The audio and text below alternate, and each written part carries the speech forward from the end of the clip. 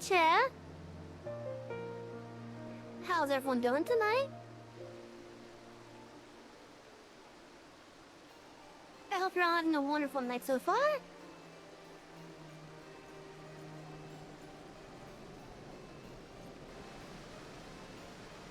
I'm just finishing up on some last minute stuffs here.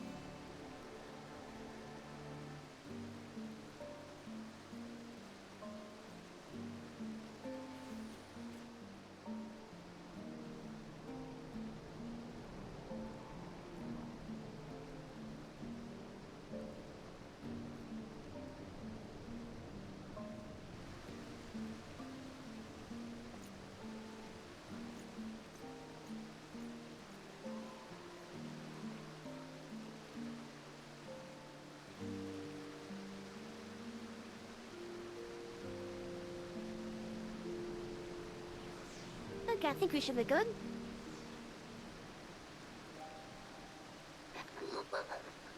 Alright, gotta send that to my sister.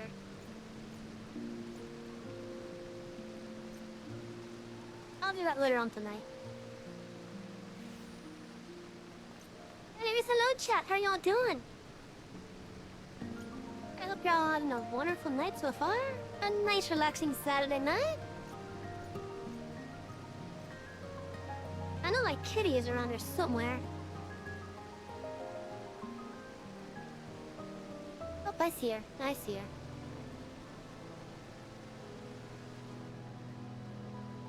Anyways, tonight's plans, chat. We do some leveling with the Blue Mage. I don't know how far we're gonna get, but we can spend like maybe an hour or two doing that. And then we're gonna be doing some of the Heaven's Word MSQ stuff. We just defeated Denhog last time we played. And at this point, it's now the actual wrapping up portion of the Dragon Song War. Anyway, so I am going to be trying my, I need to make a new scene based off my game scene.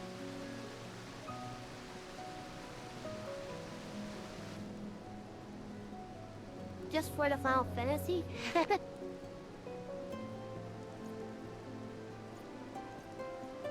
But you guys are gonna see me on the left-hand side of the screen today.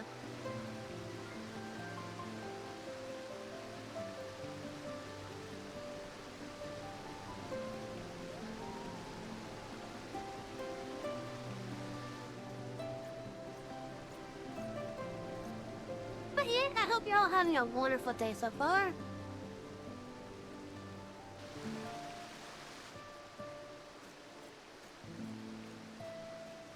Oh yeah, so the reason why I'm over here is so that I could block the chat box.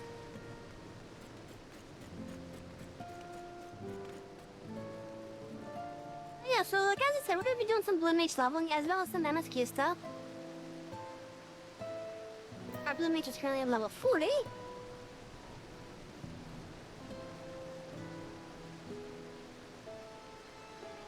I'm also thinking about redoing my UI a little bit.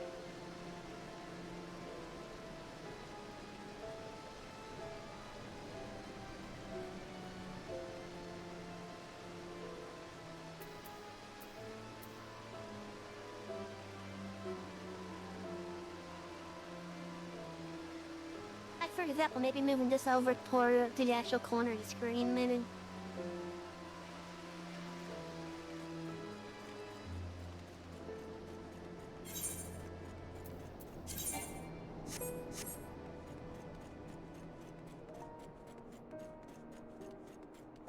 Yeah, so yeah, we're level 40 right now.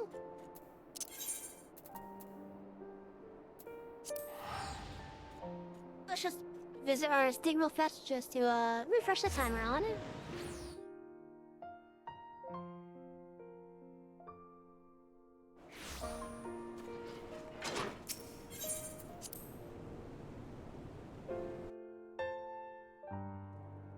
let's see, which zone?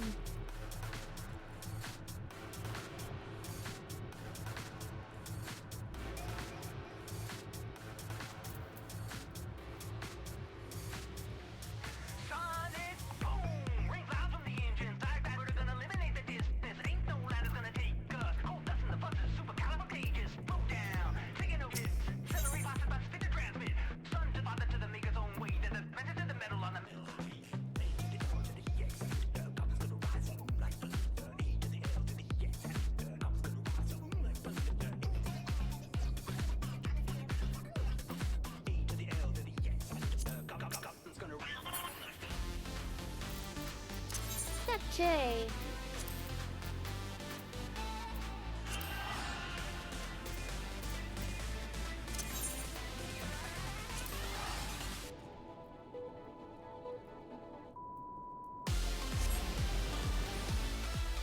So yeah, I hope you all have a wonderful day so far.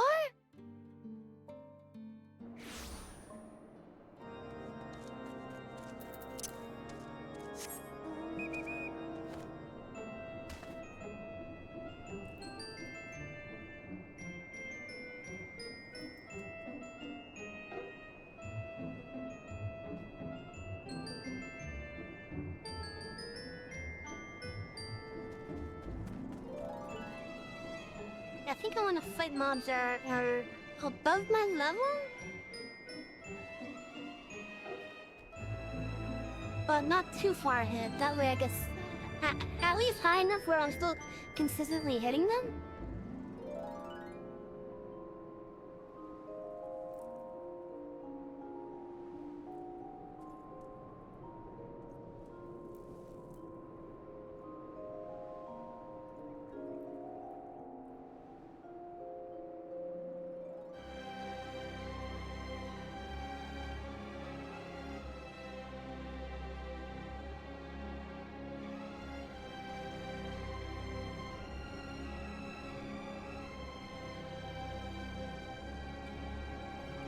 You can see the age a little bit with how the terrain is shaped.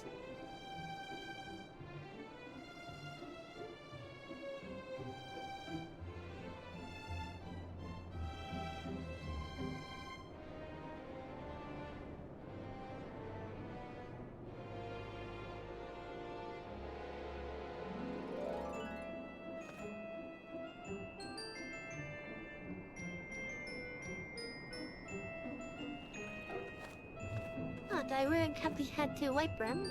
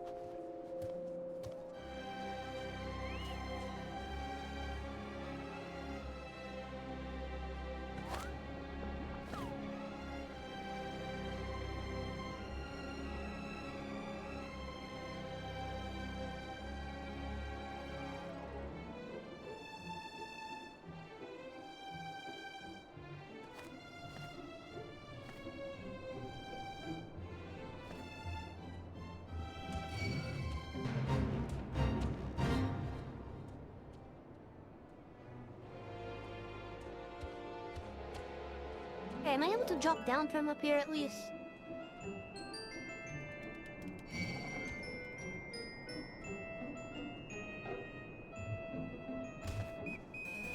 That'd be a yes. What?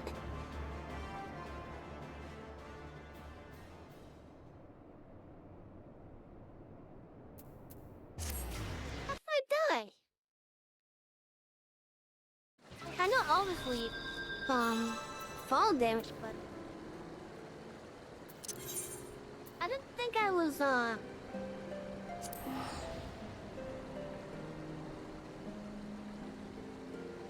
confused as to why it didn't put me at 1 instead.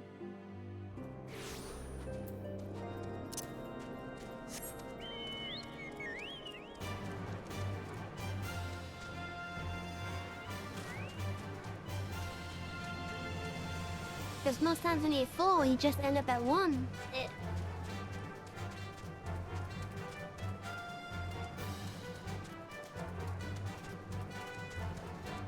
Oh, I'm not sure what happened there.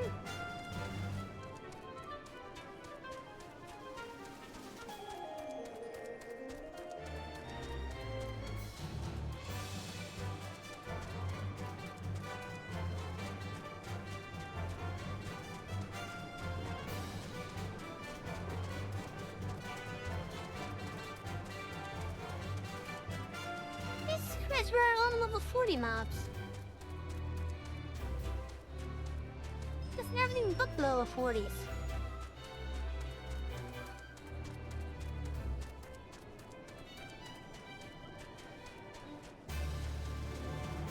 Here, there's some 40s, finally.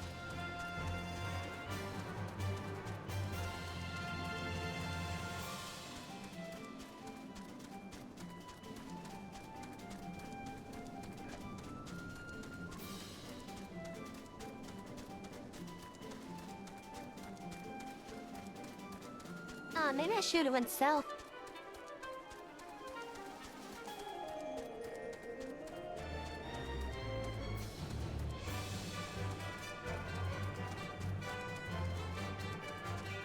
Yeah, let's look south.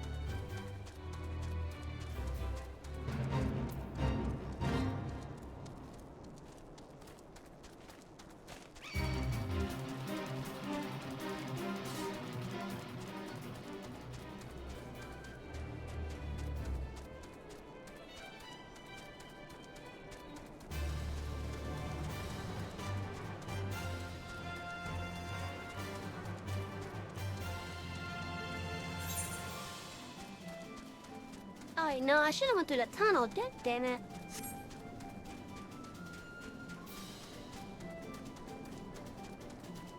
I said I went the wrong way. Oh.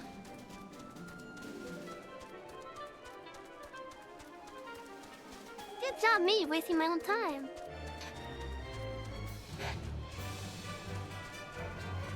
Fine.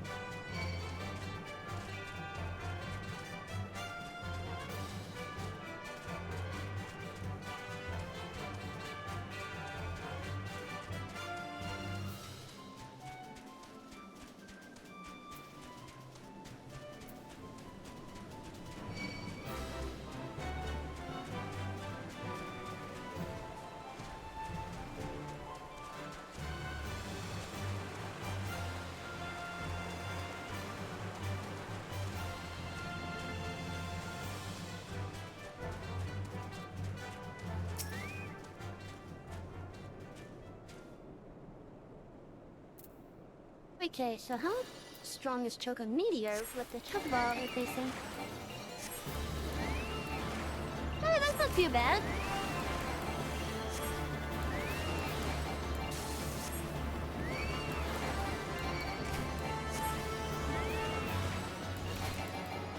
Guess I don't have Mighty Guard on.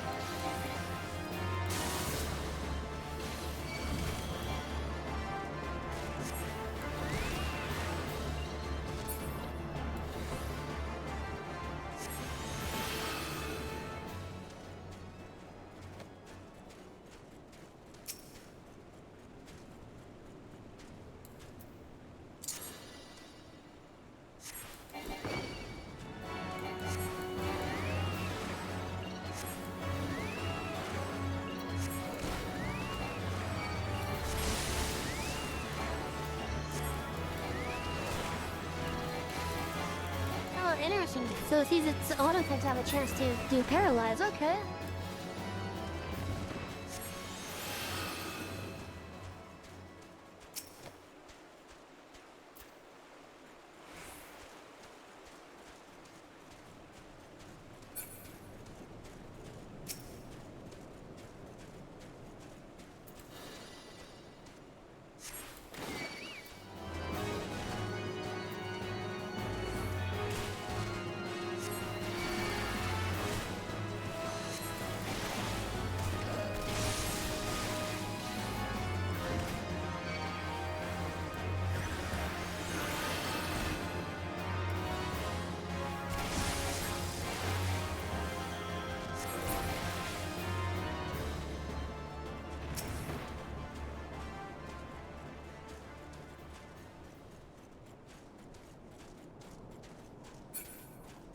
I don't like that they can paralyze me like that.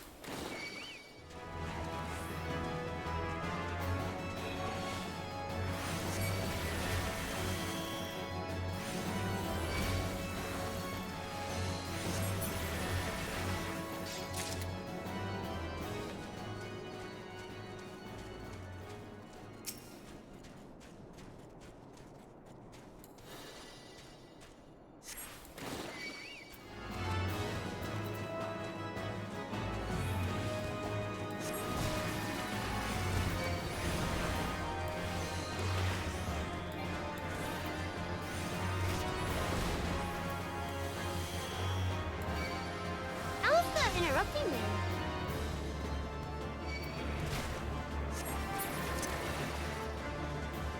No, I really should have that on.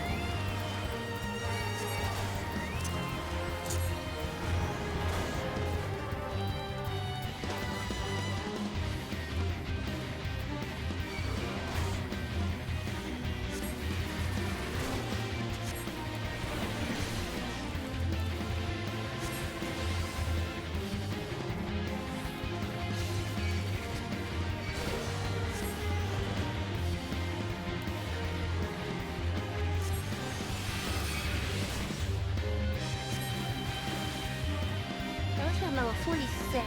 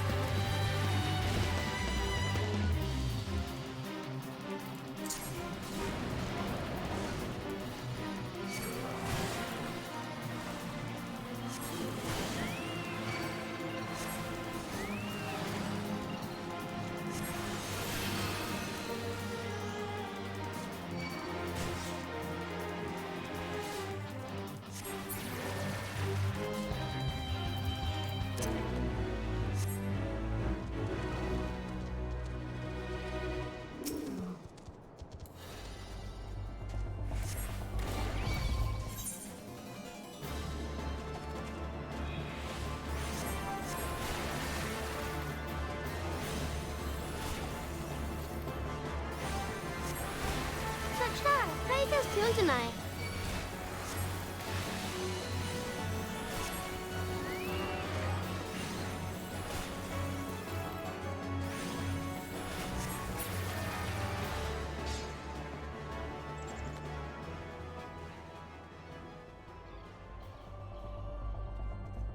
How you guys doing tonight, chat?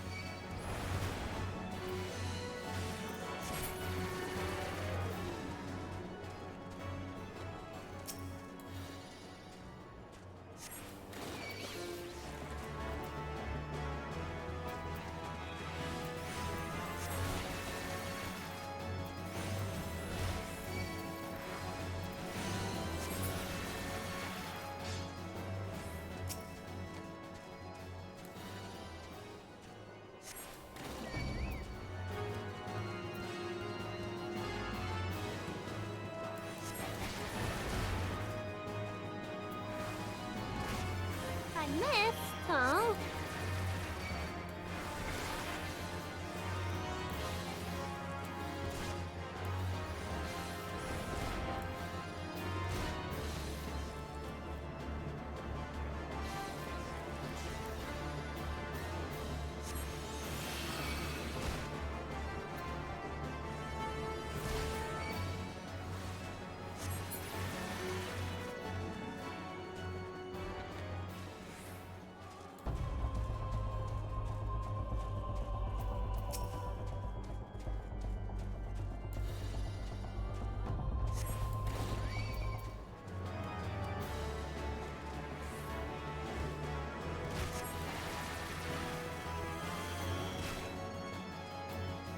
I am missing again.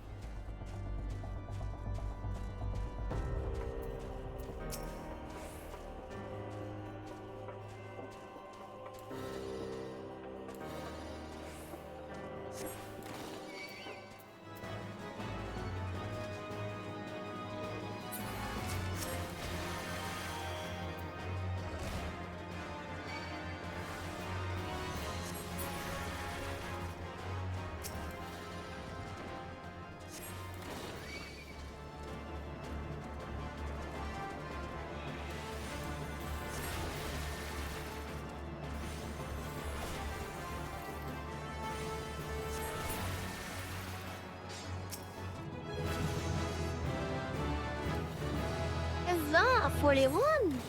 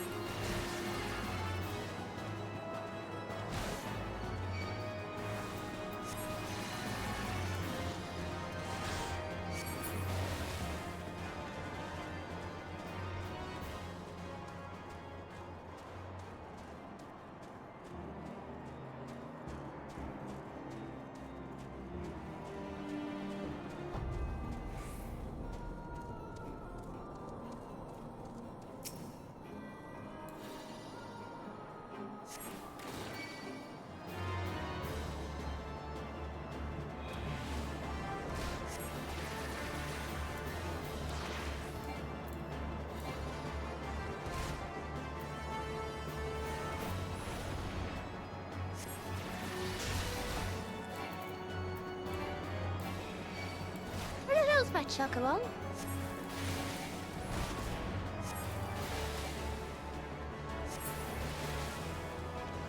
Take you long enough on sauce.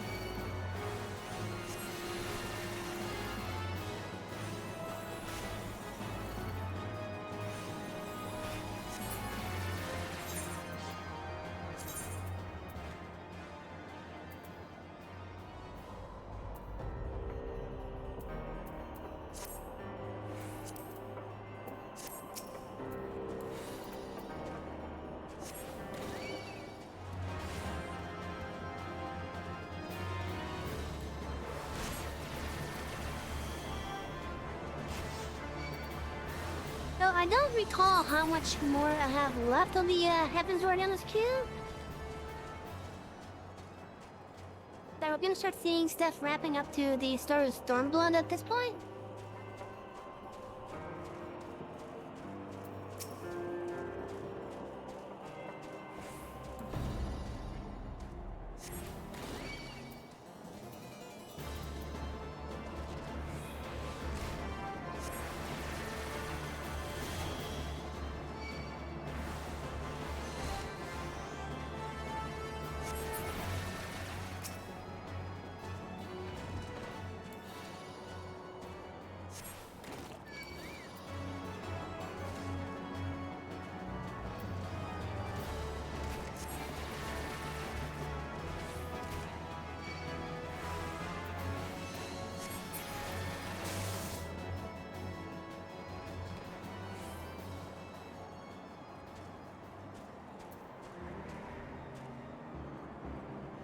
So what happened is, I put a post out, and it got tied between this and the DVD. So I stuck with the original plan.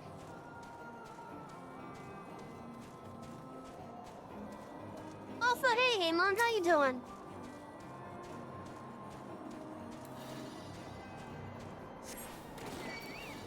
I said I put a post out on Twitter asking which one I should do because I wanted to do more DVD as well.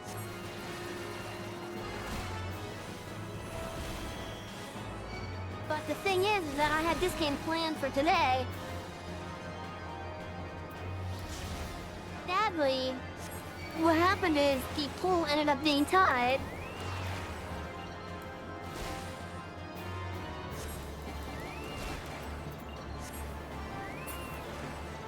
It's a bit loud up. I turned it down.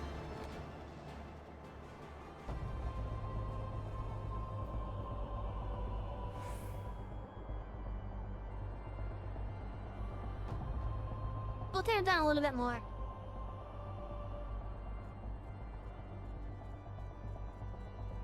I know, the music does get pretty intense in some areas. Yeah, so like I was trying to decide which one I wanted to do between my plan game or DVD instead.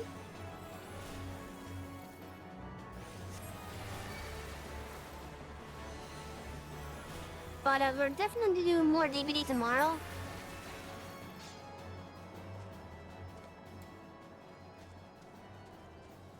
Of course, it's gonna be after Final Fantasy, but yeah.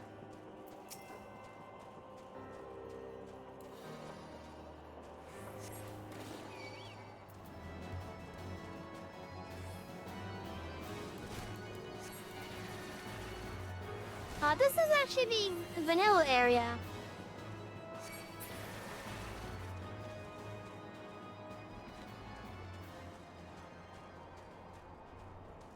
Or at least around born vanilla anyways, but yeah.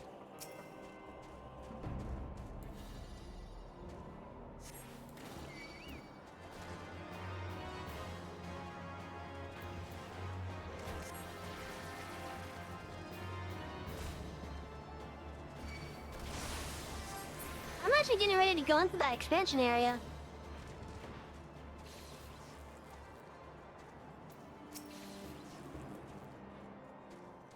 Yeah, the last time that we did 14, we just took down Nidhogg. For the second time.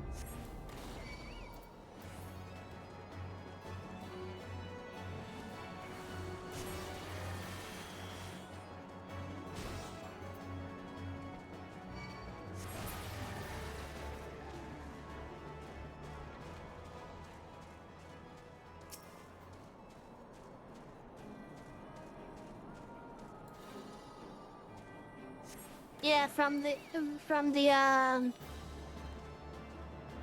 moment you defeat Ultimate Weapon to starting Heaven's Ward, it is a very long amount of time.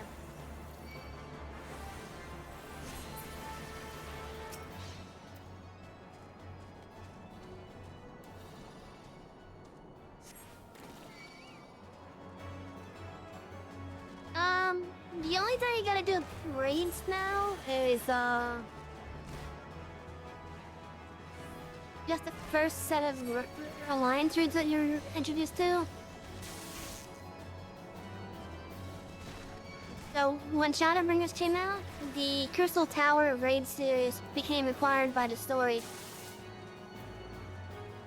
They didn't update the icons, sadly, so that raid series is still behind blue unlock icon. But it's required by the NSQ at this point.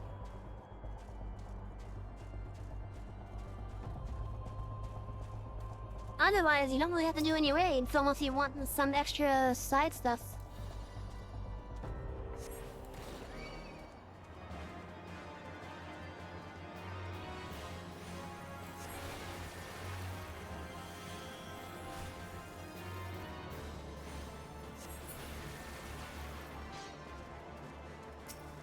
I remember the match level for Halo MSQ steps to take as long as like the whole long process. Yeah, it feels like it does.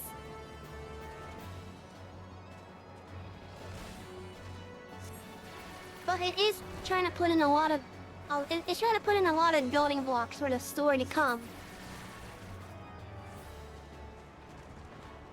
Like as you started working towards it was basically putting a bunch of the foundation together from the different expansions into one area. Yeah, I'm gonna deal with the completely every cutscene.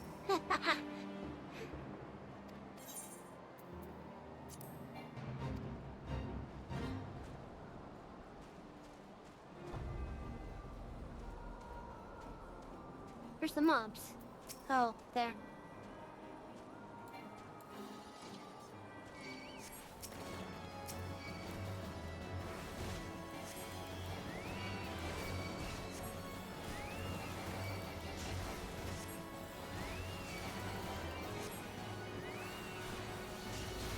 Not skipping the cutscenes? Yeah, it is. I don't care if you do or not. Holy shit!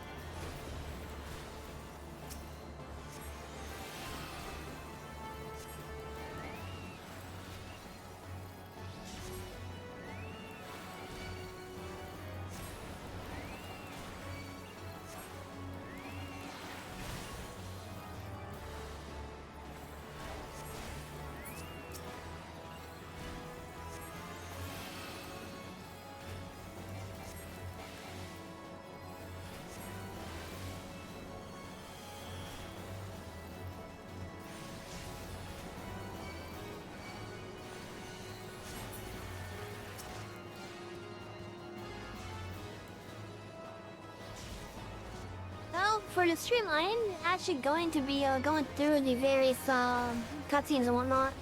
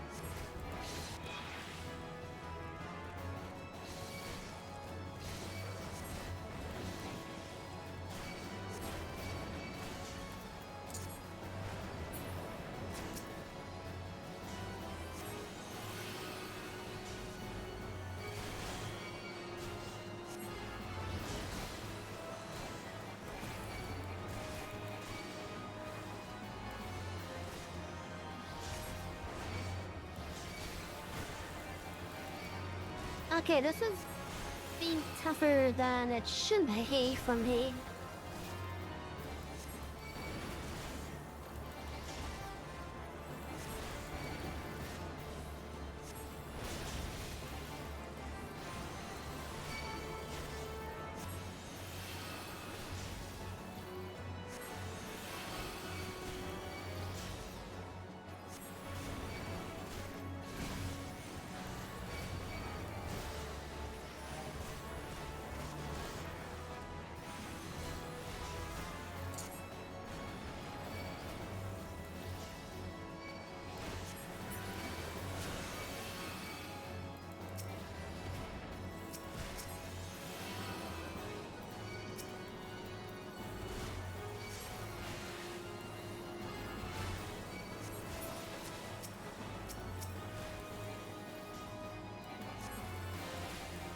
You are part of the problem, you fucking nice bread.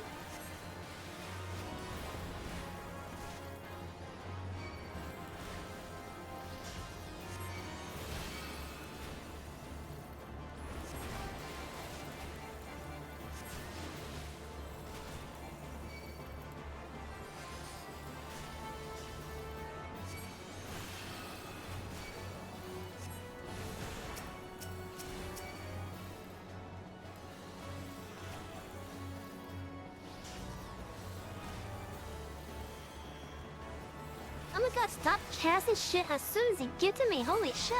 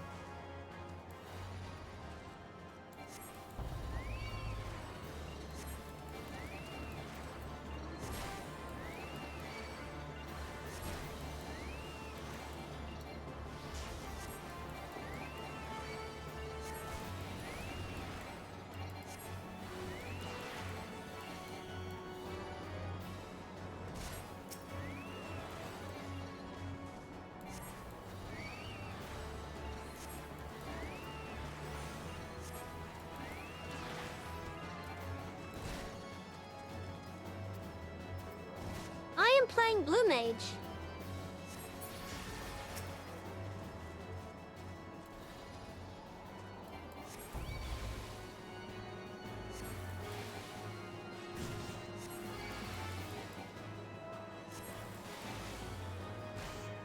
Yeah.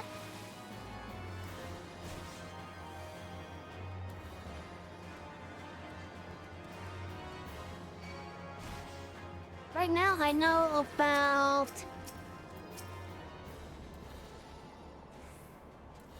If I remember correctly, 24 out of 124?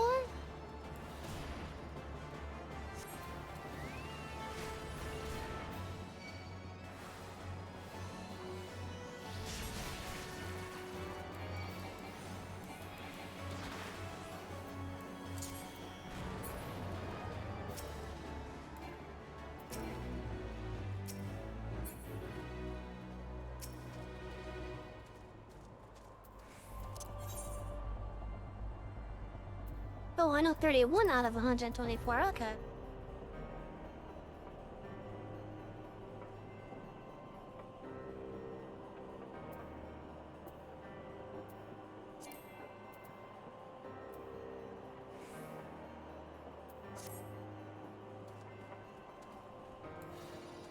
I do, because it's a really good spell, plus a stronger one out of my Chocobo Owl. I'll be relying on it a lot more in the upcoming areas.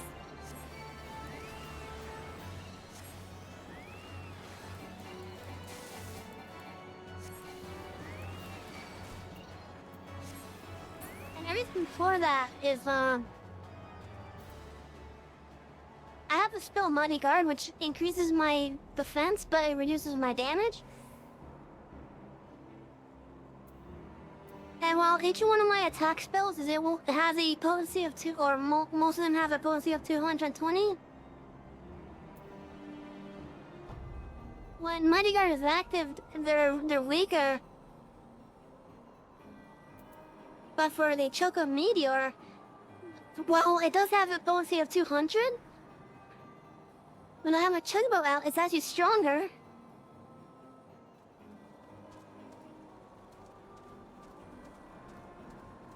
Now, right now, my strongest hitting spell is Thousand Needle.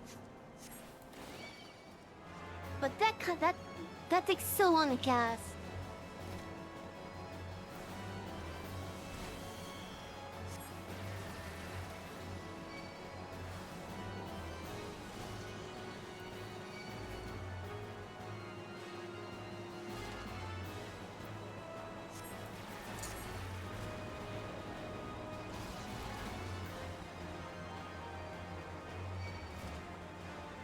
Yep.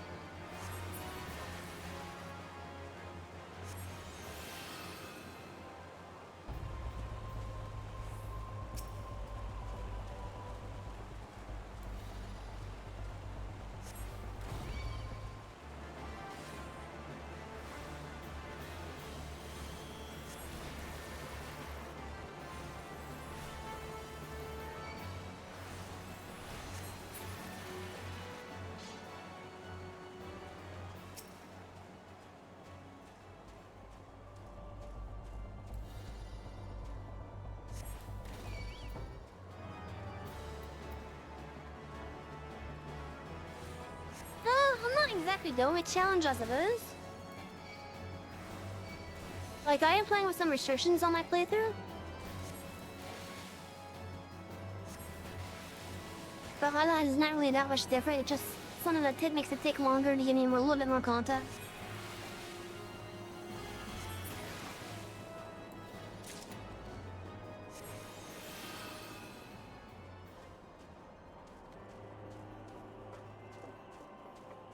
But basically, the rules for this playthrough is I can't use experience boosting gear.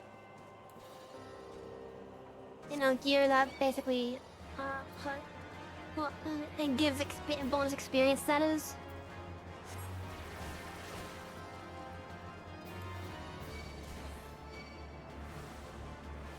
Right now, I do have a flight restriction where, I'm not allowed to fly unless the quest up absolutely needs it.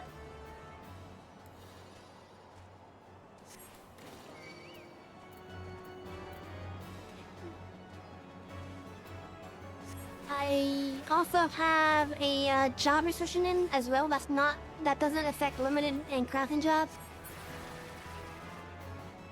I do have another character that is much further along the story, but this has become the main.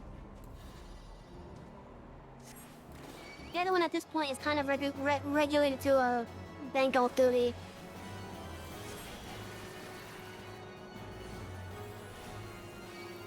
It's been nice going through the story again on a fresh character.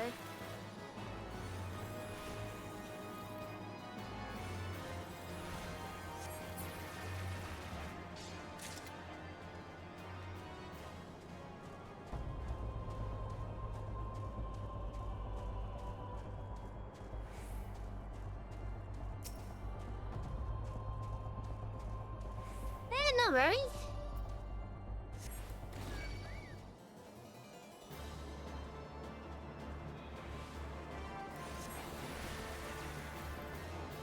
Did you know that you can actually reach level 90 without even leaving one solo Mensa? The downside is that you gotta spend money to do that.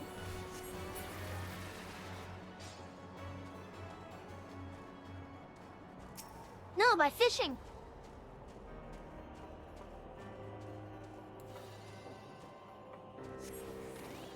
Yep.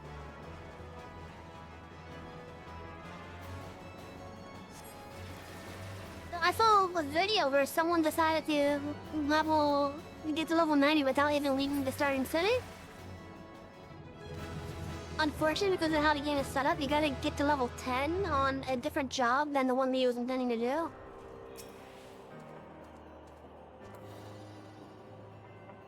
and he felt that it would completely break the challenge.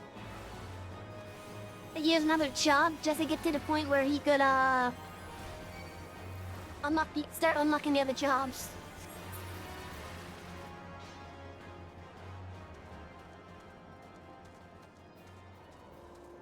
So he bought, what was it? I want to say a level 20 boost or something?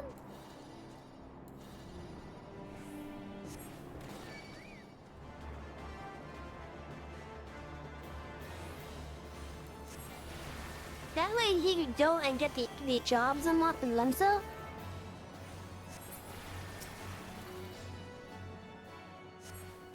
And then he just fished. He just fished.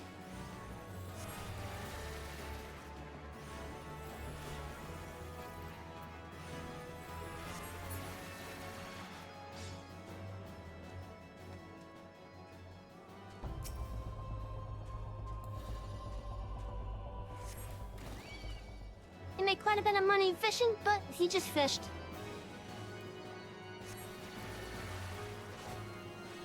He didn't do the ocean voyages, which I think was a thing out of his Shadowbringers.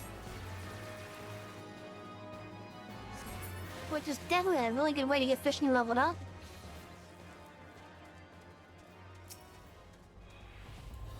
Yeah, I understand that. Often with MMOs that have a subscription thing, people don't want to pay a subscription for it. I can't really blame them either. But I'd rather go how the Guild Wars 2 route was, which is pay once, play forever. Although not even that game is free to play.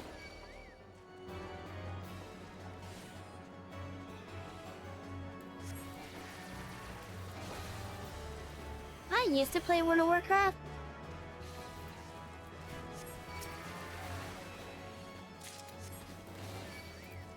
But being someone that enjoys the story of the game, how Blizzard handled Battle for Azeroth and Shadowlands just completely killed my love for how the game is today.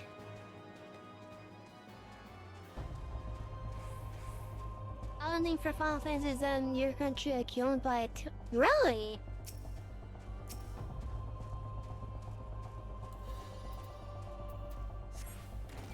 But you can only buy a T1 sub at a time? Sheesh.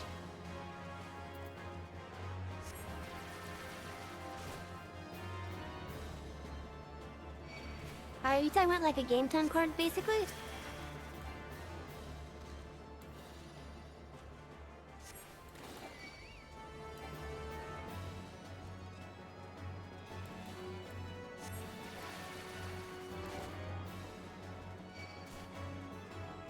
I see.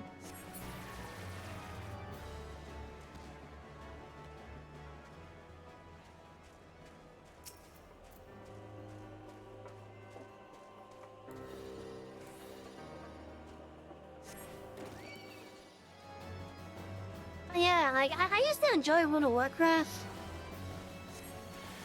I still do, just not how retail is. Oh, there's an ad break. I guess I'll talk to these sunny guys in a little bit.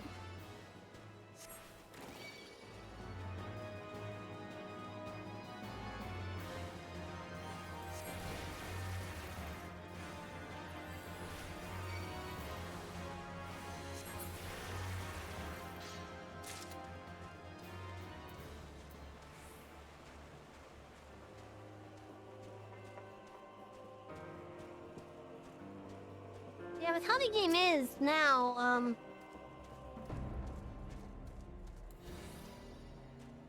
it's definitely geared towards getting players, end-game gear, basically. Like, it feels like it's trying to funnel people into the raid.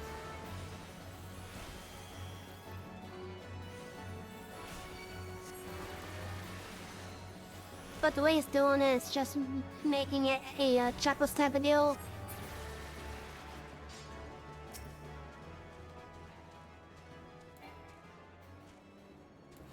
I agree with you you on that. Dragonflight is a huge upgrade over how BFA and Shadowlands was.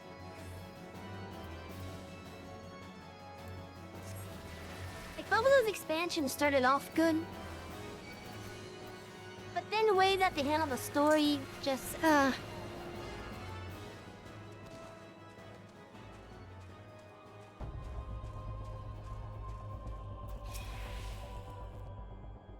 honestly, the story for Battle for Azeroth was just really bad as well. I mean, you have the expansion named Battle for Azeroth. With a name like that, you'd think it'd take place all over the damn world. But no.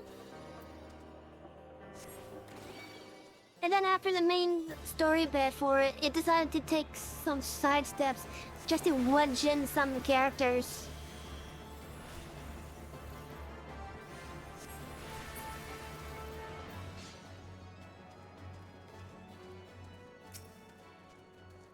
Yeah, that heart was not that good.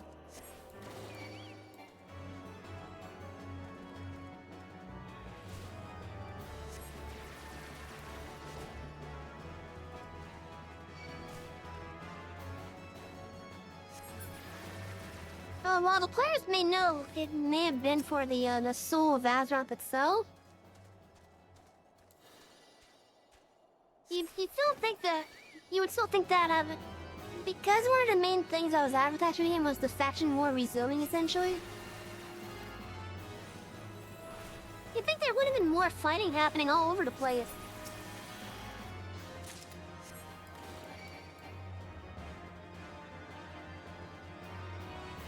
Yeah, like all BFA basically was just a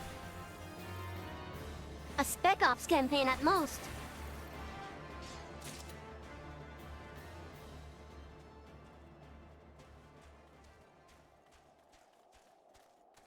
That's basically all BFA was. It's pretty much a Spec Ops campaign.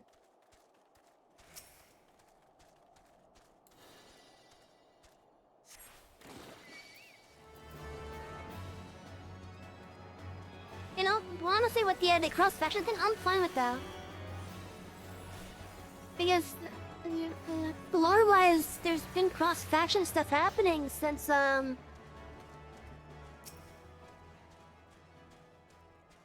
want to say since Warcraft 3 at the earliest, officially. Maybe even Warcraft 2.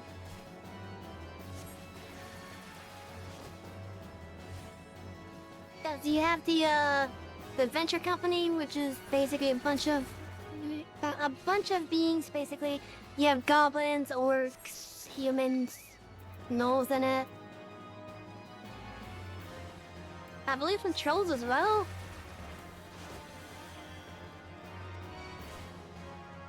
Providing a special horde was obviously always... Yeah, that's true.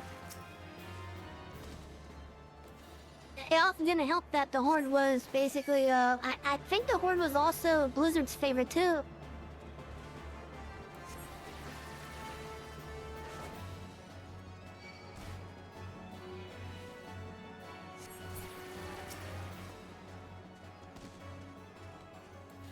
Oh, you want to know the sad part about the cross-faction thing for players?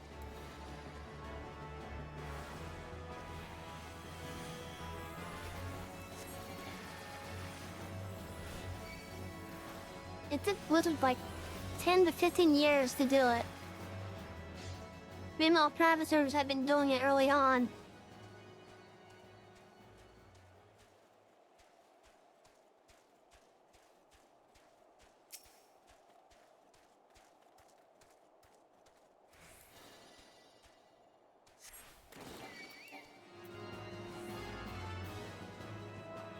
You know, often I don't really take the racials into consideration most of the time.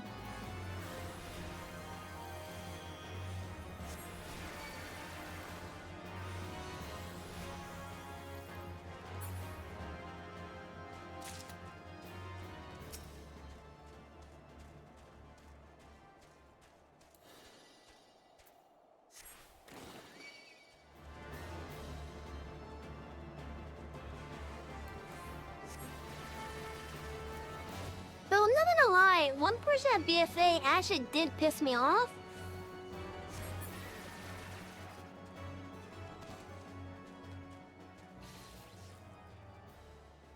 So, like, most of BFA, up until you get to the patch content, was like, oh, alright. But then once they started doing the patch content where they went to Nashatar, for example, that was like, oh, okay, I can see that. I mean, they have had the Naga basically doing some guerrilla warfare with this expansion. It would make sense. As well as considering that back in Legion, they also had a Naga starting to do stuff too.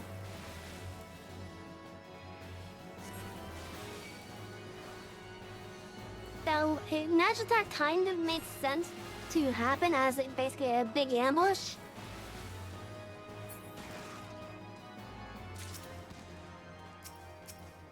But then the major patch afterwards really pissed me off. Because they decided to wedge in N'Zoth.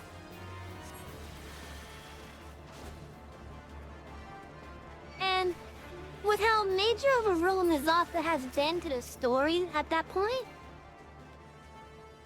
while he wasn't really involved with Legion or even Battle for Azeroth otherwise, in regards to the rest of the Warcraft story, the fact that they regulated N'Zoth to patch content and not a whole expansion of his own really pissed me off.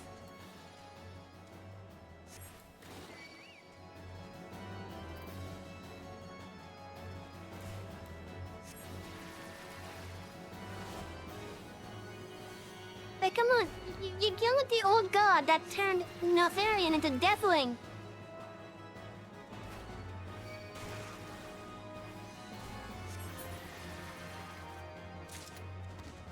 N'Zoth was also...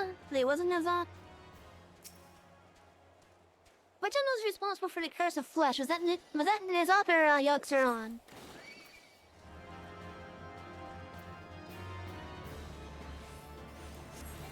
I don't remember now, holy shit.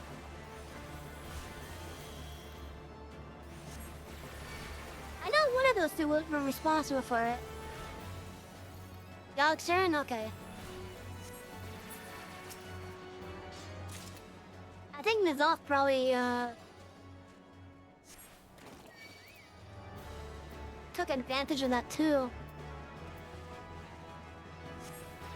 Basically used Yogg to work for his own gains, basically.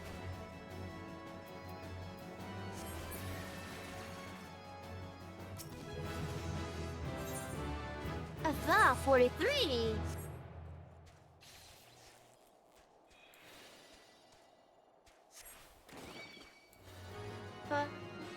But there's a lot of theories about it, of course, and I don't know if you get them with the Dana. Yeah, I did. Yeah, the second expansion, Midnight, yeah. I remember that one, yeah. She made a brief appearance for Battle for Azeroth.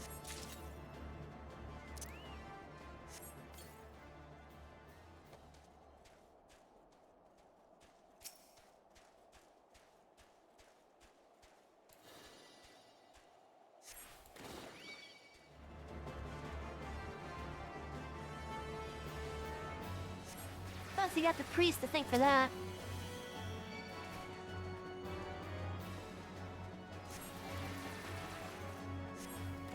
You know, that actually brings up an interesting question, though.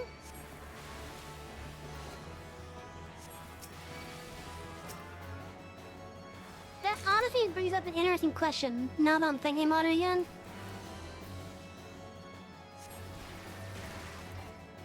So back in Legion, when at the very end, when they decided to expend the power of artifact weapons,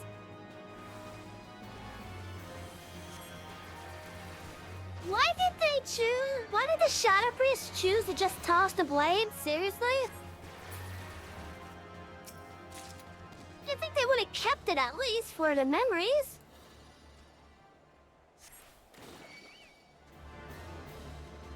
Why did lore-wise the Shadow Priest that had it discard it?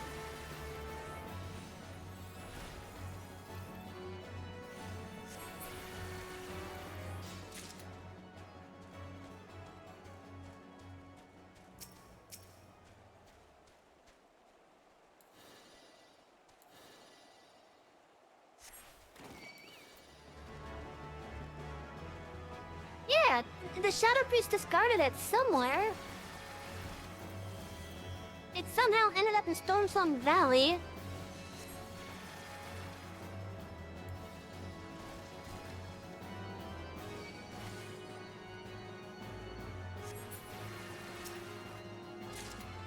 But trust me, the lure is actually pretty interesting, especially early on.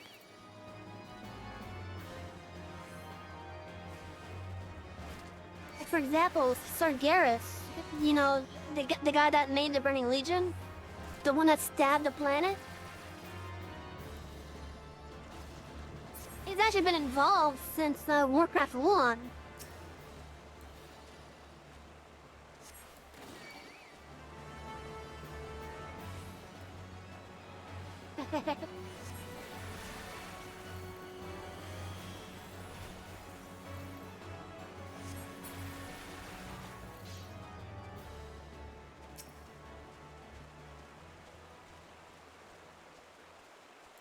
You know, someone actually made a really fun video. You know how boring the Stone Town Mountains are?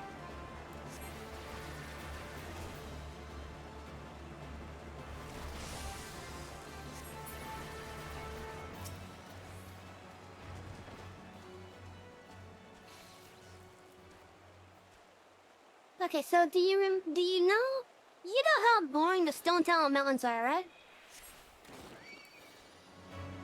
The zone that is just northeast of northwest of the Barrens. Yeah, you know how boring that zone is, right?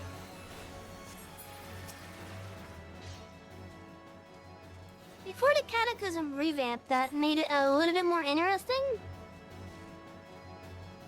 it was one of the most boring zones in the game. Like, there's nothing really significant there happening. It was just basically a side quest hub for the Horde players.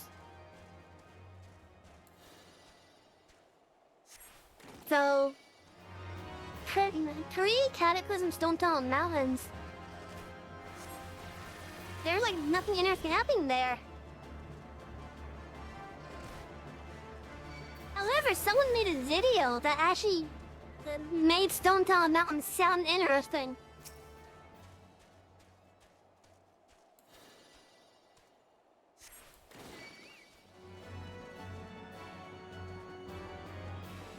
They basically made up a whole story about how, like, every night at certain times,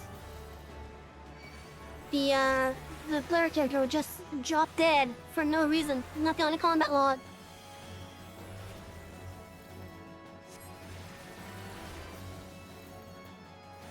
Yeah, that thing's avoiding a lot of my needles.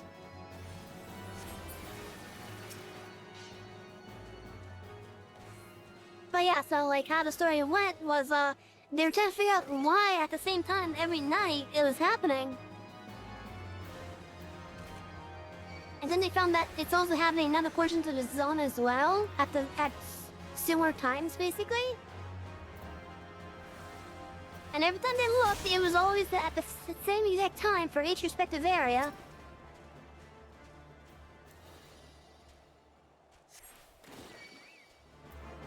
I'm trying to remember how else it went without having to pull up the video itself.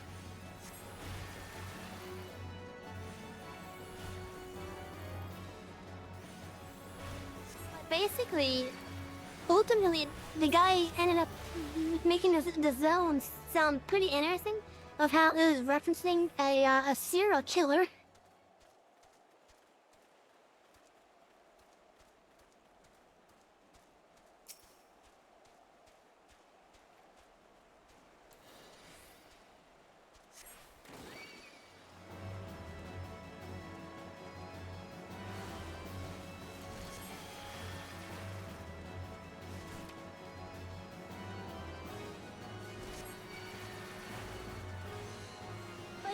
This is a pretty neat, it is a neat video to watch.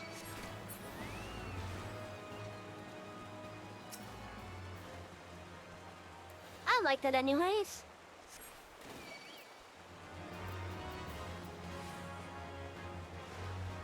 It definitely made Old Stone Town sound more interesting than it was.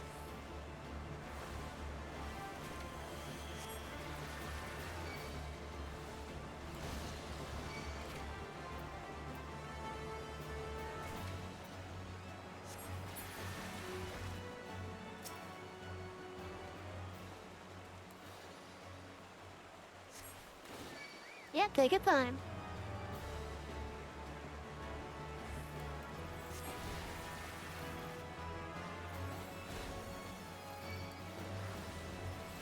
Oh, of course it's in spells.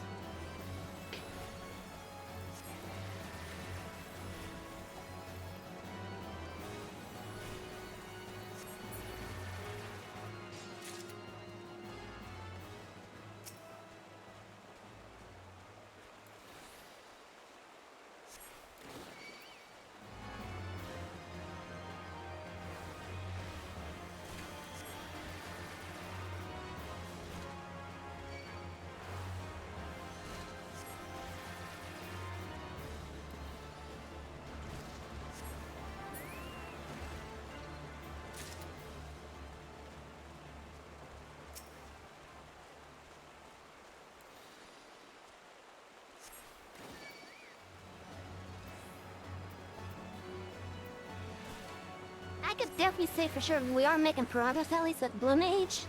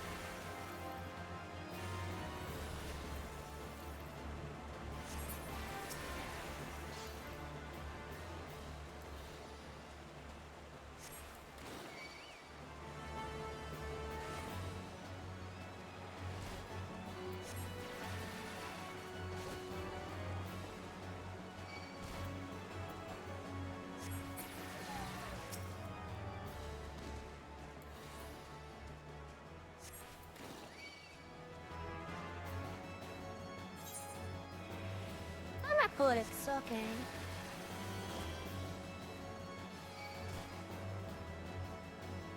The fuck was that over there?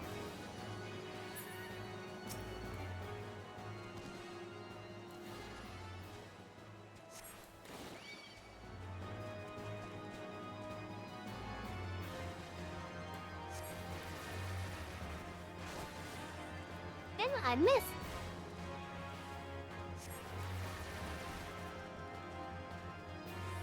Wait, okay.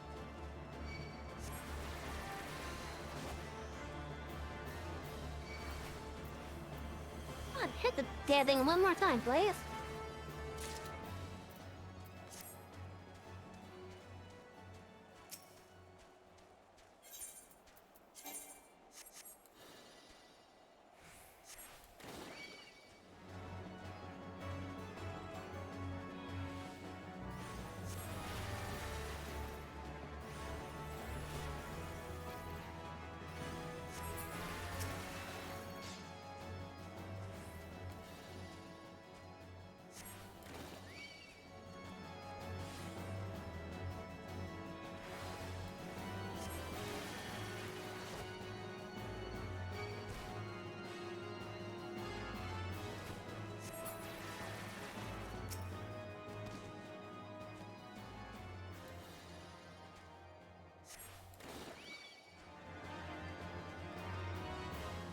Oh, good, I'm getting ready to hit 44.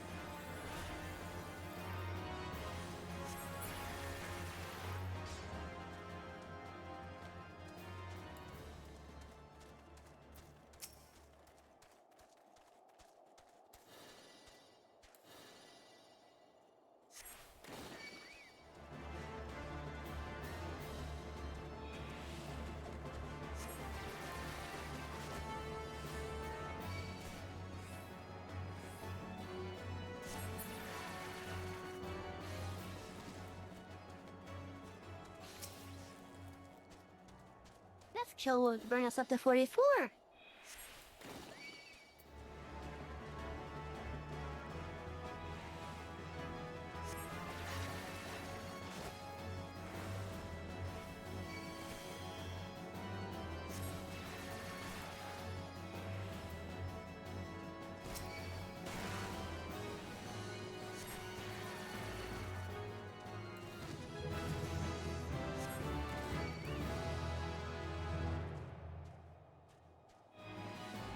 I learned Surecast. Nice!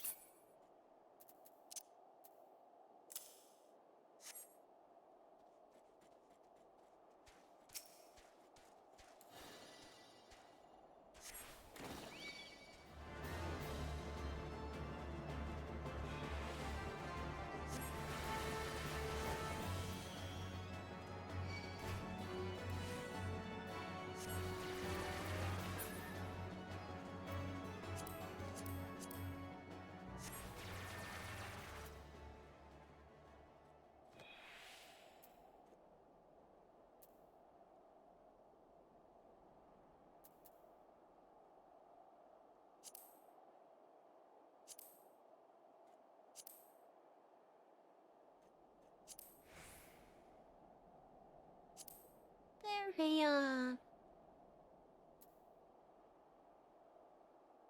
no, not that.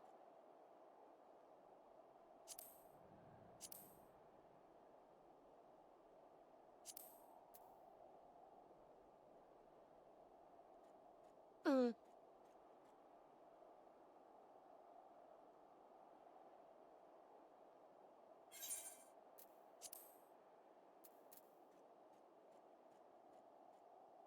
I swore there was,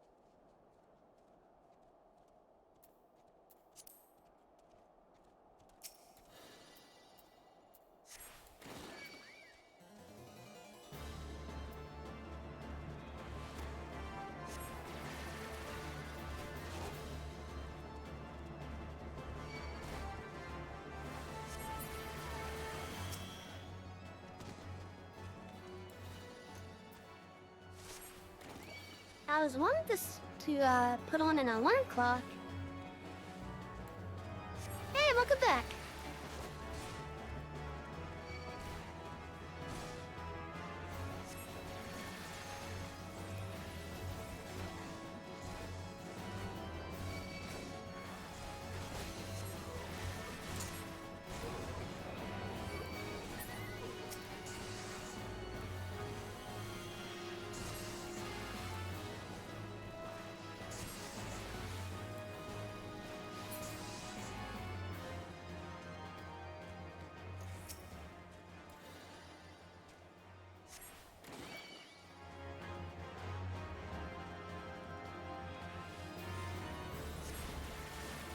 I'm trying to think of some interesting stuff with World of Warcraft that used to be there and such.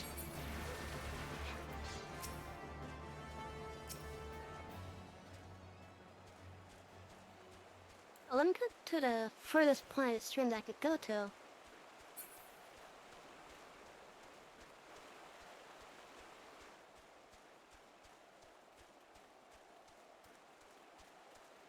Yeah, so like, I know Blizzard is trying to get back into everyone's good graces with Dragonflame and such.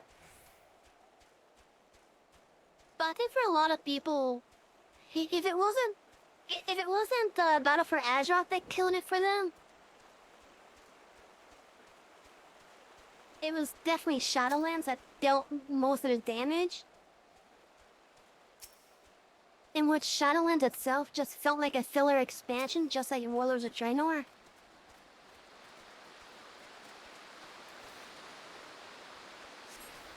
Like, Draenor had a good thing going for it.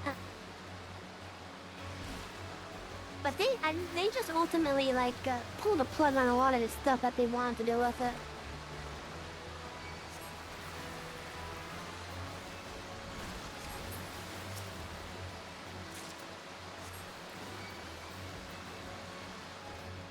Yeah, with Shadowlands, I heard that they actually redid the entire story 6 months before the expansion was supposed to launch.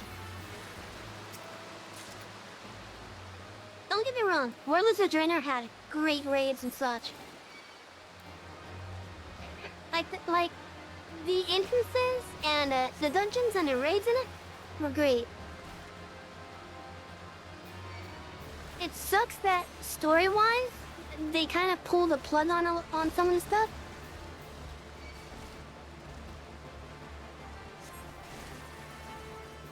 Like for example, the garrison stuff. It was originally planned that you could choose which zone to have your garrison in.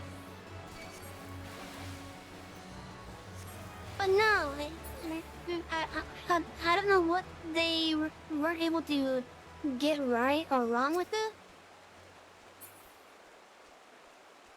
But it ultimately ended up being that you can't have your garrison in one spot. And that spot varied if you were Alliance or Horde.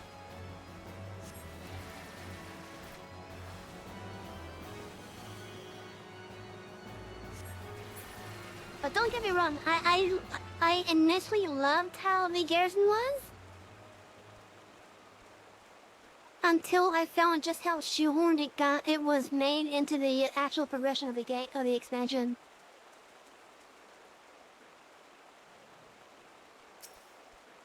I've mostly been casual for the most part for World of Warcraft. Like the only mythics I do in World of Warcraft are the old mythics. So like not even current content mythics, just old mythics.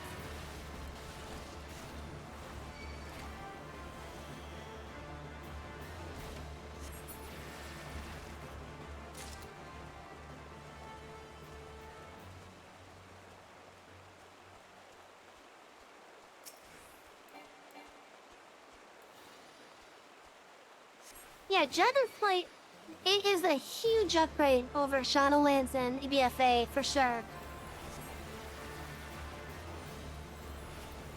It was a huge upgrade for most of the content in World of Warcraft, I should say. I can't really say much in regards to the rating for Dragonflight. Because I haven't even completed the main story for it. And by that, I mean I have not even completed the leveling portion of the story. I have a level 70 mage. But, I don't know, it just isn't holding me.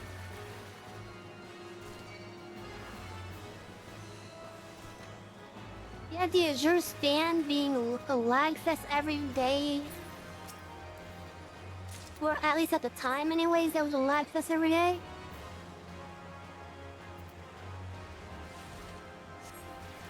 All because of the cooking thing, of all things.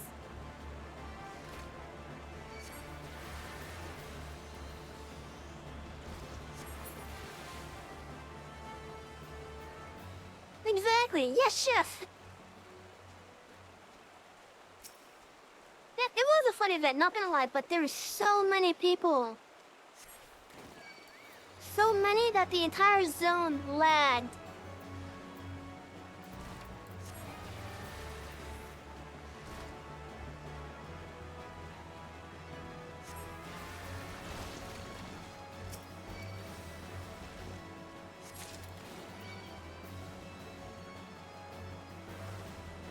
But yeah, like, when comparing it to Battle for Azeroth and Shadowlands, Dragonflight is a huge upgrade.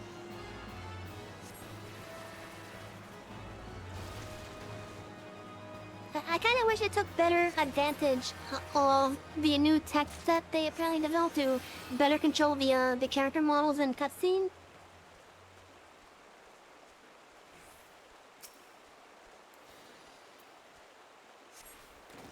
Yeah, that's true. I forgot that they brought him back. Yeah.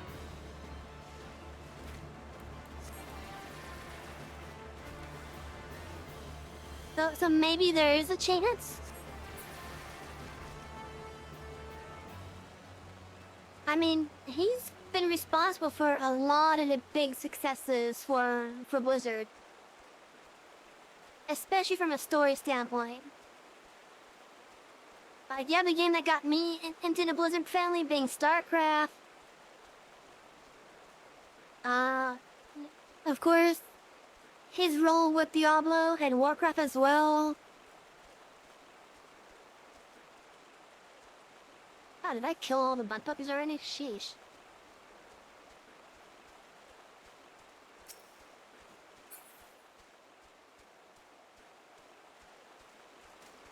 Yeah, StarCraft 1!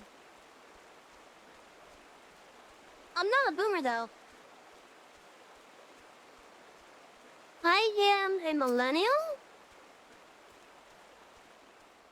Well, I'm one of the early millennials.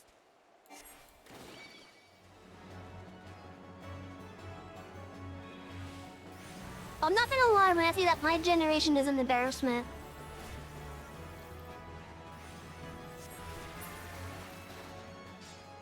I wouldn't say boomer, but the generation before me and at least the first third or first half of millennials,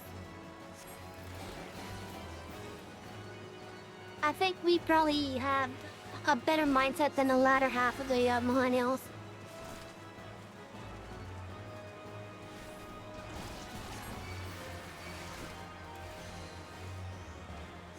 So, how the 90s kid, so that should give an idea of how old. I'm not gonna say my exact age, but I was a 90s kid.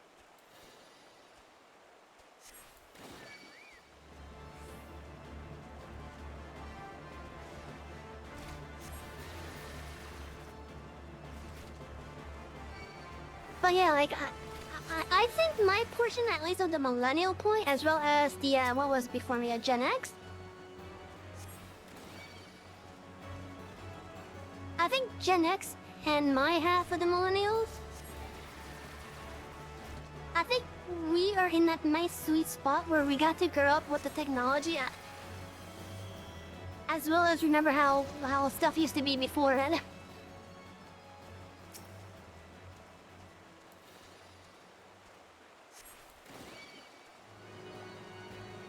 Like, when I was a kid, the internet was a thing. It wasn't a thing until, like, maybe,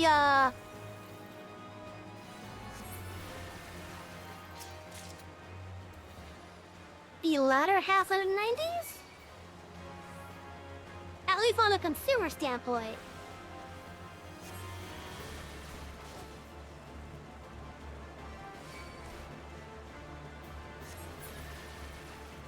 And you also have how the internet was back then to thank for how patient I am. Trust me, you don't know patience until you try to download one of those roleplay maps for StarCraft 1 with dial-up of all things. On a peer-to-peer network type of deal.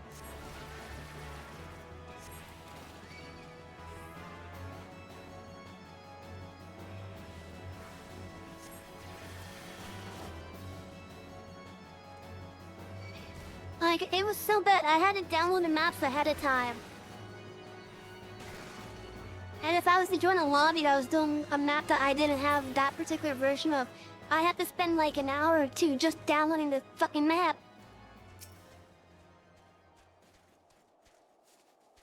Assuming I was doing it through StarCraft.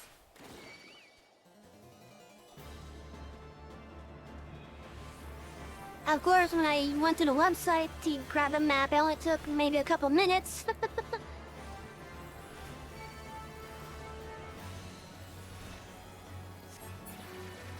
But oh my god, I got kicked from so many games because of that. So I guess to slow down or they're gonna lag us to hell. And then the game starts and the lag is perfectly fine.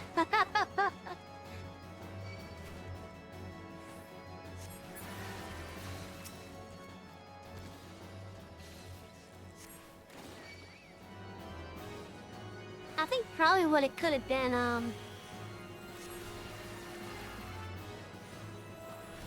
is at the time, I don't think on a consumer level, having a good upload was really considered that well. So on peer-to-peer networks, of course, it sucked.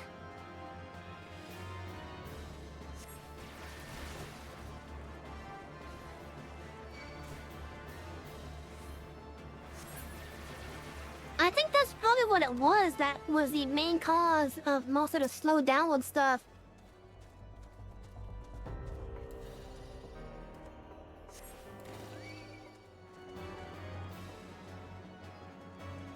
Warcraft 3 always said don't download, yeah. There's a couple StarCraft 1 lobbies that said the same thing as well.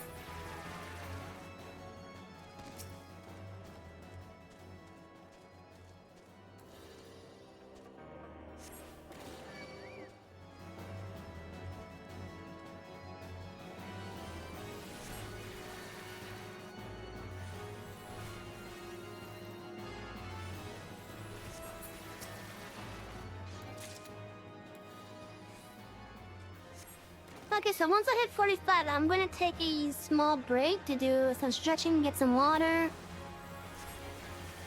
as well as bring in the cat food from outside before the raccoons come, because they already broke some fucking cups out there.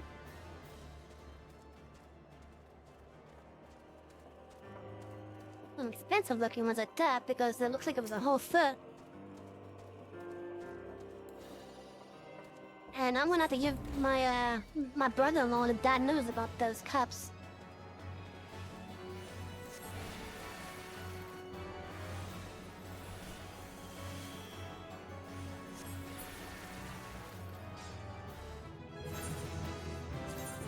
Huzzah! 45!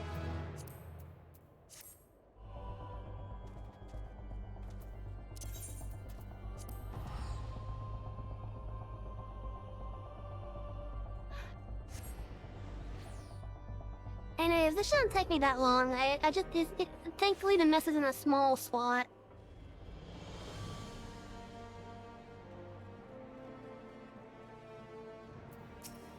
But I saw the mess when I got home. I looked at the camera, it's definitely a raccoon.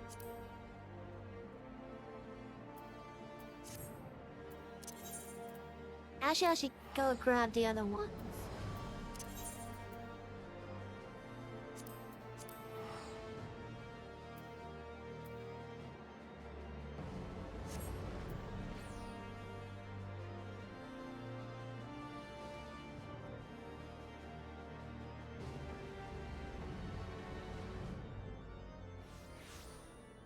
Yeah, I'll talk about more Warcraft stuff as well when I get back, cause even though I don't play retail anymore, I still have an interest on the private server side of stuff. I can't really show it on stream, sadly, so if I show anything private server wise, it will basically have to be on my Discord or something.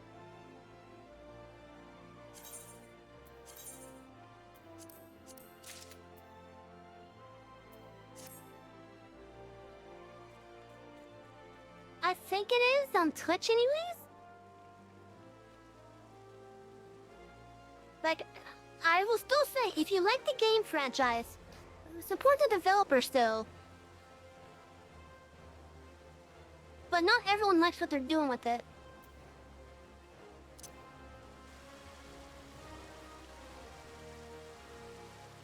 Anyway, so I'm gonna be right back. Cause I gotta bring in the cat food before the raccoons come around again. Cause last night at 12:30, I think it was, I think that's when they broke up because that's when I was hearing sounds outside. But I couldn't really see what it was until I got back today from my day job.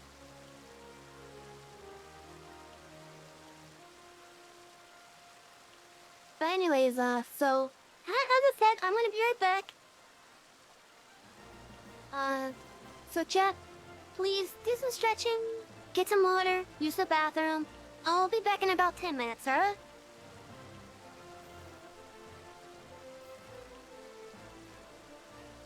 Oh, let me put the game train back on that.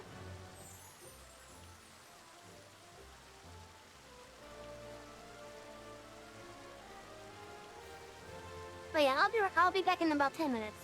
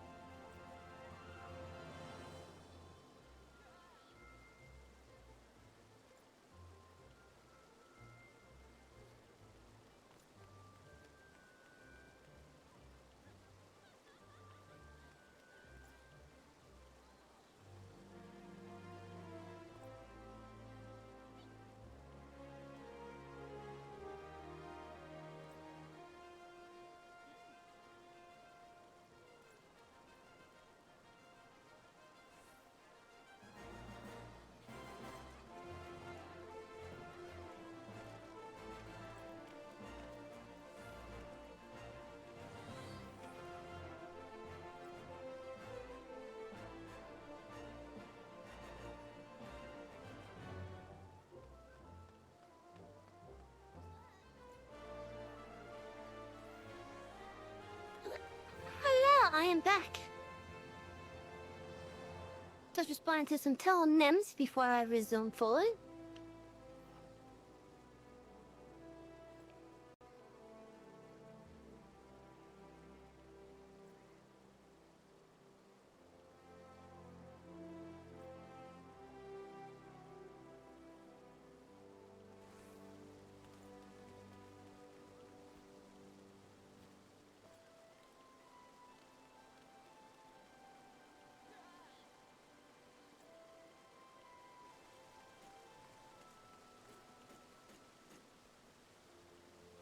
I would have had the mansion by now had my web browser not froze up.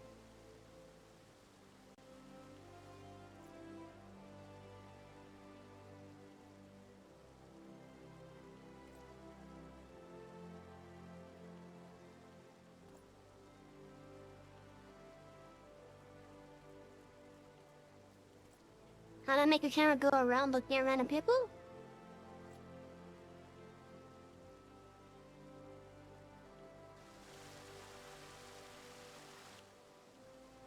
Well, the way I do it is there's an action in a game called idling camera. To get to it, you'd go to the character, actions, and traits. And go to the general tab, I think.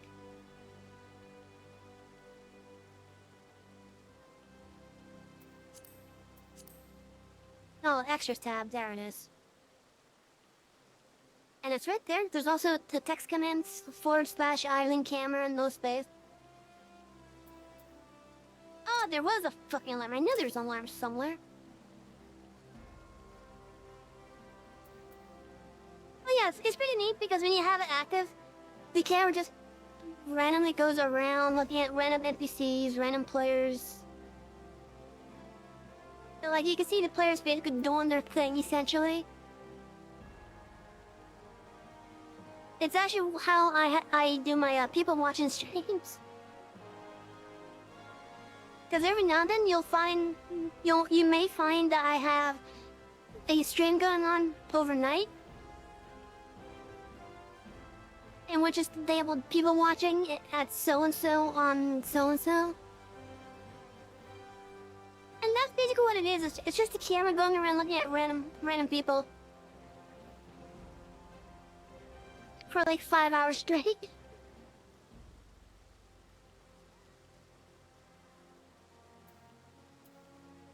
There's also a action called group pose. Which, let me show how that is if you're not familiar with it. Basically, it allows you to take screenshots.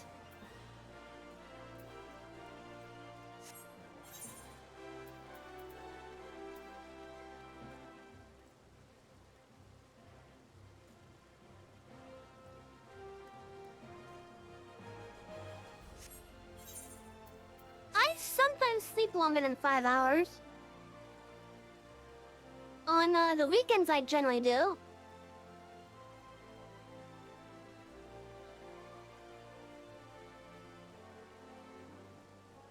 But because my sleep schedule has me waking up at around 4 in the morning often.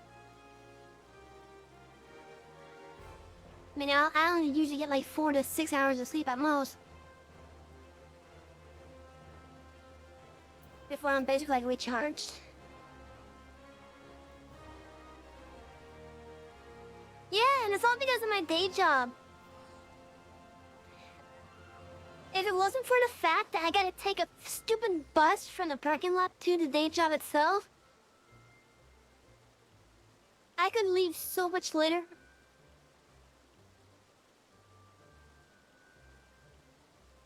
So, unless I want to pay $15 a day for a parking spot, that's not even guaranteed.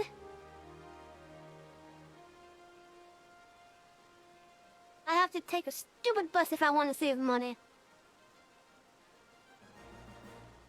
And it's because of this bus that turns a 20-minute trip to work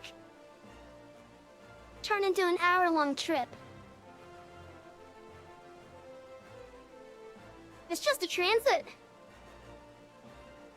So, with where I work, the place itself is open at all hours, essentially.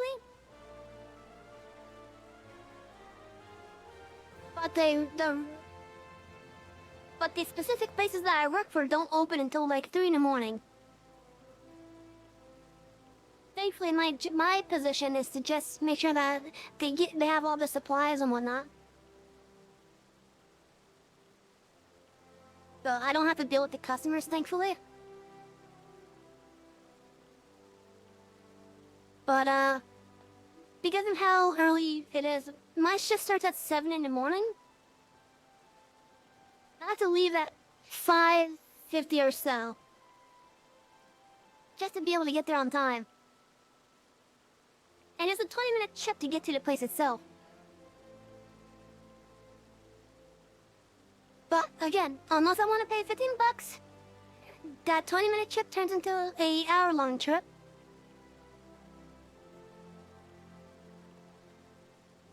Because it takes me about 20 minutes to get to the parking lot.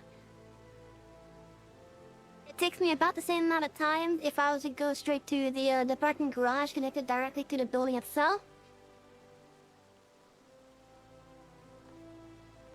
But because I'm trying to save money, I kind of have to park in the parking lot and use the free shuttle. And it takes that stupid fucking shuttle that my trip turns into an hour-long trip. I'm not quite happy about it.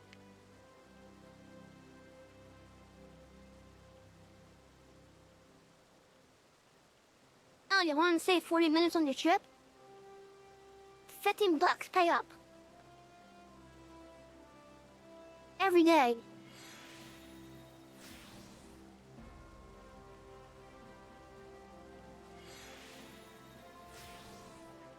It's honestly ridiculous. It is definitely an America moment. It doesn't help that it's a travel hub either.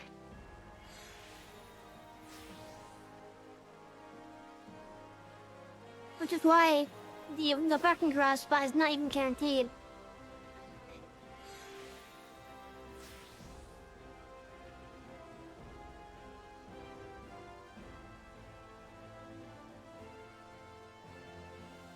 In all honesty though, I'm actively looking for a new day job as it is. Preferably closer to where I live. That way I got more time doing this for you guys.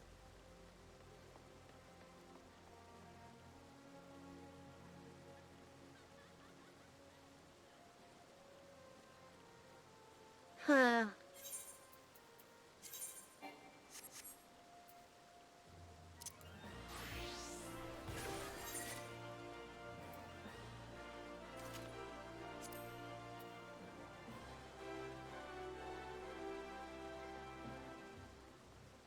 And I'm gonna get this job up to like 70 before I even start Stormblood at this point.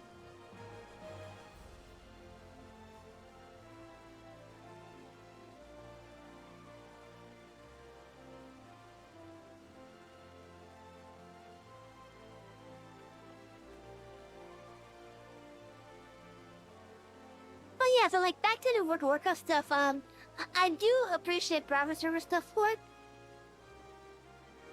In fact, I even have my own little playground for it. My own little playground server. That literally allows me to do whatever I want with it. Best part, it doesn't even mess with the Blizzard stuff. So, because it's a completely separate database with its own accounts and whatnot, I don't even have to worry about messing with Blizzard data with that. But as long as I log in correctly, the game plan will not update. Because as soon as I try to log in incorrectly, like using an email, for example, it will try to update to Dragonflight as it is right now. But yeah, I have my own little playground server, essentially. I turn it on every now and then, and I just want to mess around.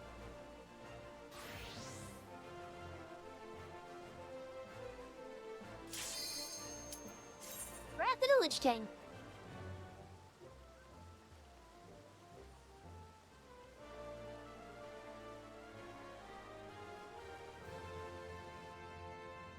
Yeah. The only downside about Wrath that I have for it, really,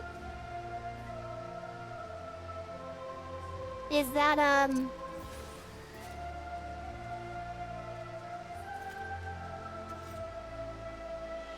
it doesn't have terrain phasing.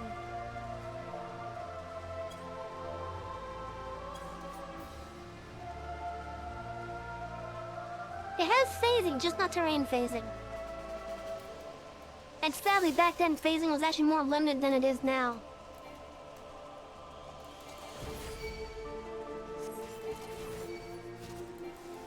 Like, I think back then you could only have... I think there was only like 32 phases back then per area.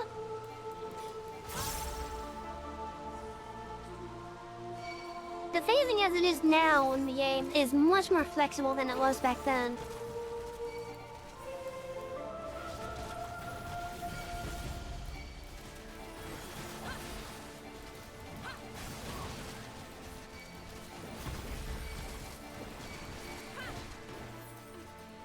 Healer, what the heck?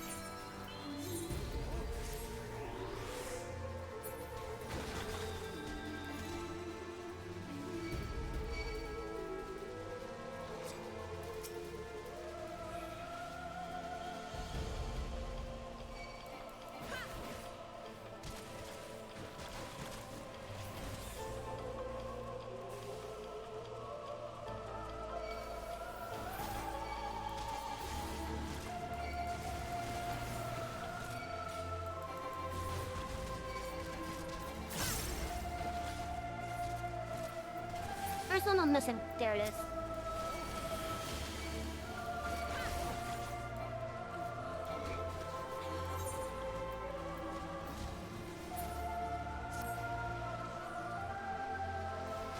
Worst start I've ever had with this dungeon.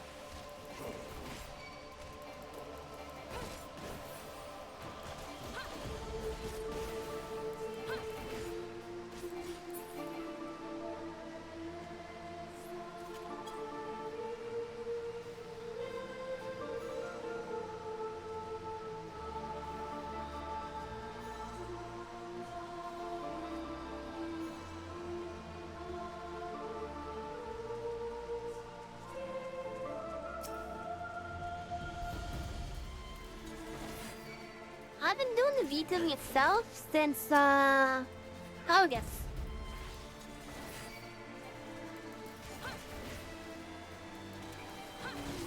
Since I see that the healer here isn't, keeping up with the 6 mob pool, I'm just gonna take my time to pulls then.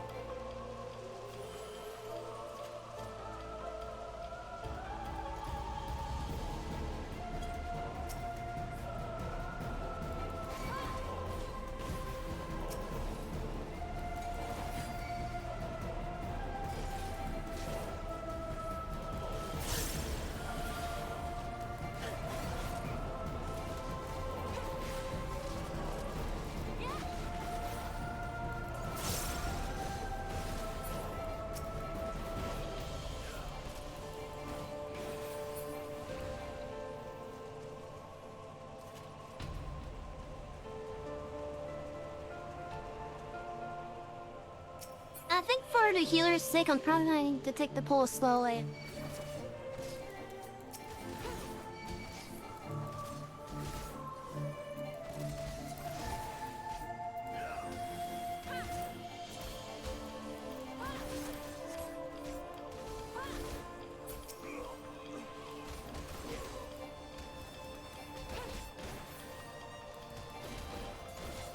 Because of how poorly that started.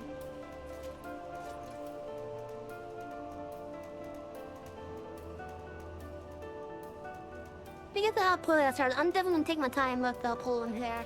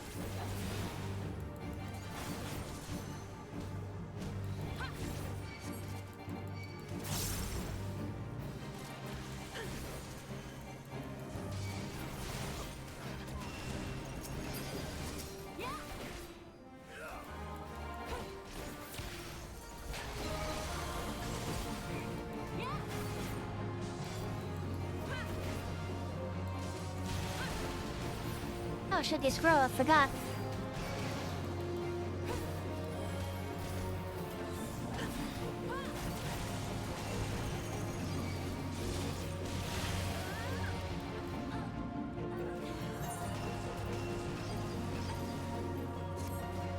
I told them to focus the ads, too.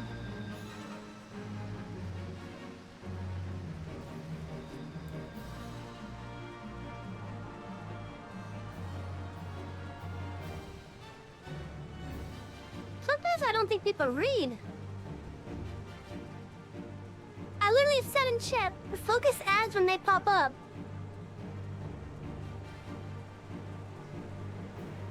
I know you won't be able to see it because it's behind me.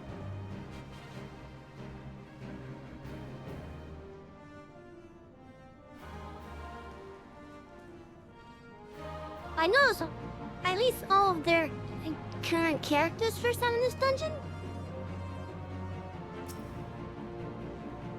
Still.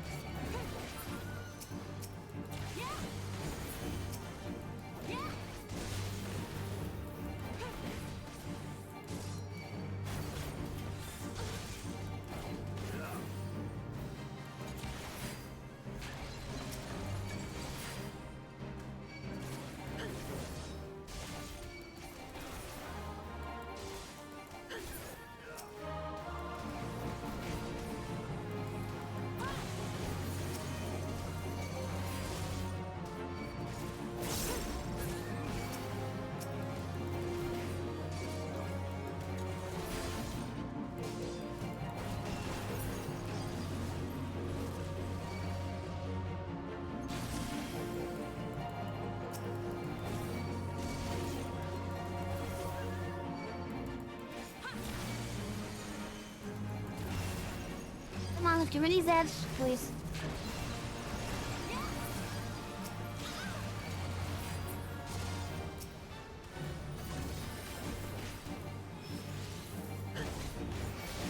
There you guys go. There you go. You got it.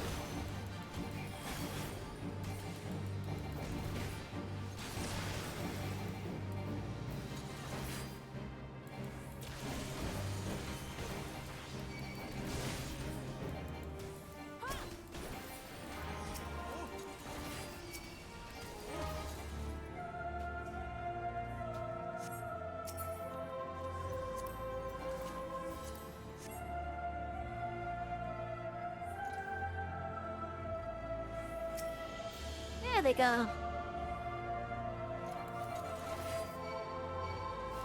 Look, it's a boot.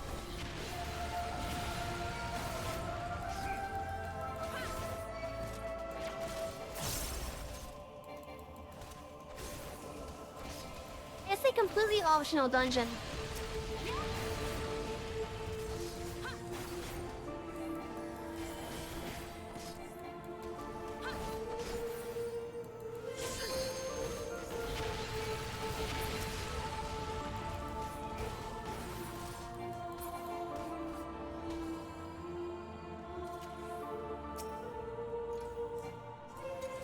It has some good music though, in my opinion.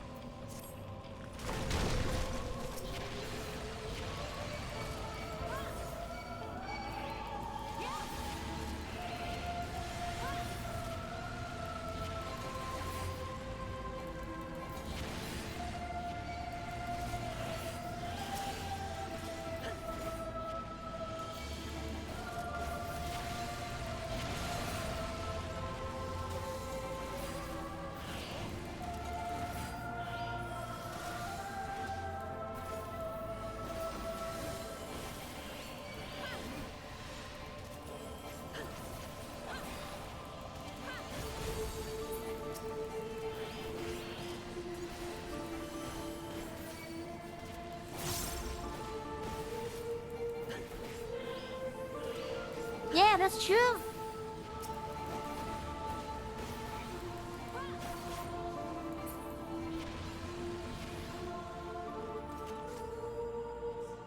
It's a niche market of an already niche market.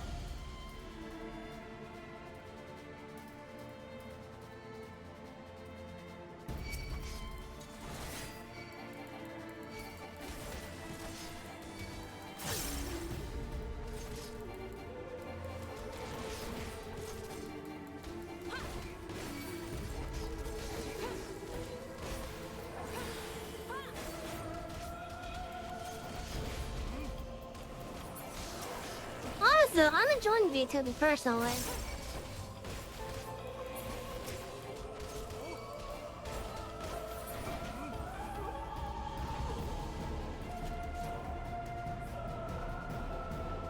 It's allowed me to be basically myself. While also having the anonymity card. Can I even say that word? Holy shit.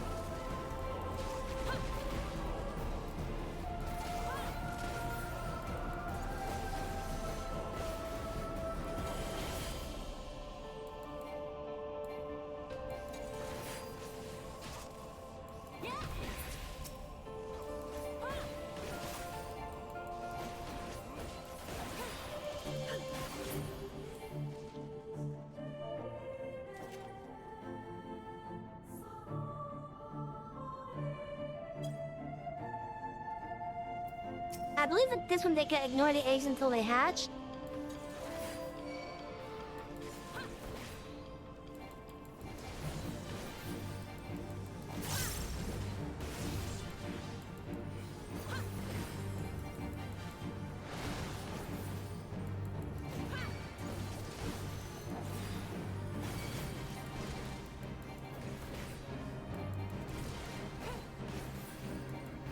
Because I think if you kill an egg before it hatches, it will piss off the mother zoo here.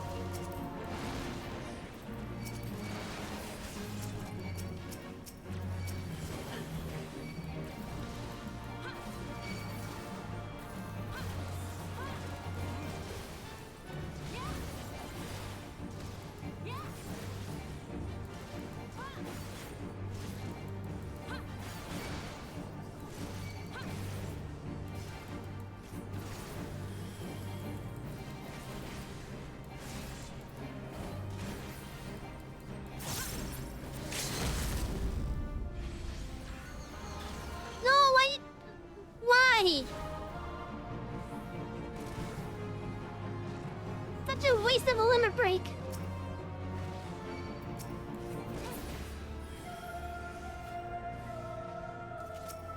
Especially when a boss is one snack away.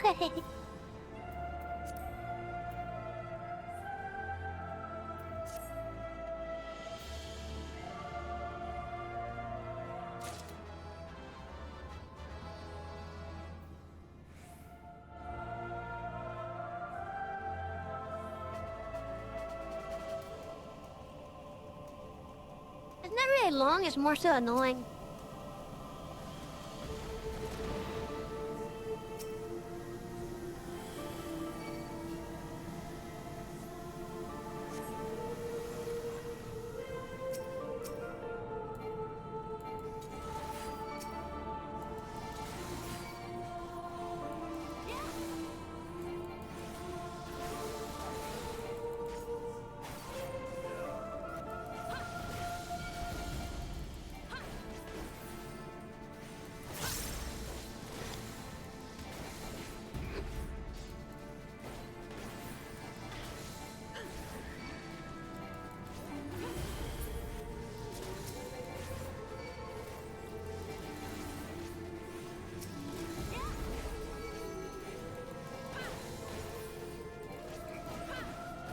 Oh, it's split. I didn't know that thing was capable of splitting.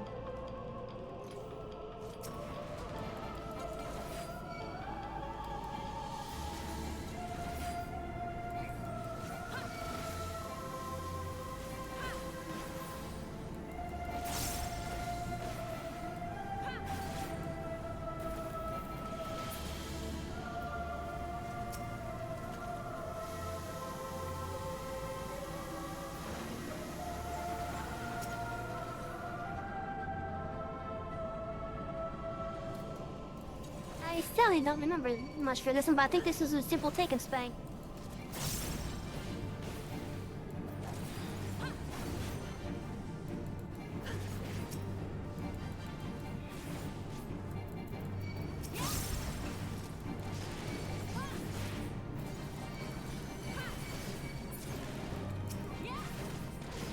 You know, I honestly feel like this boss is somehow a Resident Evil reference.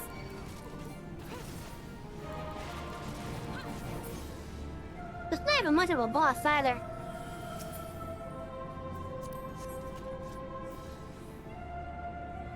Oh yeah, I feel like it's a Resident Evil reference.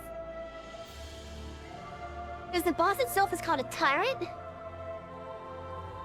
And there's a bunch of zombies.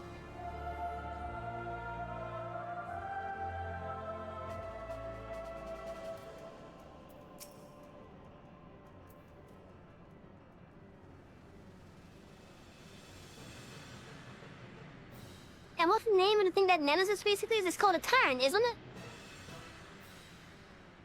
Like if a advanced version of a tyrant?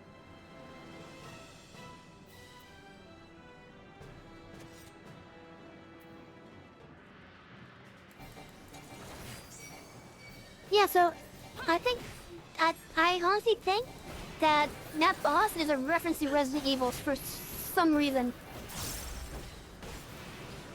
I know I'm probably stretching that, but it makes sense to me.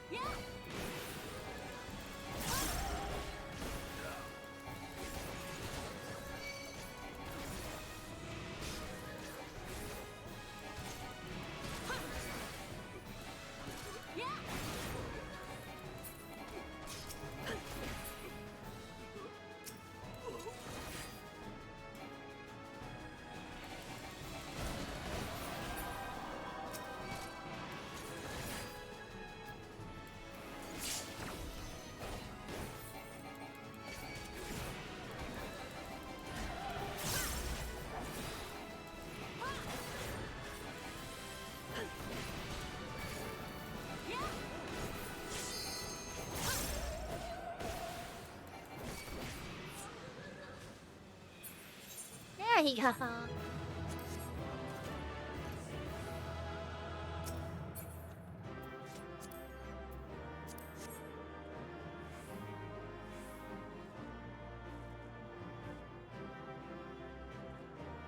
Oh yeah, rough start, but we did it.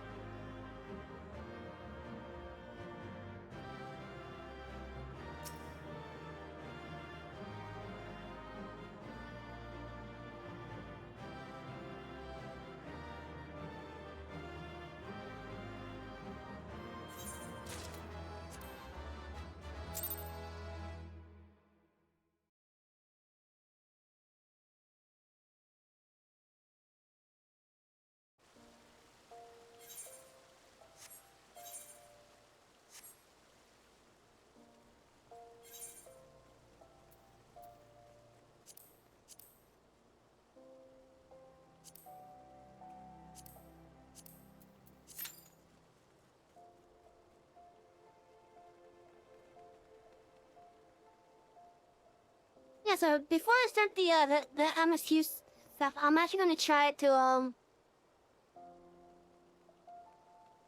get as many of the politics as I can at the moment. Oh no! I gotta run away from that guy. I'm not gonna risk it.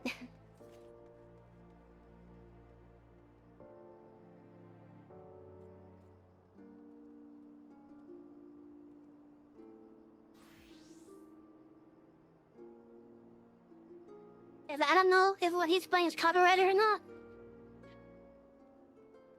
But I'm not gonna take a chance. Because copyright is a bitch that you don't want to mess with it.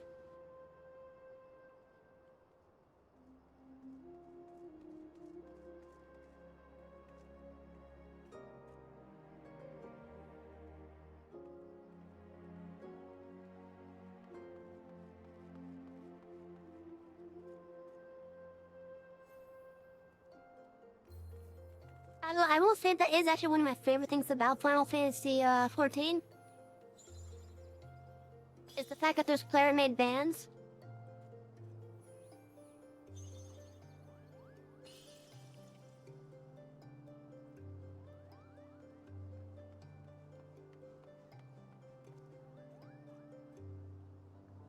But yeah.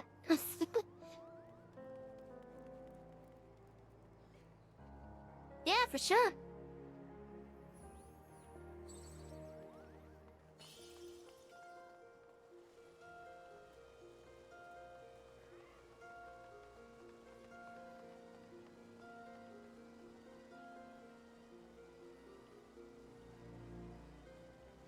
Someone just used an emote from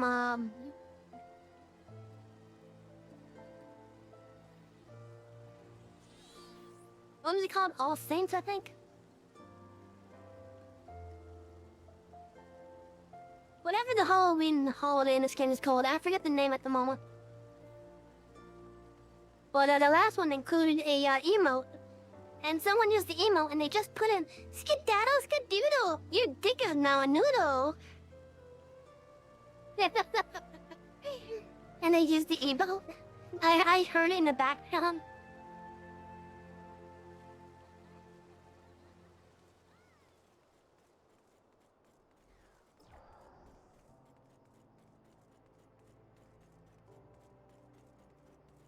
Oh, usually this roulette actually is instant for me.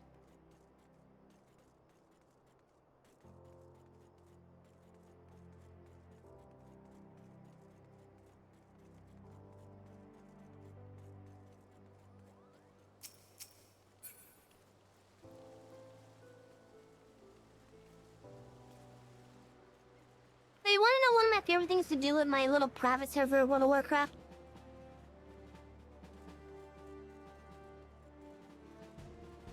The things I like to do is I actually like to modify the game itself. To the point where I'm making like new crafting recipes. Adding in new spells. On the database side, new items, new class.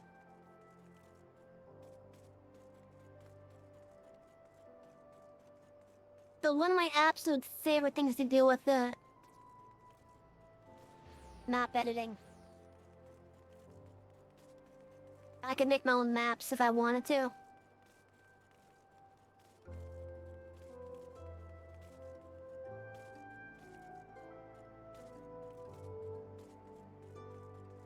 I can make my own version of Draenor. I can make my own version of Jagged Isles. I can make my own version of Kultiris.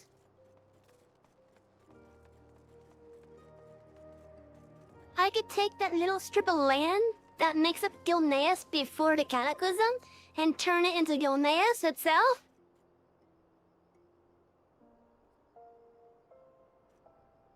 Now, if you want to be very detailed with it does seem pretty hard.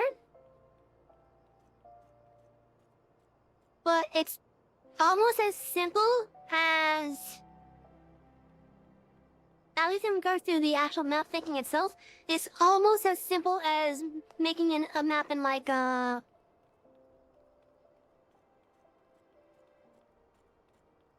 what's a nice 3D program that has the map editing ugh.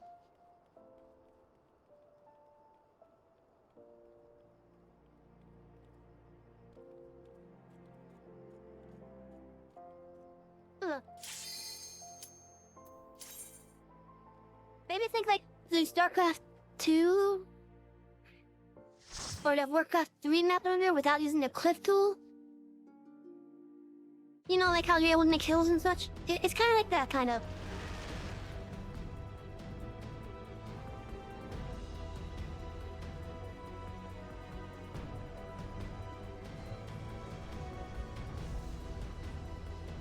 The only things that you gotta do otherwise is just make sure you get the server to be able to see the new map.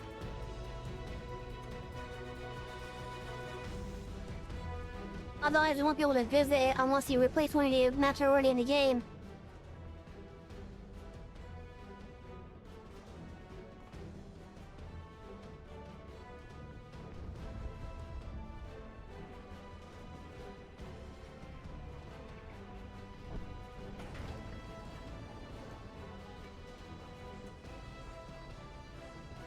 Guys, no, it's actually pretty fun. There are people out there that have made some amazing maps.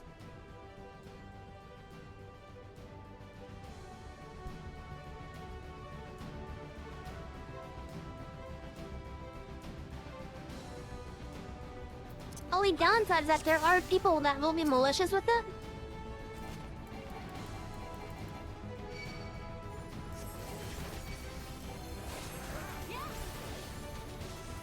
Yeah, it's possible, at least on the older game builds, basically. But yeah, it's also possible to maliciously edit a map too. And by maliciously edit a map, I mean where it basically looks like you're hacking even though you're not really hacking. It can range from stuff like making it so that while the ground is lower for you, it's higher for everyone else, so they won't even know you're down there. You're not technically flying, but you may as well be according to the server.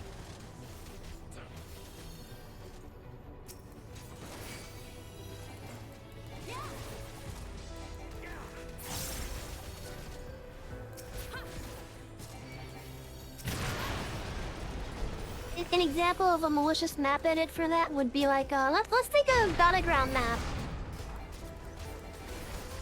Like Warsong Gulch, for example.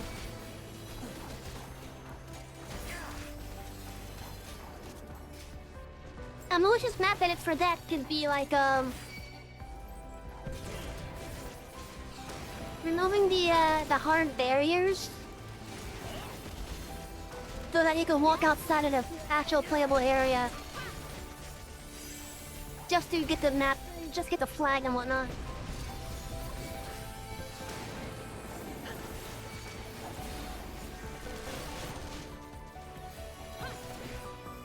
I think nowadays Blizzard's definitely able to detect stuff like that.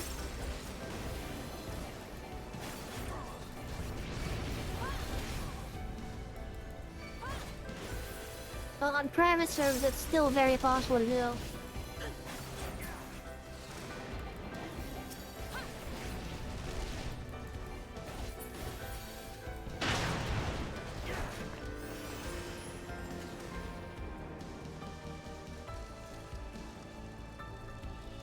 Yeah, that's another form of a malicious map edit to make it unfair for others.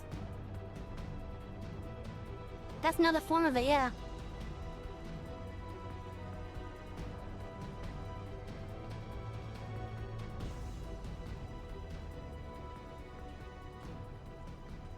Yep.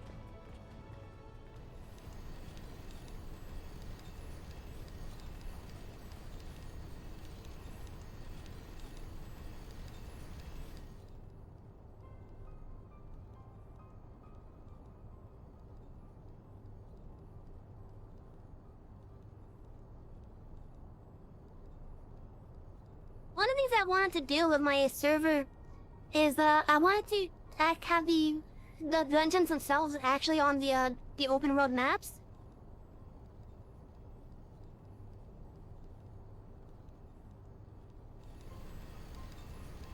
Some of the dungeons fit in perfectly fine.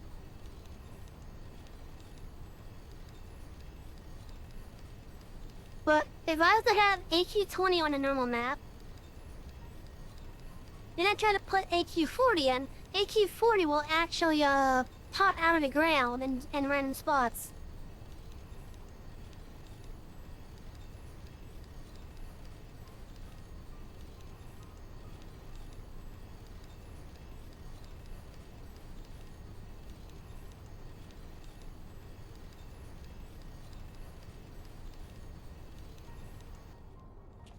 I know Marlden fits in pretty well, I think. I know the Corals fit in basically perfectly.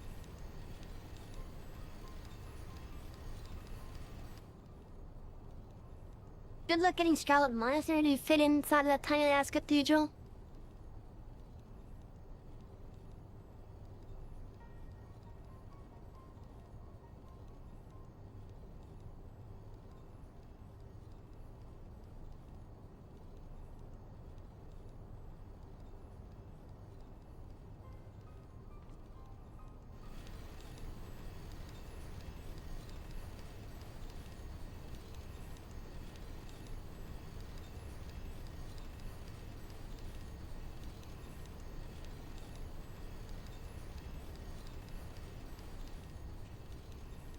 I got some frosted flakes here without eating as chips.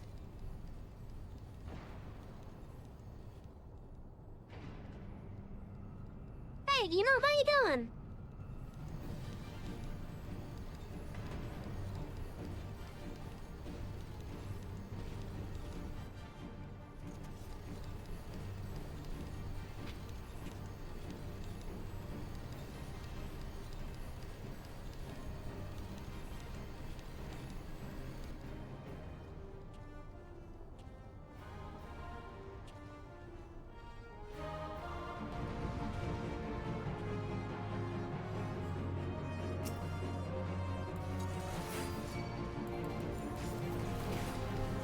I swear, before Square revamped this entire main scenario dungeon, I swear there used to be more voice acting. I'm doing alright.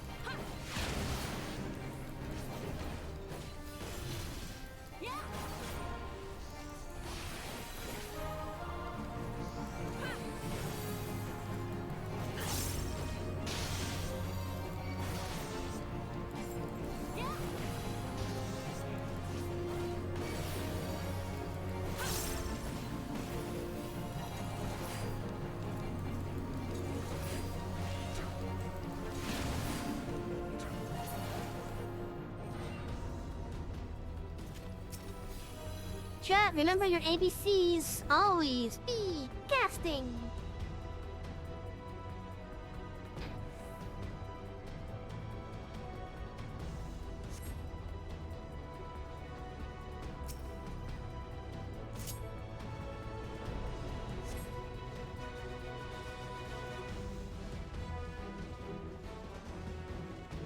Oh my god, this part is so slow when you do it with the NPCs.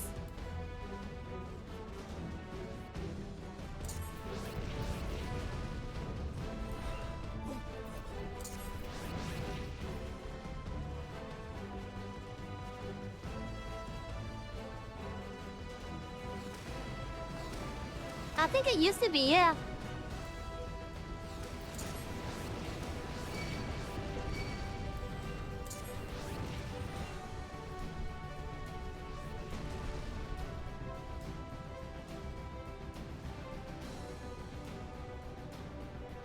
It used to be an 8-man dungeon.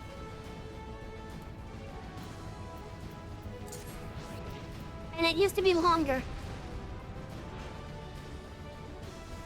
But with Endwalker, they started revamping a lot of the story required dungeons.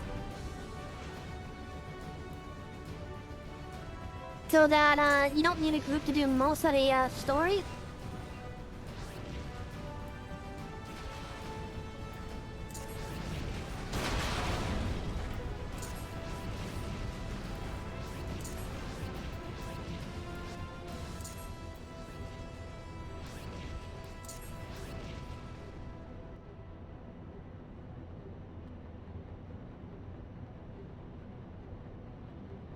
But yeah, so this dungeon gets split into three. It got split into three dungeons now. 2 or 3. I don't remember if the Praetorium was always a trial or not.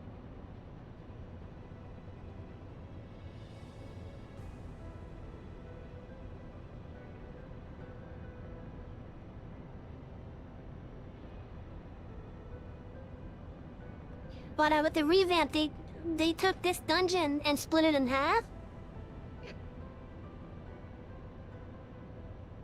I could have swore there used to be more voice acting with it.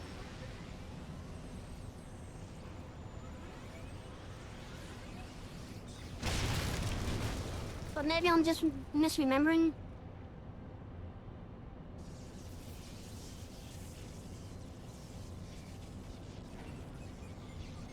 Yeah, so I actually don't know why,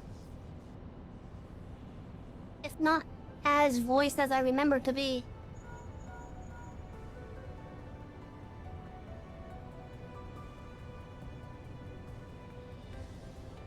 Like, I'm willing to bet it's probably because they obviously must have changed text streams or something. And because of the era that this takes place in, I don't think they could get the original voice actors to reprise their roles. And I don't know if they even considered having the current voice actors redo all the old ones.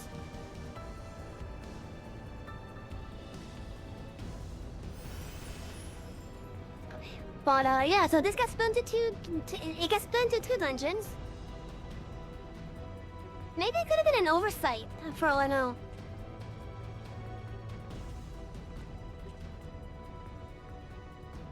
Yeah, it could have honestly probably been an oversight, if anything.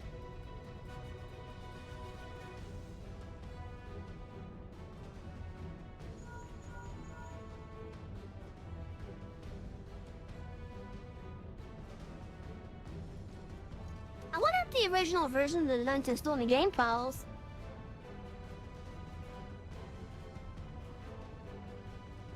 It'd be neat if it was.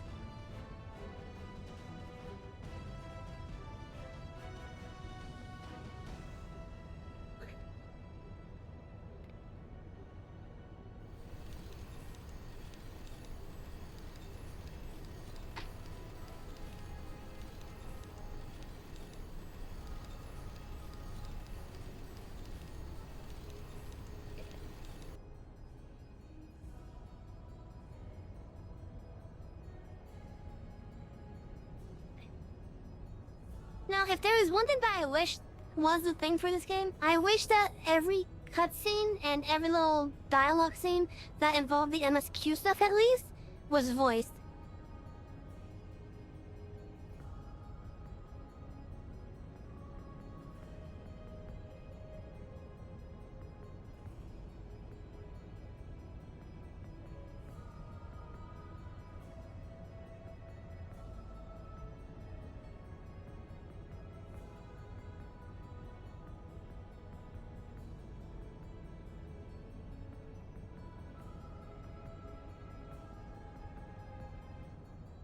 But that would probably make the game a little bit too big file size wise.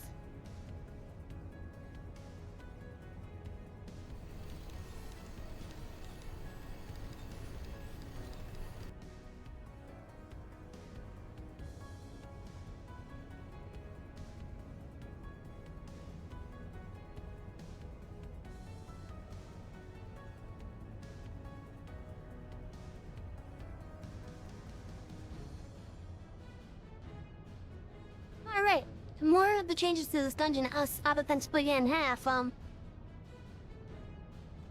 fight with La Brea is now a solo duty. An ultimate weapon has been split off from that fight at its own trial.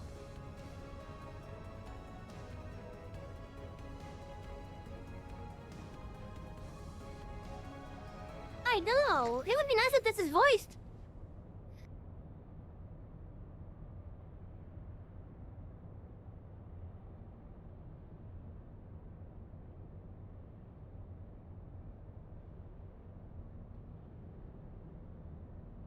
I don't blame you. Unfortunate, this is what happens.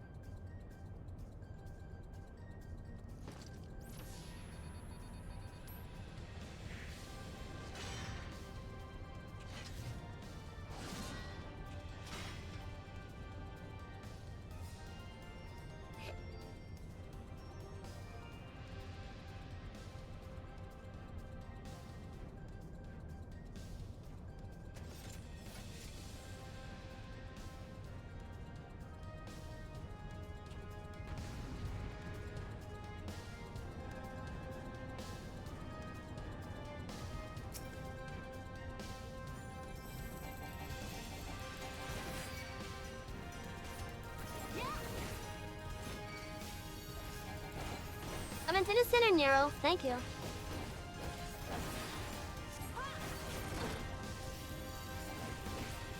Oh yeah, with Endwalker, they revamped a lot of the story-required dungeons. So you have some of the newer stuff like the little stack in the cares and whatnot.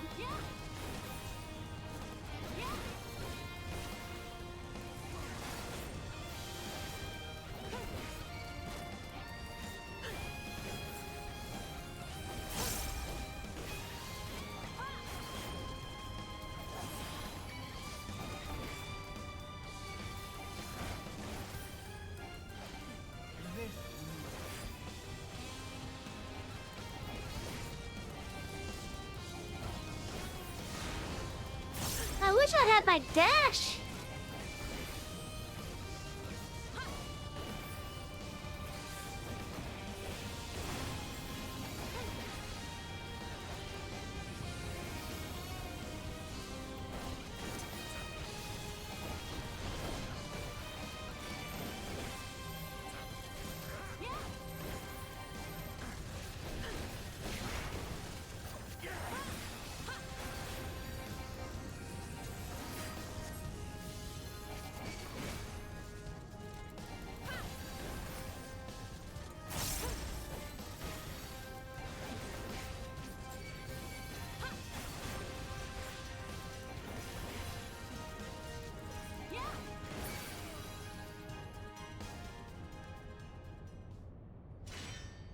I wish I had my dash.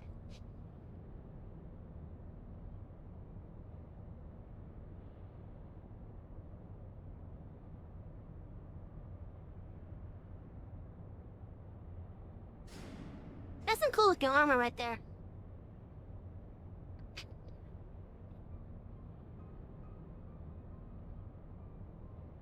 The armor that the Reaper is wearing, that's some cool looking armor.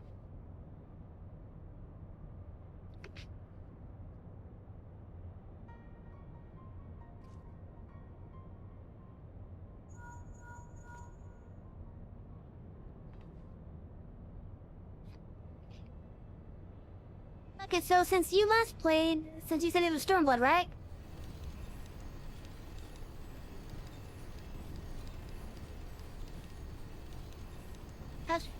As far as I'm aware, I think Ara had been a playable race since Heavensward.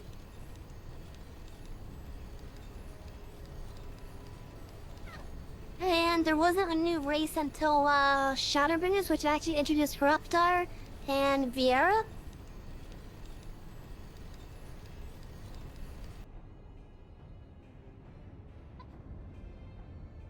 I know, there's cat girls everywhere.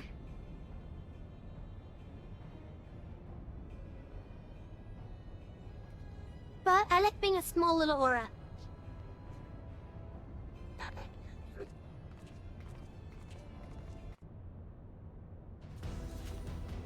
You are running now.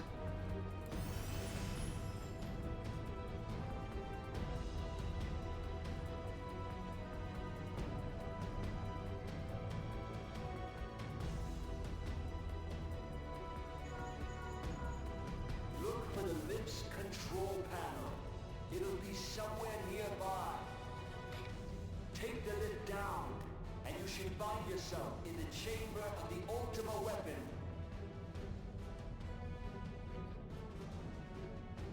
Look, voice acting, finally.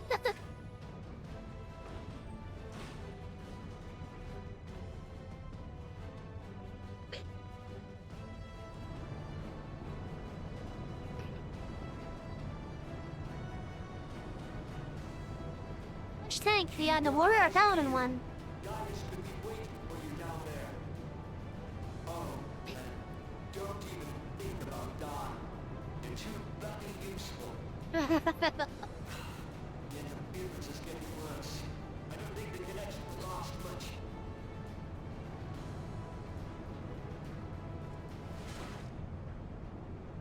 Astral's probably be my main healing job. Tell me, for whom do you fight?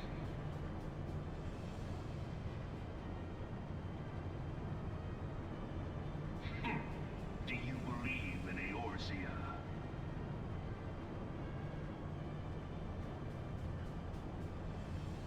Eorzea's unity is forged of falsehoods. Its city-states are built on deceit, and its faith is an instrument of deception. It is not but a cobweb of lies. To believe in Eorzea is to believe in nothing. In Eorzea, the beast tribes often summon gods to fight in their stead, though your comrades only rarely respond in kind. Which is strange, is it not? Are the 12 otherwise engaged? I was given to understand they were your protectors. If you truly believe them your guardians, why do you not repeat the trick that served you so well in Cartano and call them down? They will answer, so long as you lavish them with crystals and gorge them on ether. Your gods are no different from those of the beasts. Icons, everyone. Except but this, and you will see how Eorzea's faith is bleeding the land dry. Nor is this unknown to your masters, which prompts the question, why do they cling to these false deities?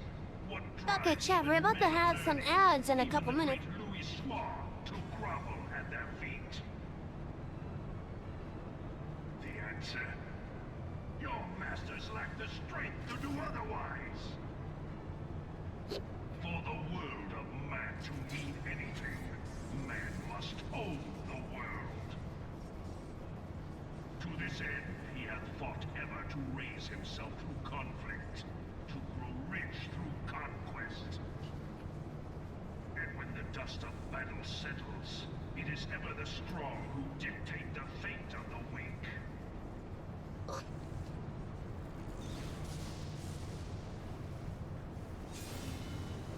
Knowing this, but a single path is open to the infinite ruler, that of false worship, a path which leads... Gaius has evolved into Super Gaius. Only a man of power can rightly steer the course of civilization. And in this land of creeping mendacity, that one truth will prove its salvation. Come, champion of Eorzea, face me. Your defeat shall serve as proof of my readiness to rule.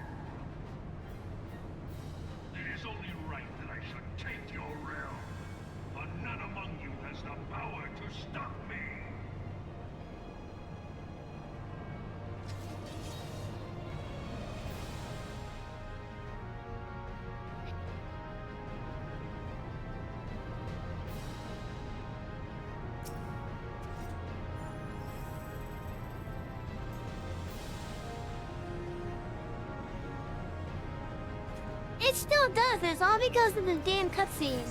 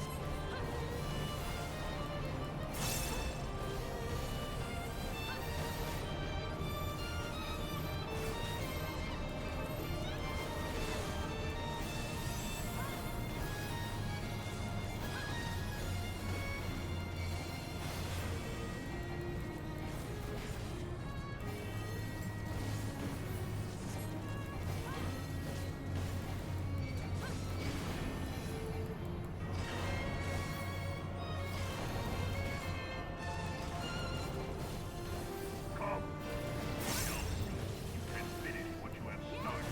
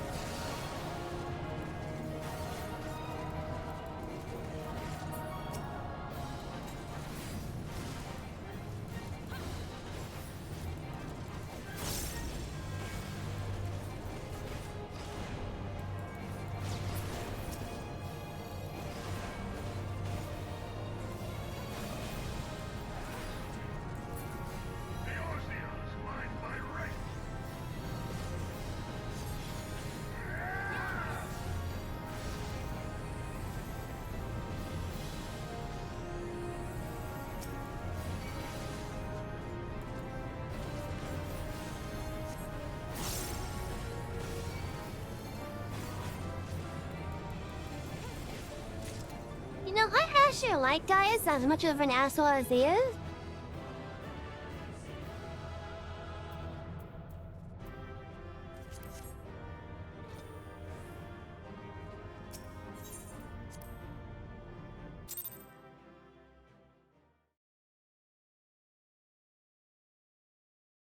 Yeah, that's true.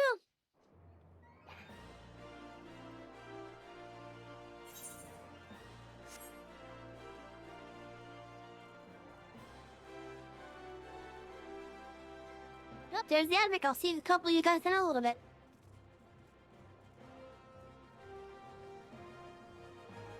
Oh, good. The band's no longer here.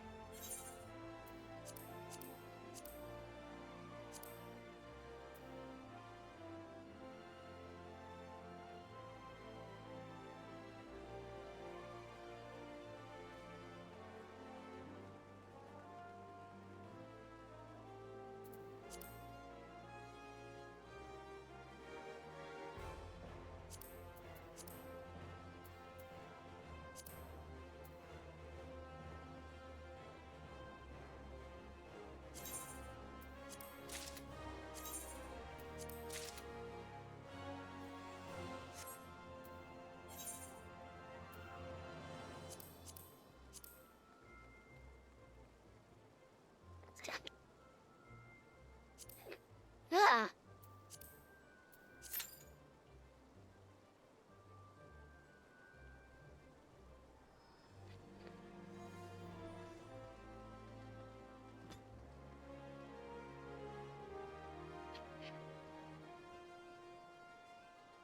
You know, I love my little Alexander.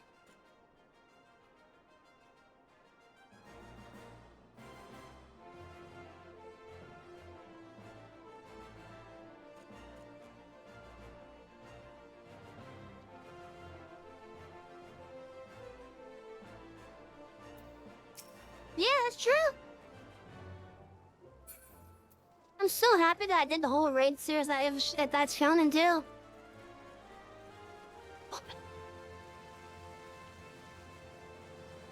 I had to beg my chat to allow me to fly for just that one step.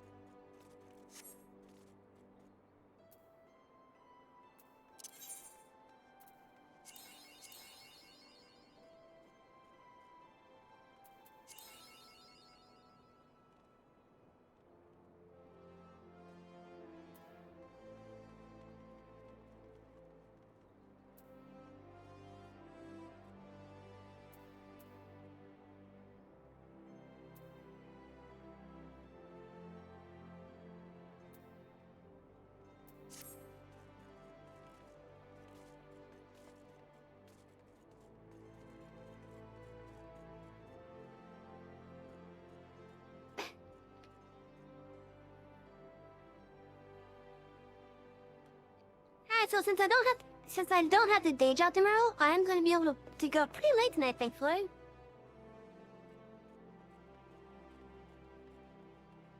Jesus, 9 o'clock already.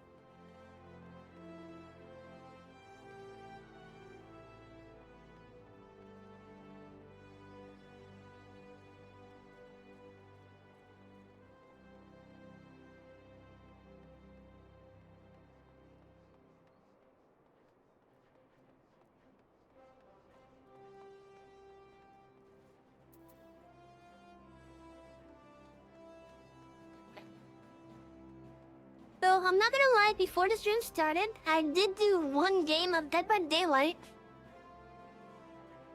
I got juked pretty hard by two of the survivors. But I managed to kill everyone.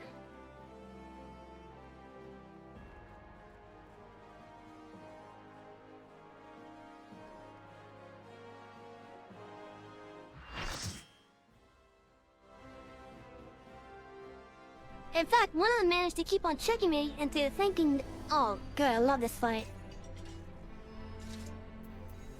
Hello, Alexander.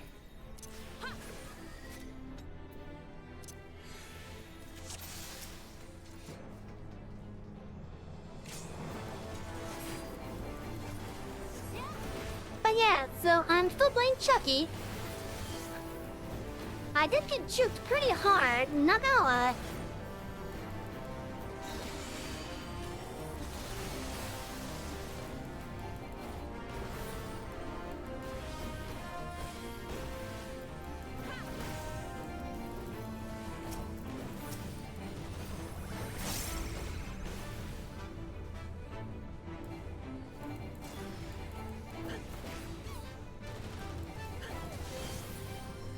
Oh, you silly Reaper.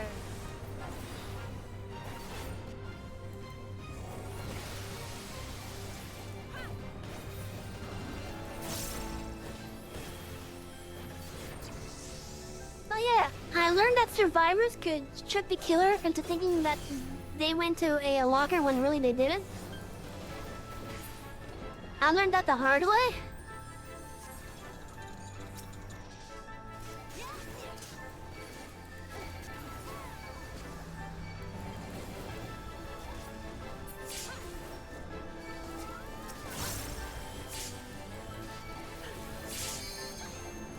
The guy managed to trick me into thinking that he went to lockers quite a few times. Until one of the times where I was just chasing him, and I seen that he opened the locker but just continued running. I'm like, how the hell? But then that's when I realized, oh, it must be one of their things.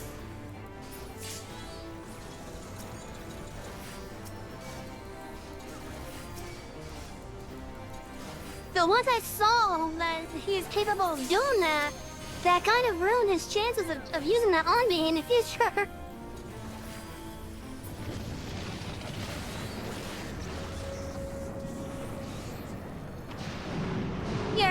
of Alexander, fighting Alexander, who's the manifestation of himself, who summoned Alexander to kill us within Alexander.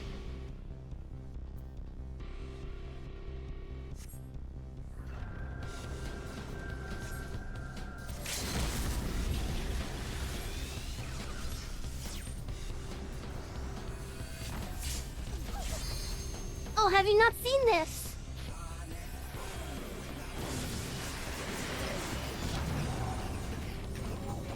This is Alexander!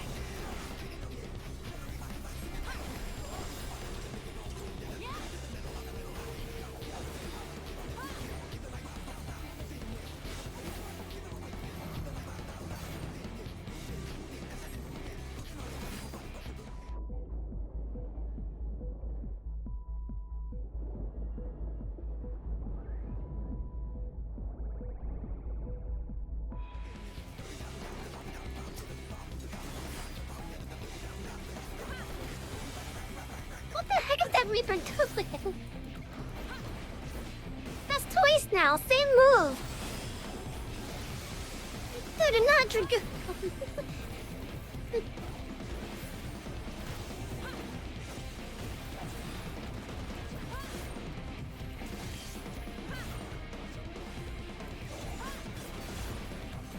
But yeah, I love this fight.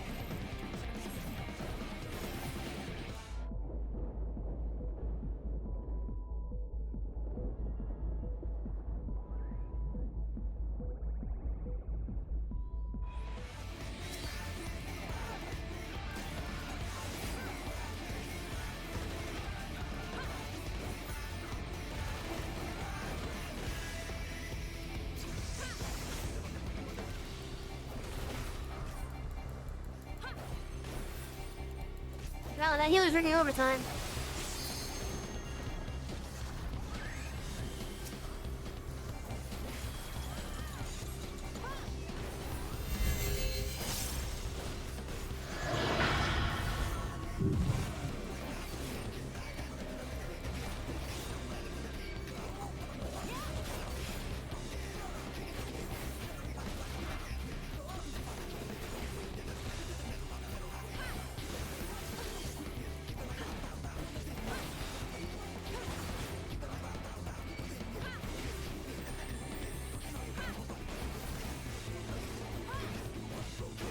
Oh yeah. So, we are inside of Alexander fighting a manifestation of Alexander. He summoned Alexander within himself. Oh, come on, stupid Reaper. Stop getting hit by the thing.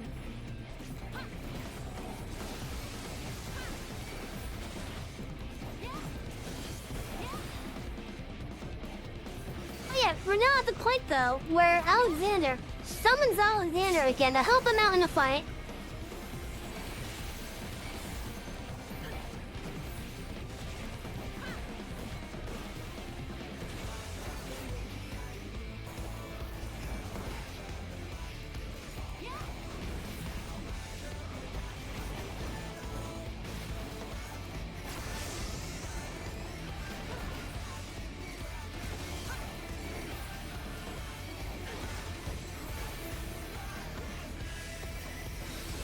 Nah, he's not the main antagonist. He's just a prowess that showed up afterwards.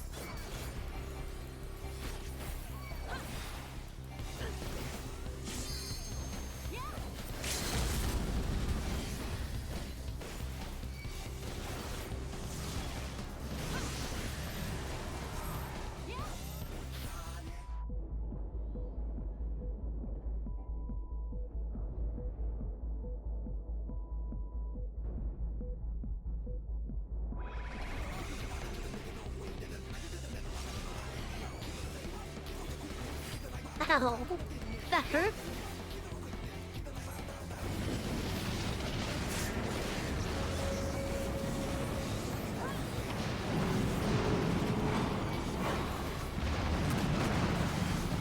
See, Alexander summoned Alexander again.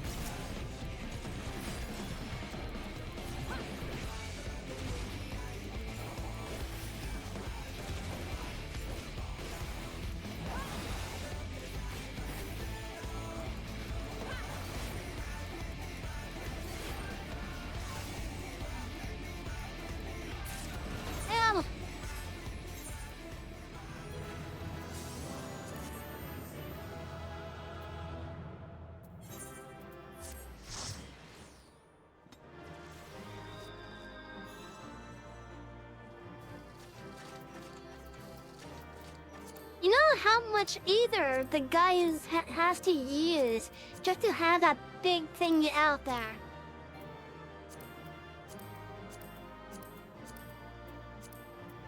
Alexander uses a shit ton of ether.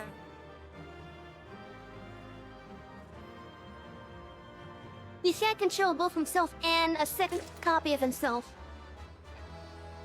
At least not at the same time anyways. Like, he can't do it fully.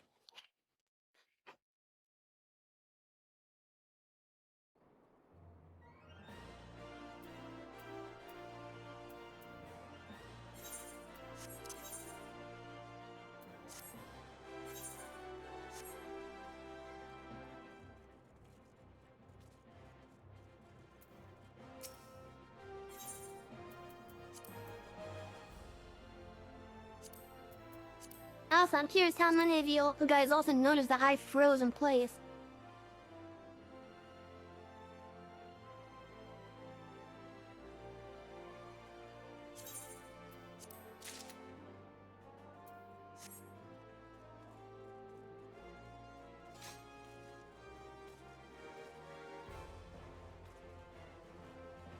And it was only when one specific thing was done, basically.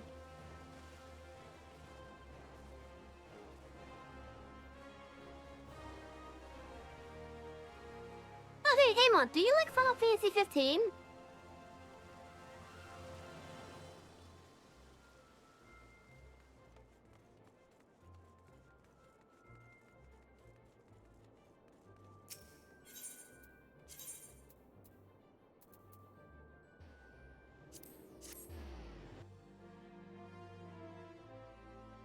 Do you remember the car from it? Do you remember the car from it?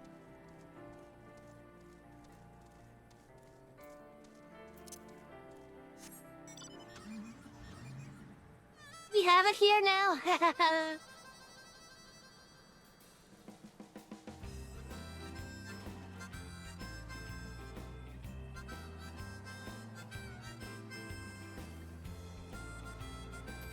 And it flies too.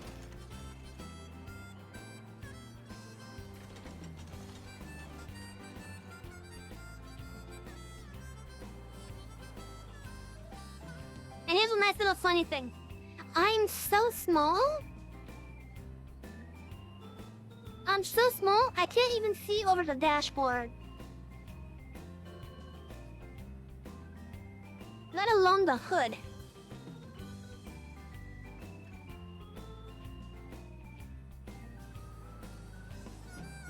Wait, you can only get this when the Final Fantasy XV collab event is active?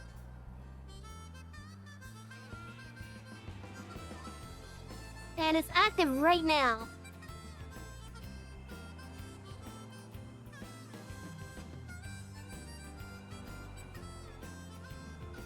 So like over in Central Fanon, there's actually a unique fate that's just for it.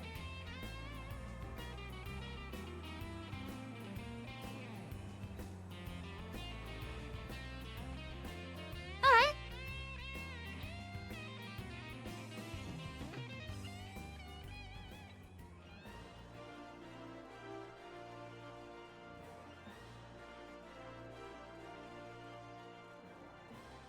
Oh yeah, I'm actually quite happy to have gotten the car. It's rather cheap to get too, when you think about it. Because it only costs 200 MGP, which is the gold saucer currency. 200,000 of it, my bad. Most mounts in it cost like 2 million.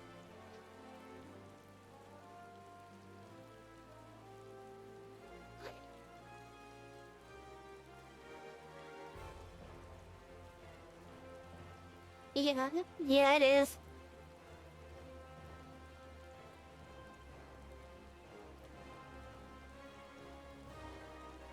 It was briefly home to Blunderville as well.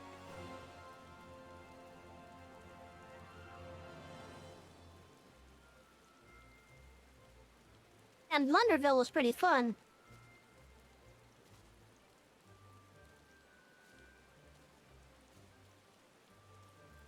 you don't know what Blunderville is, basically, a little while ago, there was a collab between Final Fantasy XIV and Fall Guys. To where Fall Guys got a bunch of Final Fantasy themed cosmetics. And Final Fantasy temporarily had some Fall Guys like levels on it. As well as a whole outfit that you can get, and a mount, and 2 pets.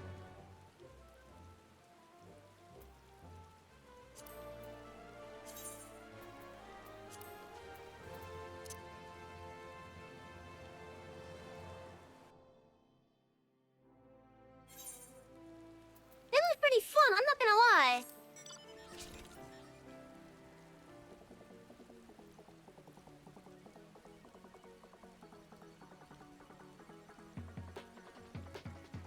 Not gonna lie, it was pretty fun. And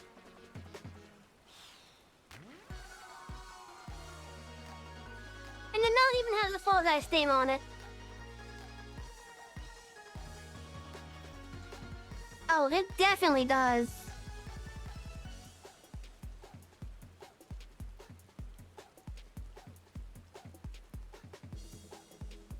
I'm not going to Warcraft for all the cavemen I have to buy on the store these days.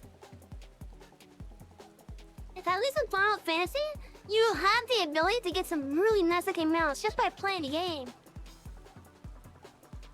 Same with the cosmetics.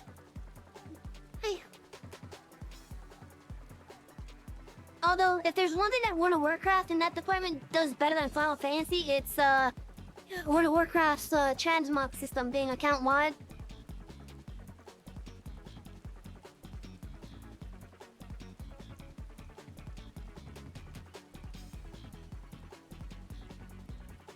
Yeah, you're talking about the trading post. My only complaint about the trading post is I don't like the fact that there's a limit of how much you can do a month.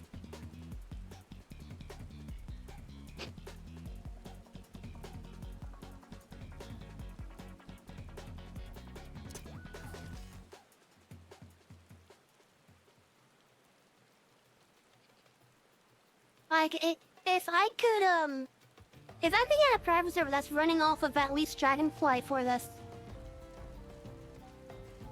I would remove that limit personally.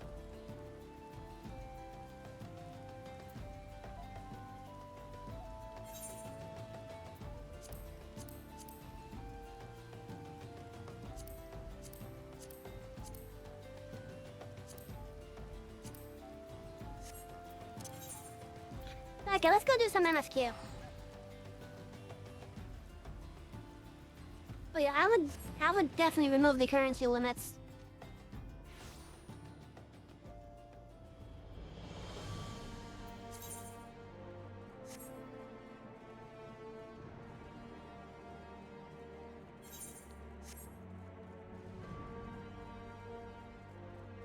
Guys, I honestly hate having the currency limits, but that's just me. Final Fantasy has it too for this tombstone. I also don't like the little cap that this is.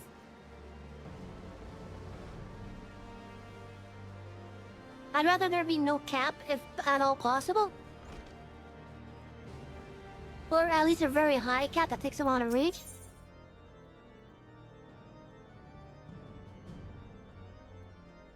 I don't know either.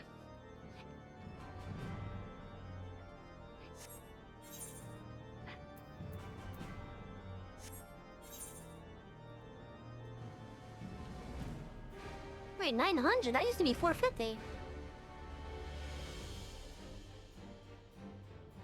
Oh, okay. I mean, it's possible.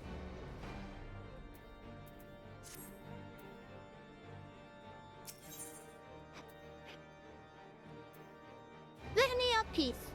Emmerich appears lost in nostalgia.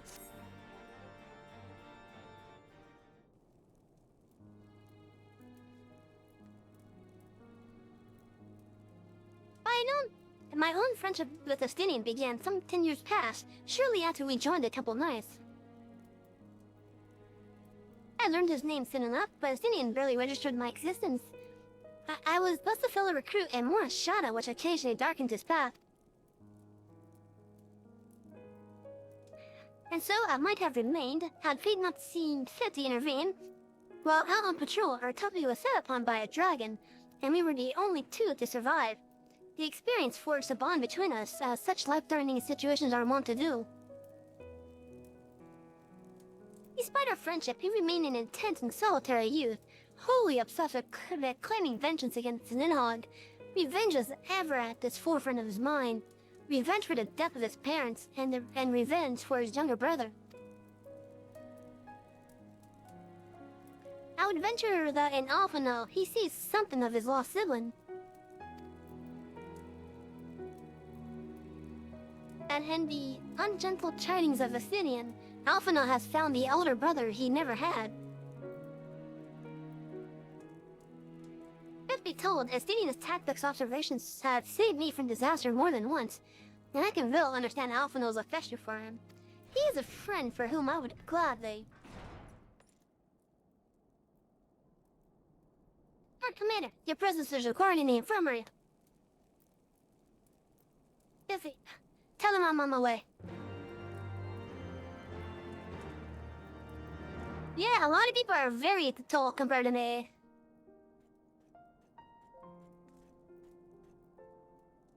Like, he's half of me taller, basically.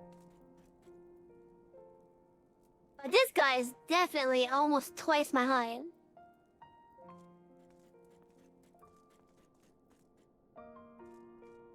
And don't get me started on one of the bookies here. He's like definitely twice my height.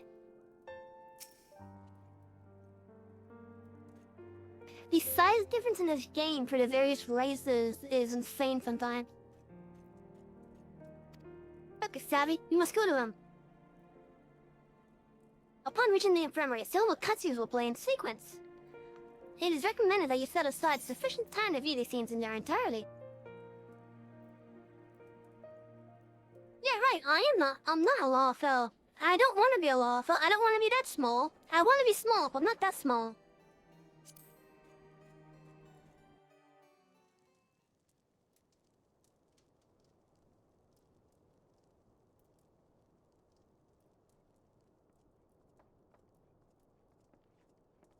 Alfie, are you okay?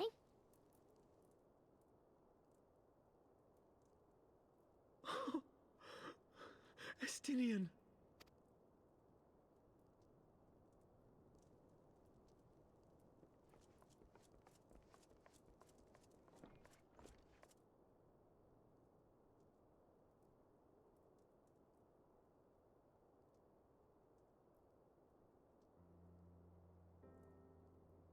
He's brilliantly a fan of... Yeah, he's good. Boy, it grates my ears.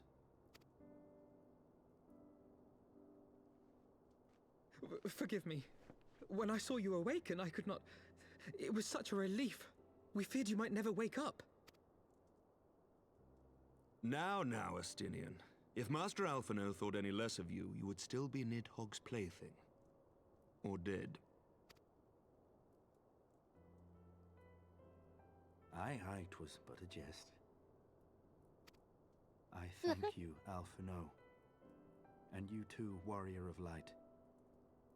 Quite how you managed to persuade Hraesvogr to aid in his brood brother's downfall I cannot imagine. But full glad am I that you did. Yet again, you have achieved the impossible.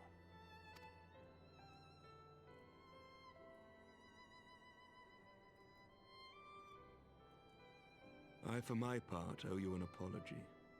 When last we met, I did willingly loose an arrow at your heart. Can you forgive me? There is naught to forgive, Emmerich. You but acted in defense of Ishgard as is your duty. Were you any less single-minded about it, I would not follow you into battle, nor trust you at my back. Besides, I had come to the selfsame conclusion, that I would have to perish for Nidhogg to be stopped. So let us dispense with the hand-wringing. I have heard enough mewling for one day. Oh.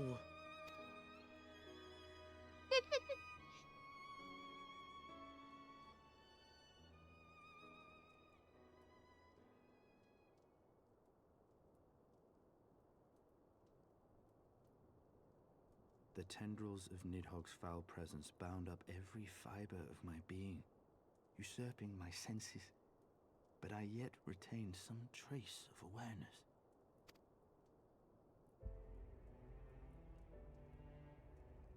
Oh? The worm's mind was as a vast and tumultuous sea. Endlessly, its black waters churned, his grief and despair at Ratatoska's murder never calming, never receding. Driven by this surging current came wave upon wave of unrelenting rancor. It was the very image of my own heart. There I saw the dark reflection of the hatred I felt after Nidhogg slew my family, when no path remained save vengeance against dragonkind.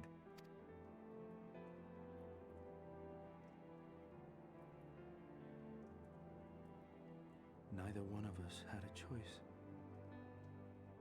But I was blessed with something Nidhogg was not. Comrades and teachers to console and admonish me.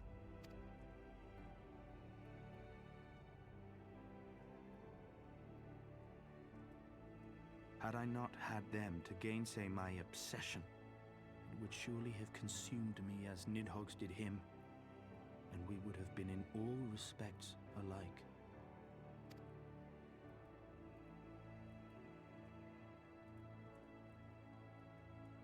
Though his shade is banished, his spirit scattered upon the sea of clouds, I feel no joy at his passing.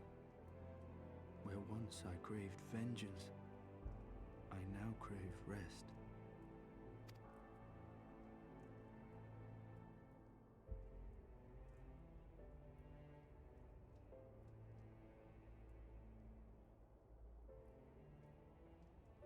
Lord Commander, my hunt is at an end. I would lay down the mantle of Azure Dragoon. My friend.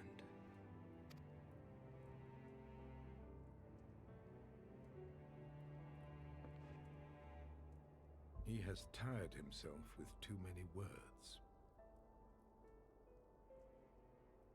Hey, Chet, you know what I've always wondered?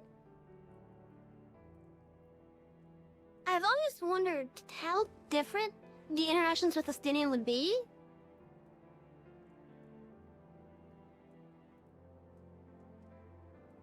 If you mained the entirety of the expansion as Dragoon. I'm honestly curious at how different the interactions would be. Because I know in some parts of the story they acknowledge if you're like if you have access to one job or the other. Like, because I have access to White Mage, for example, there was one point in a scene further ahead that acknowledged my, ability to be a White Mage.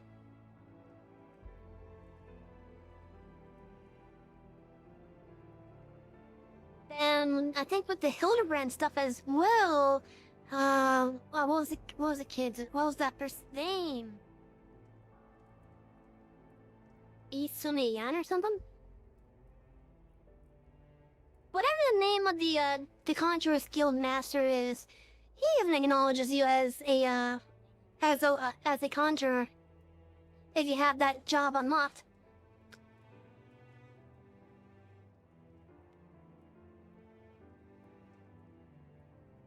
So I'm honestly curious how different so many interactions with the scene would be if he mained Dragoon. I doubt not that he will make a full recovery, but he must be allowed some few days of quiet.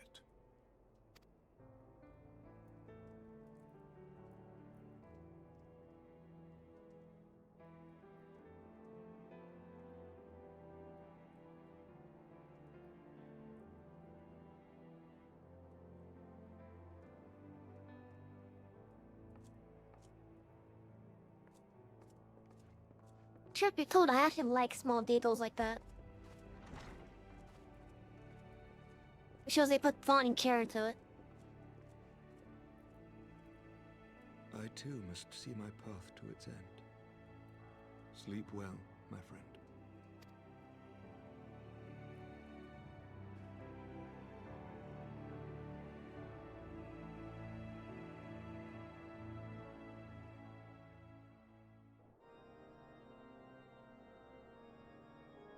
Following the battle with Nidhogg on the Steps of Faith, Sir Emeric called an assembly that he might make his final proclamation as acting head of state.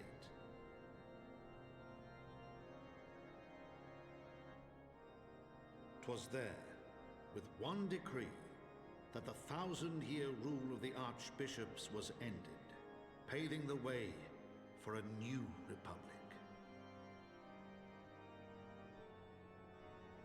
The governance of Ishgard would now be placed in the hands of high and lowborn alike, their ranks represented by the newly founded House of Lords and House of Commons. Church was separated from state. The foundation for change had been carefully laid, and the reforms proposed by Ishgard's new government passed into law without incident. His duty done, Emeric de Burrell gladly stepped down from the Archbishop's dais, only to be raised unto the highest seat in the House of Lords.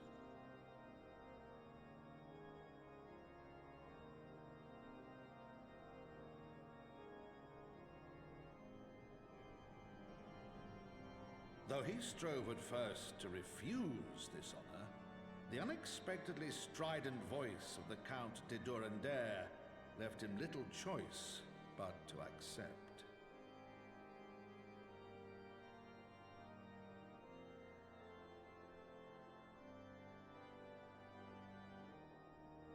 And so it was that the winds of gentle revolution came to stir.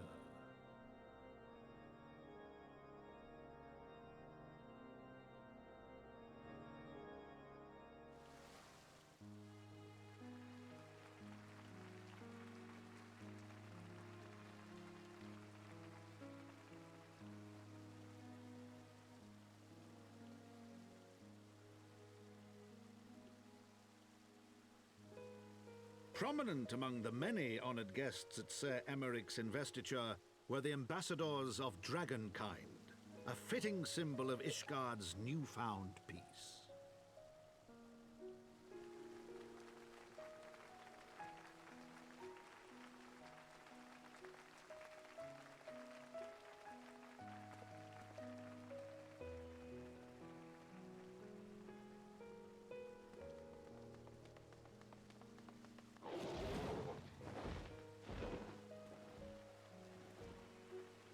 The people looked on in awe as he soared through the heavens on Dragonback.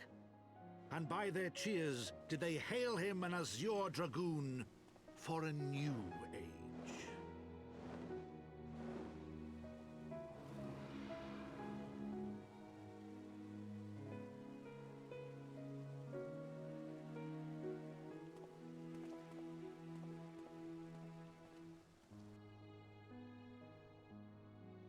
Hey, Ren! Time to get high! Jaded!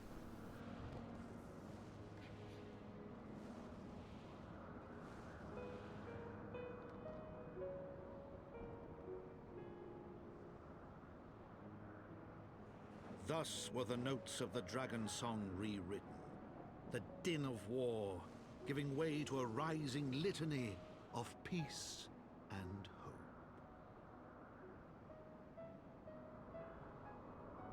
Chat, the games make me fly.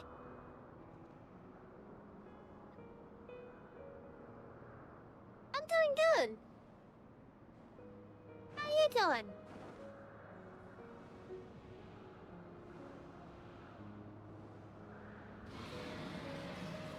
I hope you're relaxing well, at least.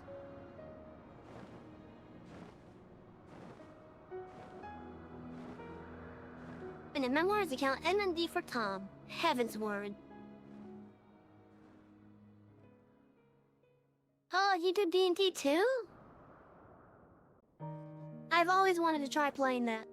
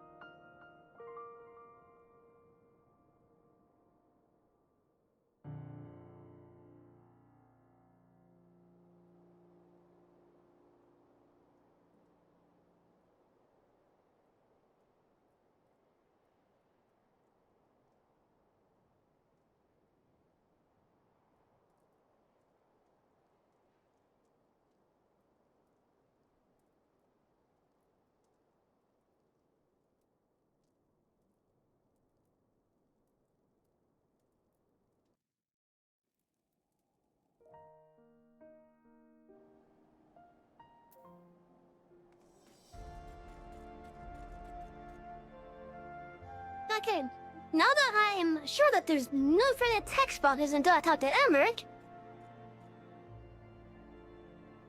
didn't really want to play and socialize with D&D tonight, to be honest. Zero energy. Yeah, given what you said, I can understand that.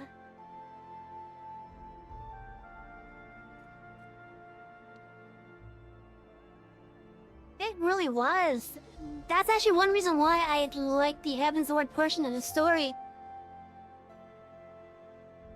Because they made it seem like someone was telling you a story. Yeah, you're the star of the story, but someone was telling you the story.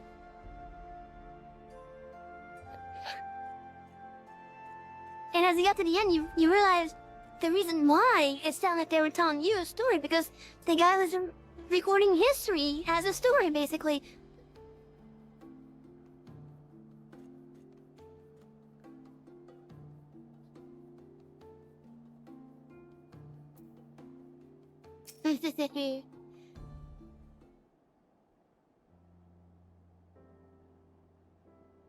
I was gazing out at the sea of clouds in an all too rare moment of idleness, when I chanced to behold a certain hero wending her way towards the city on Dragonback. Welcome home, Savvy.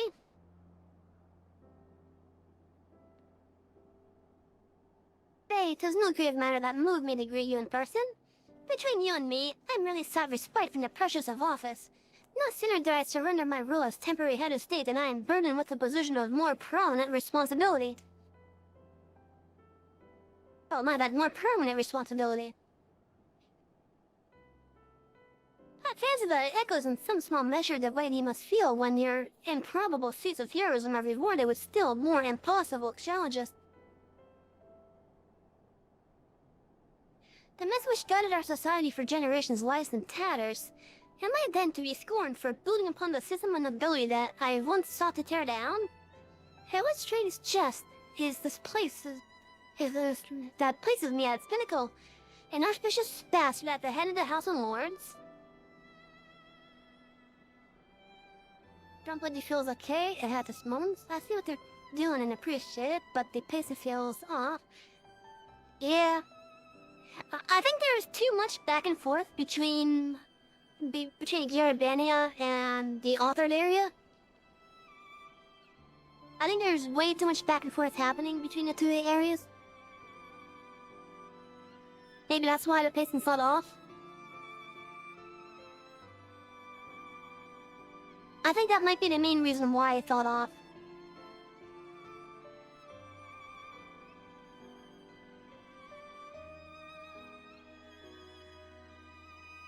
Like, don't get me wrong, I like Stormblood. I enjoyed the stuff in Authored more than I enjoyed the stuff in Garabania.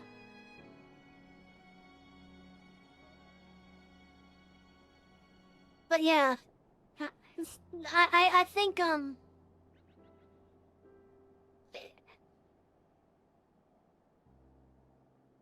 as good as it is, they really could have paced it better for sure between both areas. Oh yeah, definitely. If anything, that's probably my main complaint is the constant back and forth. Ah, but these questions are for me to answer. It is not in man's nature to change overnight. This I learned through painful experience, and it was this hard lesson which convinced me to take the path which we now follow. Even as we rebuild the bridge between man and dragon, so must we reimagine Ishgard, one carefully placed stone at a time. You must remember that it is not for us that we lay this groundwork, but for the men and women that our children will become. May their towers rise proudly from the fundament of our legacy.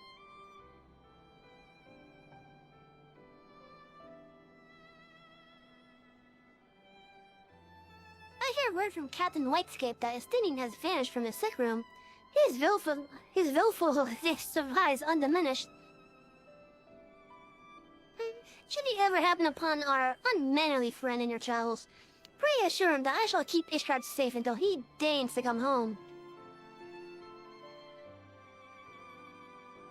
Thank you, Savvy, and please convey my warmest regards to Master Alphanod.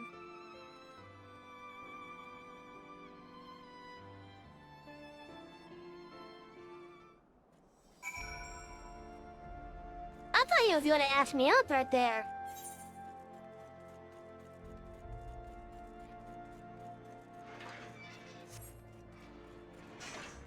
I know he does somewhere between now and Stormblood.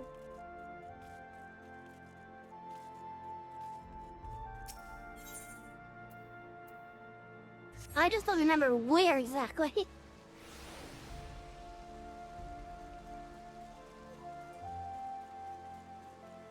If I recall, the first time I accepted that part, I was actually burning the offline code that I got from this class.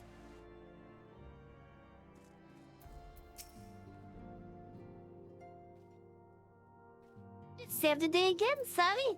Not that I ever doubted you would.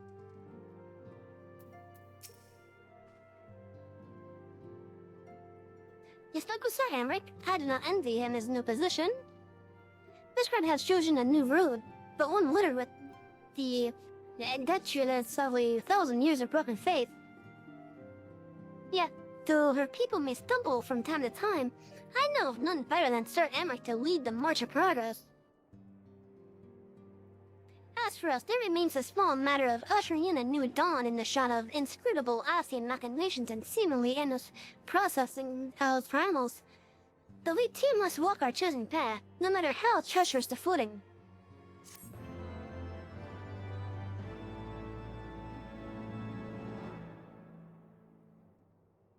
In the wake of Fishguard's governmental reform, new airship routes have been sanctioned. You may now travel to a selection of distant locales from the landing in Ishgard. Oh, really?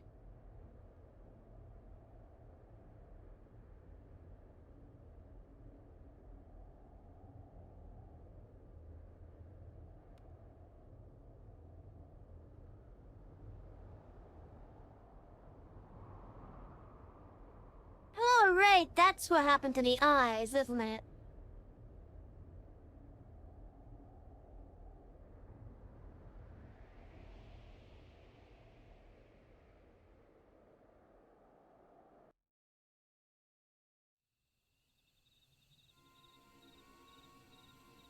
It makes sense when I think about it now.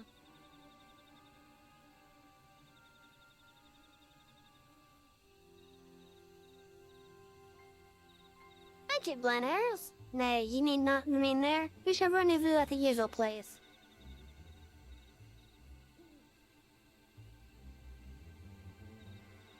All is proceeding as expected, then. Aye, there's naught to concern us, aside from one overly curious mouse.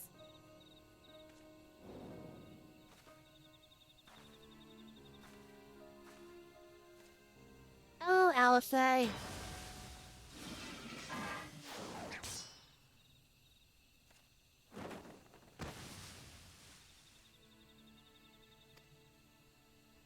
This way.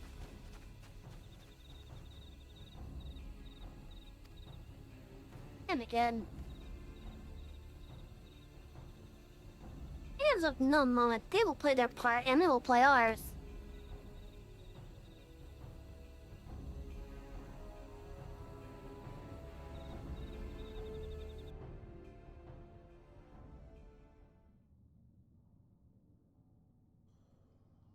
And thus did Greenwich give way to address guys. Men and dragon reservoir voices join in song, but beneath the shrouded bows beyond this hill of light, shadow stirs.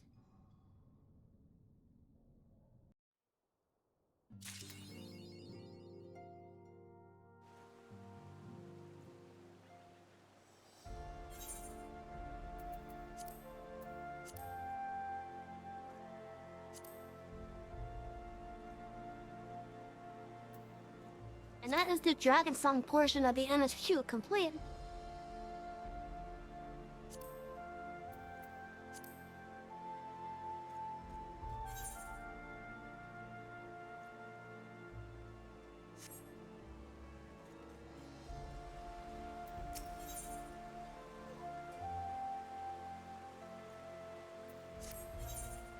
Hold on, first let me get these things redeemed.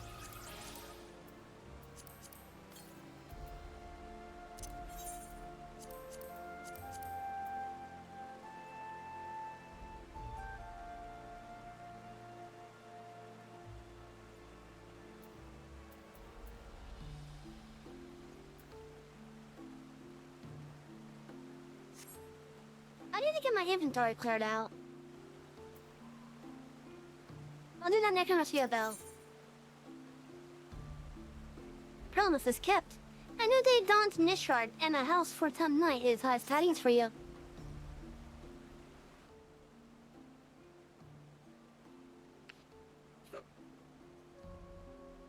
Mr. Savvy! Mr. Sally! Here I come at most excellent time. An invitation from a truly prominent personage was delivered to the manor but a short while ago. Would that you had been present to receive it, by any that? Sir Henrik de Burrell, Lord Speaker of the House of Lords, Lord Commander of the Temple Knights, and Viscount of House Burrell, cordially invites Mr. Savvy to dine with him at his estate. He seemed surprised. He was sure assured me that his lord had approached the subject with you an earlier day, when the arrangements for the peace conference were still being finalized.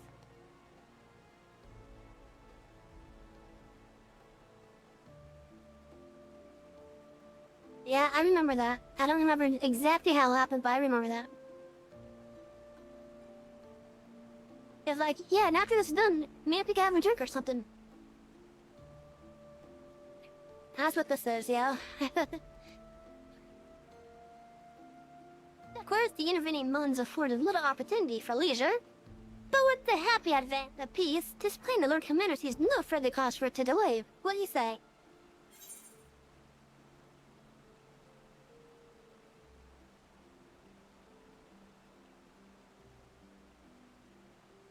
I would, but I haven't the foggiest what to wear. Any thoughts?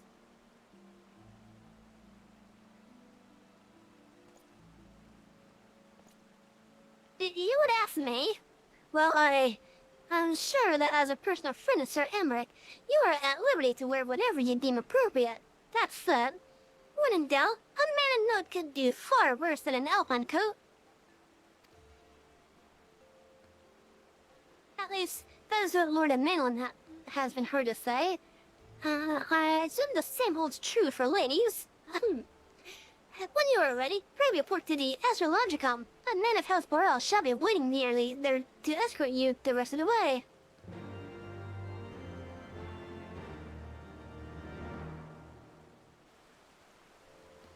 It does. It also does the same thing to the cat people.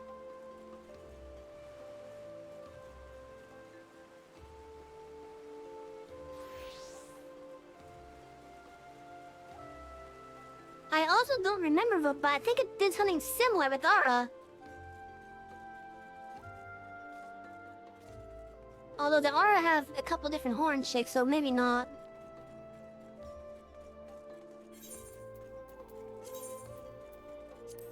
But I don't need to worry about that.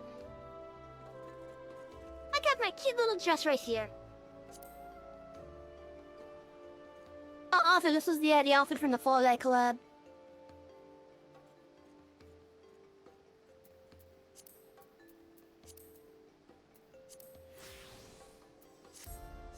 Yeah, I got my cute little outfit right here. I love this dress, to be honest. It's nice, simple, and cute.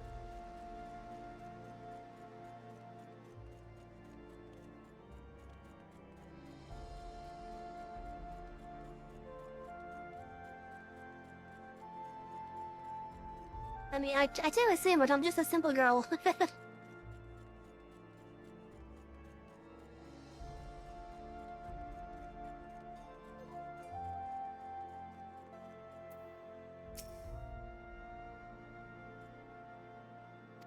Have well met, Mr. Savvy. I have the honor and the privilege to serve as head steward of House Burrell, though admittedly our staff is somewhat smaller than those of other noble families, being countable on one hand. My lord will be overjoyed to hear that you have accepted his invitation. As you will soon see, we have spared no expense. I dare say a woman of action such as yourself enjoys nary a moment's respite. Aye, the battlefield beckons even now, I'm sure. But for this day, we bid you lay down your burdens and raise a glass to peace and prosperity.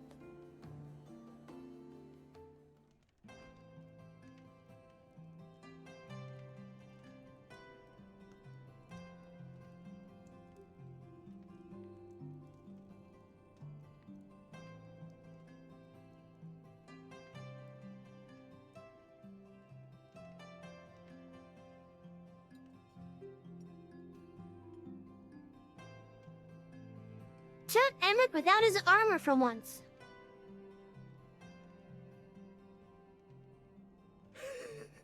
To think the Moogles would prove such harsh taskmasters. Forgive me. I did not know you had suffered so in your quest for the horn. Yeah, those Muggles, let me tell ya. That was quite the ordeal with them. The tasks weren't that bad, dude. It was the Muggles themselves.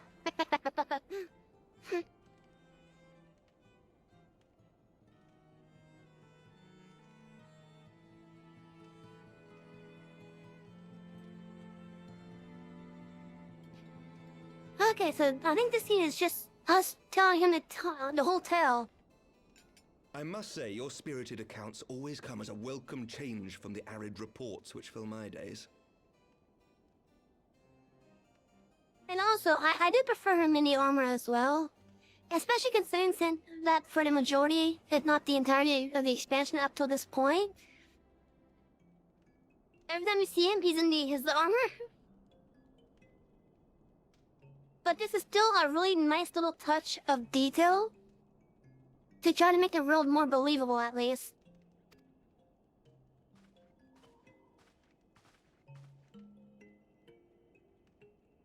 Oh yeah, definitely.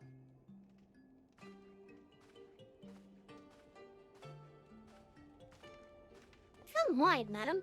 No, thank you. I had a bad experience at the conference.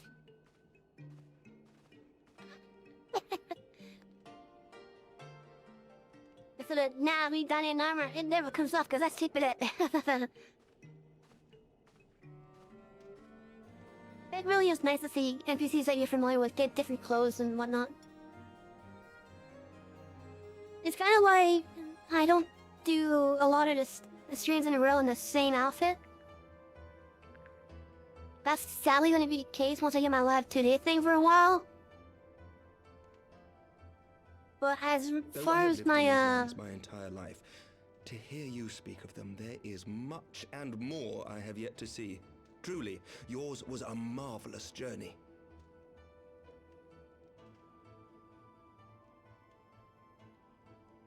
Oh yeah, definitely. The outfit changes are really nice. But yeah, like as I was saying before, Emmerich cut me off. I try to opt to do more than 2 streams in the same outfit. After this, I only have 4 outfits to. Technically, I actually have like 5. I have 5 outfits to choose from. I got my original outfit. I got this one. I got pink Frisia, this one. I got a little cute little pink sundress, and then I got my Christmas outfit. And then if I wanted to, I could bring out my Halloween costume.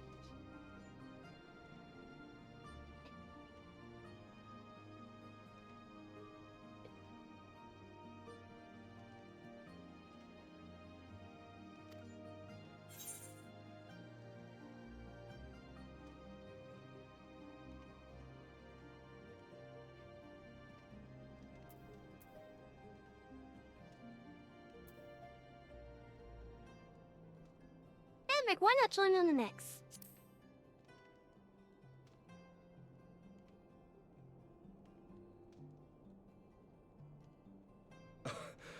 Well, truth be Yeah, told, when I good. think back on the sweeping vistas of the churning mists, I do feel some slight pangs of wanderlust. Alas, much as I would like to accept your invitation, I fear my present duties with the House of Lords demand my undivided attention. Someday, perhaps.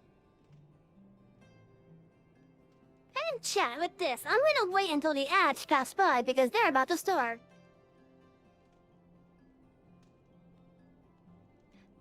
For those of you that are new to the channel and you're able to hear me, I will pause on games that can control the pace of,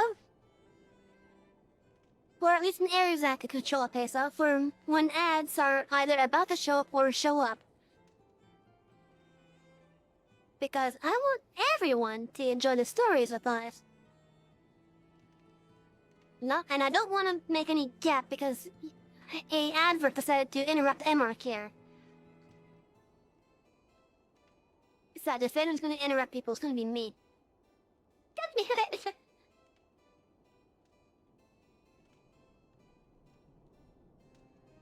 Oh, I really hope that actually ended up having an ad cut me off there. It would just be funny if it did.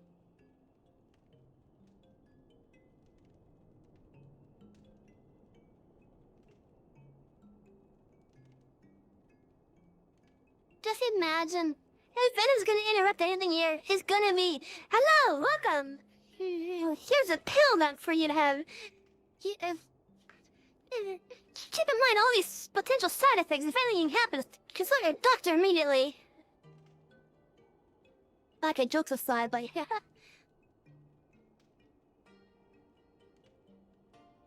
Well, I really am actually gonna be amused that somehow big was the case, even if it wasn't that, Papa.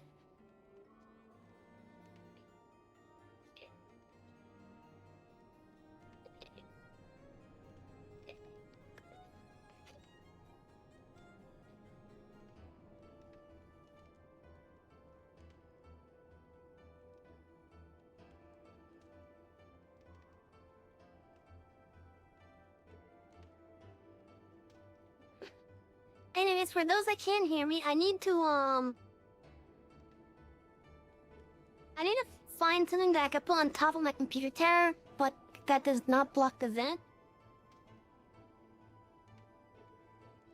Because I am trying to discourage my cat from laying on top of the computer tower.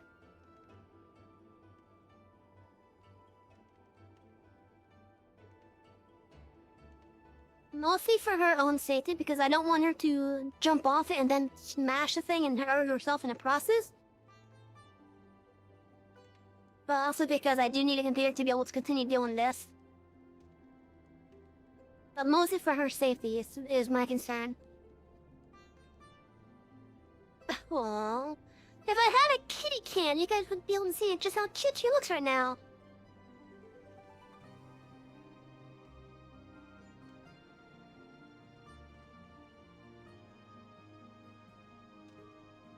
Oh no, I was making... At first I was making a joke about if anyone's gonna interrupt anyone, it's gonna be me, and then making a joke about if an ad cut me off at that point, because we're in an ad break at the moment. But I was kind of asking chat on a whole if they knew anything that I could use to discourage my cat. Because my cat likes to lay down on top of my computer tower. And I have a vent up there, which it's either bringing air in from, or it's pushing air out of. I know she's laying on top of it because it's nice and warm. But mostly I want to discourage her from laying down up there for her safety, because I don't want her to jump off, smash a computer, and in the process have it fall over on top of her possibly. So I need to get something that, one, will not block the vent, but two, highly discourage her from going on top of it.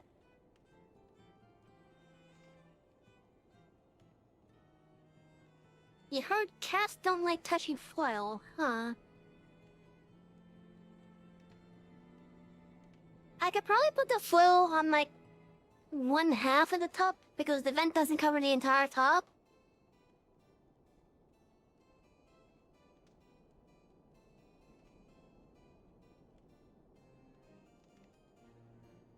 I think I know what type of mats you're talking about, like the mats that you would see in an office setting, especially for like offices and cubicles that have like carpets instead of like tile or cement floors. And I think you're probably suggesting like use one of them but upside down. I don't think I have any of those personally. But I would like to try it, but again, I need the vent to be accessible so it could bring in the air.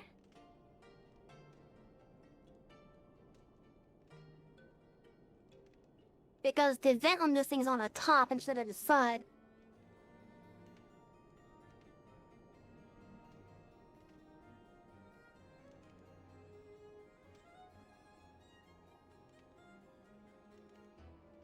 Like, I just need something that she can't push off it, but discourages her from going on it at the same time.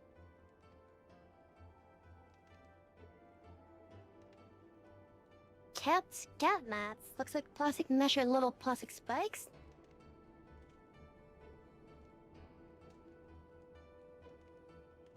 Let me look this up then.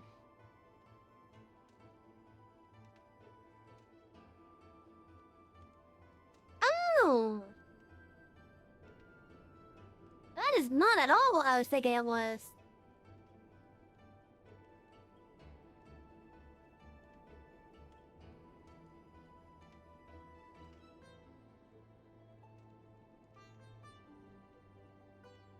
Okay, yeah, I could probably put one of them on, yeah. And they seem cheap enough.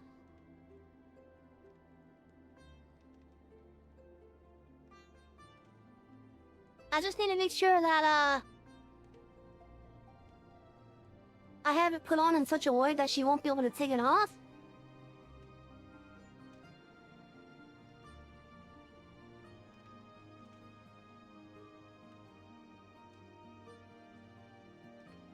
But it seems like most of them are able to be rolled up, so I should be able to make use of that then.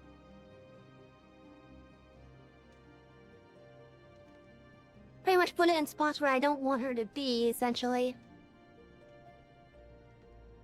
That would be spots that she would have to jump up onto to begin with.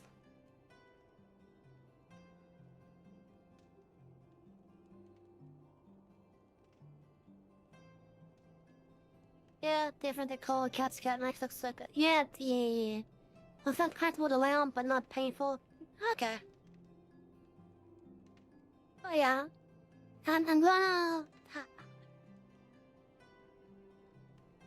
Next payout I get, I'll use somewhere to get a cat mat then.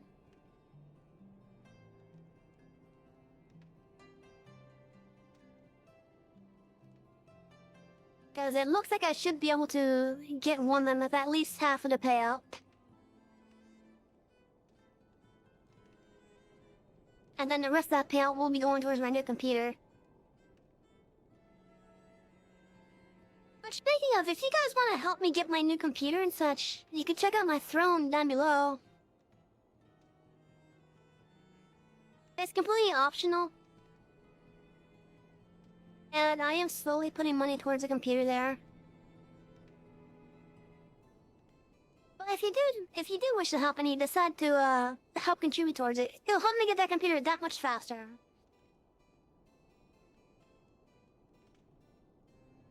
Also, I'm getting it so that I could be able to play Final Fantasy XIV's new expansion coming out later this year. Which I think is coming out in like 3 to 4 months from now. Oh god.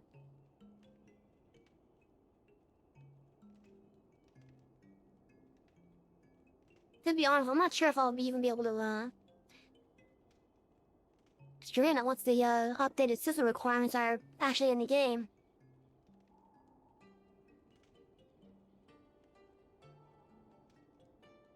I guess once that happens, I'm gonna have to check it to make sure.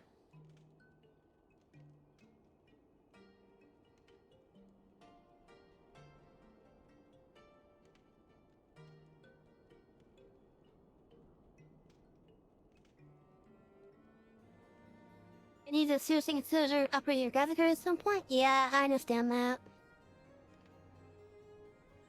And the gyros keep dying for whenever I load up a game that uses dark decks, but it's not consistent.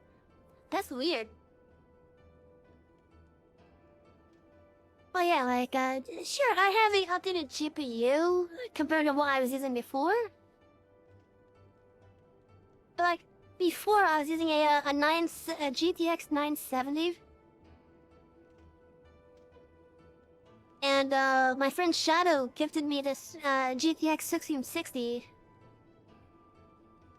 which is a huge upgrade compared to my 970. But I still have a lot of other hardware that I need to get replaced because it's aging at this point. Like my processor. Like I have a i7 shit, I don't remember what processor I have in there. Let me open up my my system properties. I have an i7 6700 in there. And as good as it was great 5 years ago. It was top of the line 5 years ago. Nowadays, games are starting to need like recommended like a 12,000 or something.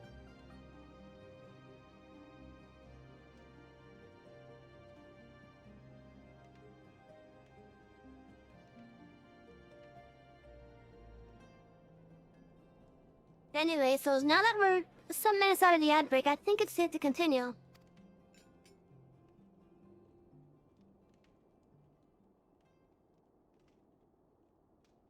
By your deeds, you have helped us to lay the foundation for lasting reform. The formation of the Republic is but the beginning, for it is not only our system of governance which must needs change. We, the people, must learn to let go of our hatreds and rise above our bloody past. I only pray that I live long enough to see us achieve some measure of success, that I might know the lost did not die in vain. I can still see you there on the steps of faith, striding fearlessly towards the worm.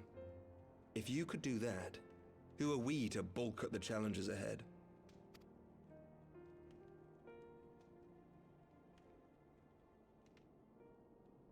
The question of how best to strengthen ties with the other great nations of Eorzea has been debated at length in the Lords and Commons of late. As you may imagine, maintaining stability during this period of historic upheaval is our paramount concern. Nevertheless, we are greatly indebted to the Alliance for their support during the Grand Melee, and it would be remiss of us not to repay their faith in kind. Of course, we owe you the greatest debt of all, and it is my hope that in extending our support to you and the Scions, we might also express our gratitude to our neighbors, nay, our fellow Eorzeans, whom we pray you will continue to protect. The Lords and Commons agree on very little, but not a soul in either house begrudges your order this offer of patronage. For all you have done and will do, we thank you.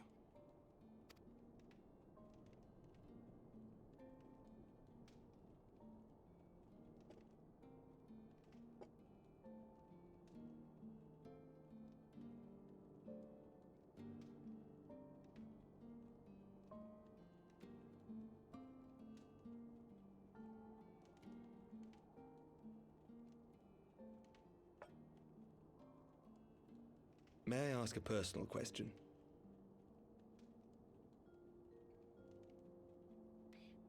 Heading out for the night, Alan? Thank you for hanging out. I really appreciate it. You have a wonderful night. And you get a new computer chair soon. That one sounds fast legs. Oh, that could have sucked, Ren. But I can understand that. Not every chair lasts forever. Like, for example, my chair stopped being able to support staying up. Like, I sit in it and it just, if I was to raise it, and I sit down on it, it just slowly goes down. To the point where I'd given up on that. Now that the dust has settled, what will you do? Not as a scion, I mean, but what do you want for yourself?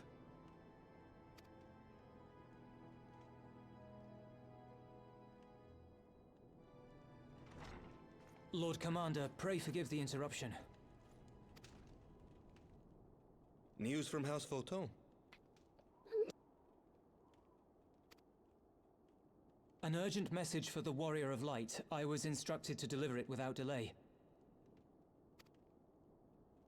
Master Thancred returned to the manor a short time ago, bearing an injured maiden. Master Leveilleur and Mistress Tataru are tending to her wounds, but they like not her chances.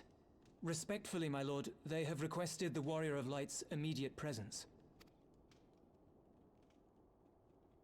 You must go to them, my friend, and I shall go with you.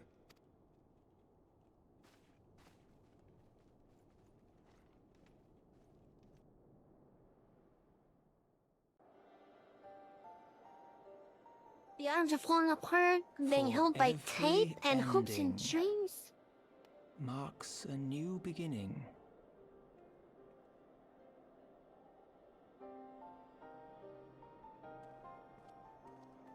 That's a different voiceover. From tragedy and sacrifice, we rise to greet a new dawn, as did she.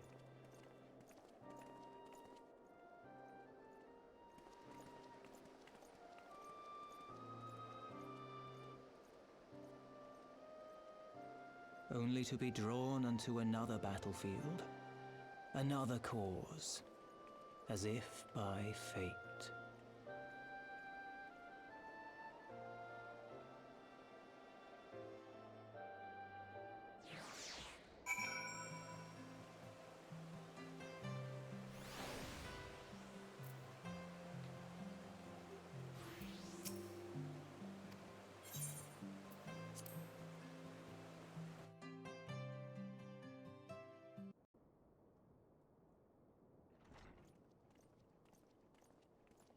Technically, I don't think chairs are that expensive, are they?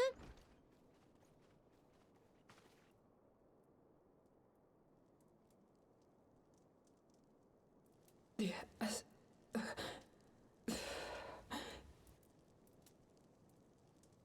Is that... Alize, Alphinaud's twin sister. She ran afoul of the Warriors of Darkness. I had been tracking them since the ceremony at Falcon's Nest. Little did I know I was not the only one. Evidently, she had learned of their activities and attempted to shadow them on her own. Poorly.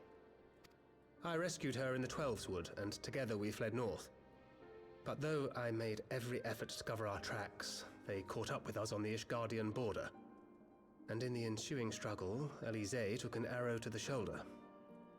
It was only after we had made good our escape that I realized it was poisoned. Well, at least it wasn't an arrow to the knee.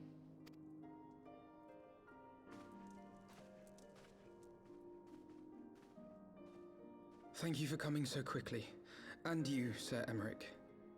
Think nothing of it. How is she? We have done all we can for now. Although the immediate danger has passed, the poison yet lingers in her blood.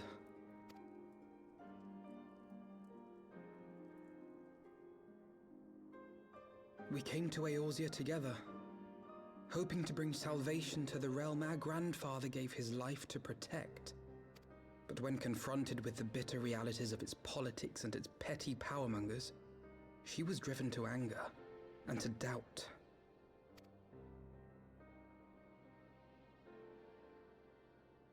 She refused to become embroiled in what she termed Eorzea's squabbles and distance herself from the Scions. Though she remained hopeful of a brighter future, she would walk her own path. Would that it had not been so perilous.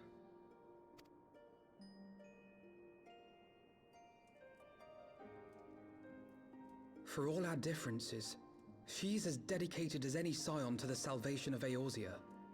But more than that, she is my sister. To be reunited with her, only to lose her forever. Gods, even to speak the words. Take heart, Master Alphinaud. She will be attended by our most skilled chirurgeons.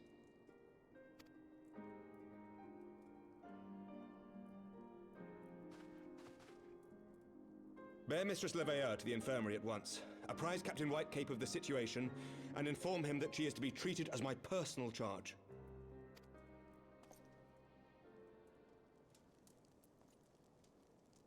Wait, don't go. Please, come closer.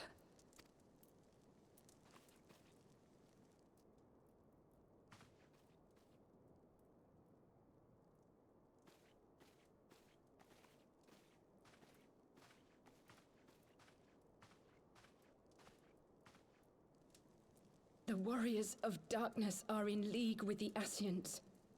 Slaughtering the primals is but the first step in their plan. They make for Zelphatol to bring about Garuda's summoning and to kill her.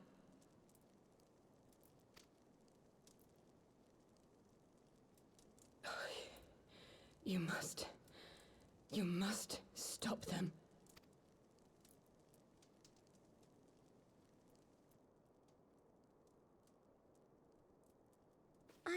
I shall inform the others at once.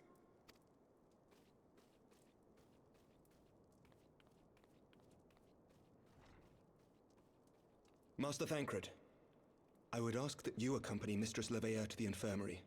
Your knowledge of her injuries may well prove useful in determining her treatment. Of course.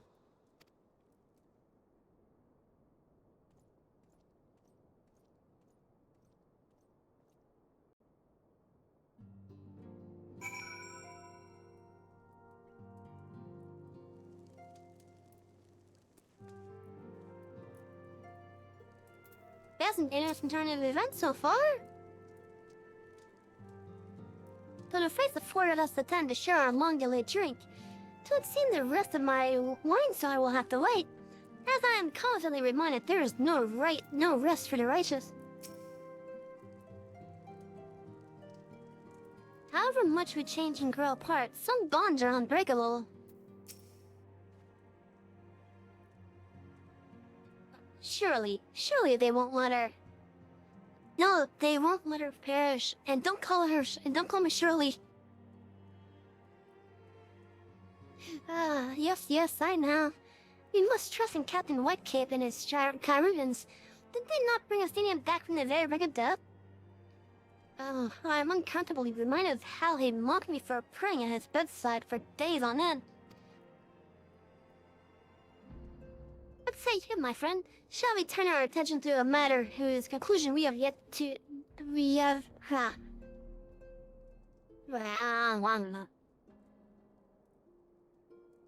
Shall we turn our attention to a matter whose conclusion we yet have the power to influence?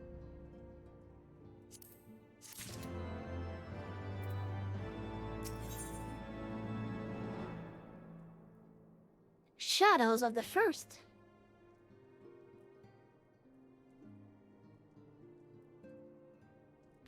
As often many others know all too well, there is no rest for the righteous.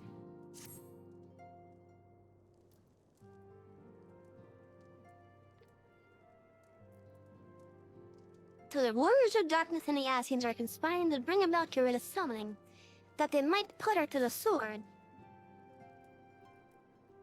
Then, when we first encountered them in Lockhousenath, when they were confronting Ravana, God, has this been their aim all along? What do you intend to do, Master Alphino?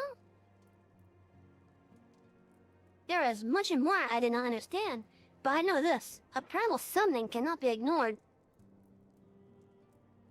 Alithe risked her life to uncover this plot, and we squandered her gift at our peril. Dali, will you accompany me to Zelphatol and help me stop the Ixal's ritual?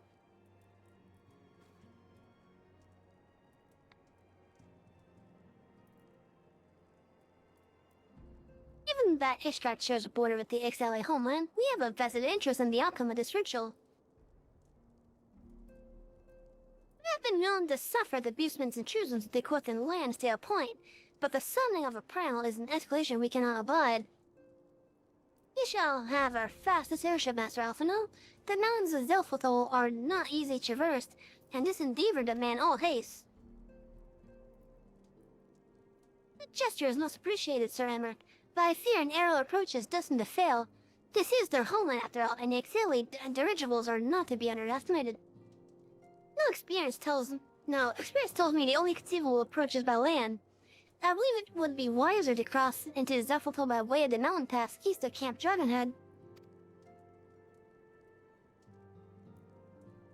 In that case, I shall send instructions for a contingent of the camp's knights to be placed at your disposal. They will secure you safe passage through the mountains and escort you thence to Zelphatol. Though my men are unqualified to confront a primal, they are more than capable of contending with the Ixal. You should be glad of their assistance, Lord Edmund.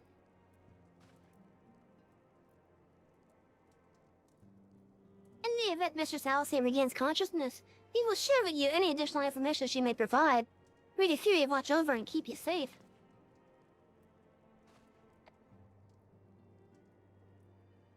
And let us be off.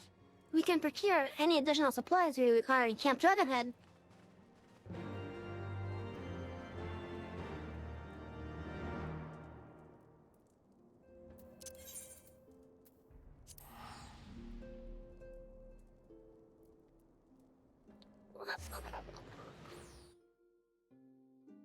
Lore-wise, last time that we were there... well, definitely when we were going off to face Garuda ourselves. Oh, that's a cute little dress.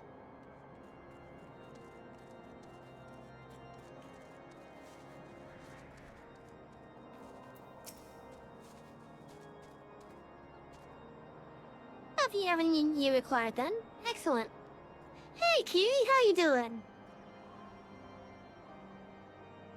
It has been a while since I saw you last. How you doing?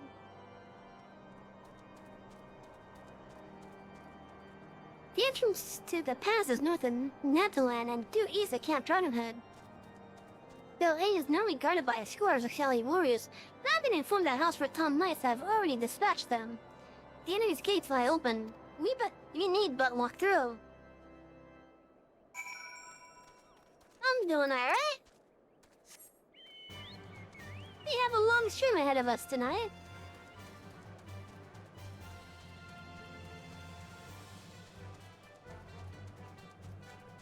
Or rather, we're already 4 hours into it, but still.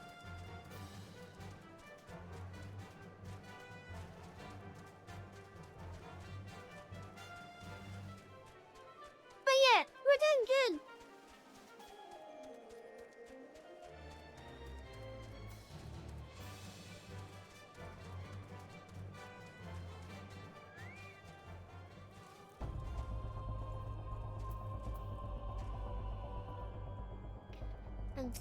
Doughty House for Tom Knight. Beyond Lansing's Salad territory, we lure or guard our pearl. We have everything in hand, Hermes. No need to worry, and may I say what an honor it is to work with you.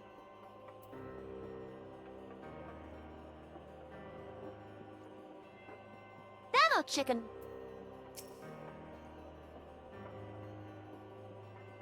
Beyond this gate lies the trail, which will lead us into Zephytol. According to my map, it looks to be a relatively straightforward route, albeit one through exceedingly dangerous territory. Your phone is so loud? Well, lower the volume then. But yeah, this is my battle chicken. There are many like it, but this is my battle chicken.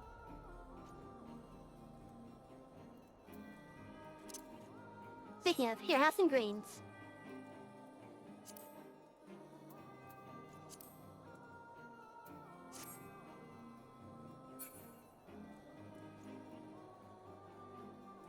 You're scared your Google just started playing out of nowhere?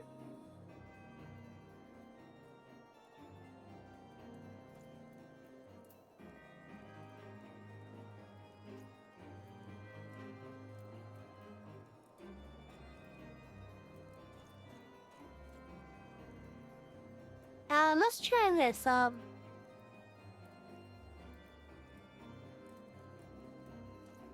Okay, Google, please mute.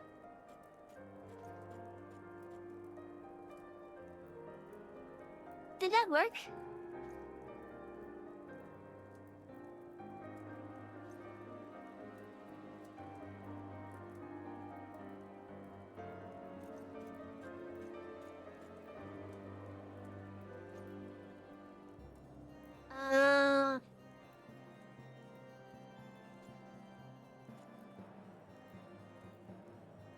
I don't really know what else to really do with it.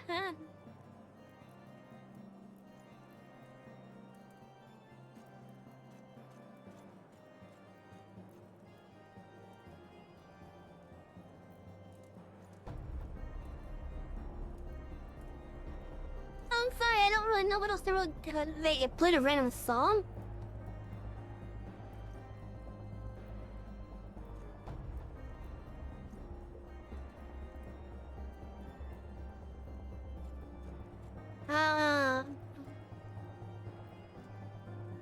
Hey Google, stop. Did that work? I'm kind of hoping that your thing is voice activated.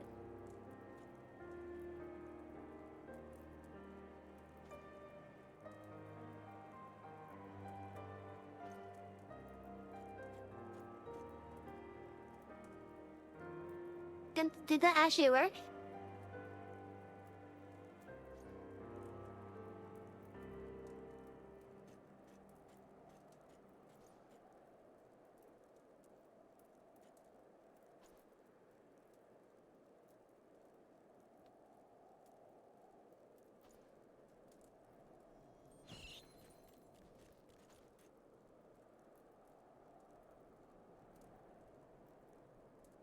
The only thing that I said was, hey Google, stop.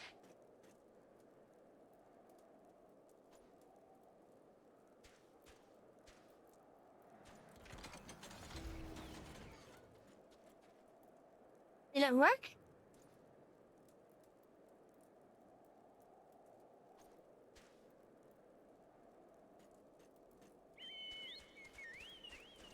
Okay, now just to mess with you. Hey Google, tell me a joke about cats.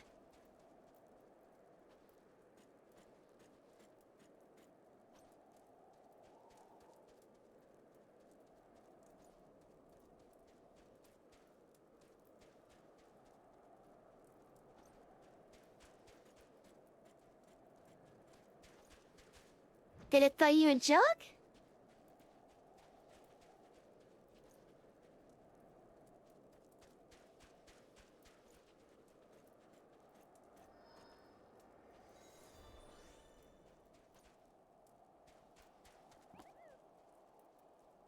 I hope it told you a joke at least.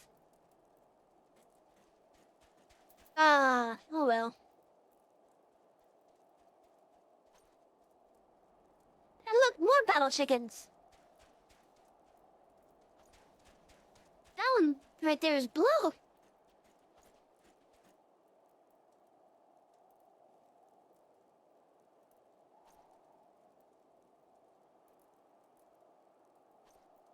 Yeah, I asked it to tell you a cat joke.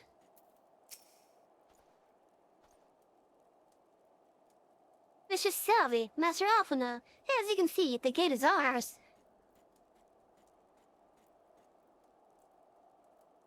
He advised that our scouts are reporting increased activity around the first mountain. Simply put, they are up to something and don't want anyone interfering. We stand ready to escort you to Zelfotol and aid you as you see fit.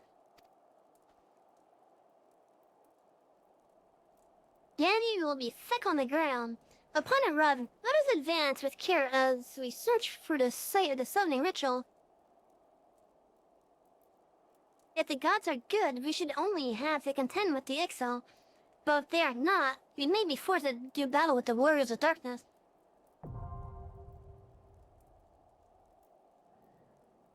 Zelfotol's not accessible. Oh, this is a dungeon.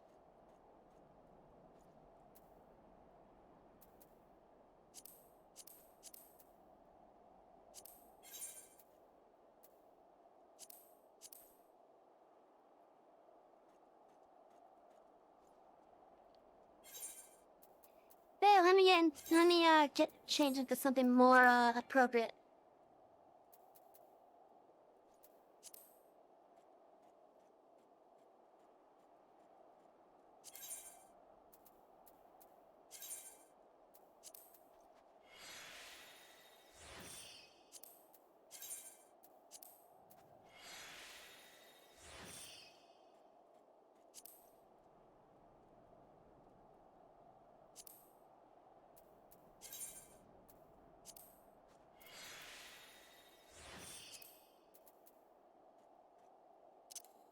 Oh wait.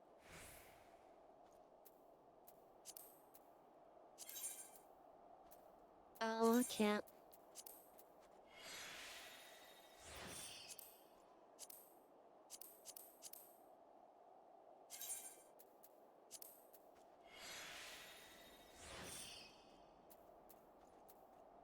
Okay, at least in something more appropriate then.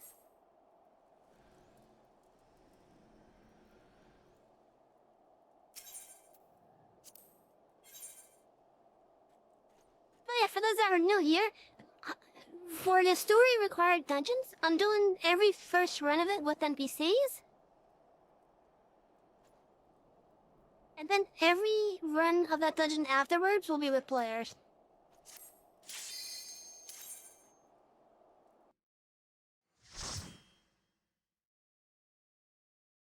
So it's only the story portion of it that I'm doing with NPCs.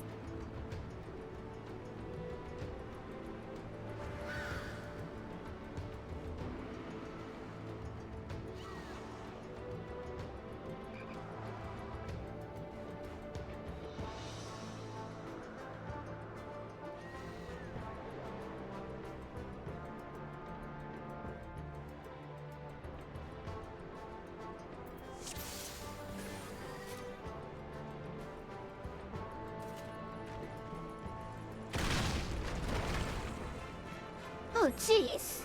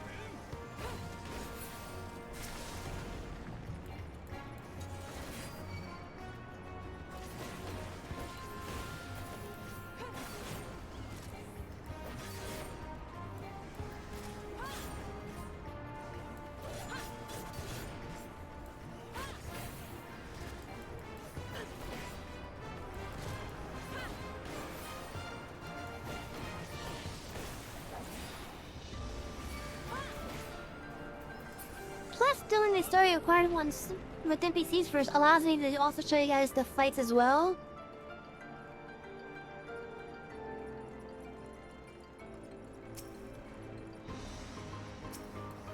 Oh, check out that music though.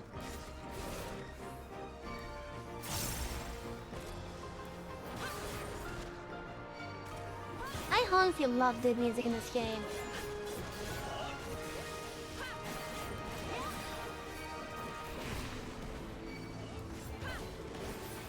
I have my pride.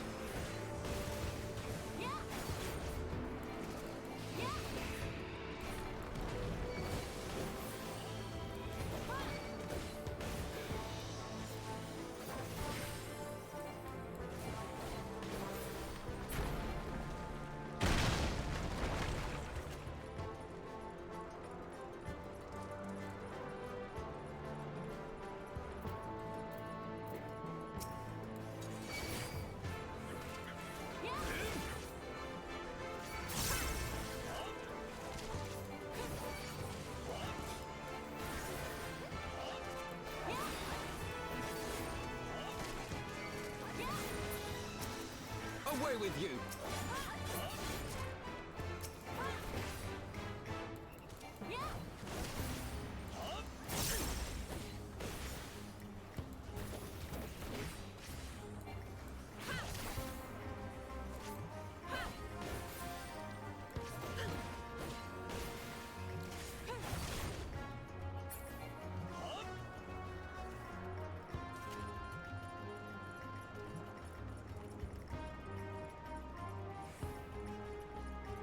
You know, that makes a really nice set piece right there.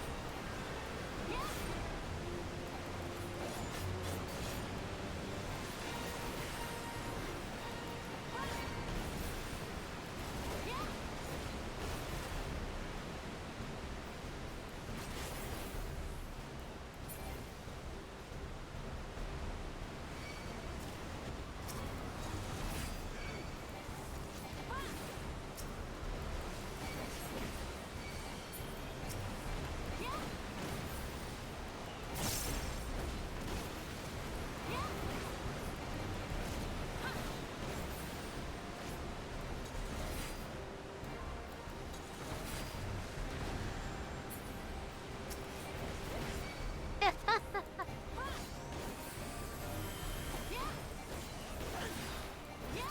gonna lie, that was actually kind of amusing.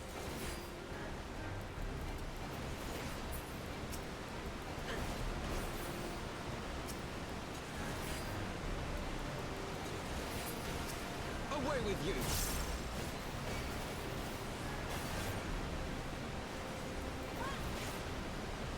10 out of 10, but if gravity get knocked into the air for that again.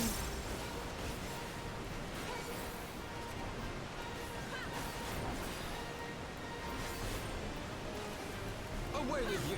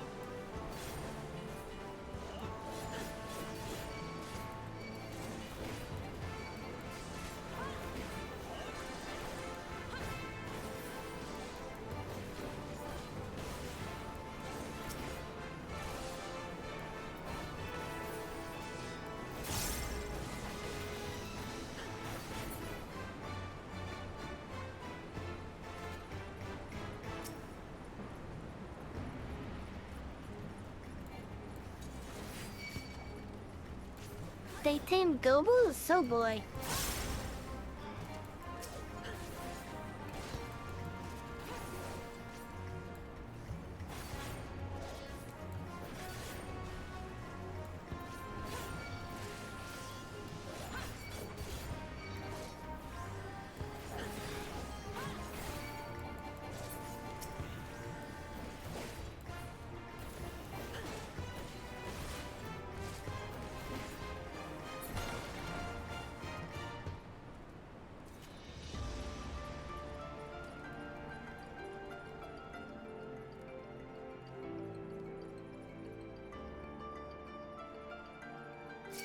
Well, Kiwi, I guess you could say I'm fighting a bunch of chickens.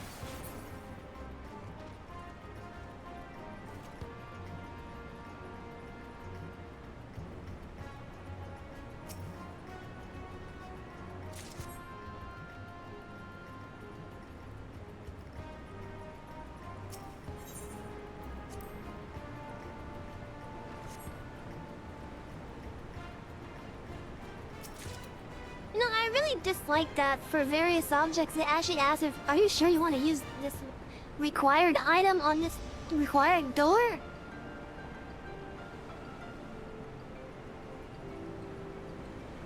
I really wish it would stop asking every time. Like, it's like, come on!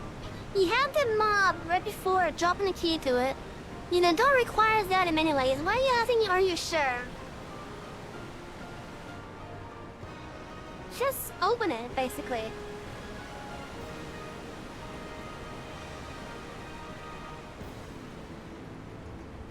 Like, am I wrong?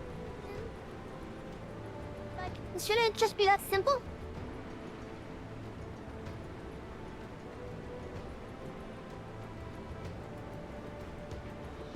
Oh, cute little hugs.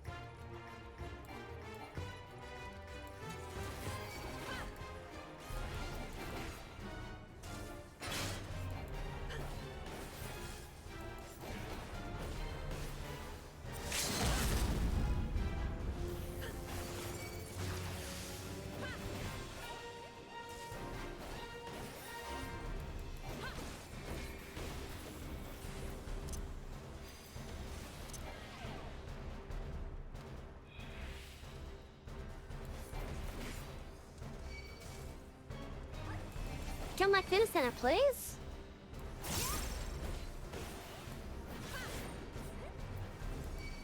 I think that my arm's leg filled me there.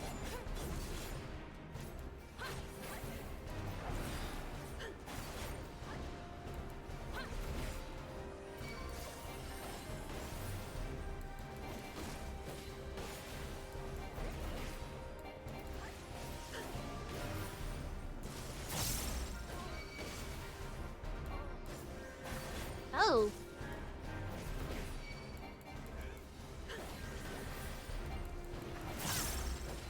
Now, if they're gonna rest him.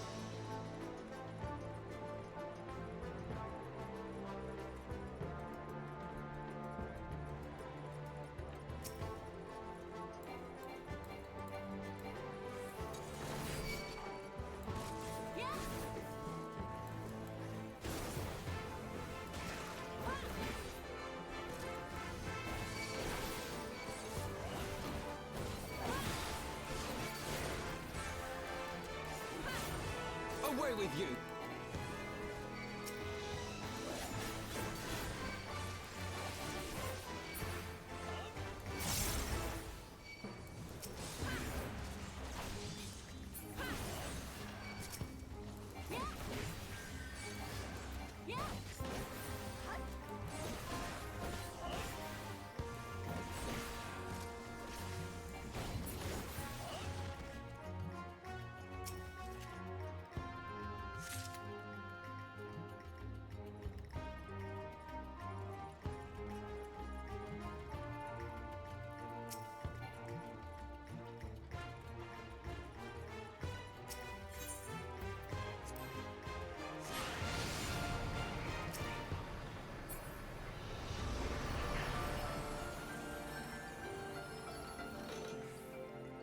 That's kind of neat.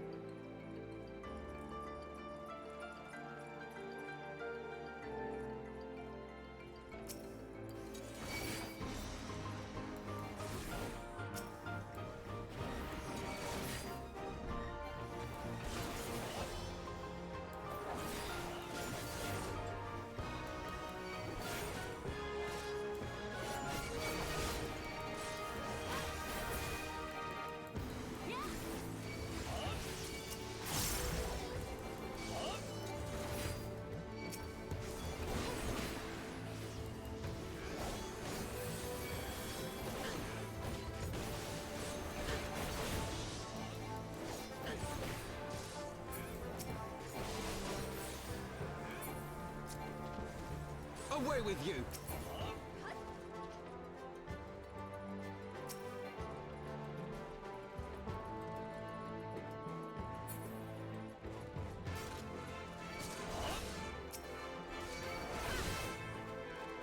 Oh, where did these guys come from?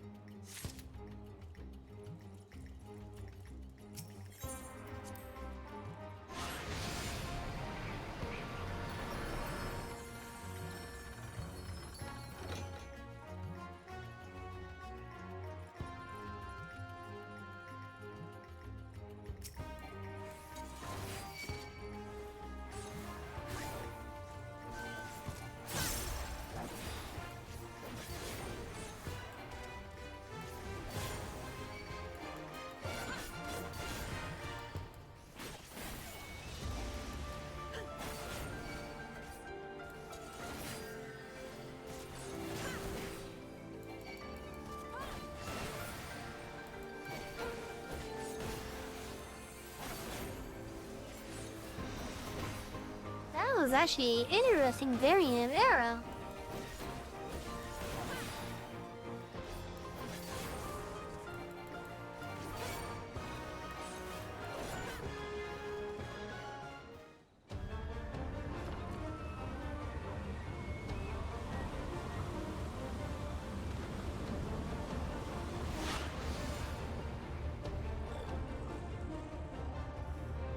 Damn!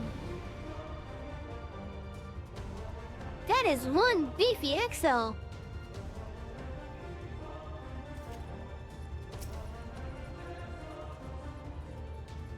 This guy's jacked compared to the other exo.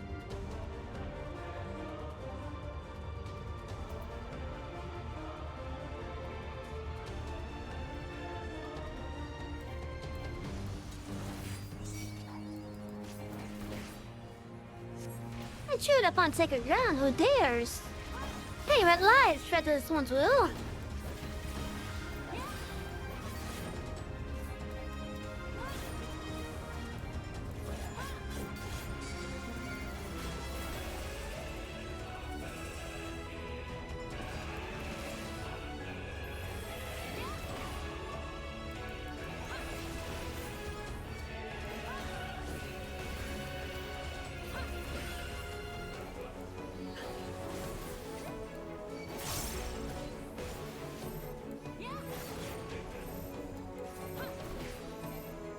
Away with you!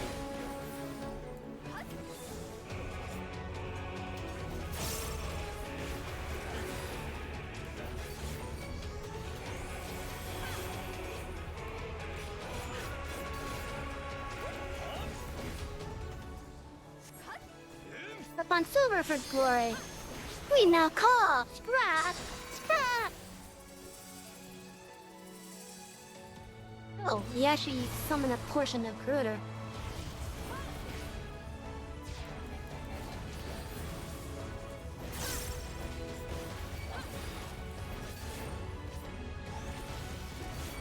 Which I'm not gonna lie, there's a nice ass thing.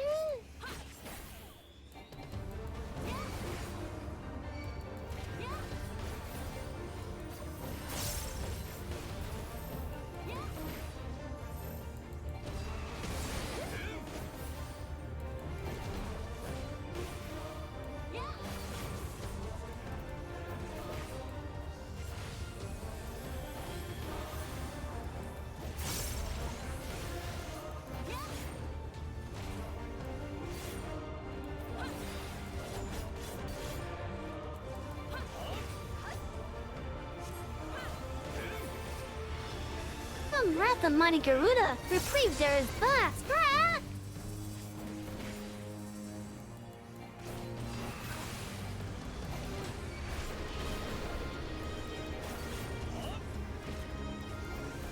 The reckoning comes!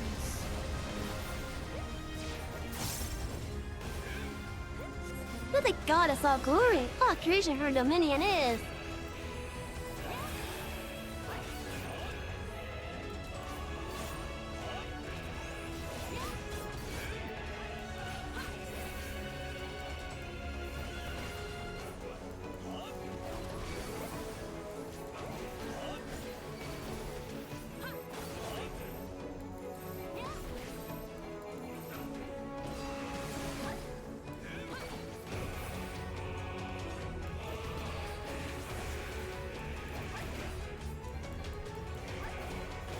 Away with you!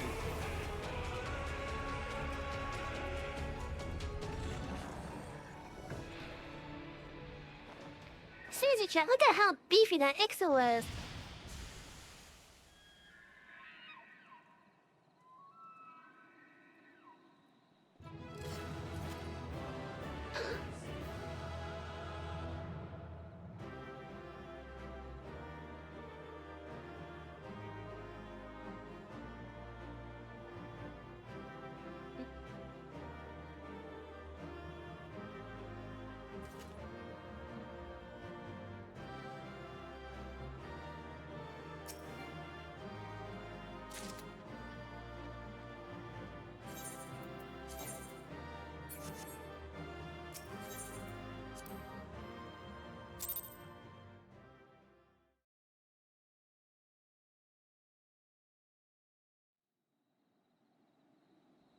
So they were unable to see the ritual to its completion. Then Garuda is no longer a threat, and whatever the Asians and the Warriors of Darkness were planning has come to naught. But we should not tarry. The knights have secured our path to safety. Well, well. What do we have here? You'd better not have killed the Primal without us.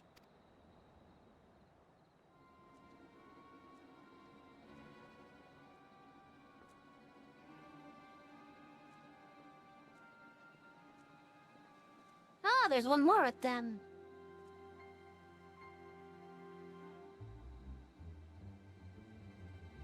You! Wait, I know you. Still walking, I see. I could have sworn my aim was true.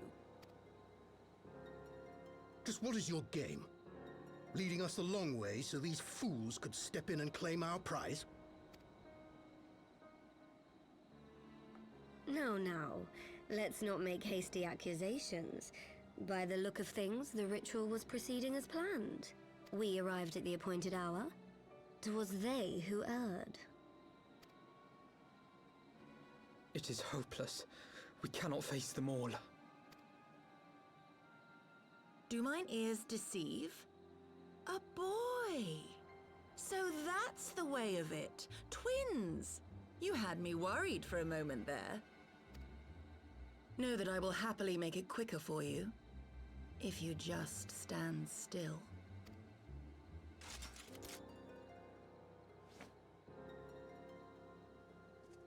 Enough, Jarumal.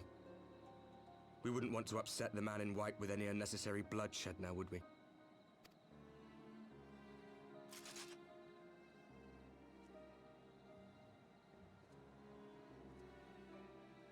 You've been awfully busy since we were kind enough to spare your lives.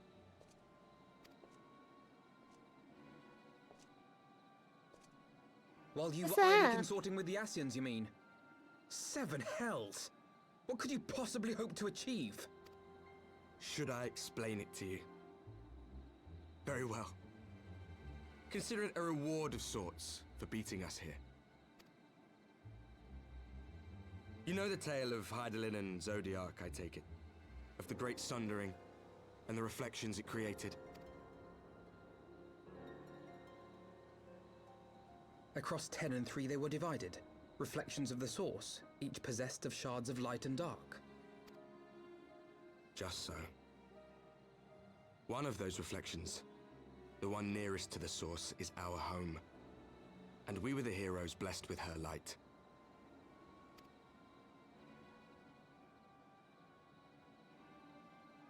But not all worlds hold light and dark in equal measure. In ours, the power of light was greater by far. So the Ascians, who once threatened our home, were no match. And they fell before us, one after another, till none were left. Victory, we thought. And then came the light. A flood of pure, blinding radiance, annihilating shadow and color and life itself. Ere long, it will consume our world, leaving naught in its wake but blank perfection.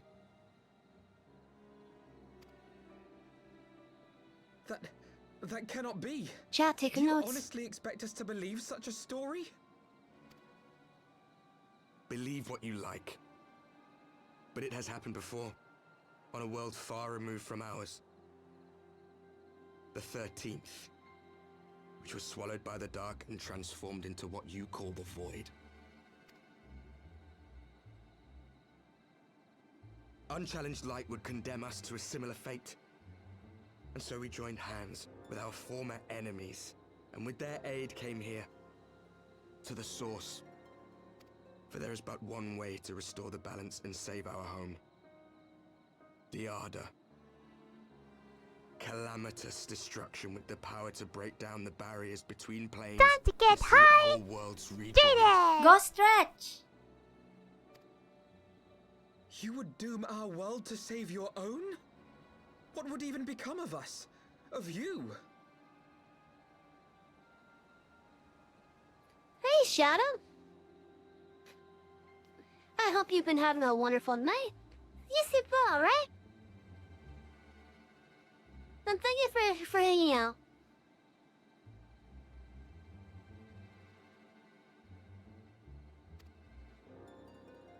Enough.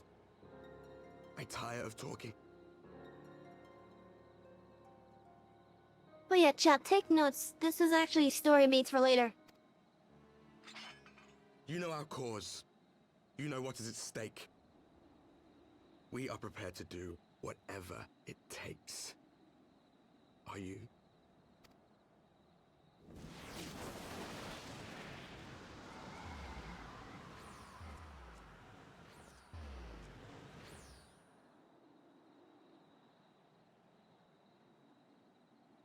If there is aught you would say it. Otherwise, begone. You have no friends here.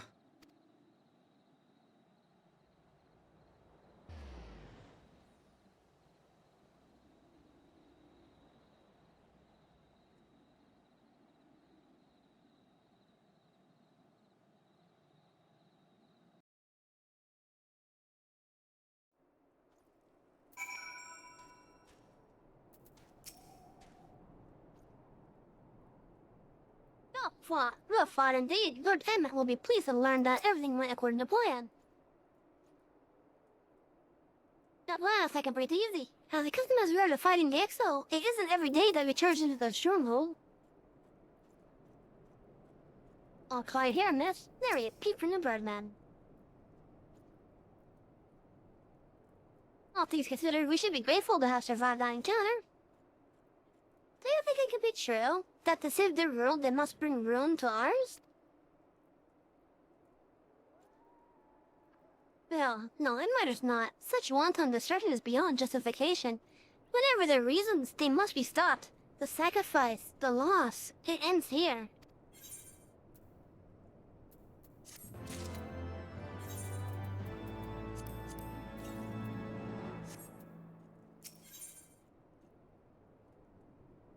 Two sides of a coin.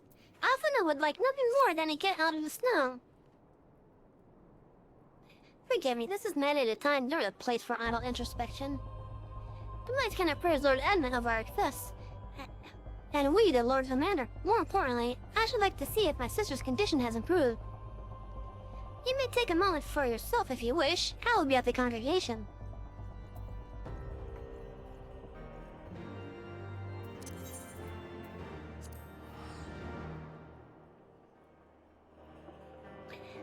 I could get my glasses back on.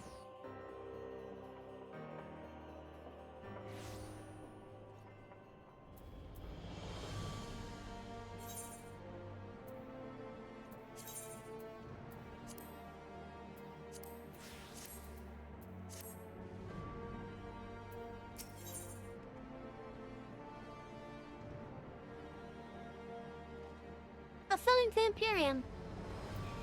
Oh, this guy appears to be waiting for me.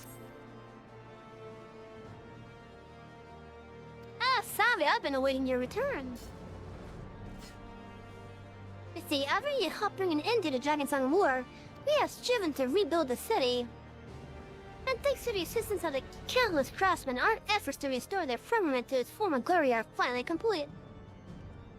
In fact, House Daysborough assembled a team of masons that so skilled and efficient that they were able to finish the construction of an entirely new quarter. Its name is Imperium, and it was created to serve as a residential district for adventurers from across the realm.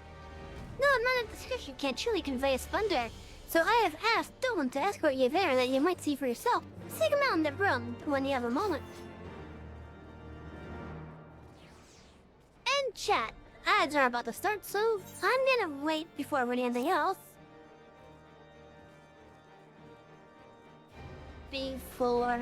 Until the ads are done.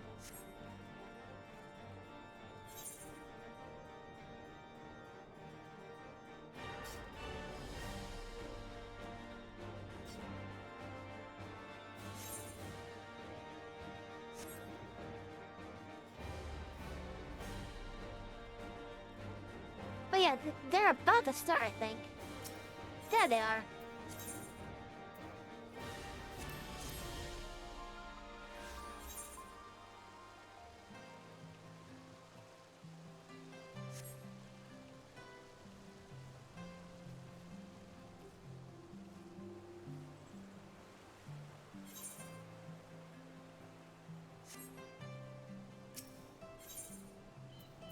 Hey, so chat, I hope you guys have been having a wonderful night so far.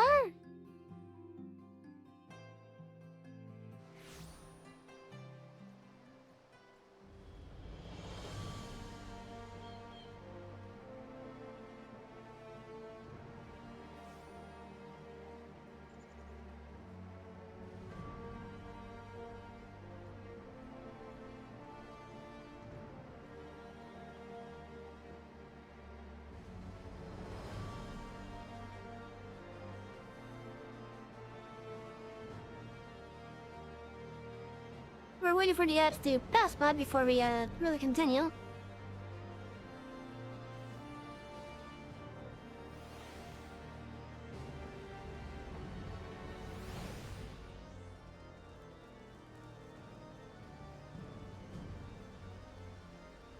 But yeah, for those of you that are here, I hope you've been having a wonderful night so far.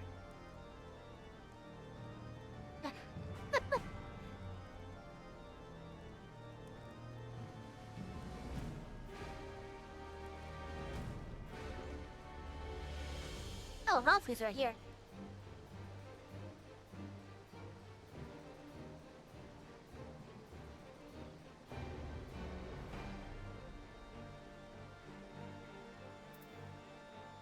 I guess while I look for the ads, I'll enter a telenym or two.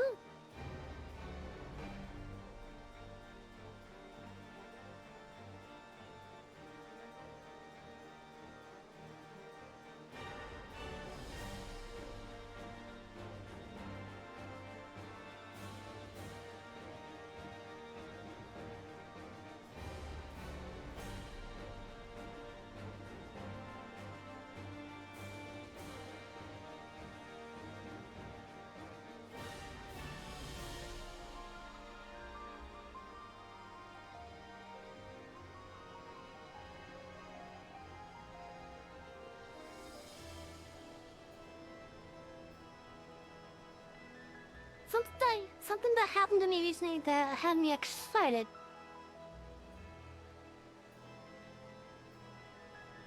Tried a new to me game and had fun with it.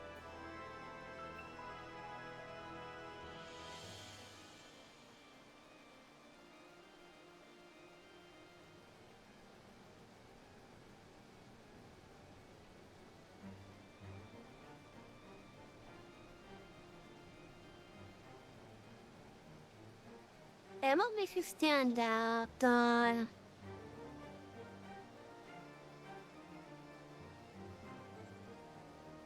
horns, I hope.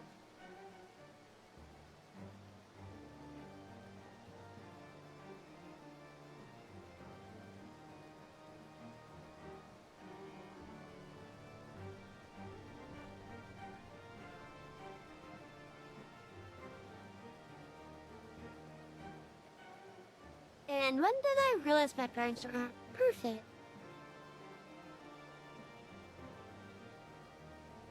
Let's see, how long ago was that?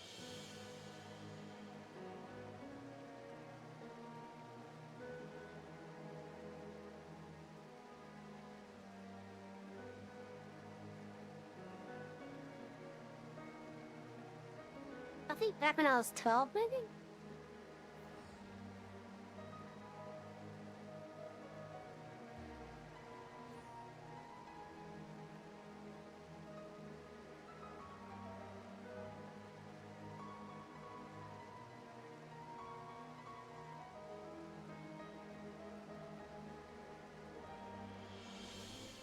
Hopefully I have more after the stream. Anyways, ads are over. Let's get back to it. Ah, there you are. Shall I make a report?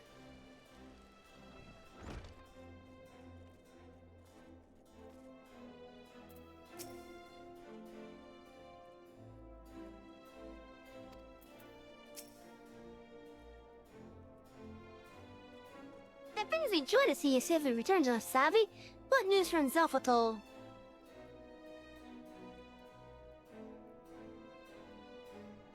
Then we were not too late. On behalf of Ishran, I offer you my deepest thanks. As for we who remain behind, Mistress Ashola has been tending to Mrs. Alcine in your absence, and I am pleased to report that she has regained consciousness. I imagine you may have many questions, especially given your recent encounter with the Warriors of Darkness. I know I do. Come, let me show you to her room. Do not worry, her condition is much improved. She is a resilient one, much like her brother.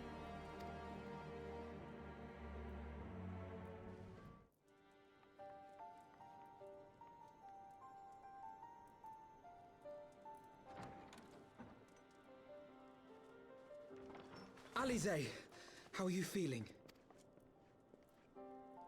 Well enough, brother. Thanks to the kindness of our hosts. They told me you had departed for Zelfatol while I was still abed. I slept much better knowing that. Thank you. I take it your mission was a success.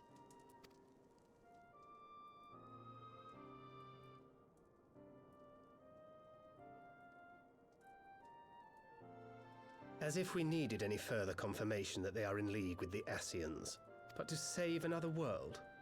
I think not. I too thought his story fanciful at first.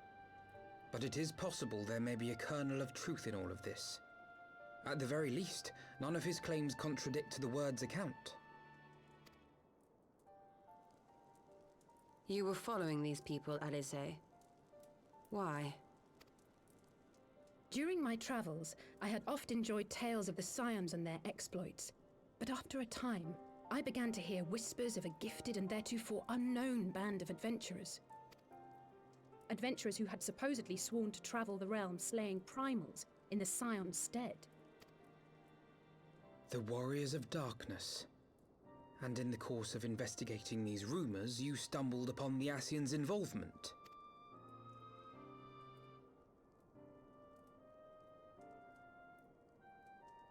Yes, exactly.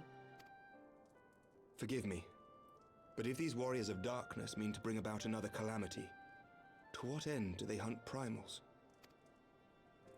To prompt an escalation. To deepen the beast tribe's feelings of helplessness and despair, and thereby drive them to summon ever more powerful gods. And lest we forget, these events do not occur in isolation.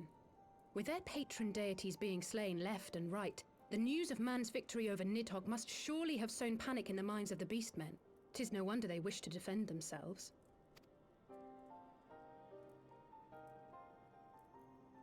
Power answered with greater power. Death with more death. A vicious cycle fueled by fear and hatred. I know it's like all too well. Indeed. The Ascians sow discord and desperation, and the warriors of darkness reap the harvest.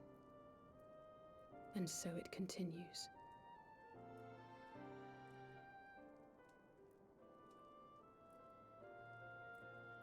Chat, is that me, or am I seeing some spider living here?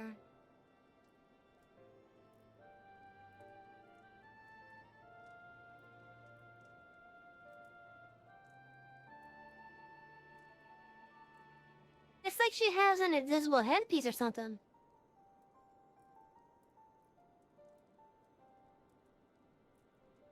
Cause there's like a strand that's like right here. And you guys should see the shadow right there. And there's no strand right over here. What am I seeing here?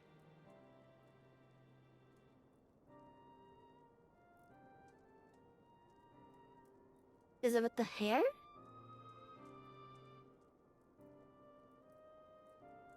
Yet that is not the extent of their ambitions. The Ascian himself observed that once the powerless realize that the old gods have failed them, they will have little recourse but to look to a new one.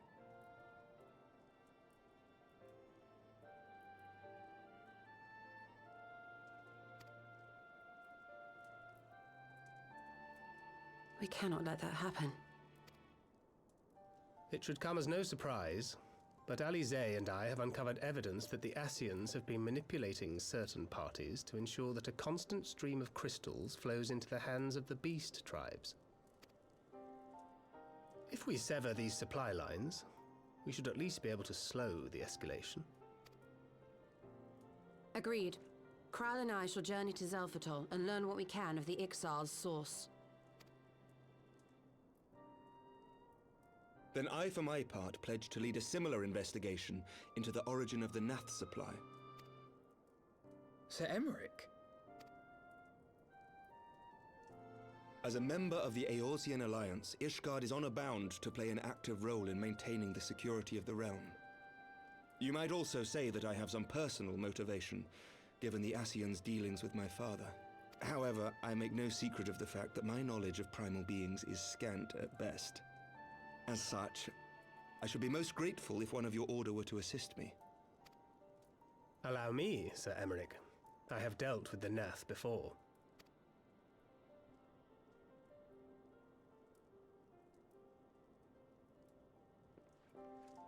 Let us consult with Orianja then. Given his dedication to the study of primal beings, I should be surprised if he could not tell us something of value. Allow me to accompany you, brother. And before you think to refuse, know that I am not the girl I once was. I shall not be a burden. You have my word. But Alize, you...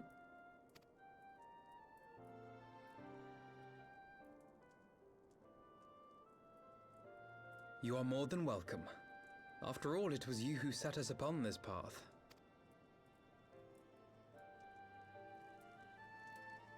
Wait a minute. I'm afraid I can't allow you to leave just yet. Not until you try on the new outfit I prepared for you. New outfit?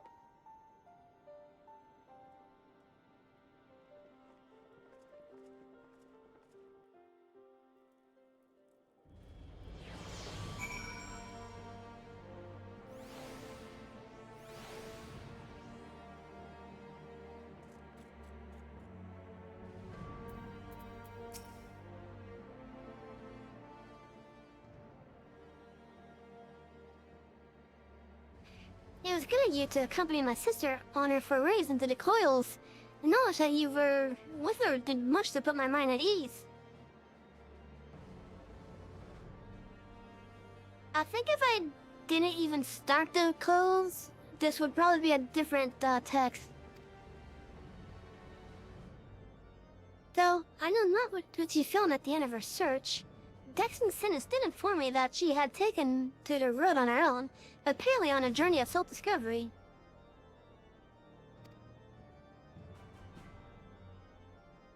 What came of that, I can only speculate.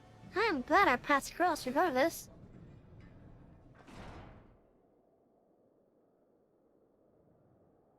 My apologies for keeping you waiting.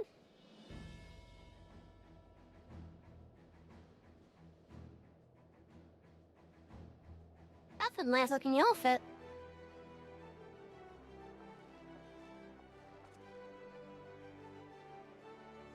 Now we could tell them apart. Right then, shall we be off? Katara never ceases to impress, though for a moment I fear she might furnish you with an identical outfit. Praise but tell she did not. Mother and father were rather too fond of making us wear matching clothes. Do you remember that time at the stadium? When that girl of yours crept up behind me in the hall and whispered, "Sister, please, she was not my... Oh, can we not have this conversation in front of the Warrior of Light?" So be it, another time perhaps. I should thank you again for your assistance with my expectations. With my expeditions, sorry, my bad. If we left matters somewhat unfinished, I am nevertheless prepared to focus on the task at hand and aid you to the fullest extent of my ability. Okay, so this is actually acknowledging that I have yet to complete the Bahama Coils. Great.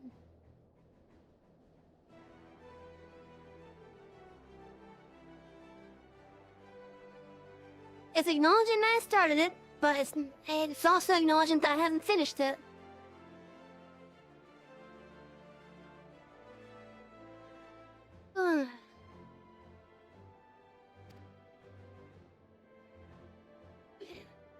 As you help me to break the coals, so too will I help you to defeat the Warriors of Darkness.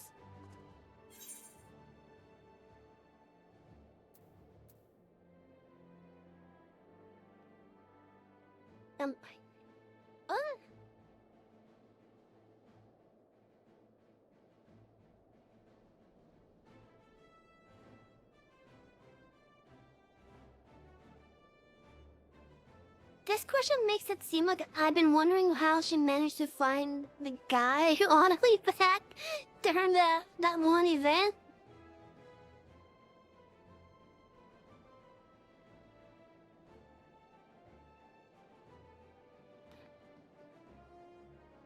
Well, that's going alright.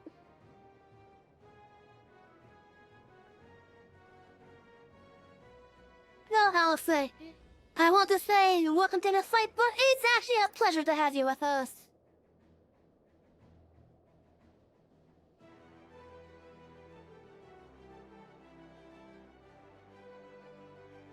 Your garments aside, I must say that you seem different, more resolute than when we last met.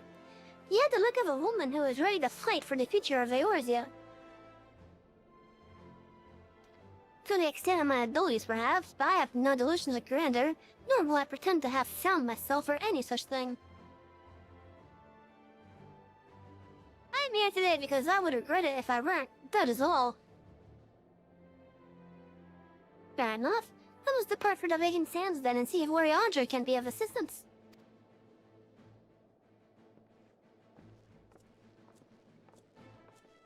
Oh yeah, my night is going good. I hope you've been having a good night so far, Dina.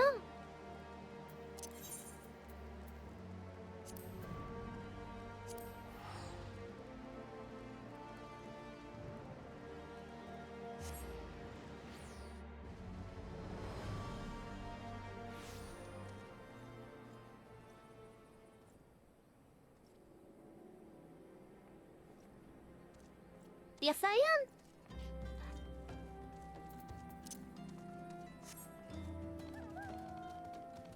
We are officially between the Dragonsong War and Stormblood. And this whole section is actually laying the foundation stones for Shadowbringers.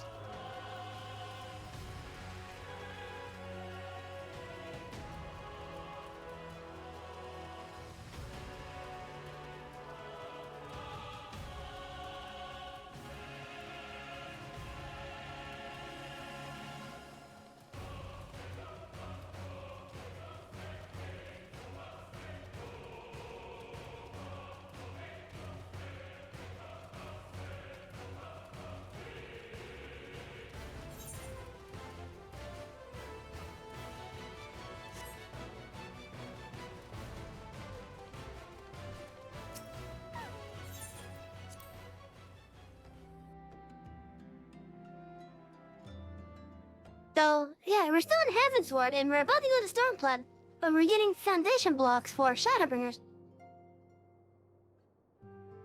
Sorry, Andre. Apologies for calling upon you unannounced. Why, Master Alpha know? Would that scholar had been fit to grant me knowledge of thy coming, what braveth thee and thine here to stay? The warriors of darkness have returned. Pray allow us to explain.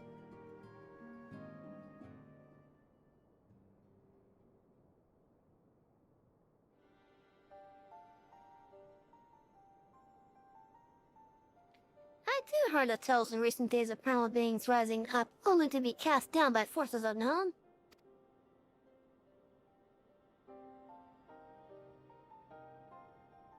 As thou didst observe, this serveth but to spur the beast tribes to pursue their goals with redoubled fervor. We have two objectives at this time: to identify and remove the source of the beast tribe's crystals, and to take direct action to prevent any further summoning rituals from reaching completion. The second is easier said than done, of course. While we were fortunate enough to learn of the Exil's plans before they came to fruition, I should be surprised if the Warriors of Darkness and the Asians did not have similar designs elsewhere of which we have no knowledge. Thou wert rise to come hither, for this very day did I receive tidings most chilling from across the strait of Merthor. Ogamora stirreth, and there are whispers that the Lord of Crags neareth his return. Mere rumors, mark thou, but in light of thine own discoveries, thou canst still afford to turn a deaf ear to their claims. Aye, we must ascertain the truth of the matter for ourselves. Let us consult with the Maelstrom forces stationed at Camp Overlook, savvy. Thank you for the counsel, Warrior Hunter. Pray inform us should you learn all else. I shall.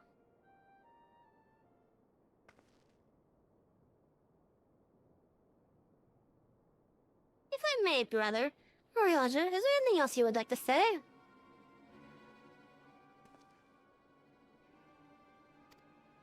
Alpha? If not, then never mind. Only asked because you are normally rather more, verbose.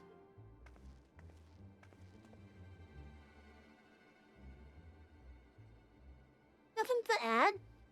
Very well. Ere we depart, I wish to make a request.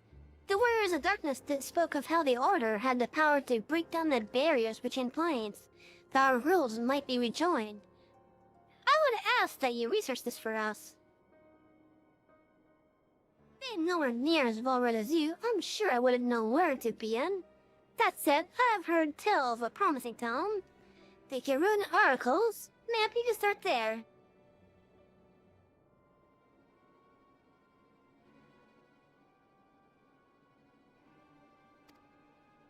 I leave.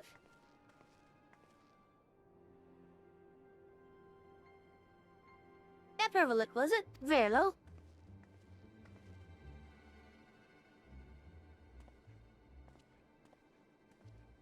Elephant knows something is up somewhere.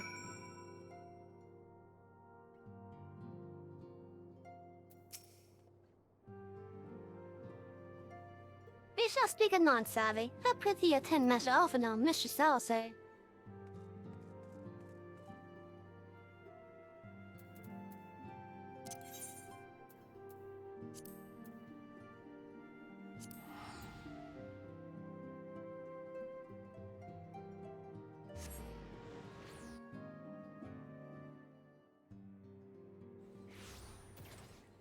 Hey, Dita, you wanna know something funny?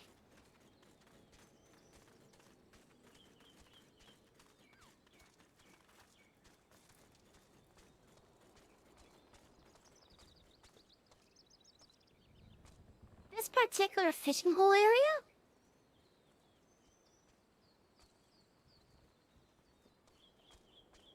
Is currently disabled. This whole fishing area is disabled.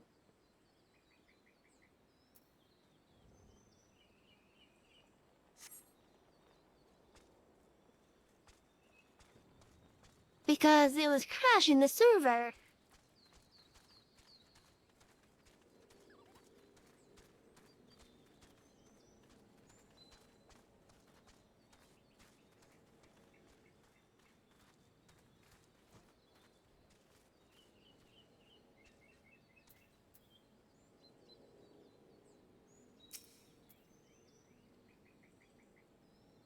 Seven hells! At this rate, I'll have to build a motion command for reinforcements.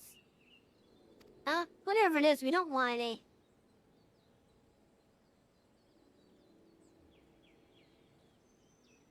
Oh, fancy that! Just when my cold problems look like they're coming to a head, the sounds of the seventh dawn turn up etching to pitch in. But brilliant timing is what it is. Right then, let's get to it.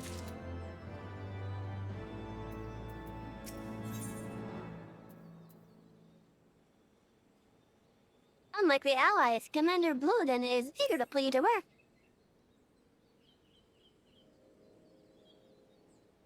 Our friendly neighbors in Ugumar have got much more aggressive late, just as he said.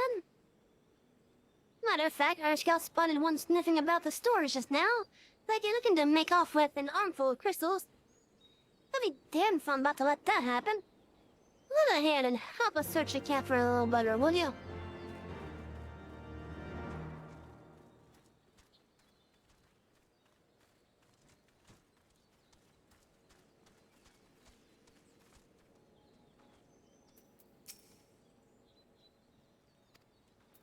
You struggling to commander then? Yes, I have. Our Notion friends seem notably more agitated than when we first arrived. Do you happen to know why that may be? The Cohen and the champ, you say? That would appear to corroborate Orange's information, yes. But to be so reckless as to infiltrate a Maelstrom camp and draw attention to their efforts is passing strange. That actually sounds a bit more like desperation to me. Well, there will be time to think on this later. For the present, we must do everything in our power to prevent Titan summoning. And that means finding and crushing this kobold.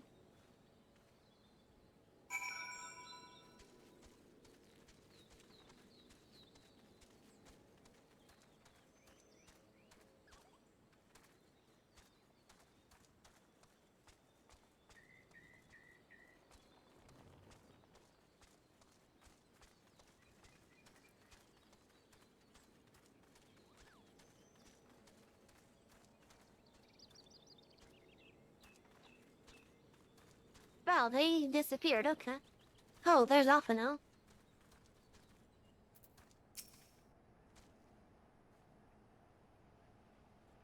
Surely all this commotion cannot have escaped the kobold's notice. If he has any sense, he will attempt to cut this plate with so I know.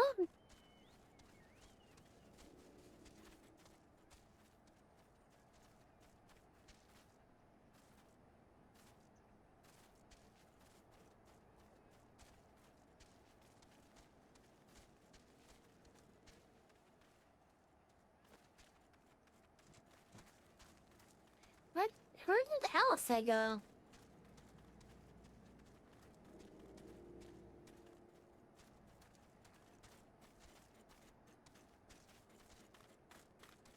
Oh.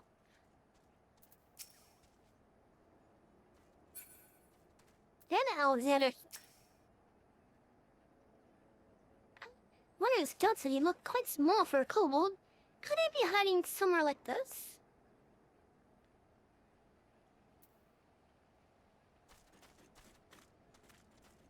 That is a possibility. However, the search area is much bigger than that.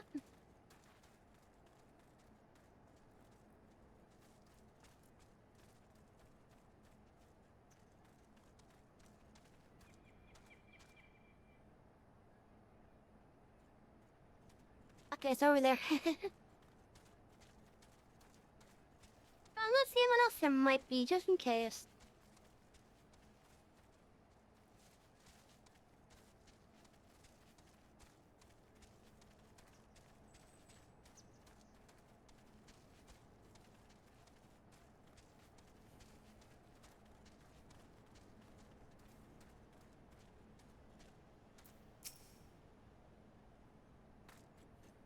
say kobold one. Oh, that is actually pretty small.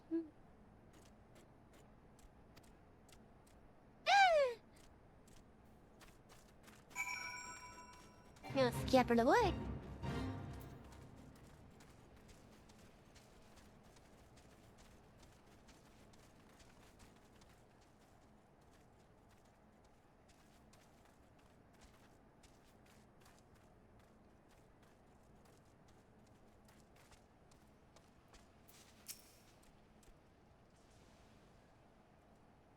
Just stay back! Oh wait, far back! Oh no, yeah, no use. Pointless, super, no use.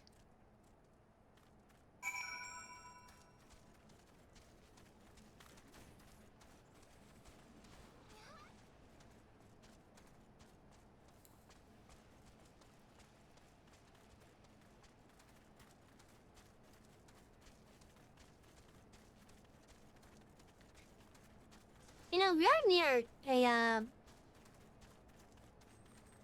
a ship of kobold that are actually pretty sad. Oh my god, that is a cute little outfit.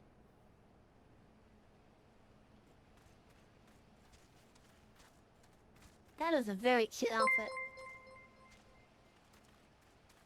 Oh, hey, Kiwi! Welcome back! And hello, who else may have came a Kiwi? I hope you're having a wonderful night.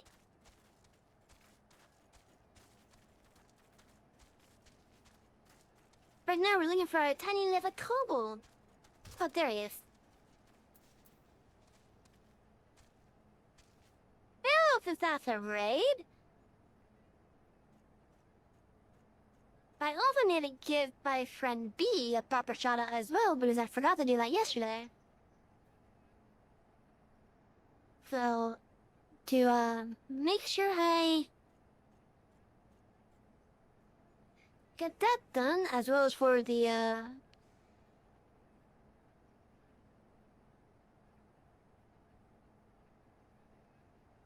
for the touch stuffs. For those that were here yesterday when Beatrix came in, if you're not following Beatrix, give her a follow. She does a lot of fighting games like Tekken as of late, and also Monster Hunter World. And for the one that just came,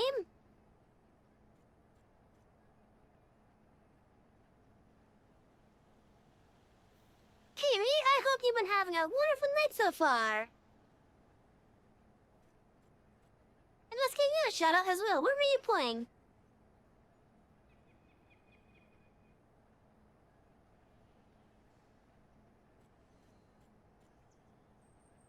Oh, Minecraft. And anything interesting happening?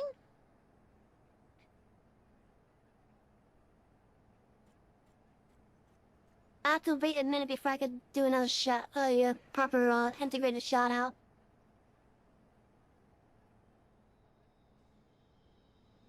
Oh yeah, what were you doing on Minecraft?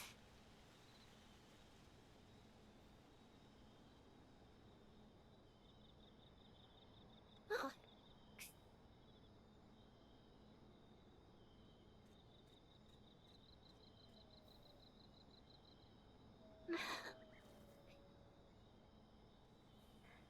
Different stuff?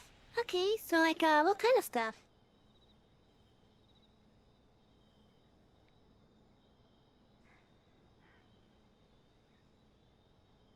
Spectating, okay. I can almost do the shut-off again. I just gotta wait another 30 seconds or so. Also, I'm just trying to survive with Phil. Aww.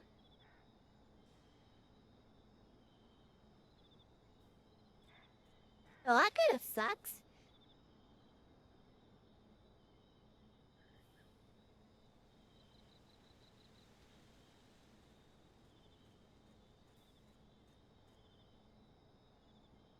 Anyway, so here's the proper Twitch integrated shoutout.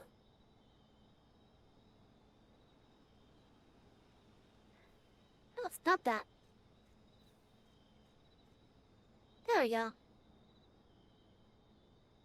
It was fun for you? Well, as long as it was fun, right? Speaking of, I don't have you follow. Let me give you a follow.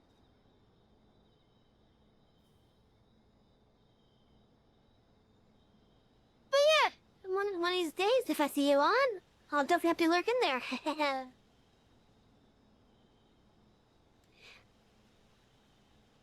Typically, when I do lurk, I do try to help out those that have low view counts and such.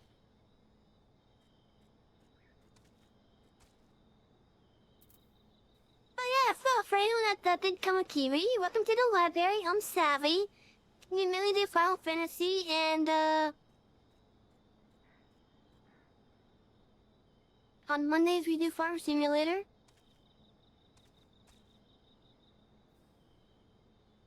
Recently we started doing Dead by Daylight, and I'm actually having fun with that, even if I'm getting a bit unhinged with it. But yeah, so, everyone, sit back and relax. This is gonna be one of our longer streams, because I feel like going longer. But yeah, so, relax, chill with us, sit back. And let's continue the stories here. But please, don't hurt me. Riley, where's the dog? Yes, this dog.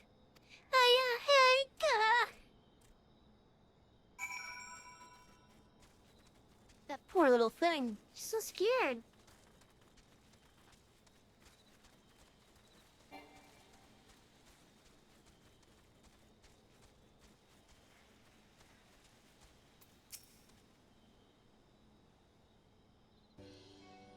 Does this compound belong to the tribe that's underneath the cliff here? It's a little stupid plan. Stupid. But if it don't no one, then everyone will. Hey gosh, you found me again. What to do?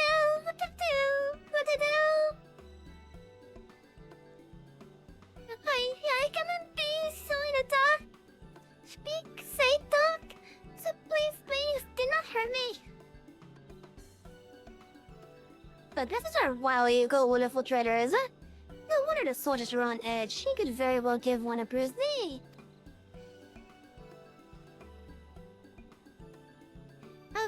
We got it, and fine work, Scions. So, little one, thought you could sneak into my camp, did you? Planning to steal my crystals, were you? No! I can't talk to ask for help. But when your soldiers saw me, they drew their weapons and shouted in, Hi.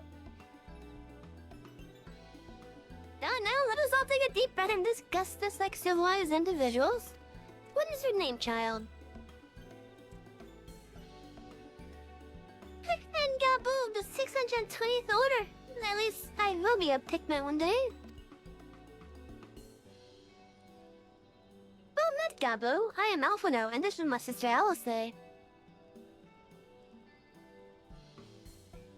Abby, the woman who found it, is our friend. And now that you know our names, we can be friends too. Now, Commander Blowden here thinks you wanted to take his crystals, Gabu. But you said you came to ask for help. Why to us, and why not your own people? What happened, Gabu? Can you tell us?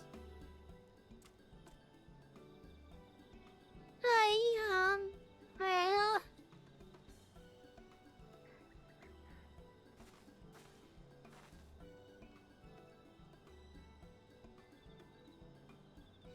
No one is going to hurt you, alright? Not while we're here, I promise.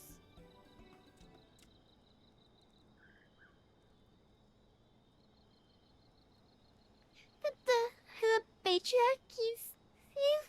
Oh. The patriarch is gonna summon the great father again, and you have to stop him! Beat him! Fight him! Stop him!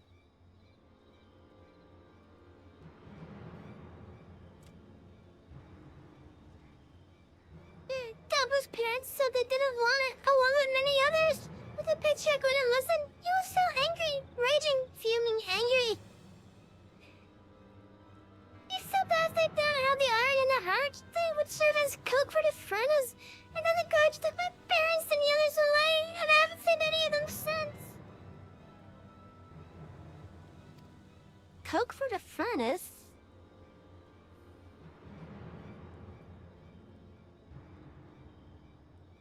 I did not want to believe it, but I have heard tales of folk cake fashioned from the bones of beastmen, which worshippers use in their rituals, hoping to summon more powerful incarnations of the god. But a 12, that is sickening. And no one listens to Gabba, no matter how much he cries. Please, begs, cries. They do not listen, only talk about punishing the overdwellers and praising the Great Father. Gabu loves the Great Father, but he loves his parents too. So please, help Gabu stop the patriarch and save his parents.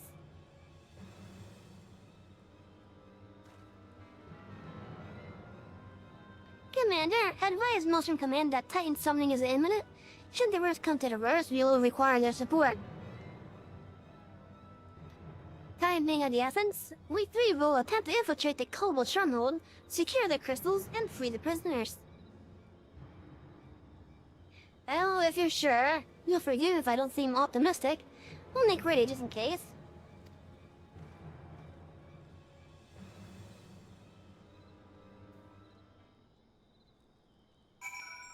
Isn't that what the extreme portions of the unlocks talked about?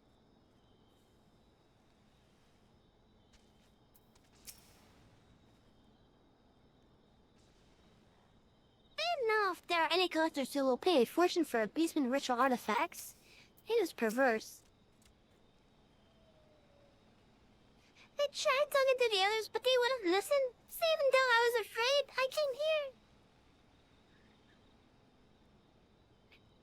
I have faith that we may yet stop the ritual.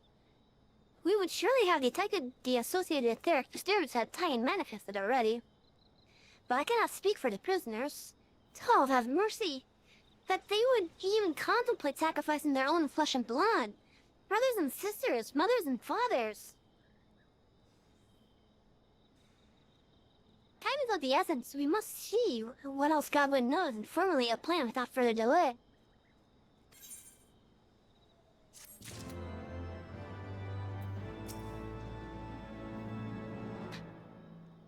Let us pray that we still have time to save Gabba's parents.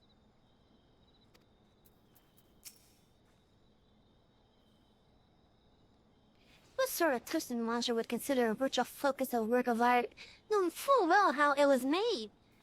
And we call them beastmen.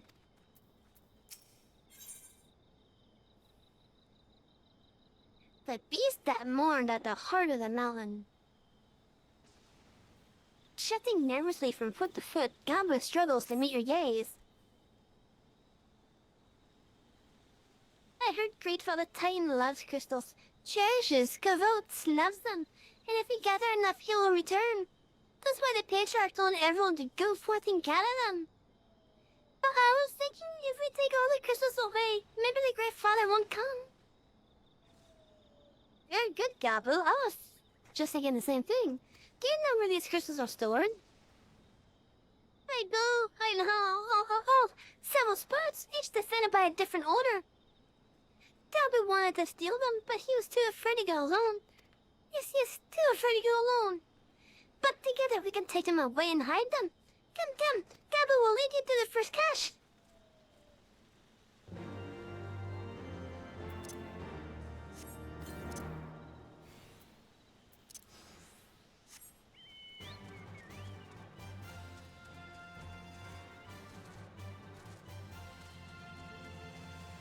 So, I don't know if anyone heard it earlier, but I said earlier that, this particular fishing spot,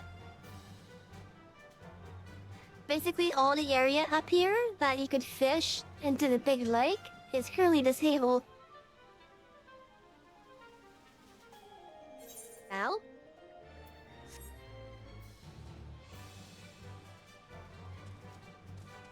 Oh, that's interesting.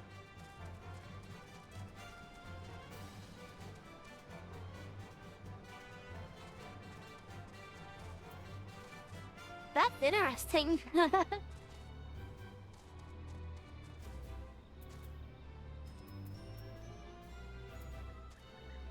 I think it will fix itself as soon as I mouse over something else. Is that right?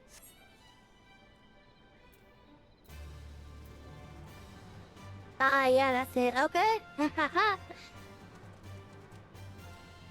That's a little bit of an interesting little, It's not even gameplay breaking at all. It's just a random thing that I think you would randomly come across.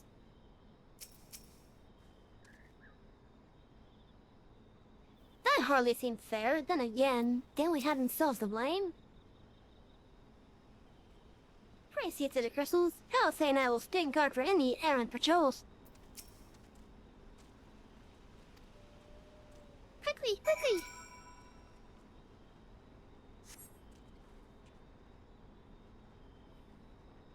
Do you have them all? Good. Lead on, Gabo. This way, this way!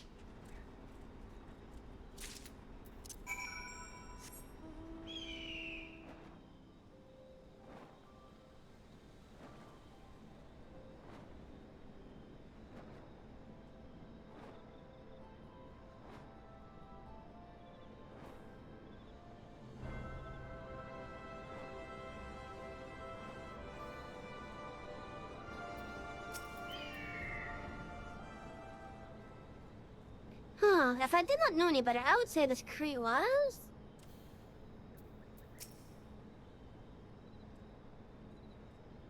What are you waiting for? We stand lookout. You take the crystals. If they find us, you'll protect me, won't you?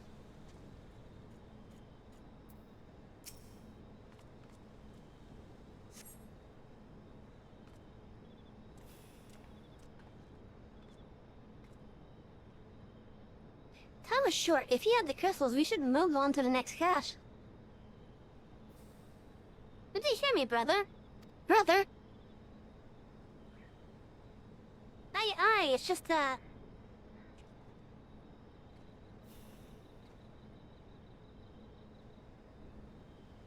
quite certain that Crete once bore Ishgardian seals. Someone took great pains to remove all traces, but enough remains to make out the pattern. See for yourself. I struggle to imagine kobolds traveling to Quarkus to obtain crystals, much less bothering to conceal their origins. Also, take note of the color of them too. They're blue.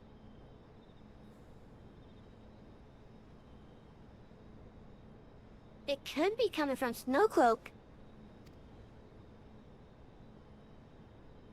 I suspect these crystals were smuggled into Villebrin by another party.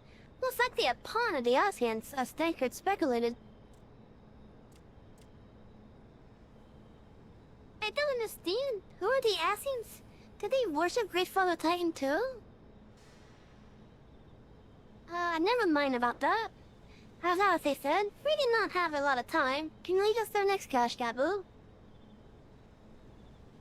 Yes, of course. Gabu knows the way. The next one is the last and it's very large, very big, very huge, very large.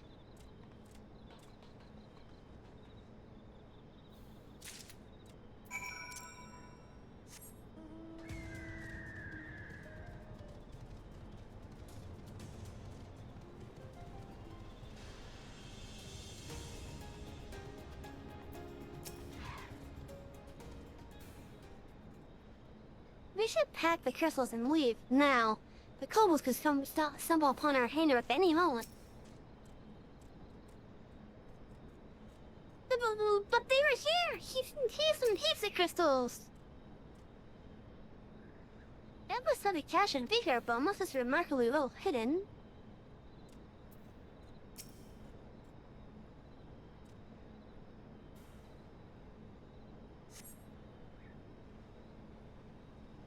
So you cast it out for a time, you see no sign of the crystals.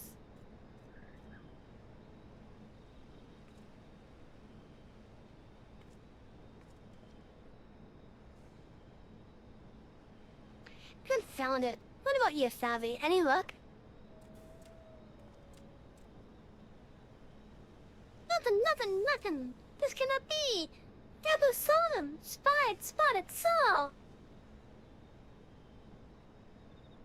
Think, brother, think. They must have moved them, yes? The question is, where to and why? Within all Gomer, where they summoned Titan once before and mean to do so again, is the only explanation. What about Mother and Father and the others? We have to help them. And we will, Gabu, we will. Stay calm, we still have time.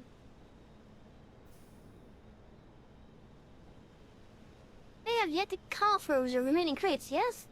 If they had, then they would have found the other caches empty and sounded the alarm. Nevertheless, I believe the time for stealth has passed. We must breach the navel and seize the remaining crystals. There is no other way to prevent this Titan summoning. But first, give me your crystals, that I might deliver them onto Commander Bloden's custody. We dare not take them into the bowels of the mountain.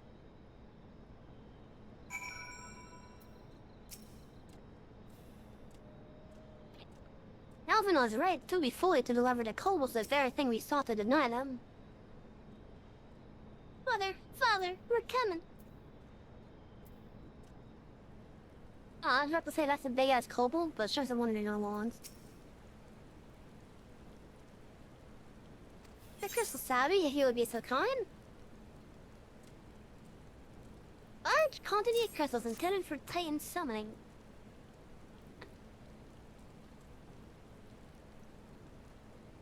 Thank you. I shall deliver them to Camp Overlook for safekeeping and brief Commander Bloden on the situation. Pray go on ahead. As I recall, there is an Aetherite within Algomer mines that should deliver you to the navel. Gabu doubtless knows the way. Wait for me there. I shall rejoin you anon.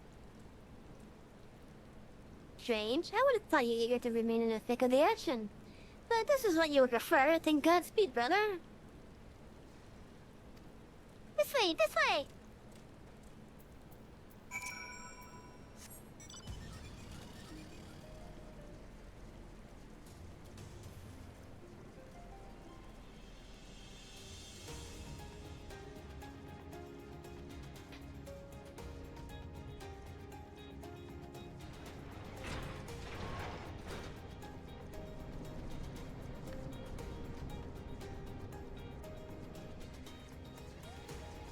It's not open yet. No? Okay.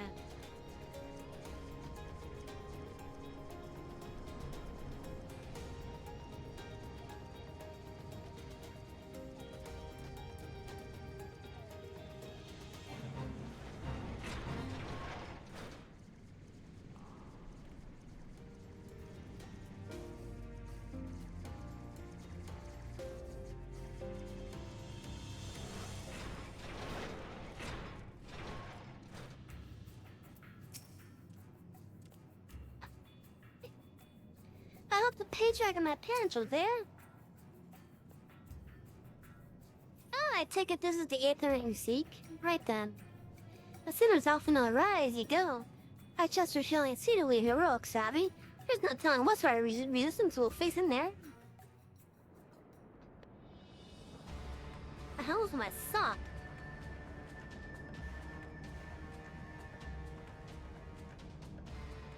Hello.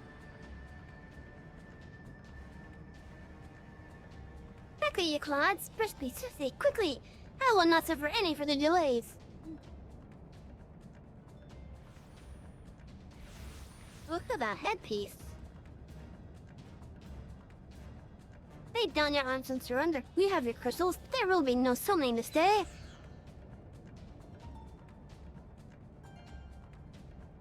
Our dwellers here? But how did you? Where are my Baron's feet track? Where are they?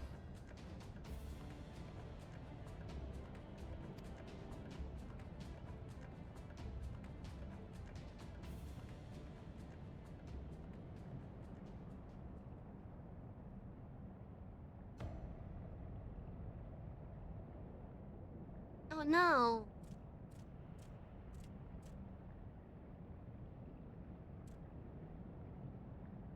Mother? Father? Cook for the furnace? You monster! How could you?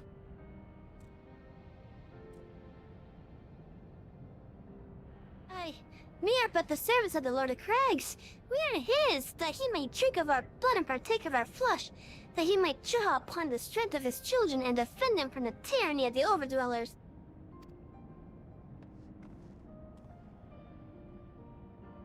No, Alfie, not yet.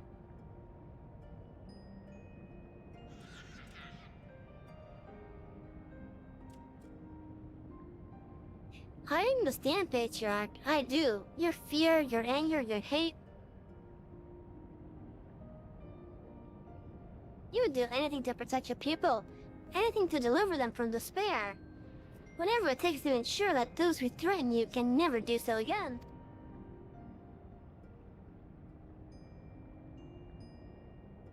But in your single-minded pursuit of this objective, you have brought something to your own kith and kin.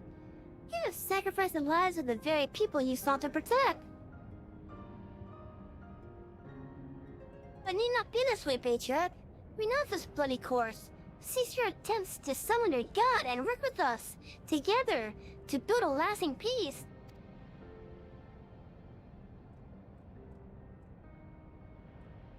Another peace to be abandoned at the overtone's convenience. Oathbreakers, all of you. Liars, betrayers, oathbreakers. You taken when you have had your fill, ye sue for peace. You promised that this time is the last, until you grow hungry again.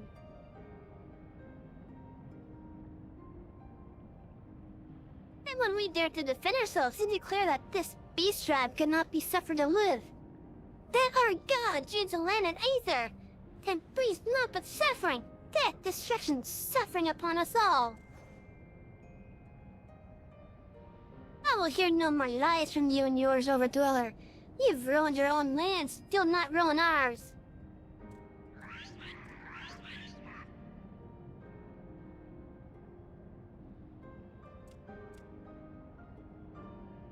I said I'd come for you, and I did. I'm here. I'm here. I'm here.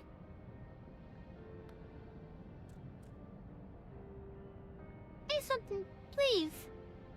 Please. Yeah, I'm actually tearing up here.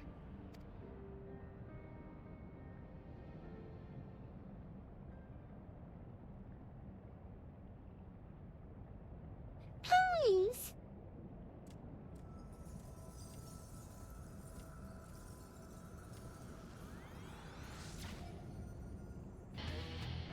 Hello.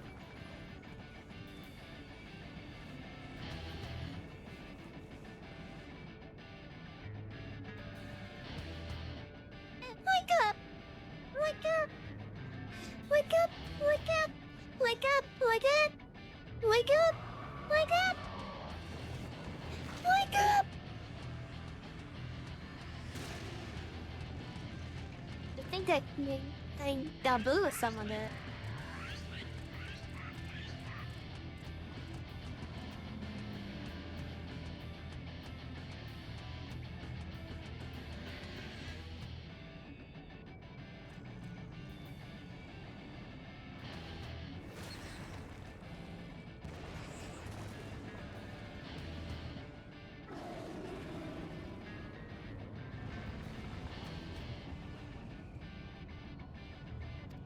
Seven hells!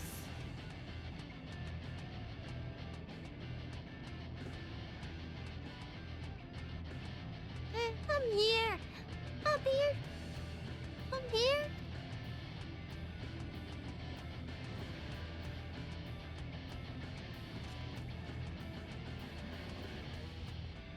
Off and off! Leave him to me! We just threw your carby at him. He must away.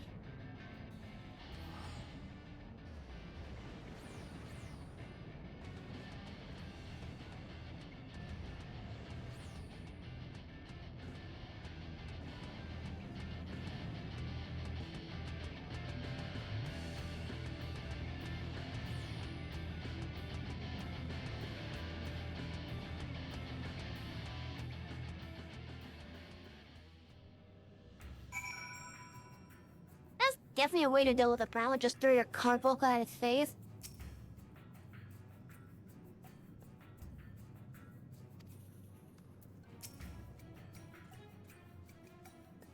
He's breathing and I don't see any injuries, but I can't seem to wake him.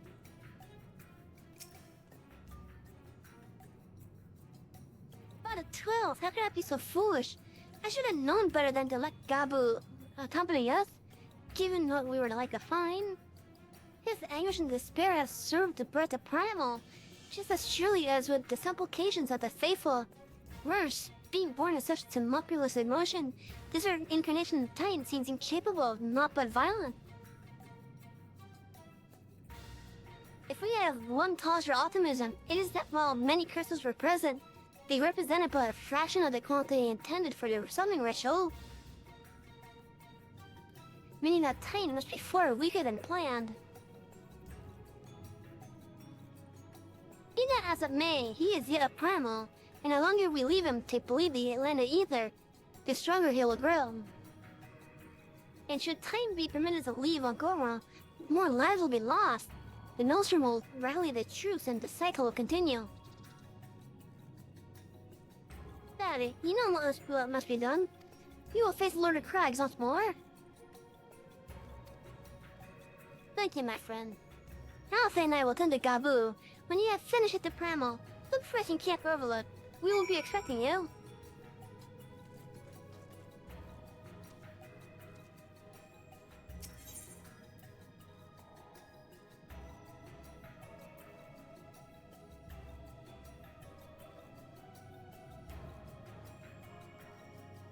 He actually wants us to do the hard knot? Oh.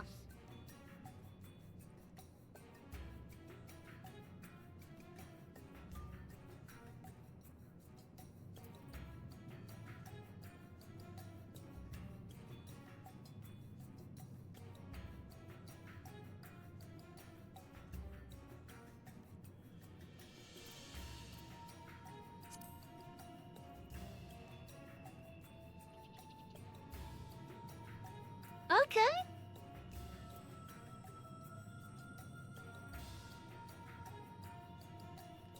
The fact that it's actually having us do the hard mode, okay.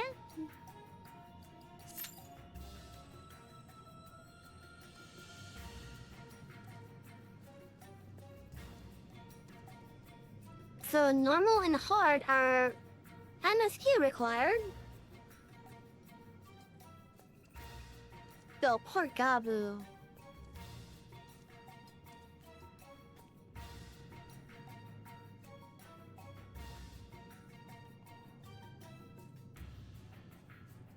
Poor little Gabu.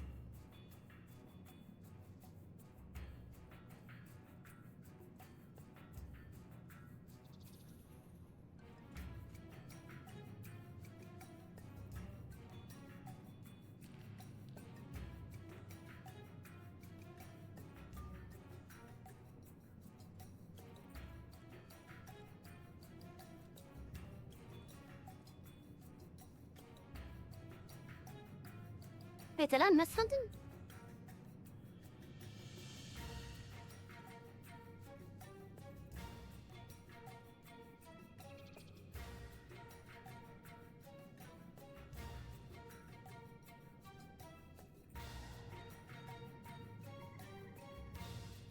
Chat, did I miss something?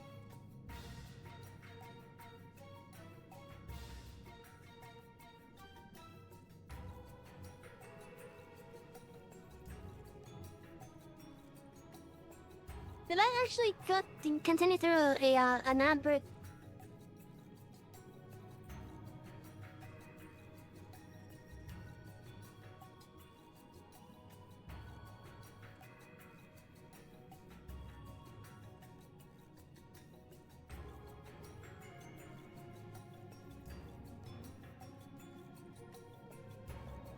I hope I didn't.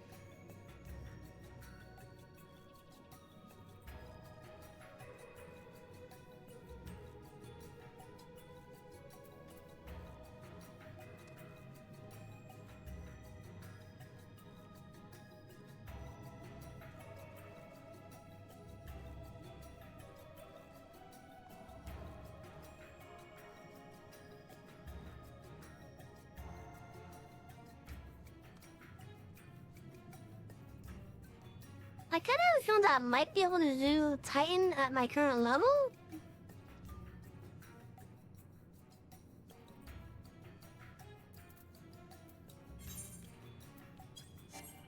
but I'm not too sure to be honest.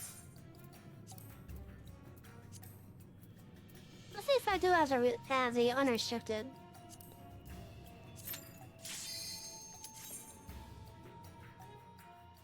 Can't do it at 64 with the level 60 gear.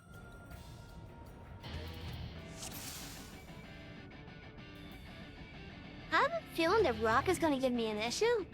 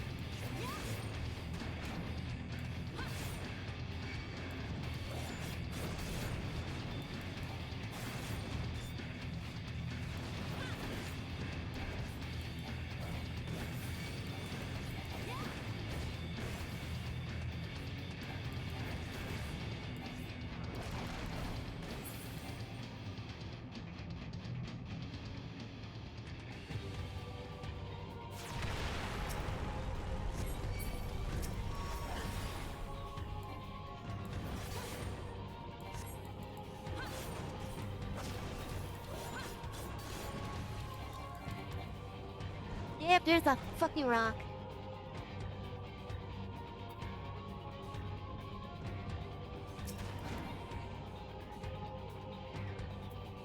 I figured the rock would be my downfall.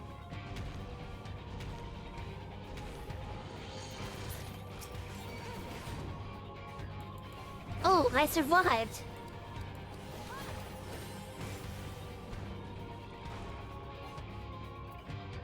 Look, another rock!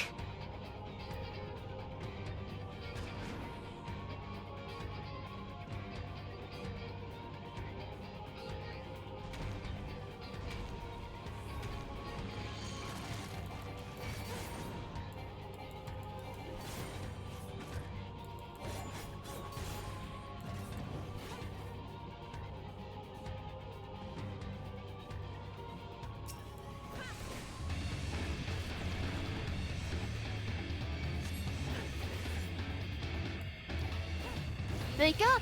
Why? Why? Oh shit. Titan was like the same shit, I wasn't even reading.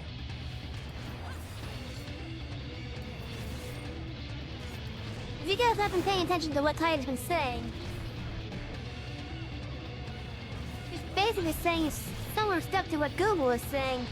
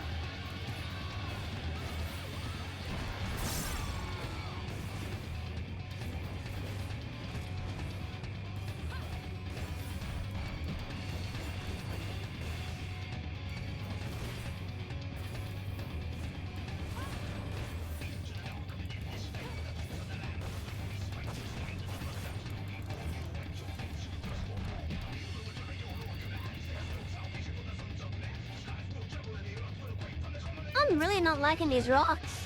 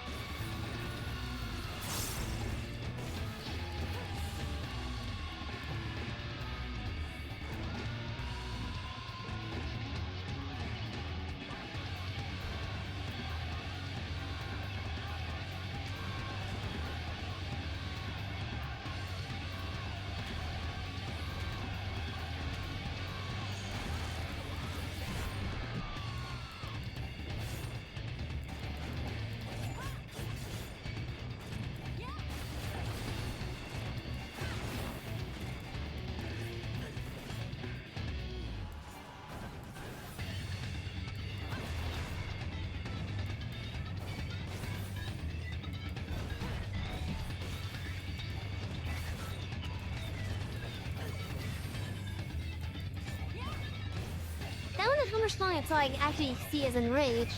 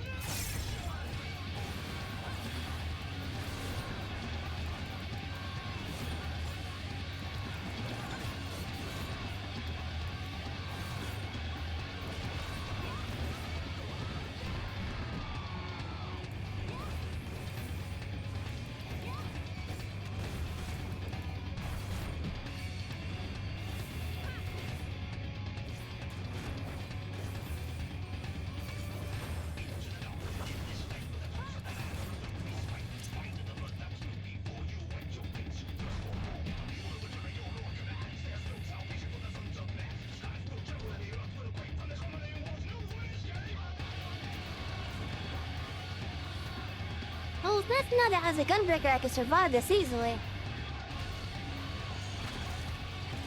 I was honestly worried about the rock.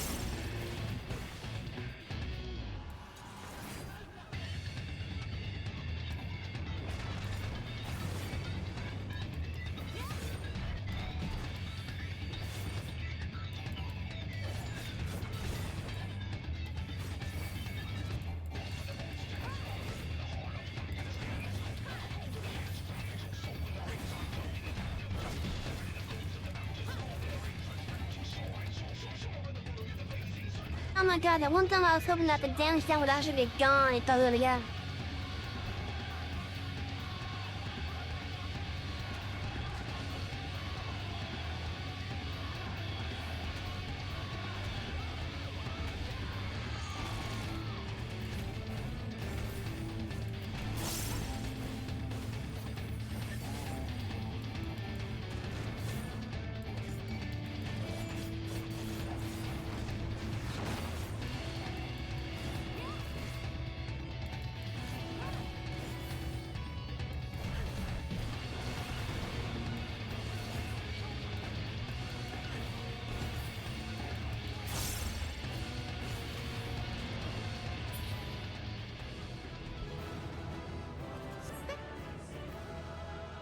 Who are you?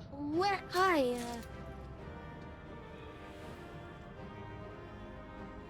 Ew, that's really sad.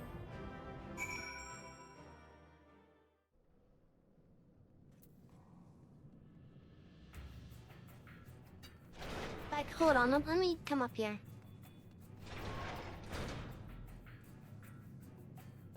I'm gonna hide myself for just a moment so that you guys can see this. But during the fight,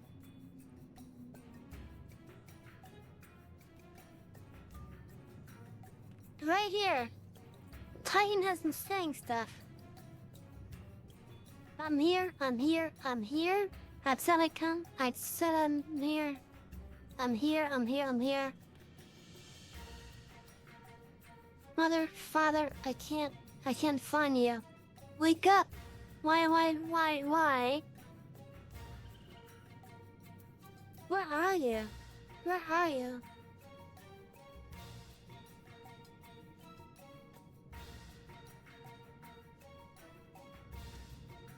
I think this shows that depending on who summons it, it actually affects how this primal actually is.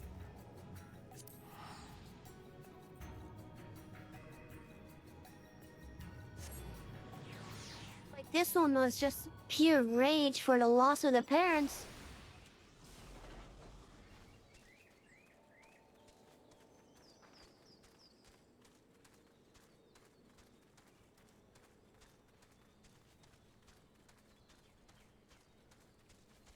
The tale of Gabu is a sad one.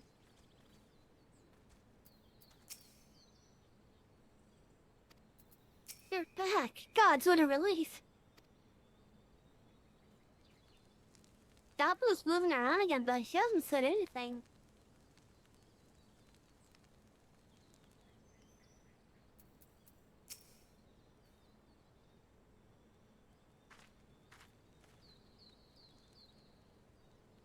Ah, there she is. Did I not tell you that she would return safe and sound? Did you just done then? Titan is no more?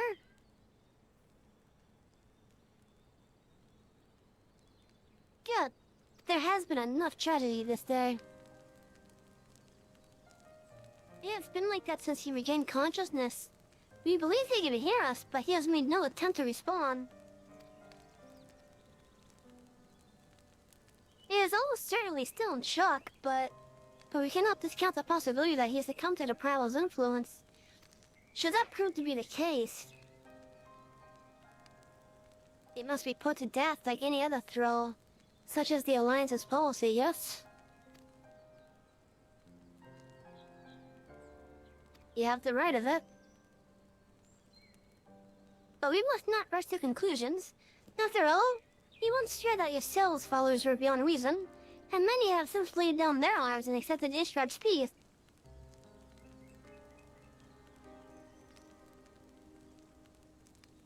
We can but watch, wait, and pray.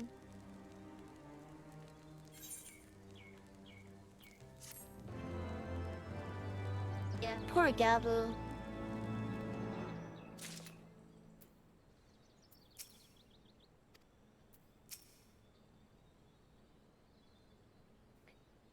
I know what happened. God help me, I was there. But the thought that we might have to... Someone else, he's just a child. Beneath a star-filled sky, Alphinaud would rather not worry about what may or may not come to pass. There is naught to be gained from dealing on an eventuality over which we have no control, much less one which may never even come to pass. Let us tend to more immediate matters, informing Commander Pablodin of Titan's demise, for example. You may be certain that he will be glad of the news. Would you be so kind as to break it to him?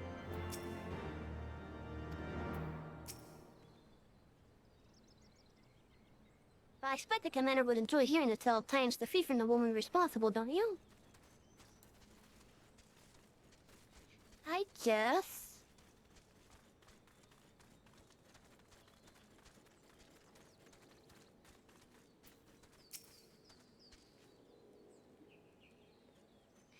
Ah, you're a sight for sore eyes. When the others came back without you, I feared the worst, but they said you had matters well in hand.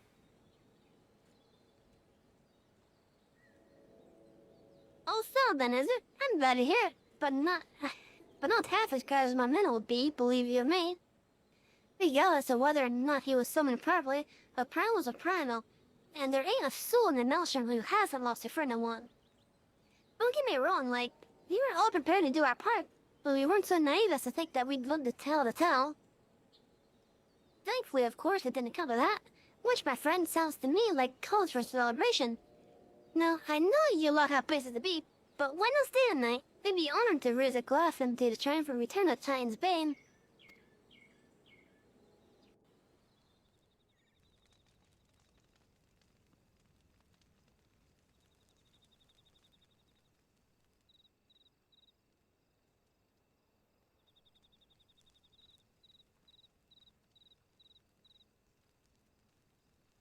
Oh, I wonder where Alice is going to look up him.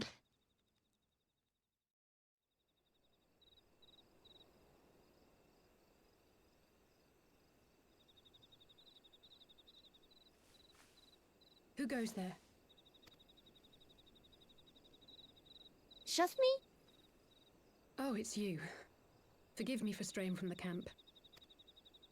He hasn't been feeling too welcome, to say the least. I thought a change of scenery might do him good. But, alas.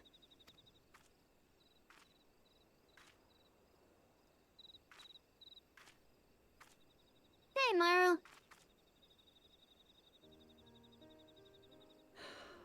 It's so quiet out here. The stars spread out before us, beckoning across time and space. Dawn may banish even the darkest night. How bitterly beautiful, those words. I should be stronger for all my experiences. Yet my heart aches more than ever. I never understood why Grandfather gave his life that day. I thought that if I came here, I would find the answers I needed. But when I finally laid eyes on the land he sacrificed everything to save, saw firsthand the bickering, the pettiness, I was disappointed. I was angry. I could not fathom how these people were more deserving of his love than his family, than me. Nevertheless, I had to believe he had good reason. I was determined to uncover the whole truth of the calamity and, perhaps in so doing, find my own purpose in this sea of chaos. My travels have been enlightening, but I cannot say that I have enjoyed them. I have lost count of the many petty crises that I was helpless to resolve and of the people whose actions I could not understand. There were others, of course. Good people. People with whom I felt a kinship, whose lives I could not save. I found myself asking what it was all for. Why try if I was doomed to fail in the end? But then I recalled Grandfather's words to my father, years ago, before he left Charlayan behind forever. To ignore the plight of those one might conceivably save is not wisdom, it is indolence. We must all protect that which we hold most dear in the manner of our own choosing. We have to try, do we not? Of course, it's one thing to try and another to do. There were times while I was tracking the Warriors of Darkness when I faltered, when I was afraid. But then I thought of my brother, of Urianger.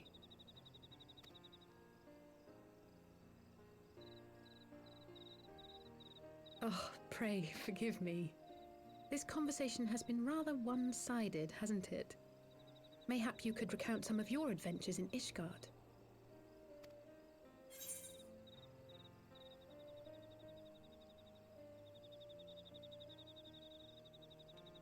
Ah, let's see.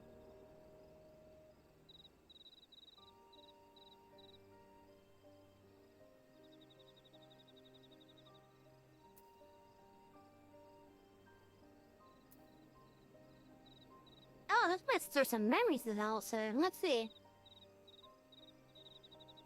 When Alvinol and I came at last to the Gervanian hinterlands,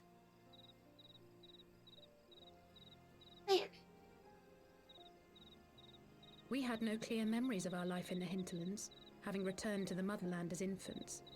Nevertheless, I am quite familiar with Master Matoya, as is every Sharlayan. I should like to speak with her someday. 'Twould not surprise me if Alphino's recent maturation was at least somewhat due to her sage guidance. I would never tell him this, of course, but there have been moments when I've caught myself thinking of him as an elder brother.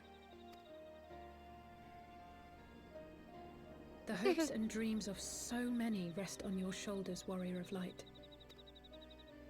As long as the sun rises, we can but carry on, for the sake of those we hold dear.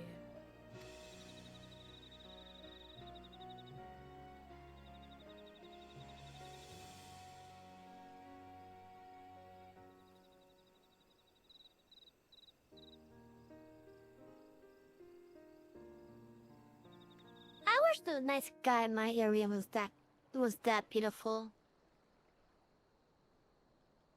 But no, we have so much light pollution over here.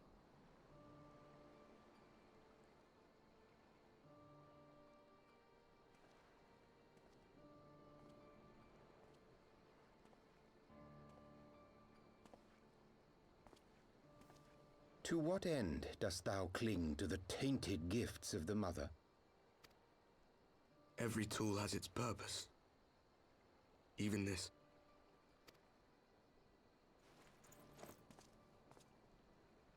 Well, what is it?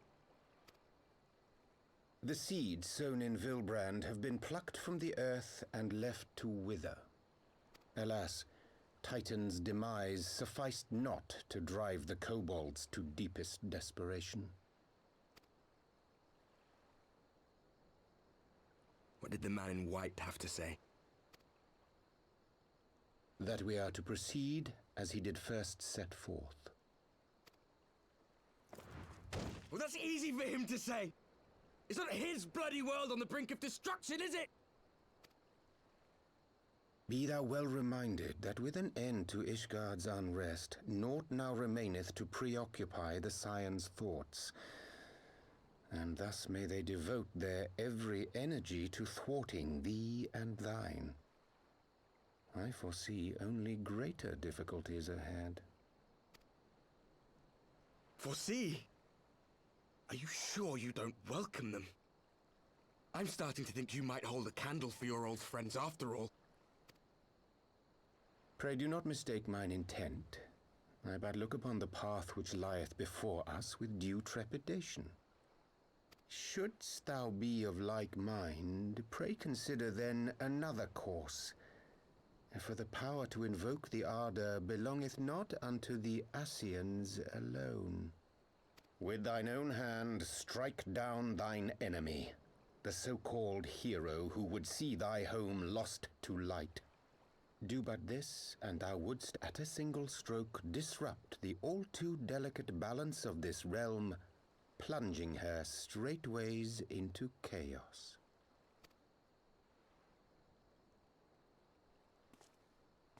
You do realize what you're suggesting, yes? To ignore the plight of those one might conceivably save is not wisdom, it is indolence.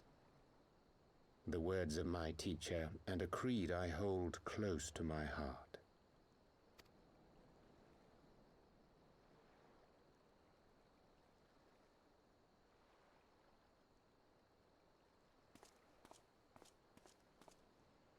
Very well. Draw her out. We'll make it quick. It shall be done. Cool. Now.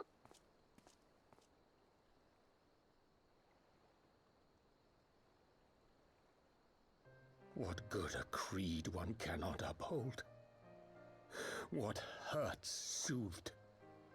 What lives saved? Oh, hapless fool, what hast thou wrought by thine own hands?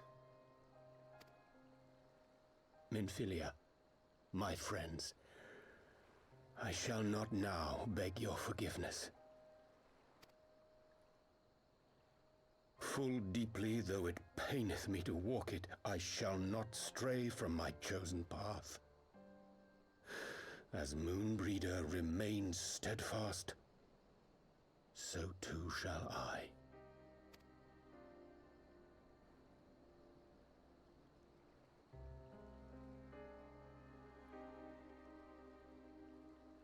Interesting, Oriolanger. ¿Dónde será? Oh, you mean the Discord, okay.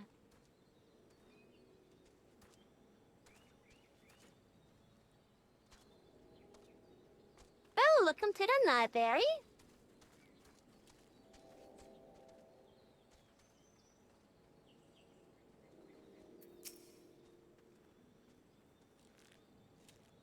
Well, oh, sorry, I just had to get night's rest. I was but this moment speaking with Tancred and Nichelle via Link Pearl. They had some interesting news to share.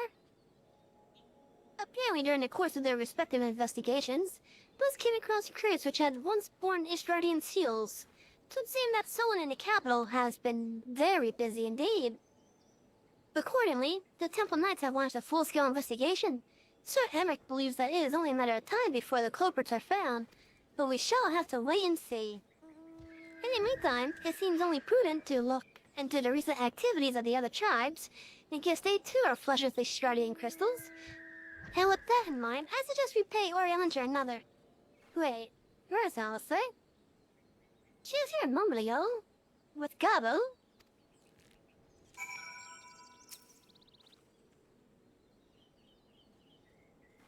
Would it be so kind as to look for my sister? She is doubtless somewhere in the camp, but... well, I'm sure you'll find her.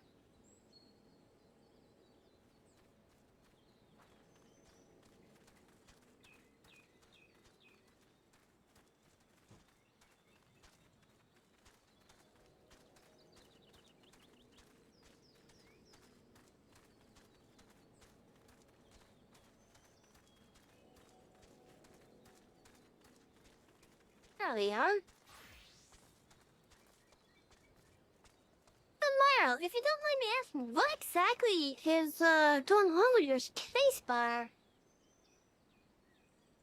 Like, is it like a normal, a normal mechanical keyboard? Or is it like a laptop keyboard? Or even a phone?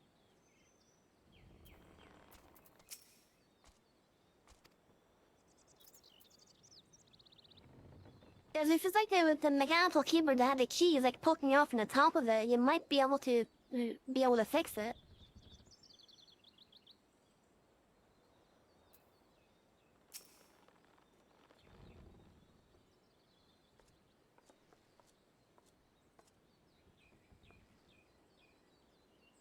That's a laptop keyboard. Okay, so that's a little bit more tricky.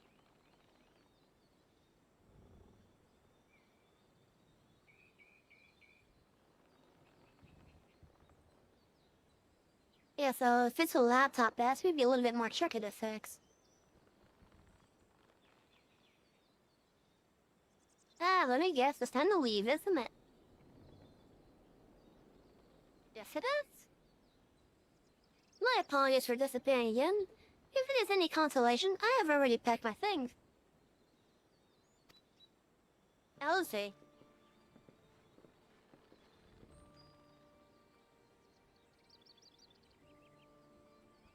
Brother, Commander Blodin, Something tells me you're not solely here out of concern for his welfare.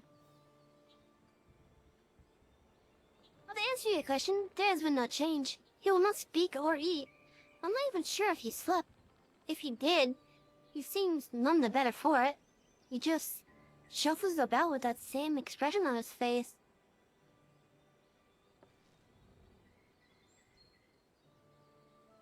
You will look after him, won't you, Commander? And treat him with every kindness? He's still in there, I know it. Beneath the anguish and despair, he's still fighting with all his heart. He deserves to be given that chance. Until he comes back to us, until we know for certain what has become of him.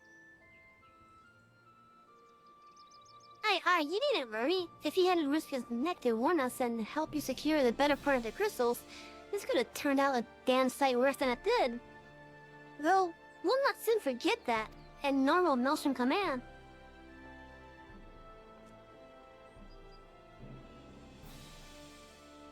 I'm so sorry, Gabu. I truly am. You should never have been made to. And I know I possibly cannot understand. Man, there is nothing I can do or say. The pain, the anger, the helplessness.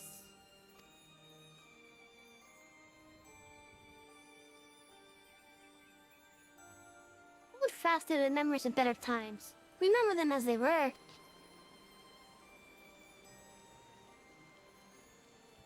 And when it hurts so much your heart feels fit to burst, let it burst. Let it burst and fill up again with your love for them. And never, ever forget it. Hold on, little one.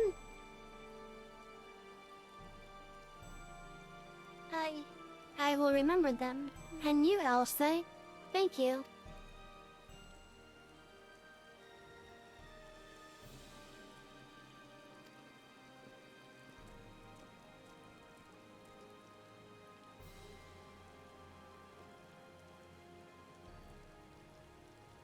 Have faith, sister. Your words have reached him. In time, he will recover.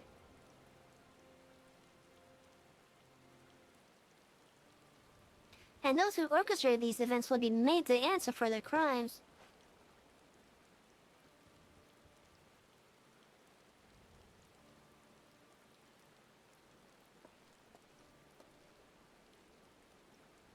A thousand times over, there will be a reckoning.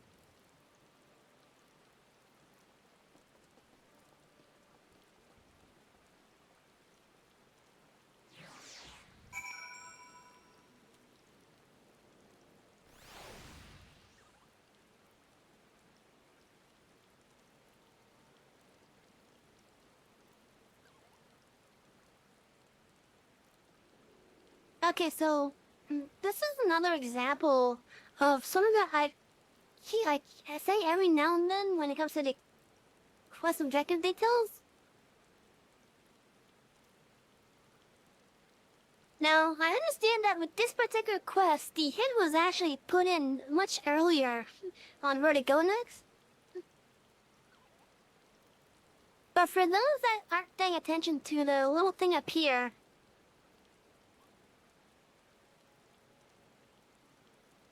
it would have had people confused until they either look up there or open up their quest log.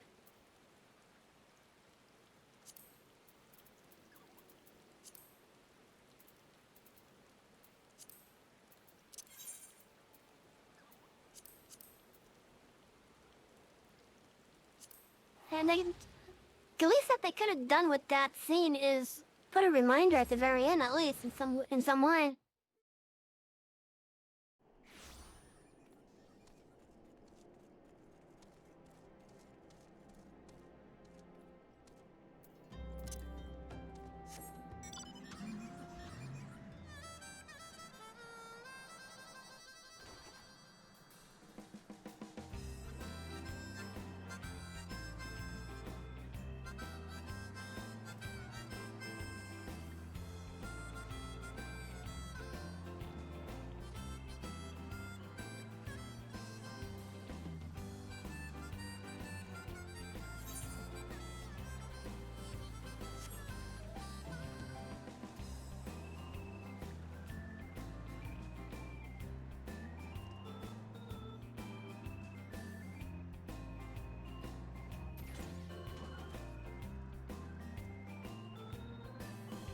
doing alright. I hope you're having a wonderful night so far, Maru.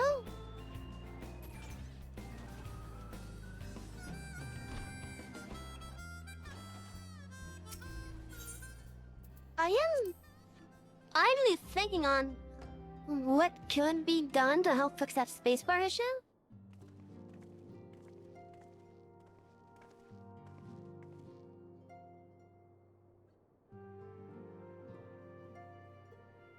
But I don't really know a way to do it. At least for laptops anyways, I don't know a way. Like, the only other alternative I could think of would be to plug a keyboard into the USB slot of your laptop. That's the only alternative I could really think of. But I don't know how viable that would be for you. Like, there's no reason to buy a whole keyboard just for one key to be working again. Which is why I'm like, what's the best way I could say this,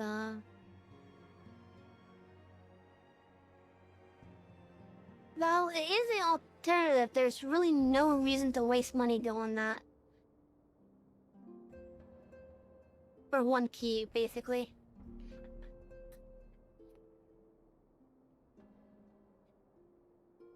But maybe it's not... Maybe it's not too difficult to repair, hopefully.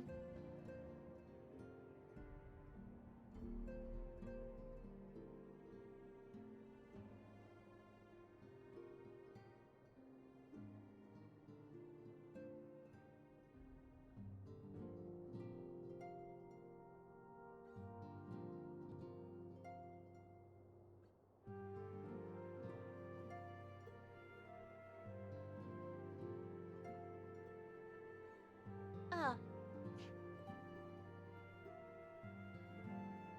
Okay, so otherwise I'm doing alright.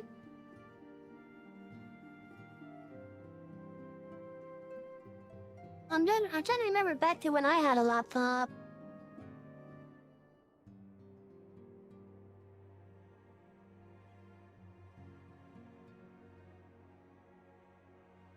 Actually, I think my laptop had a little... had a partial mechanical thing on it.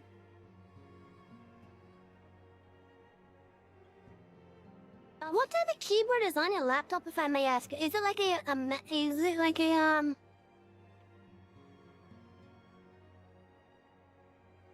like little tiles that look like they can be popped out? Or is it like or is it like buttons like what you would see on a game controller?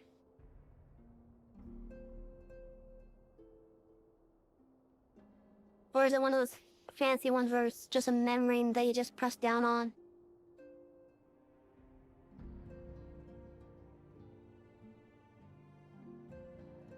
And if it's the first one where it looks like you could pop the buttons out, you might be able to, but I'm not too sure, and I wouldn't risk it unless you know for sure.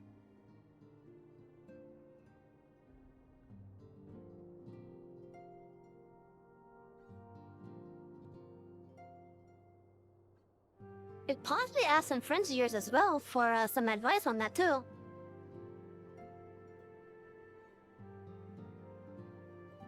We have heard the glad tidings from Montgomery, my friends. But it agrees to the 12 in your most valiant efforts, the people of Unsum Momentum may rest easy. I should like to think so, yes. Though we failed to prevent the Lord of Crag from manifesting, we did succeed in awakening him, enabling our friend to dispatch him before the Warriors of Darkness could make matters worse. This was by no means an unmitigated success, but we'll have to survive. And let us speak of another matter, one which weighs heavily on the lady's mind. Without this request, I sought out the Year-in Oracles, and we might better understand the aims of the Warriors of Darkness.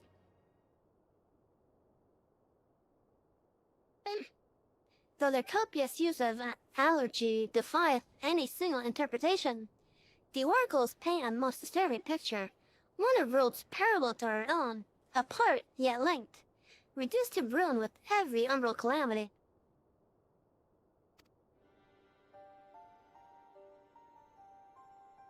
Seven times have they succeeded. Then of 10 of 3, only 6 worlds remain.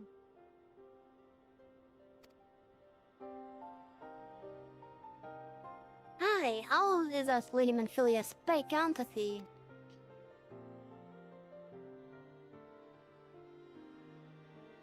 As for what becometh of these reflections when they in the source are rejoined? Her flesh undone in umbral fires, each soul surrendereth to her call, to flow onto the endless sea, there to endure as one and none. Then if the warriors of darkness succeed, everyone in their world will die? In essence, the verse speaketh of the reunification of the flesh and subsequent return to the life stream.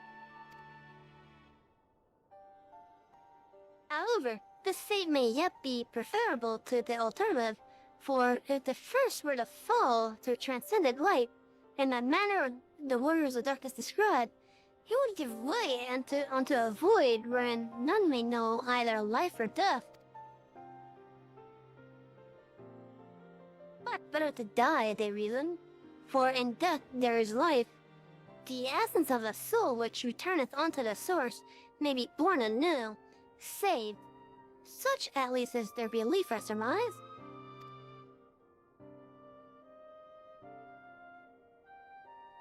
If that is true, then gods, no one should ever have to make such a choice.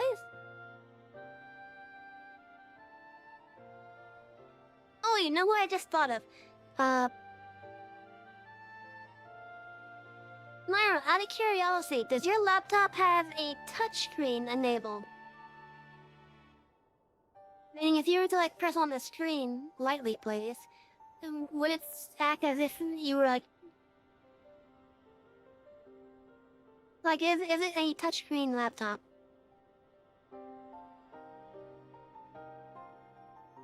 Yes, that might be a good alternative for you then.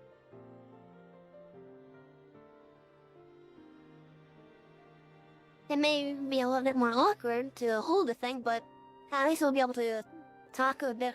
You'll be able to talk with the spacebar at least. Cause I'm pretty sure every computer has a software version of the keyboard on them somewhere. Like for Windows, I think it would be in the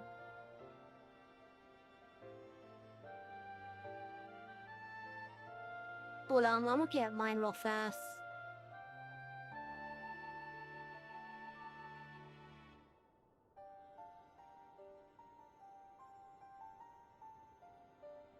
It'd be in the Windows accessories there section, I think.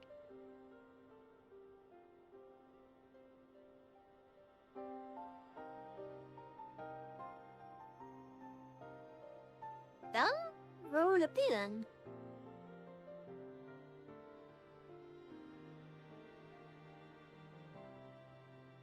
Oh, Windows Ease of Access, maybe? Oh, yeah. So I know with the Windows computers, they come with a on-screen keyboards piece of software. Well, if your screen for your laptop is touchscreen enabled, you may be able to use that.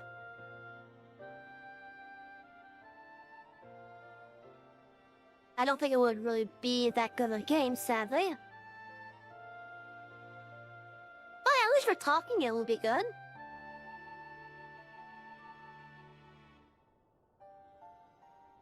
Ere we speak further on this subject, I would share with thee another recent discovery. It would seem that several sizable shipments of crystals have been delivered into the hands of certain Alamegans parties.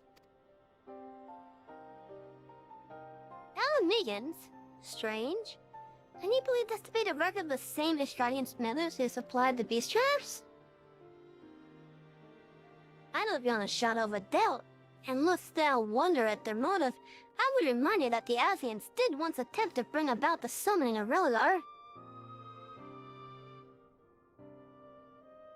The individuals who took receipt of these shipments are refugees belonging to a group devoted to the cause of Alanigan liberation. It may also interest you to know that their Ishkardia supplier appears to be none other than a remnant of Elaine Rowe's Neverka spies. Surely you jest, and yet, it is not so surprising. Bereft of leadership and hunted by the Alliance, I can well imagine such villains being desperate enough to conspire with the Asians, assuming they even know or care who their new employers are. All of which is irrelevant. Forgive me, we must seek out the resistance group which received the crystals without delay. Savvy, Alice, will you come with me to Little Alamigo?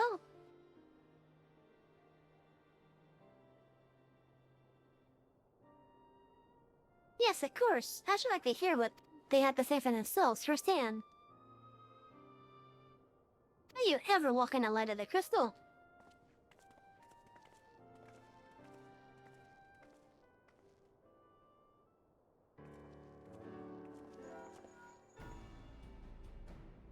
Oh, what's going on? Alphino, I'll say, Savvy. Are you three listening? Good, I have tidings. The Temple Knights raided the smuggler's warehouse less than an hour ago. The cursory interrogation of the prisoners yielded confirmation that they were in the employ of an helper sitting down, a man in black robes. Then you have them, and the crystals too. The fear remained, regrettably, it would seem that they dispatched one final shipment to in the hours before you struck. 'Twas bound for Little Alanigo, we are told, where it will be received by members of a local resistance group. Since Sir Irish men no longer have need of my services, I have a mind to head that way. As did we, by happy coincidence. We learned of the shipments of a few moments ago. And there I was thinking I might finally be one step ahead of the warrior and her little helpers. Wait a moment, there's more. And I defy you not to be surprised by this revelation. The leader of the Asgardian smugglers was formerly in the employ of one Elaine Rowe, the infamous Ivy herself. Once again, Tancred, I forgot I must inform you that. Tancred, but then must have you share this info. About the smugglers? No one. As I think I mentioned, the raid was less than an hour ago. I was planning to contact Casella next, but is there someone else you would have me notify first? No, there isn't.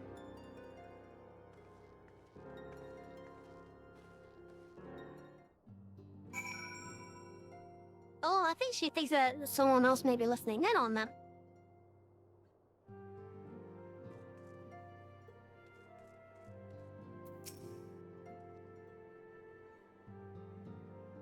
The role is gone under her.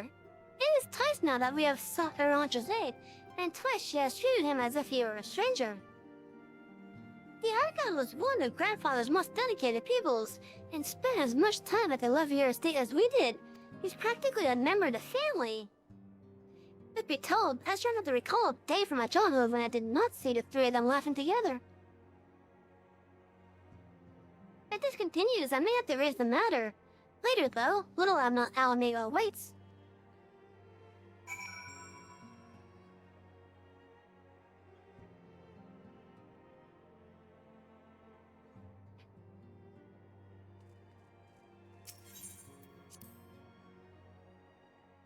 Oh, it is getting late.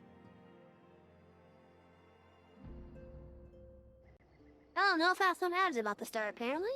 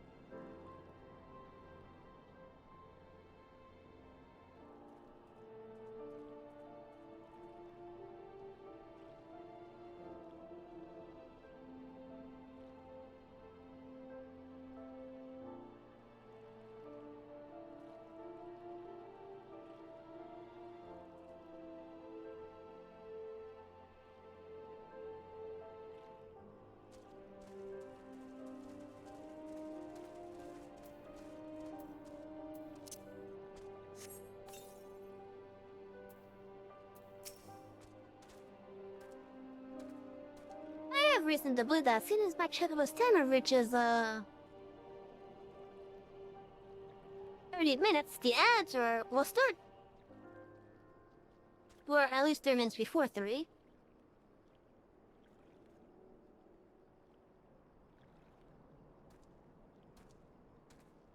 Or maybe at 33, somewhere between 33 and 30. You almost found a Tancred.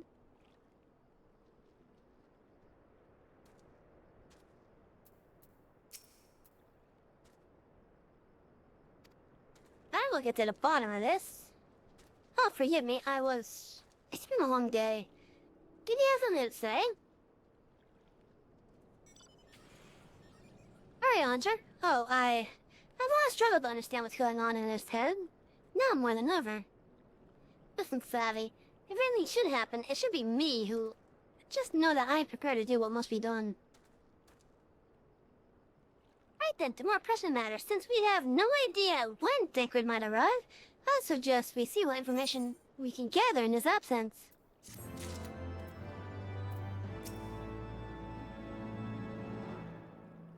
Let us pray that someone will be willing to speak with us about the resistance. When we were free, Alphino is eager to get to work. So, to review, we are reliably informed that members of the Alamigan resistance operating here have taken receipt of several large shipments of crystals. Our task being to ascertain who and why. Given the size of the settlement, I find it hard to believe that anyone here could be wholly unaware of the resistance movements. The challenge of course, will be finding individuals who are both able and willing to share such information with outsiders. It would seem sensible to divide our forces. Savvy, why don't you question the residents in the eastern half of town? Alpha and I will do the same in the west, and afterwards we can rendezvous here and to share our findings. Oh, funny you should recommend that, Alfie. If I have reason to believe that these guys are more willing to talk to me, thanks to helping them out in the past.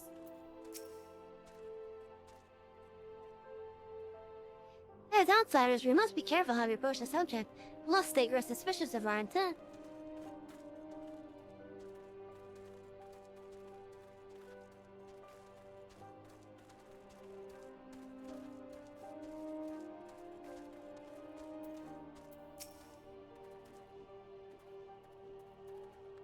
Have you finished already, Savvy? If not, then we shall speak anon.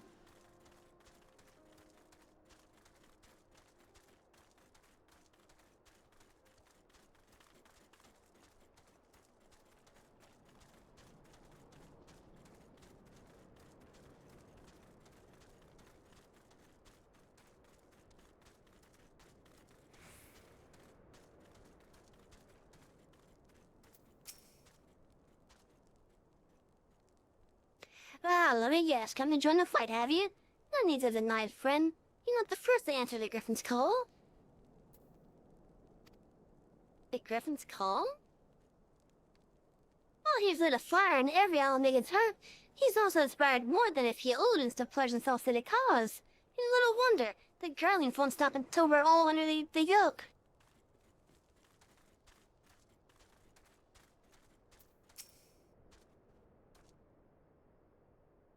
I see you there, going around asking call. Hello, adverts. I'm gonna wait until the adverts finish.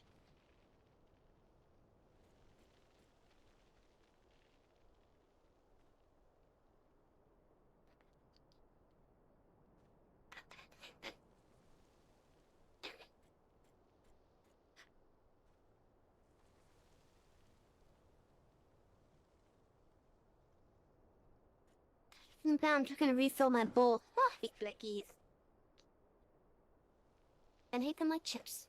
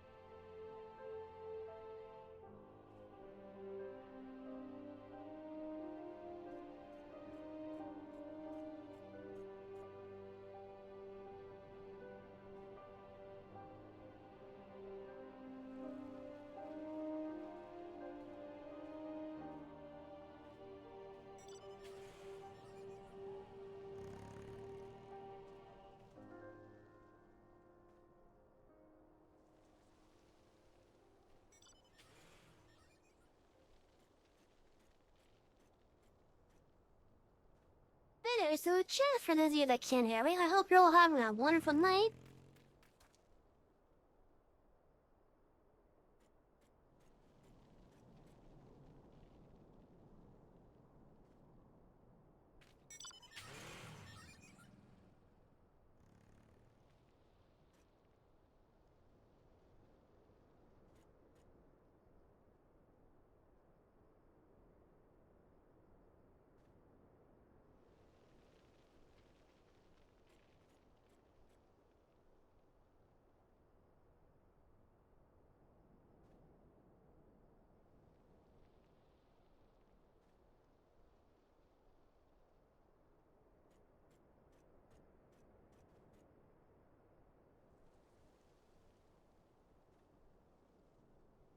How did I miss that?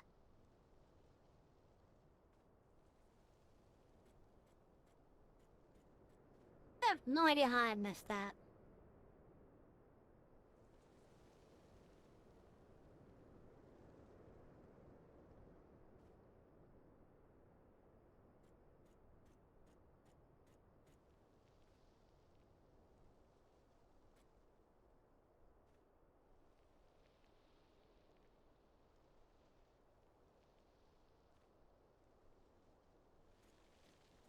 Anyways, welcome back, chat. I see it there, going around asking questions, looking for the Griffin and his fly, bet. Seems there to talk a little on Omega these days. Folk wondering what he's about, what he's got in store for the Garlands, and what center that mask of his, of course. Some say he's hardly got a face. Well, with all the scars, others reckon he's been marked for death by the Empire, and that they'd send a bloody legion if they knew he was here. Their guess is as good as mine.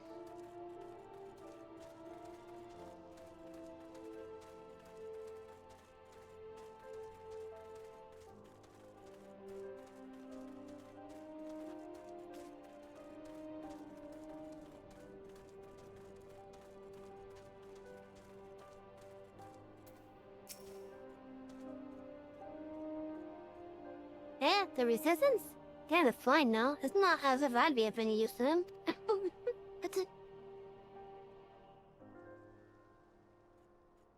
If you set store by all these tales of secret weapons, good luck to you. But I'm too old for the mass bedtime stories. This is our lot, and it's time we got used to it.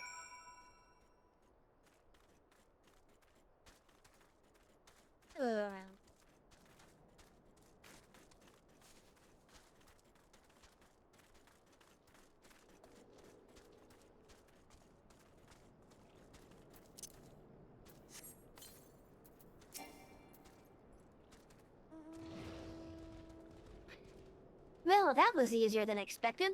There's not a soul here who isn't eager to talk about our masked friends. I suppose I should ask what you have learned, but I think I already know.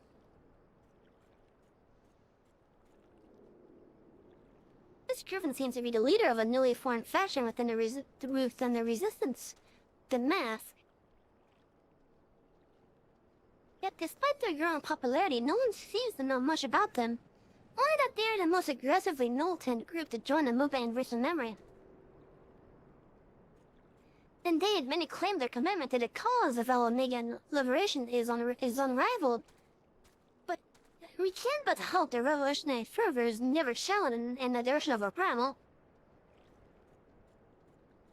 Though I feel confident that this is the group which received the crystal shipments, we yet lack the proof. Before taking any action, I will speak with the settlement's leader to confirm my suspicions, and mayhap enlist his help while I'm about it. Given that you and Gunnabolt are already acquainted, mayhap it would be best if you took the lead, shall we?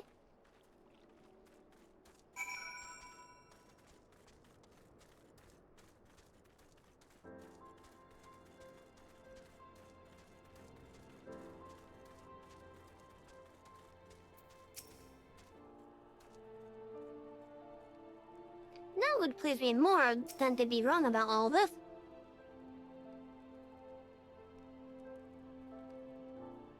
To hear people people speak of him, the Griffin sounds like a man in his middle years. Well, if that's the case, just what has he been playing at for the past 2 decades?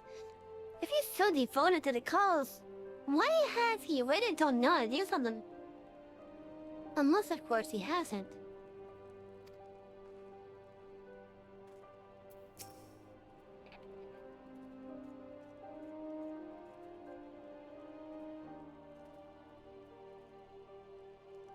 Much as it pleases me to see you again, Savvy, I cannot help but wonder if I should be worried.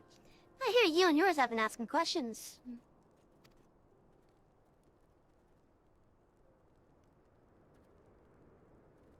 The Griffin?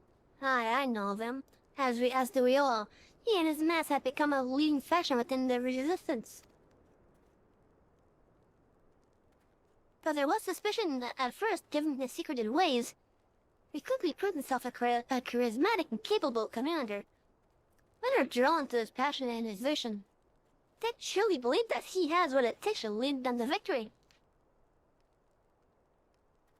Even I cannot help but admire the man for what he has accomplished. But I have not forgotten Wilred. I was blind to the danger of his ambitions, and you are not.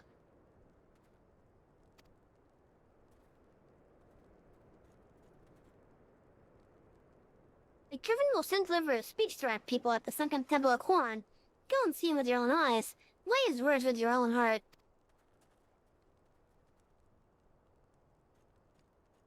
How convenient. Tis but a pity Thancred is not here to join us. It's a go on ahead. I shall stay behind and wait for him.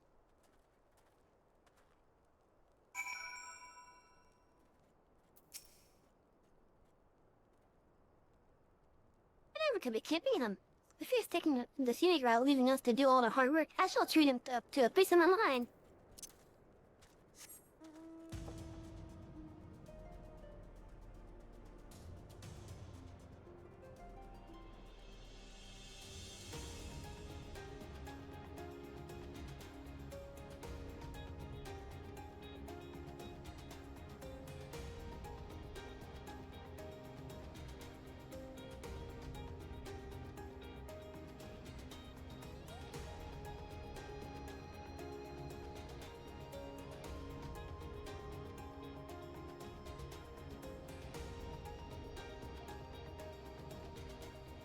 So chat, how are you guys doing? I hope you're all doing alright.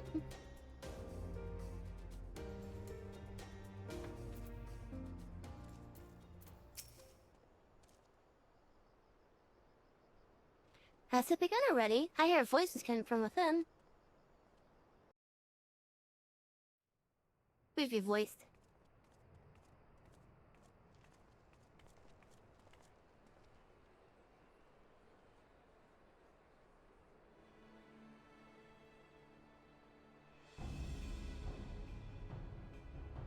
Brothers and sisters, 20 years ago, Alamigo, our home, was claimed by the Garlean Empire.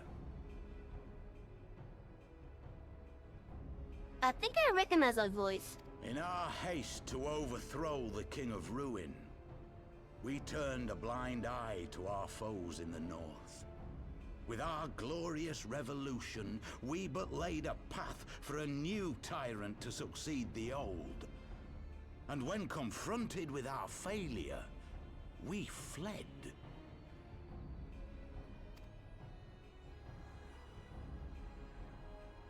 Not a day goes by that I do not think of those we left behind.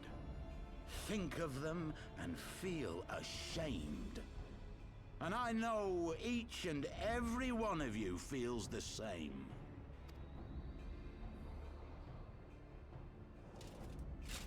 We abandoned them, our own flesh and blood, to labor till their backs gave in and their breath gave out, building the twisted steel ramparts which now mar our once majestic mountains. We abandoned them, the brave and true, to fight and die for their country, or worse, to be conscripted and sent off to rob another poor bastard of his home. We abandoned them, The meek and powerless to bow and scrape when the Garleans pass, to sully themselves that they might live to see another day of misery. The Black Wolf may be dead, but a new Imperial Viceroy reigns in Alamigo now. A beast, not a fraction as merciful. You all know the Eorzean Alliance will do naught to oppose him. For all their promises and platitudes, they will not act if there's no profit in it. Only we can free our brothers and sisters from the Empire's tyranny, my friends. Only we have the courage to stand and fight. They have imprisoned us. They have enslaved us. And they have murdered us. But no more! Blood demands blood, and the Garleans shall pay for every drop they have spilt upon our lands.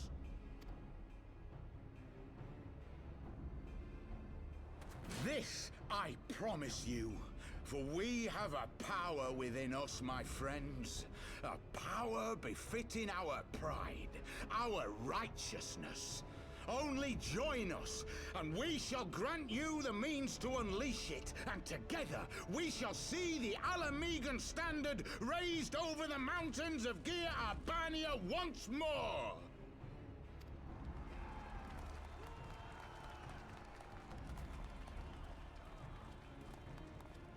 A power befitting their pride. Not at all ominous, that.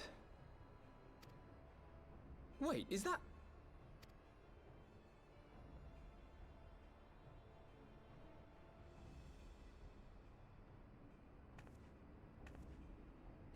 What are you two doing here?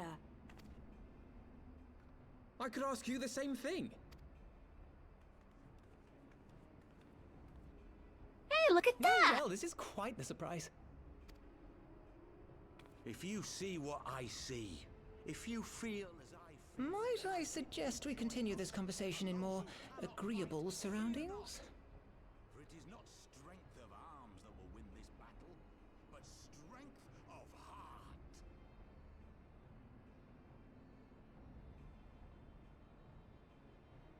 This is Ida and Papolimo. We finally found them!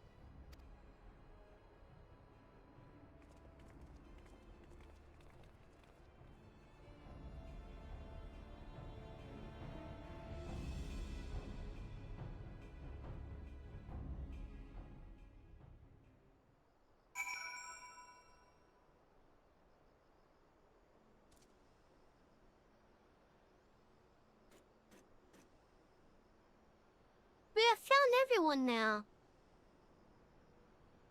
The only silent that remains missing is Medphilia, and that's because Highland took her.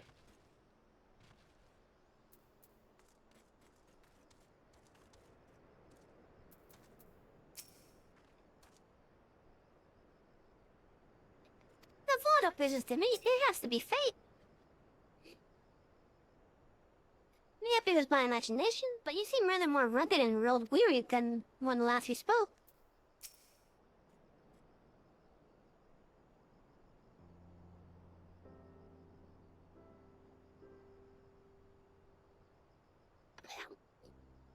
First, can I express how glad I am to see you both alive and well. And you, though it's pretty obvious you and Savvy would be fine. The crystal blade. The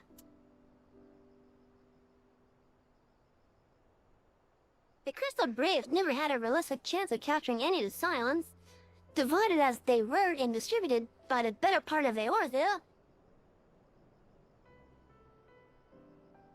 Well, if you truly believe that, forgive me. What exactly have you two been doing all this time?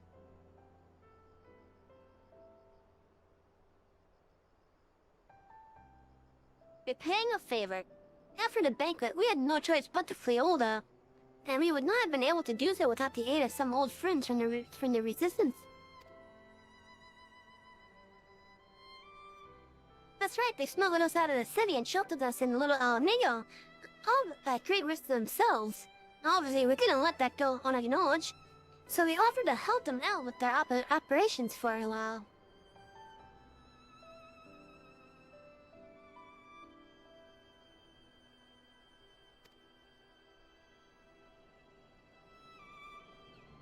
When we learned of the signs of exoneration, that Lorito had severed all ties with the Coastal Braves, and that General Robin had been reinstated, we resolved to make contact. But having long since discarded our leaf pearls as a precautionary measure, our officers were rather limited. To make matters more complicated, we were embroiled in a delicate operation at the time, leaving me with little choice but to entrust a letter to the courier. I gathered from your puzzled expressions, however, that you never received it.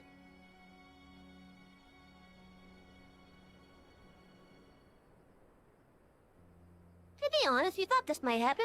While the Mess are happy to let the refugees spread the word within the community, they're pretty strict about communicating with outsiders. Hell, have you also heard a rumor that the Griffin doesn't want us meddling in his affairs? The Griffin mistrusts the odds that it's haven't done. Curious, it is well known that we are no friends to girl mode.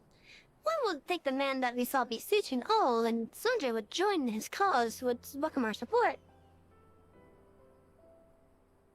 Then you will replace your old laptop, okay? We'll take your time with it, alright?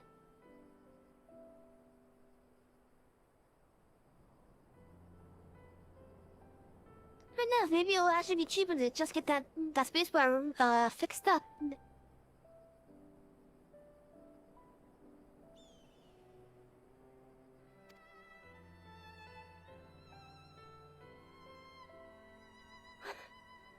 I should say that the man you saw was not in fact a Griffin, but an impersonator, and a talented rapperizer to boot. Do not surprise me if you were responsible for the majority of these public appearances.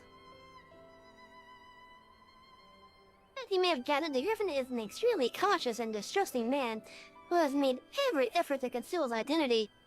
Even when we participated in a raid under his direct command, we were not permitted to approach him. It's hard to know what to make of it all. The secrecy, the impersonators, the mask.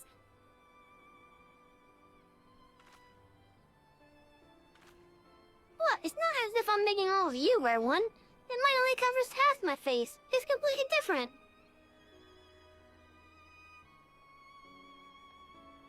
Anyway, when we heard the Griffin was due to give a speech, we thought it might be a good opportunity to get a better sense of the man behind the, to get a better sense of the man.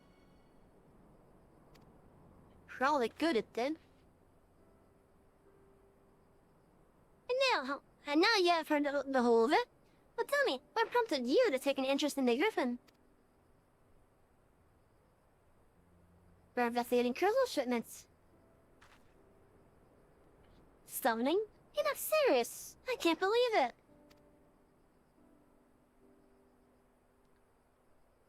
The Resistance would never even entertain such a ridiculous plan. But the Griffin... Well, the man is an enigma. I can't say with any confidence that what he would or would not do. What I can say, however, is that the speech that we heard today was not the first in a grand scale power capable of defeating the Empire. The Mets have made many such claims of late. I confess I had assumed that to be mere bluster, but in the context of the shipments of which he spoke, it is not possible that they are alluding to a primal.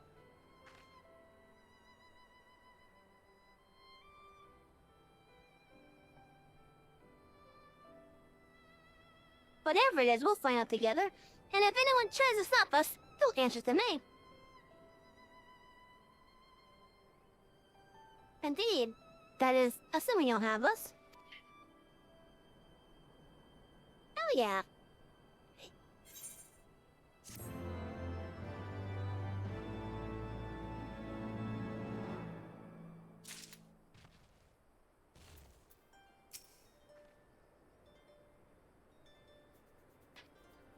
Do you honestly think he's planning to liberate Al Nigo with the help of a primal?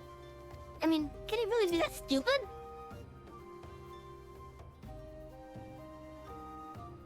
In retrospect, their tale is not so surprising. We had reason to believe that they had escaped with the aid of Alamagan refugees, after all.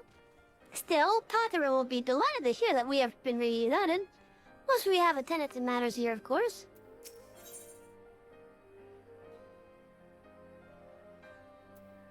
Honorable heroes, Papalima has a mind to learn the Griffin's true intentions. If, as you suspect, the Griffin is indeed plotting to summon a primal, you must needs obtain the confirmation while there is yet time to act. To that end, I propose we question his double. Given his role as the group's de facto mouthpiece, I should not be surprised if he were one of the Griffin's closest associates. And while he may not be aware of the most sensitive details, he can probably tell us the master plan in broad strokes.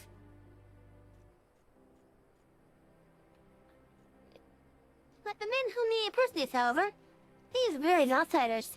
He would not expose himself without a suitable incentive. Our plan is as follows.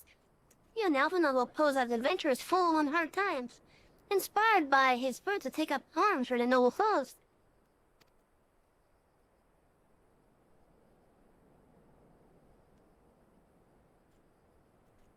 Ida and I, as members of the Resistance, will recount tales of your past achievements, and testify as to your usefulness in the struggles ahead. With our enthusiastic assurances still ringing in his ears, he will decide to welcome you in person, and we will arrange a meeting.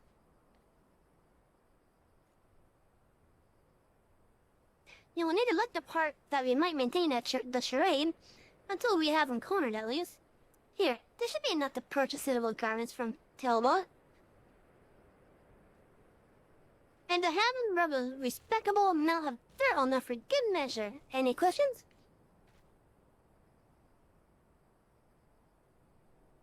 Interest still here. It all seems simple enough, thank you. And with that, Savvy, let us be off.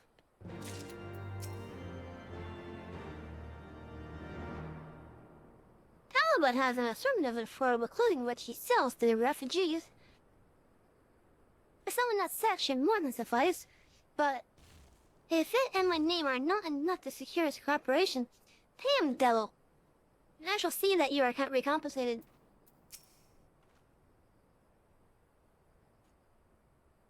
Our identities will be revealed, but it can't be helped. We don't have time for a clever approach.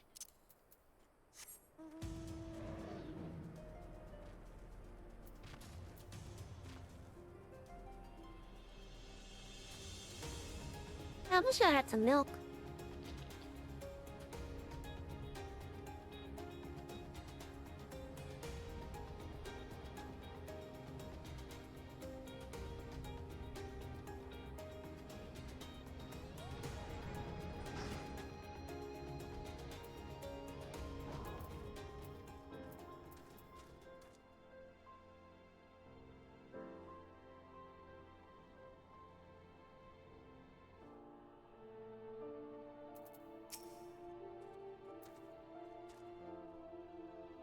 Well, don't look at me. You're the one with the sack of yellow.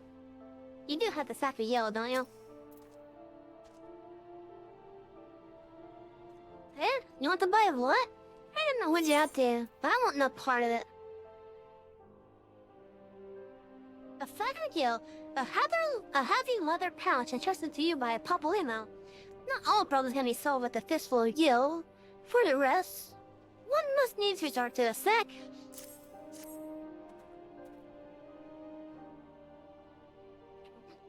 Now you're the ones at the guild, and seeing as you're friends with Papalimo. There, tunic and slop for the both of you. Tailored and, treated to your taste. Now off of you before someone sees us together.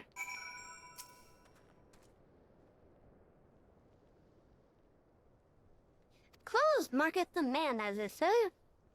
Reckon I'll go and change and see you at their spot Papalimo marked on our maps.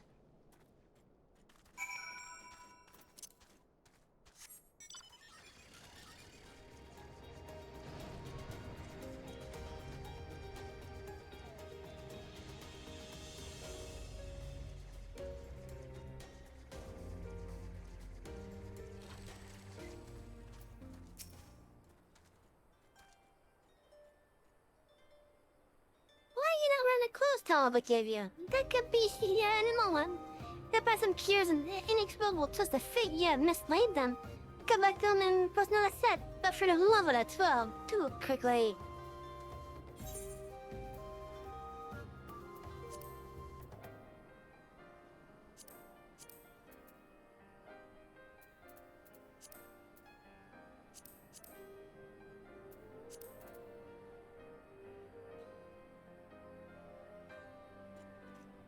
You know, I look a little bit silly wearing this.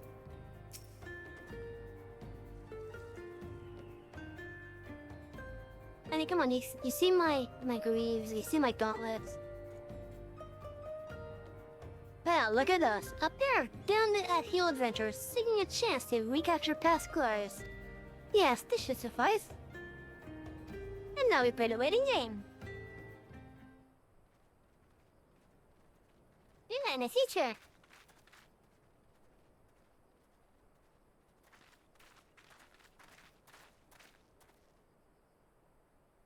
My thanks, comrades.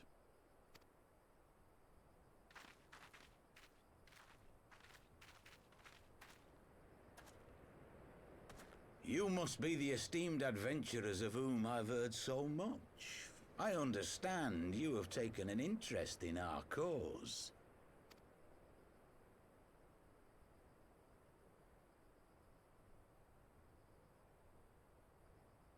A great interest, you might say. Your words have certainly made quite an impression on my friend and I. The Resistance has long, and some would say wisely, avoided open engagements with the Garleans, but you and yours seem confident against the world in arms. I can only assume you have good reason to be so bold. Why, one might even think you are planning to summon a primal. Because that would do much to explain the sizable shipment of crystals you recently received from your smuggler friends, whom our Ishgardian allies have since detained, lest you wonder.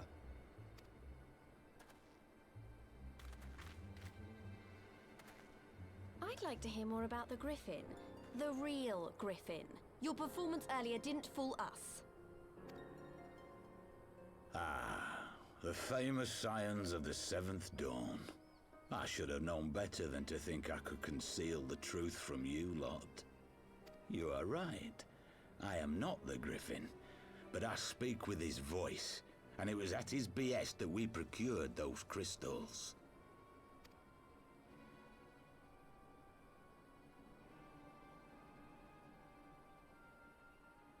You are wrong, however, if you think that we procured them to summon a primal. We used them to reach an accord with the Amalja. In exchange for crystals to summon their god, they will aid us in the fight for Alamegan liberation. You've got to be joking. Have you gone completely mad?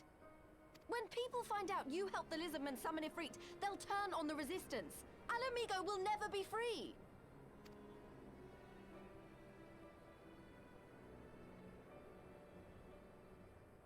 This isn't a fairy tale, girl.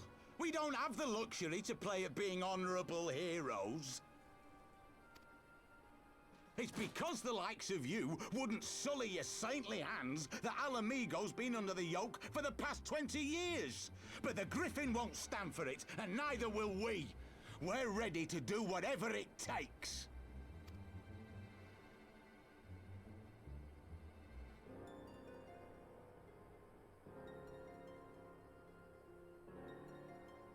What proof do you have of this arrangement with the Amalja? What? Aside from a lack of crystals?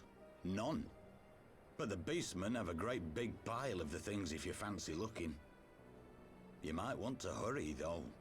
It'll not be long before they summon their god. Search our camp if you don't believe me. We have naught to hide.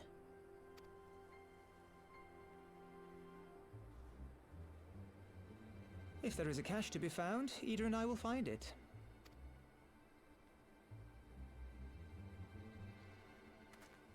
then let us be off.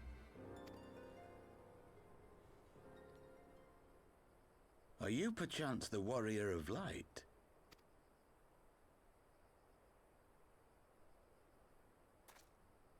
Aye, I thought so. You should know that a great many who have joined us did so because you saved them. Because you showed them that one brave woman can make a difference. You saved me too once. Helped a friend over in Quarry Mill make some medicine I needed. But that was a lifetime ago.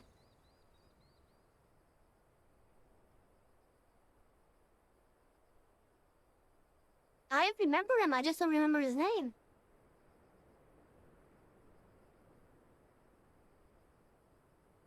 I do remember him. On behalf of my brothers and sisters, I thank you. You gave us hope where there was none, courage and strength when all was lost.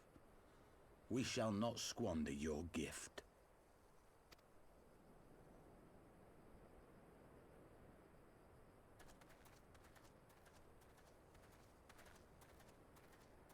I know that I recall look, getting the Ida, medicine and I do from. not like it. You cannot seriously be contemplating taking up arms with that band of cutthroats. I just...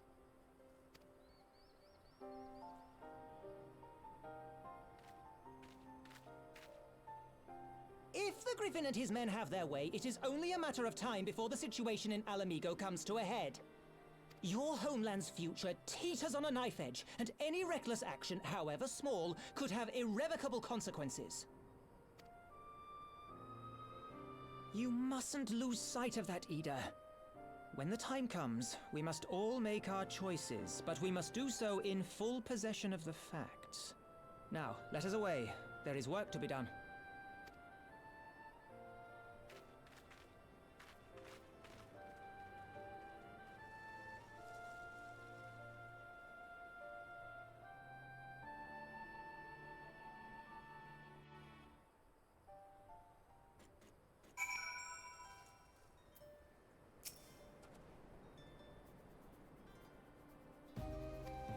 Amelia said, do you remember? Forgive me, you cannot be expected to recall every name and face, and besides, it's not as if it matters.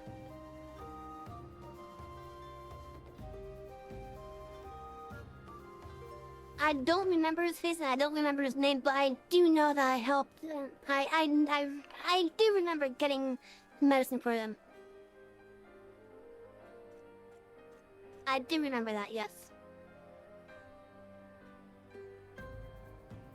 I have long admired how you live in the present, how you focus on the problems at hand and always keep moving forward. So let us keep moving forward together, Savvy. We must find and secure those crystals. This is no time for looking back.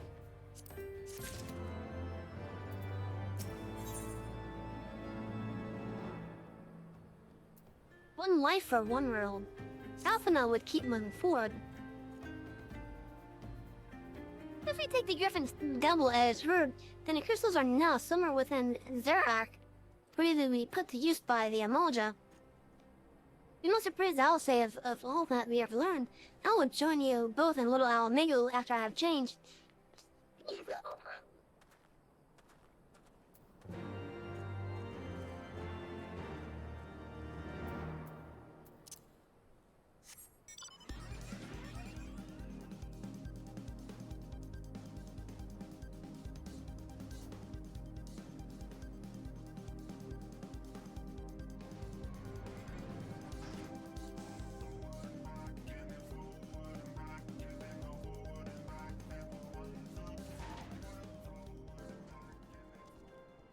Hey, Tankard's here. Kept you waiting, eh? My apologies. Ah, that's much better. Subterfuge is never my strong suit. You're prepared for battle, then?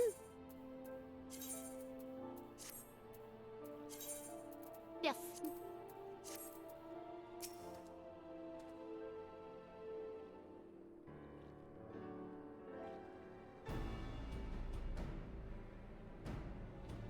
No, Tankard has finally arrived. Maybe you can share your latest findings.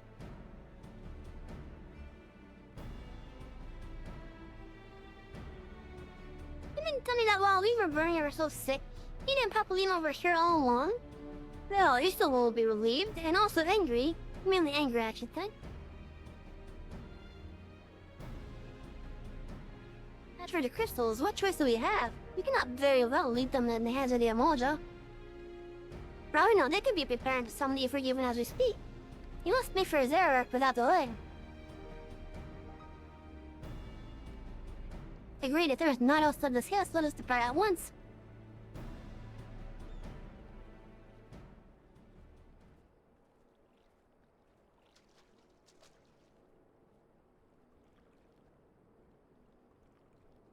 And so they go forth in accordance with the Griffin's plan.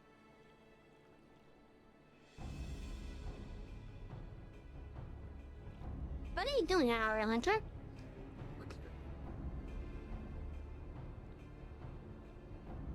The players gathered to assume their marks on the stage, weathered in flame, wreathed in flame.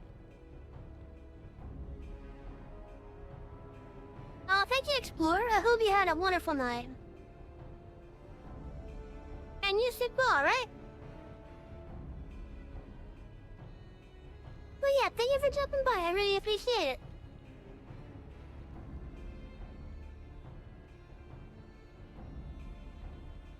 The players gathered to assume their ranks on a stage, wreathed in flame. Ere long, the curtain shall rise, in a drama of which I am author, gods forgive me, shall at last be performed.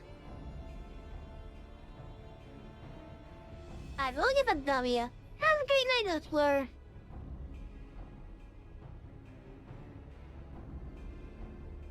Oh, and tell Louie I say hi when you wake up, alright?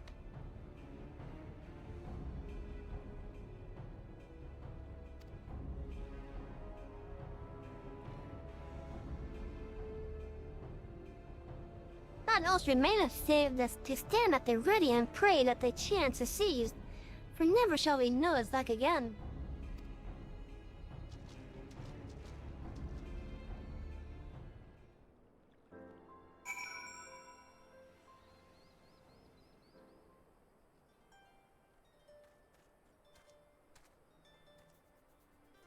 Oh, hey, I got teleport here. Okay, that's nice.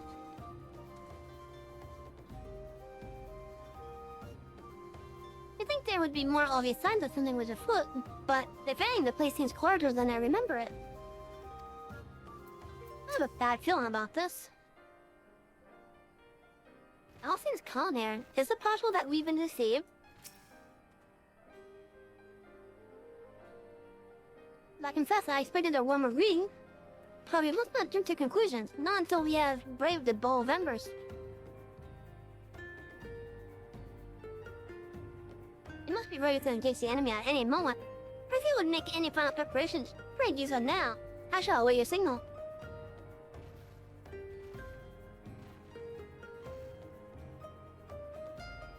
Upon proceeding to the Bowl of Embers, several cutscenes will play in sequence. Oh, we got a long thing, a big story beat here.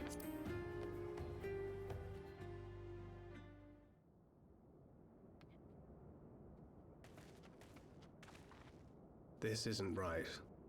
The Amalja would never leave this place so poorly guarded.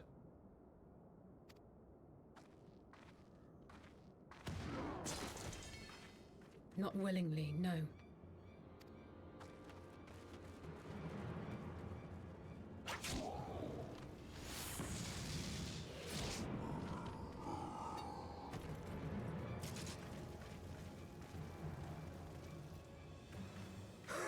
Now, look who's here. Ah, the saviors of Eorzea. Slow as ever.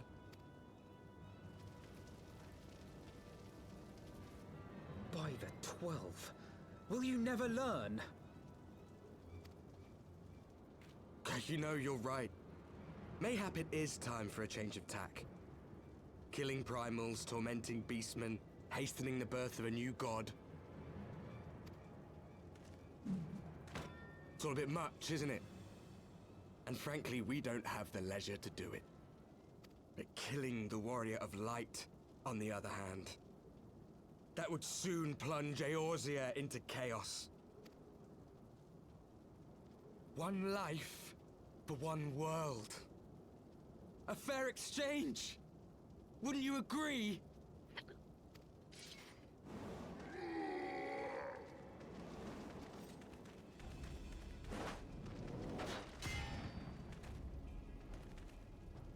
Lest you forget, you've more than one opponent.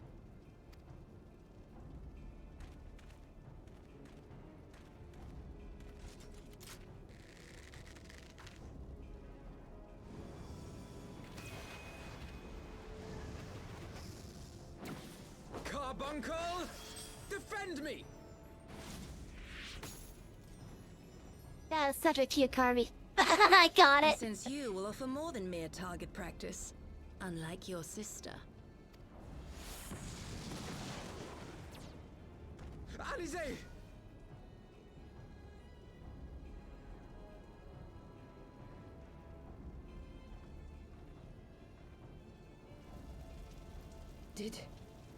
Did I not tell you, Alphino? I am not the girl I once was. My brother was always the clever one, while my talents lay elsewhere.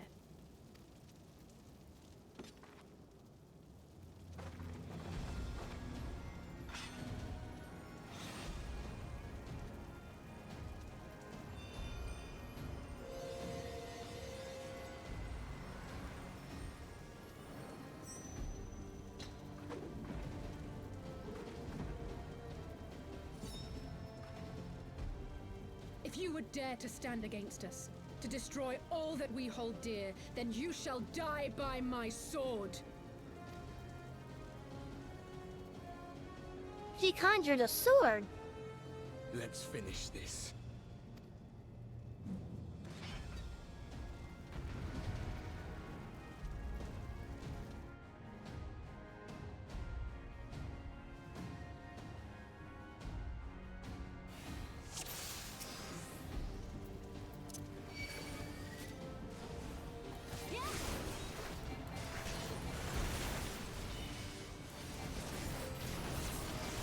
We could keep part of sacrifice this much.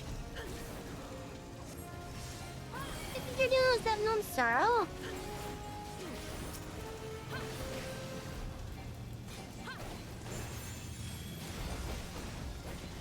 You shall fall soon enough.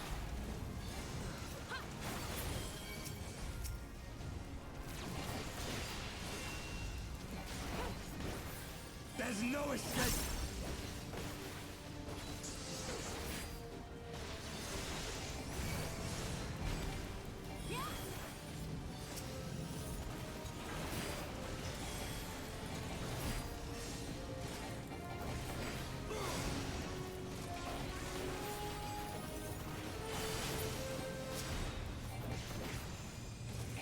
No, we will not be denied so easily.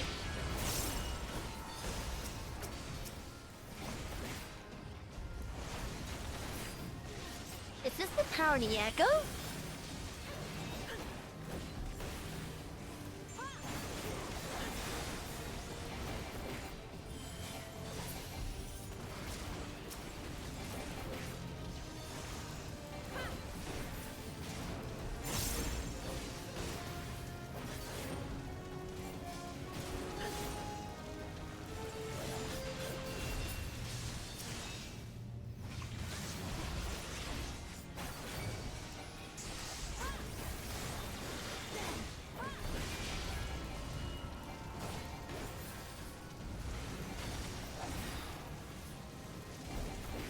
Agenda rise. Have these warriors no limits? Games.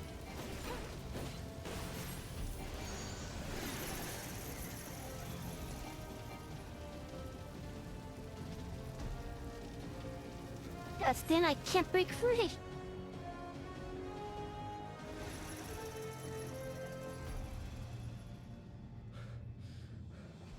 It ends. It ends now.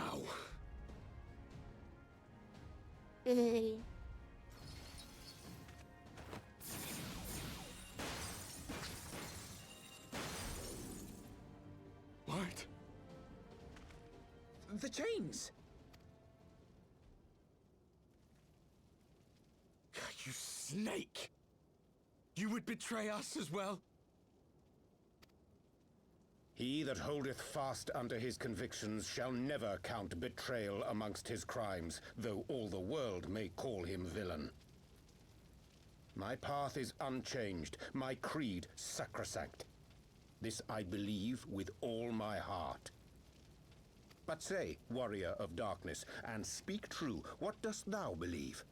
That rendering up the souls of thy world in service to the rejoining will grant it salvation?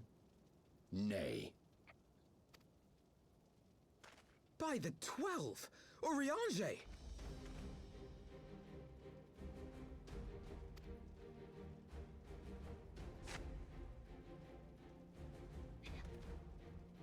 Mine apologies, Master Alphino. That the brightest light might shine, duty did compel me to walk in darkest shade. You sweet fool. I was almost willing to believe you had turned against us. I expect a full explanation when this is over. For now, may I assume you have turned your cloak for the last time? Thou mayest, my lady.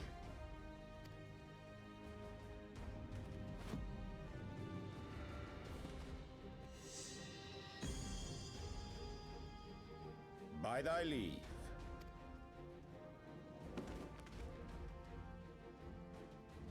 Even odds, then. No matter. We'll crush the lot of you in one fell swoop! Even odds? Come on, we kicked your ass! You're the guys that are cheating with resurrecting yourselves. Understood. Hearken to me. We only have one chance.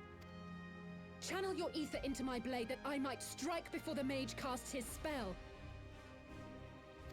I cannot do it alone, but together we can defeat them!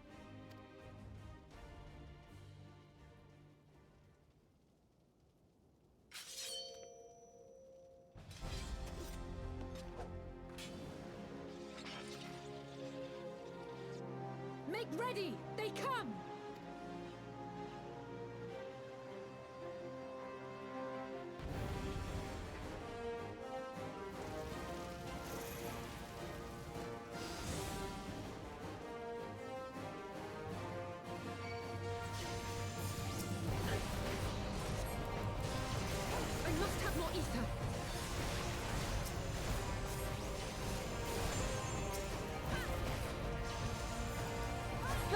You won't deal with the others.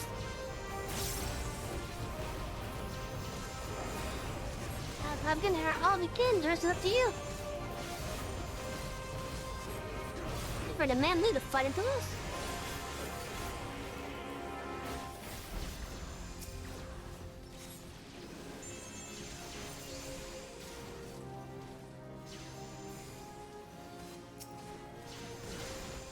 Hello. Oh. The ether! It's not enough!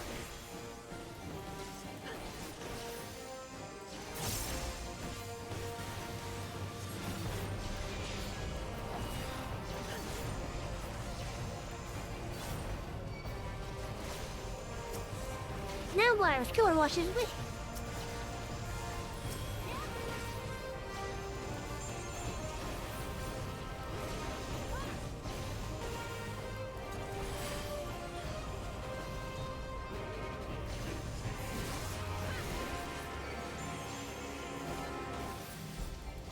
What kind of filthy was that?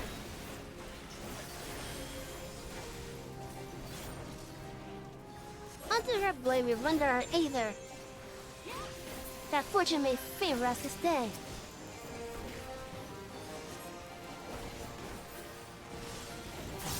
The fated T-rolls hangeth in the balance of it. Quickly, thine aether.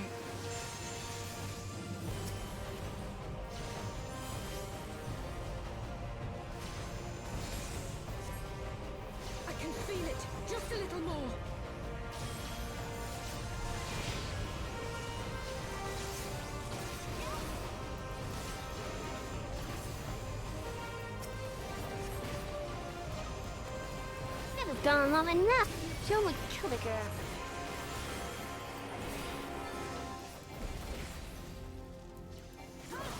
Hurry it up, neighbor!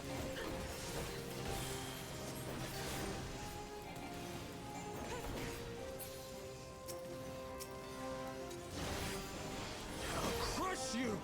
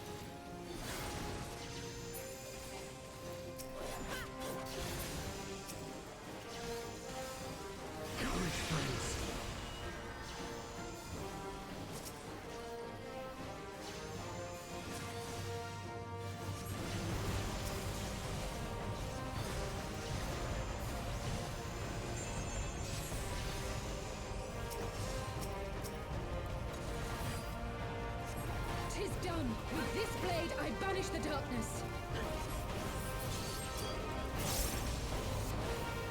No. Not like this. Holy shit, Arthur.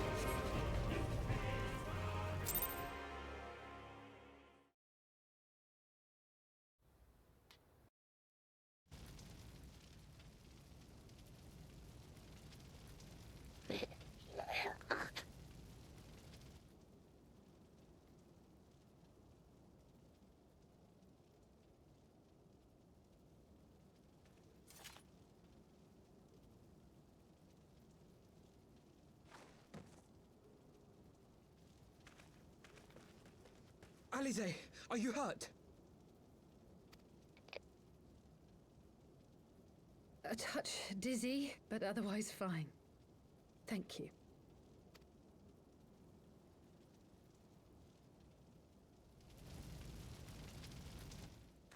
And there you have it.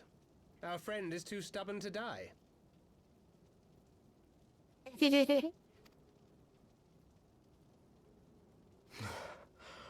We are far from finished.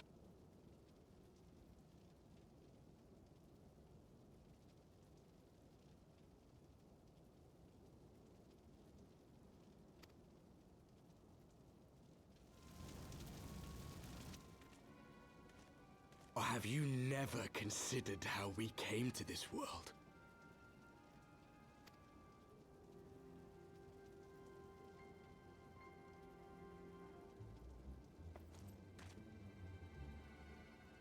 Crystals?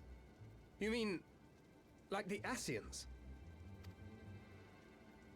Just so. As the Ascians flee unto the rift twixt plains with crystals of darkness, so did these warriors come hither with crystals of light.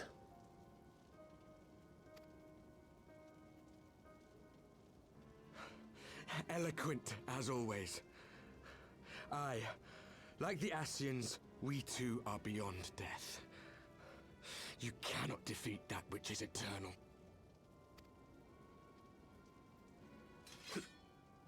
Wait!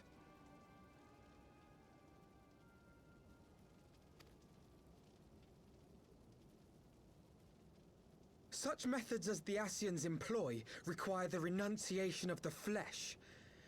You would have had to...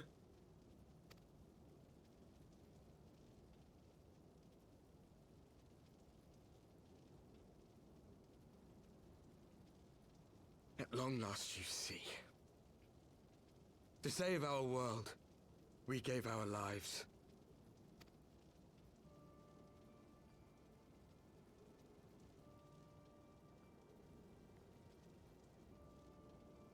We were just adventurers trying to make our way. An odd job here, a favor there. We never aspired to be warriors of light. But word of our deeds spread, and soon people were calling us heroes. They placed their hopes and dreams on our shoulders and bid us fight for all that was good and right.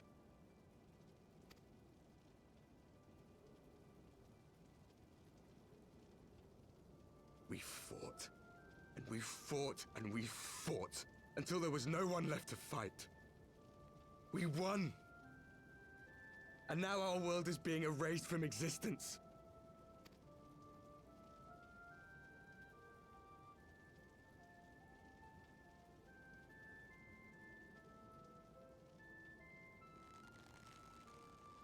We did everything right. Everything that was asked of us, and still it came to this. You of all people should understand. We will not falter.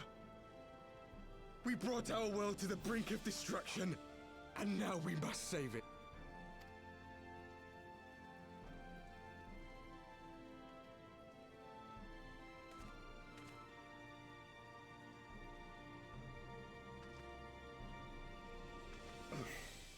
I've died before, Arbut. I'm not afraid to die again.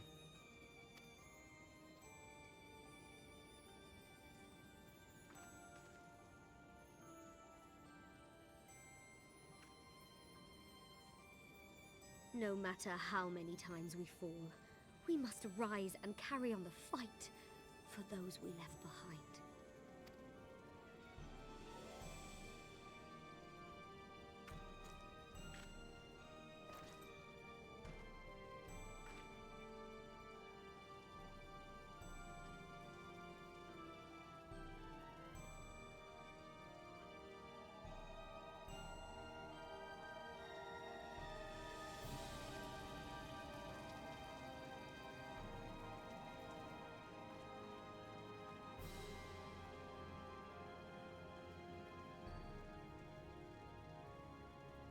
To have known the depth of sorrow and embraced the highest sacrifice.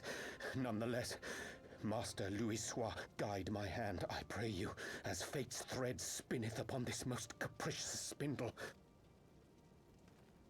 Quickly! Thou must needs invoke the power of thy crystal.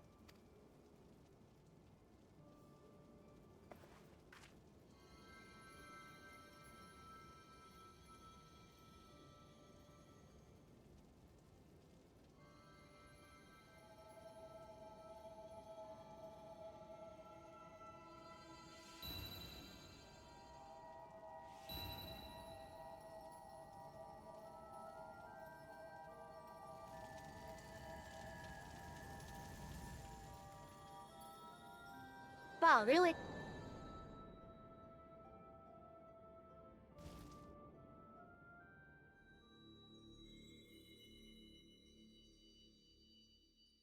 A tiny adverts. What is this place? I guess I'll be waiting for the advert to go by.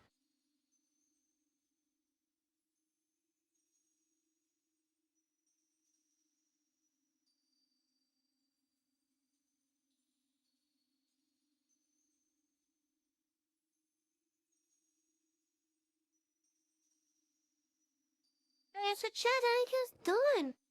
At least for those of you that can hear me anyway.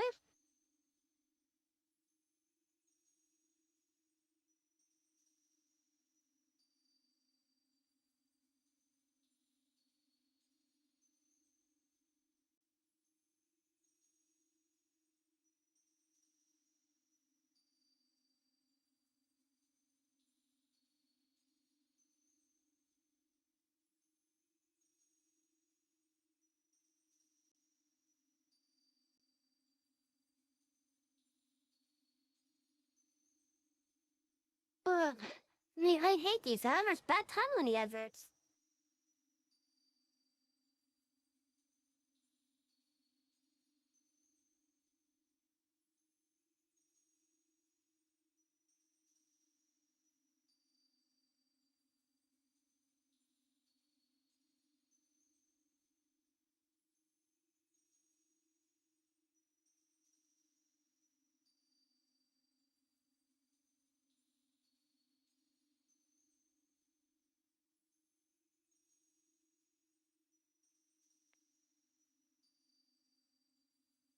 Hey, Wonk.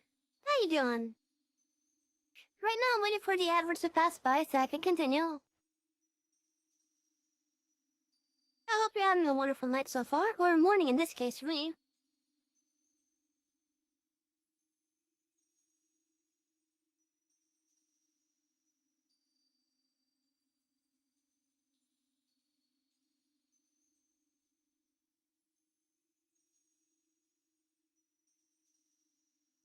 You are tired. Yeah, I'm starting to feel tired myself. I'm kind of hoping to get to the next dungeon and then end there.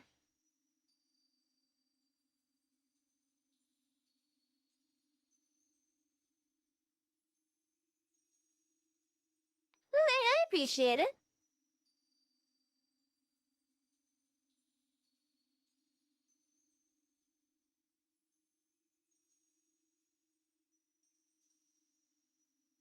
And looks like the adverts have finally ended. So, chat, as a brief recap from when the adverts started. The warriors of darkness and the warrior of light with the dark crystals of light. Then everyone got teleported here. And Alpha was like, what is this place? Such pain. Such sorrow. Oh, my dear children. Oh, that's Menphilia. Be. Mother Heidelin, hearken unto your children's plea. From two worlds do we gather, and from two worlds do we offer a bounty of light. In this desperate hour we do beseech your intercession. We beg an audience with the word of the Mother, with your chosen Menphilia.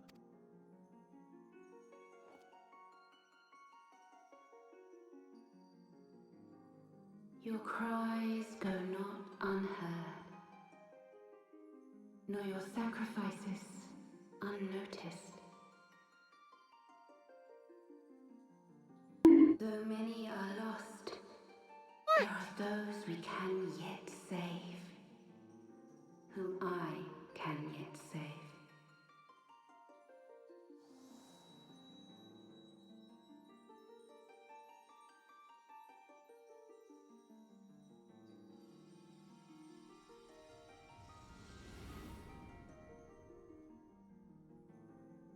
Menphilia.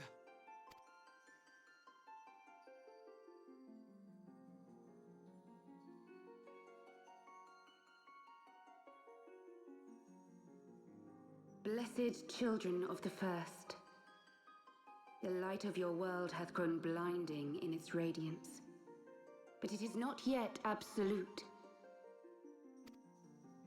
I will hie me to your world, and there take unto myself the light which riseth even now to drown it, as darkness once did drown another.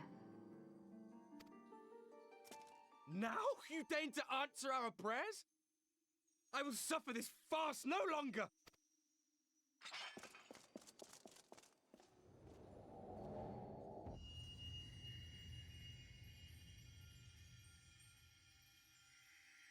Emotional damage! As the Ascians must serve as instruments of Zodiac's will, so too must others carry out the will of Heidelin. Come on, man, it's a serious story, bait. But for the boon you have granted her, she has grown strong enough to set me free, that I might serve as her emissary. Your suffering, your sacrifice, your supplications, she has heard all. We will not let the first fall to light.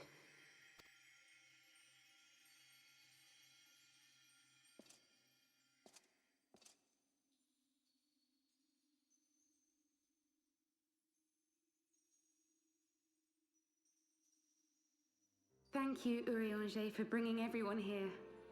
It fills my heart with joy to look upon the faces of my friends once more. In taking you unto her bosom, I knew that Heidelin had bequeathed to you a sliver of her grace, granting you strength long sought. And in treating with the Ascians, I learnt of a star like unto our own, a doomed world of fallen heroes in whom I glimpsed ourselves, the first. Full long did I search for a means to save this world, concluding at the last that the answer lay in the power of blessed crystals. And thus did I labor to set light against dark.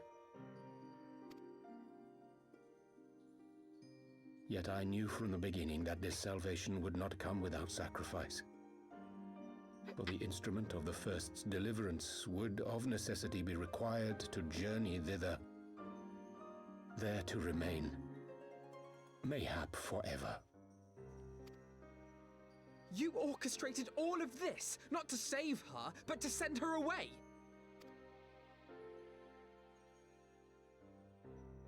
One life for one world. Such was the bargain, and you the coin, though it were not mine to spend.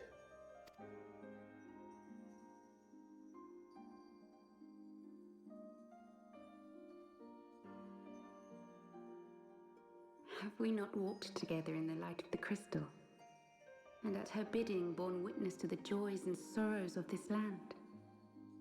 Each and every one of you knows my heart. If this be the price I must pay, I pay it gladly. You would go alone, then? My dearest Thancred, you who have ever watched over me, I am truly grateful for all you have done on my behalf, as would my father be. Your kindness, your compassion, your love. These are your gifts to me, and our gifts to them, forming a bond which transcends time and space.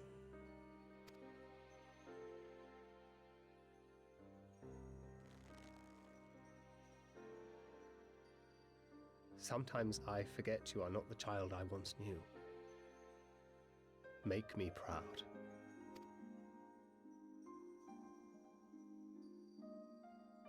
Long have I watched you from Heidelin's side, watched as you nurtured and kept safe the light of the dawn.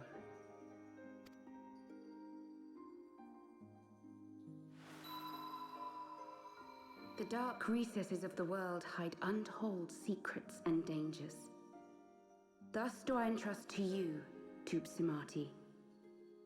I pray you, keep to the path that you may never have need of it.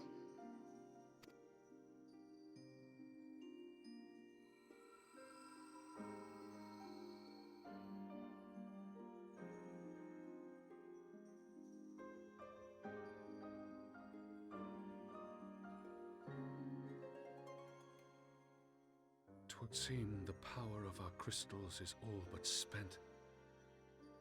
Perhaps, if there is naught else to be done.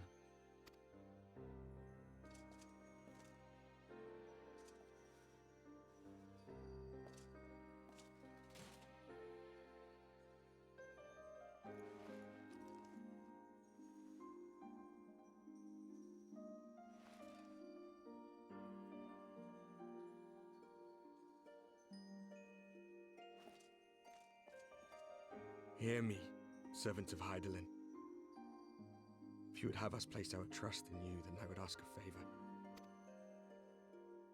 Take us with you. Take us home.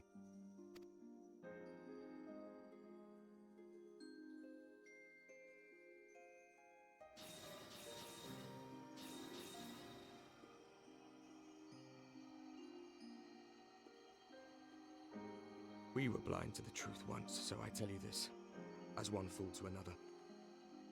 Light, dark, it doesn't matter. What matters is how you choose to use them. We made our choice and you see what came of it, so please, forge a different path. Seize a better fate.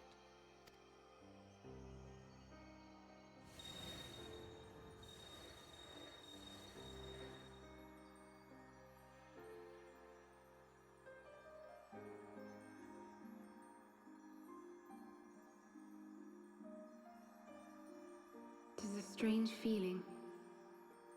So many times have I watched you depart, my heart filled with worry. And ever did you return to me in triumph.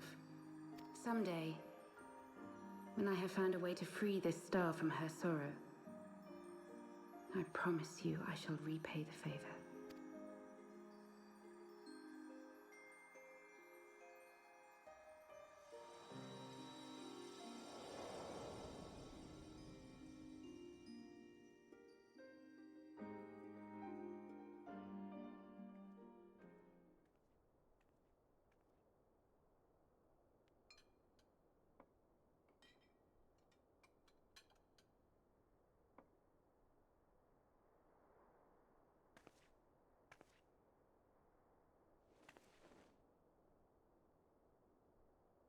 Thank you, Lemmy, for everything.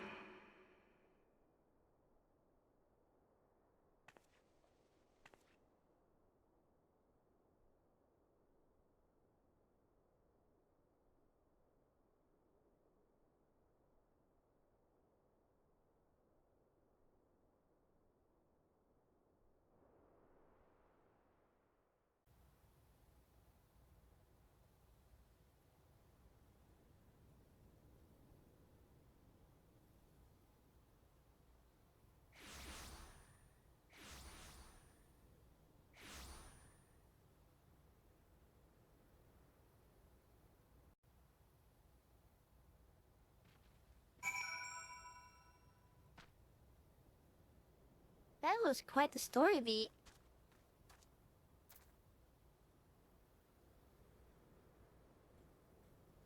But yeah, chat, take notes on that.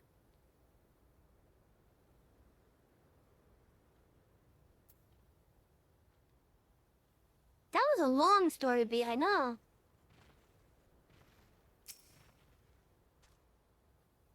Though things did not unfold as perhaps, I mean to say, I truly believe that she...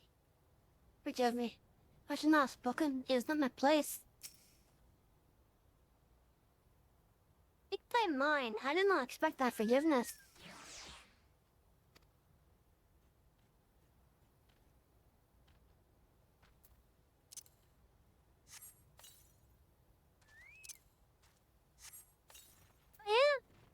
That was a major story beat.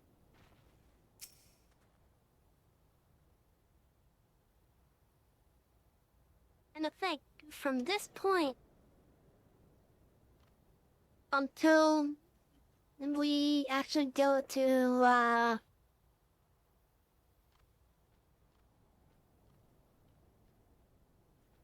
the next expansion that we're about to go into, but the one afterwards.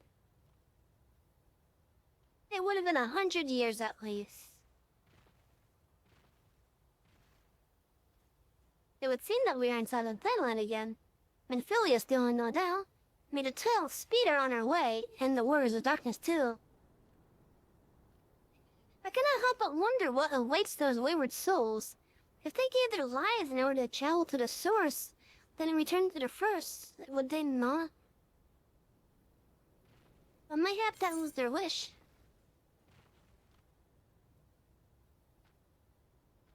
Have a wonderful night, Long. Thank you for dropping by.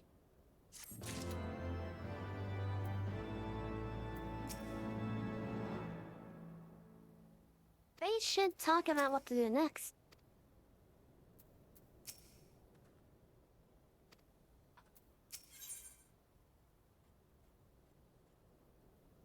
Intending? Wait, what's this? Oh, why not Mombretta? Intending to mark a new beginning. Alphino seems to be at a loss for birds. Oh, forgive me. My thoughts were elsewhere. And this when I know full well there's yet work to be done. The crystals. Lead them to me. I'll go back to Zoroark and secure them. The Imadra will still be in disarray after the dash and the Warriors of Darkness gave them. They are not like to notice a lone bard skulking about. But Thancred, you don't have to do this, I know, but I want to. I will see you at the Resin Stones.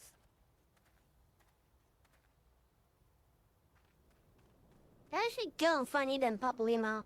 They must have finished searching the mass camp by now. Not that it matters anymore.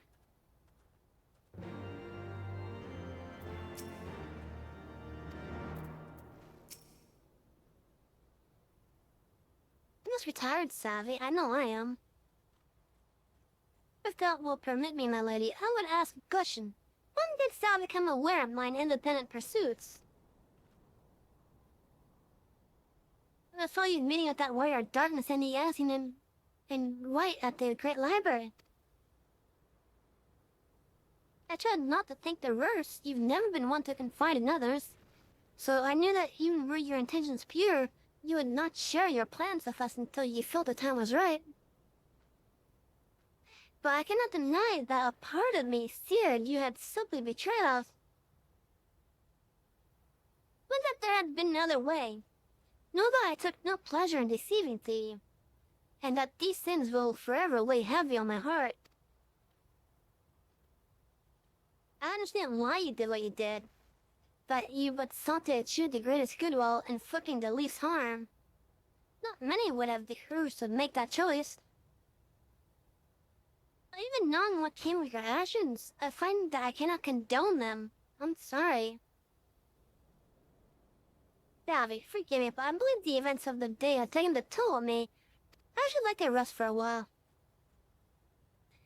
If thou wilt grant me leave, I would gladly escort thee unto a refuge of thine own choosing. Once my lady hath regained her strength, you shall join thee at the rising stones.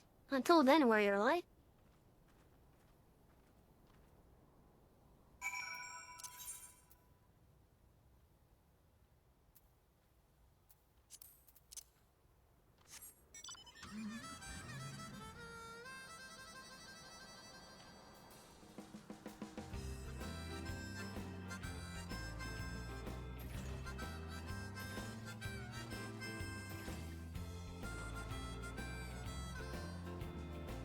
So, Chad, for those of you that are still here, I hope you're all having a wonderful night. I'm going to complete this MSQ and then I'll be calling it a night.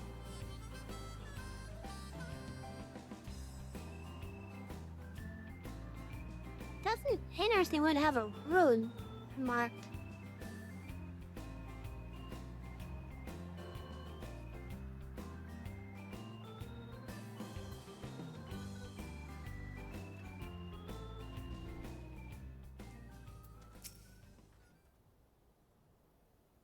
Ah, there you are. We finished our search in case you were wondering. I forgot to tell them what happened in Terror. I thought best to do so together.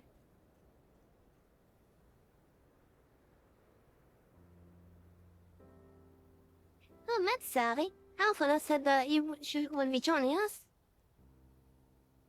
It seemed the Griffin's double was telling the truth, and so far as we found nothing resembling a sizable cache of crystals in the mass camp, did you perchance find one in Zarark? Actually...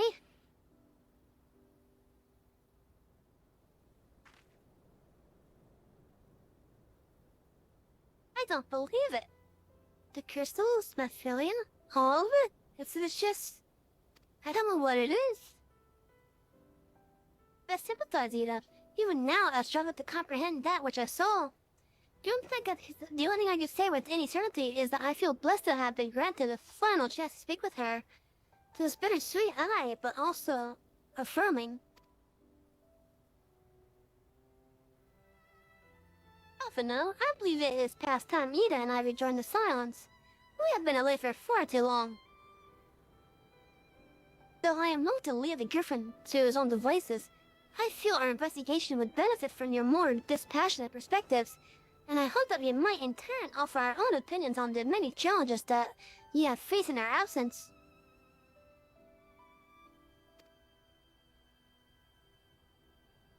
Yeah, it's been absolutely ages, hasn't it? I can't wait to hear about everyone's adventures. You should be glad to recount them, and Tatu's tale may well surprise you.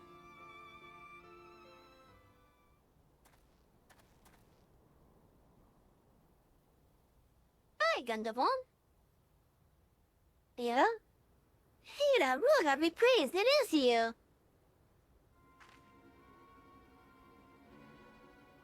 Ida, alive and standing here before me, in the flesh!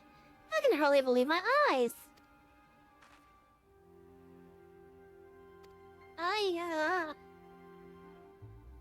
Oh, come now, has it really been so long that you don't remember me? Miss Gundalbord, I fought beside your father in the Revolution.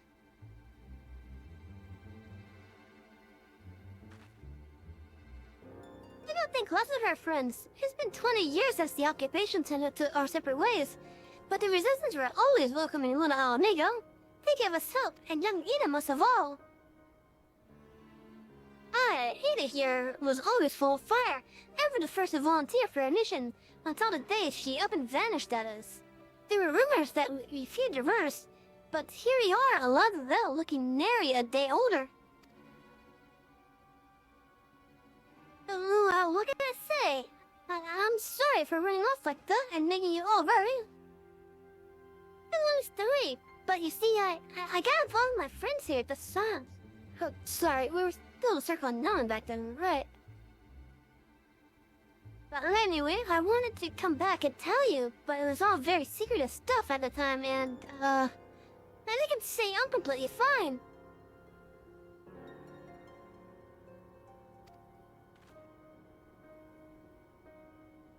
I know you've got a lot to talk about, and we will. But right now, I've got to hurry back to our headquarters. My friends are expecting me.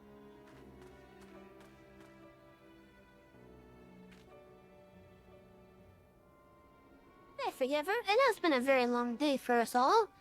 I promise we will visit again at the first opportunity.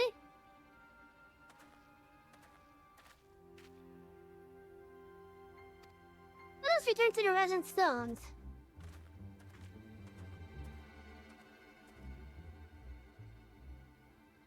Oh, take me for giving you that mask.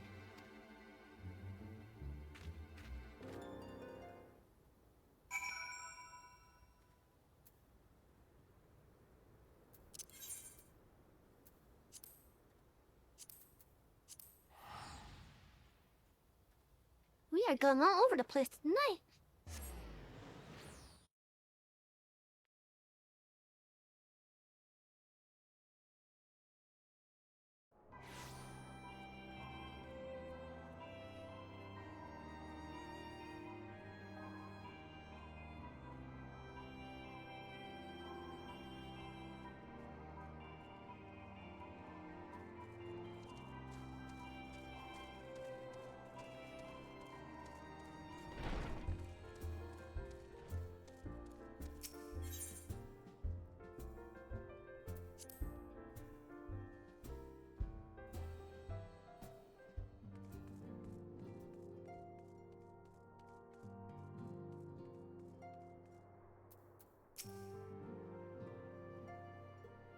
I didn't say a word, Savvy. I know.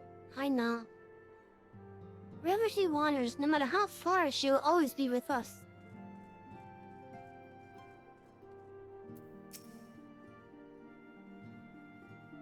Think about it. We have accomplished quite a lot in recent days, have we not? Though there are, of course, some few regrets for missed opportunities.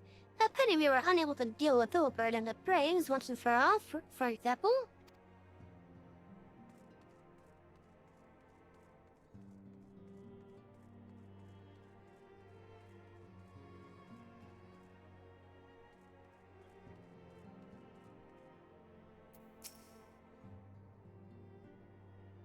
Welcome home, Savvy. I trust your journey was uneventful. You will be pleased to hear that Tancred has secured the crystals. He sent word a short while ago. Once he has delivered them safely to the Temple Knight's care, he will rejoin us here and we can declare this matter officially resolved. Well, awaiting your arrival, I took the opportunity to contact Estola and Crow and brief them on all that has occurred. I also requested that they return to the Resin Stones at their earliest convenience. Now that our lost friends have been found, it would seem me to discuss the future.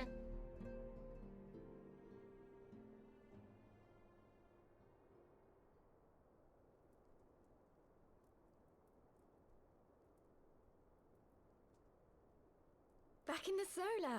It's been too long since we were all together like this. Not since... Much has changed since then. We ourselves, most of all.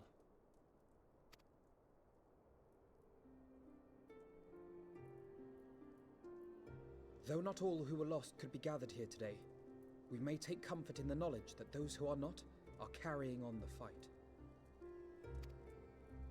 While I am grateful to our friends in the north for their hospitality, it isn't half good to be back. But, as Papalima rightly said, much has changed since we last stood here. The Scions of the Seventh Dawn are not as they once were, nor should we be.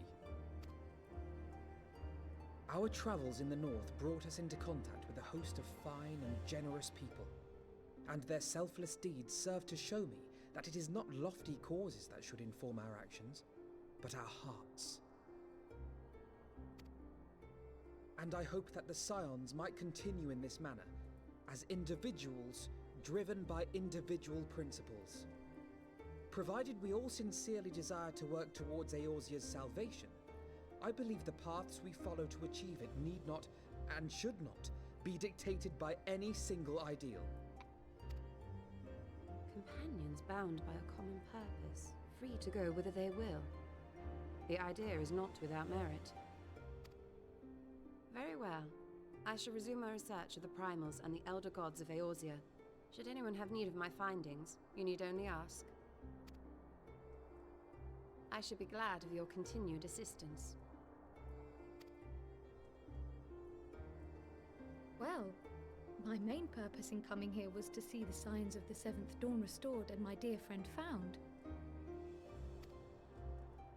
Nevertheless, having involved myself in your struggles, I feel compelled to see them through to the bitter end. For Minfilia's sake. That is, if there are no objections.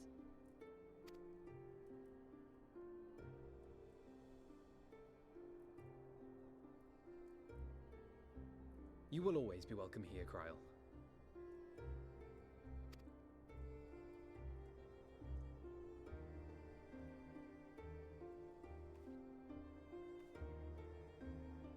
Urianger, can we trust you to carry on your investigation of the Ascians as before?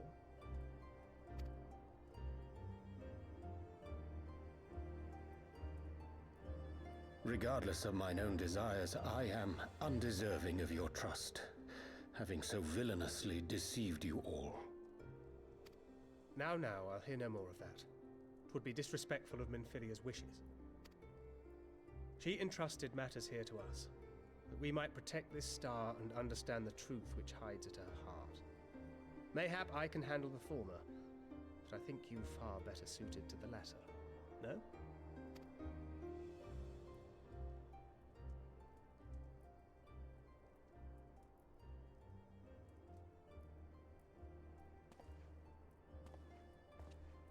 Very well.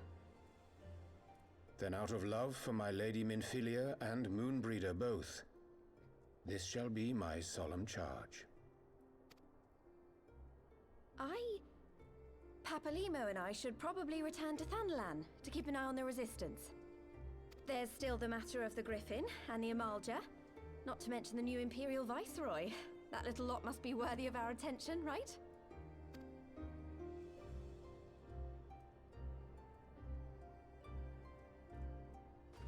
And what will you do, Alize? You know I have no great love for organizations and formalities.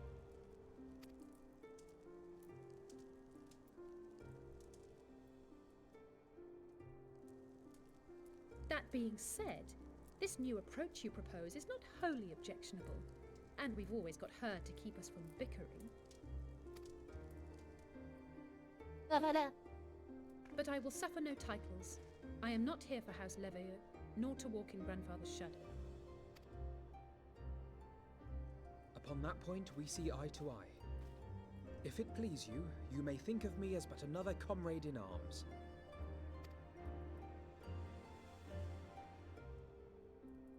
Well then, Alfie, I for my part shall see to the paperwork and the finances with my characteristic aplomb. I would not have it any other way, Tataru. And we mustn't forget you.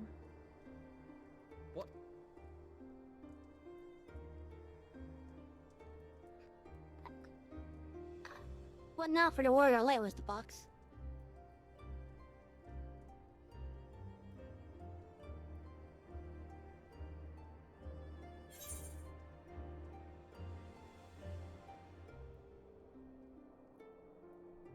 Now adventure, what else?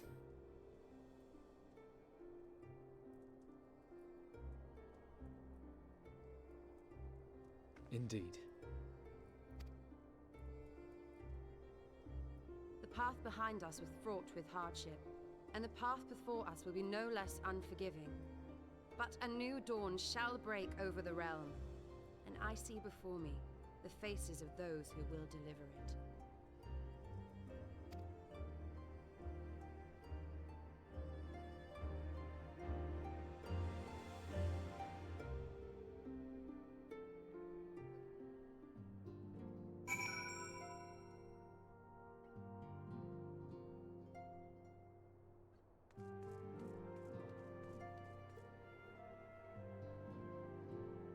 Look at all the people to talk to.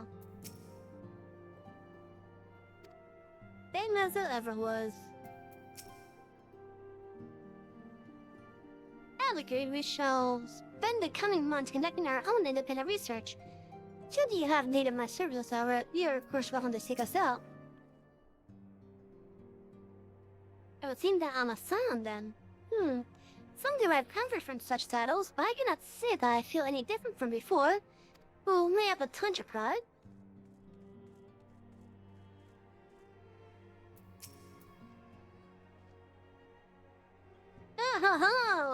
Do not think I would be best to see you again. When my competition with Lady Ida has ended, the Sons of the Seventh Dawn shall crown a new champion of the squad. It's passing strange to think that we may never see Lady Menfilia again. After witnessing so many of our missing comrades return to us, I do hope that she might one day do the same.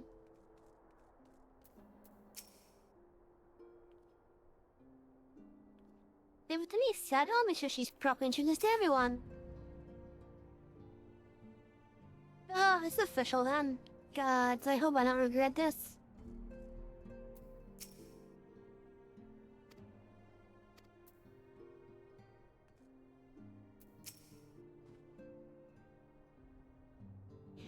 It may be argued that the great summoning of the source was an aberration, and the existence of the 10 and 3 reflections an offense to the natural order. That most assuredly is the Asing's belief. 'Tis in the hope of opening mine eyes to said revelation that they first came unto me, imagining it sufficient to secure mine intelligence.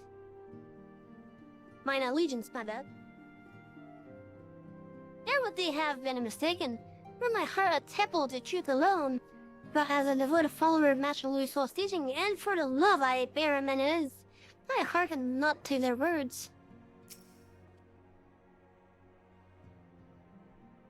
I have Sir Emmerich's assurances that the Devil Knight will henceforth keep a close eye on Ishgardian crystal trade.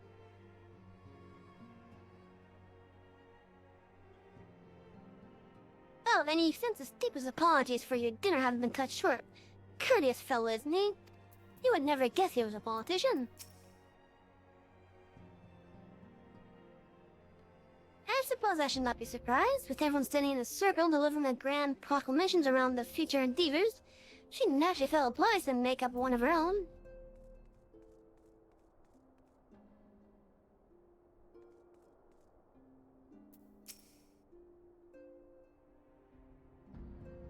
Oh yeah, think about it, we have, Time to get high! Go Date stretch! A hydrate and stretch, I'll do that after I get off, okay?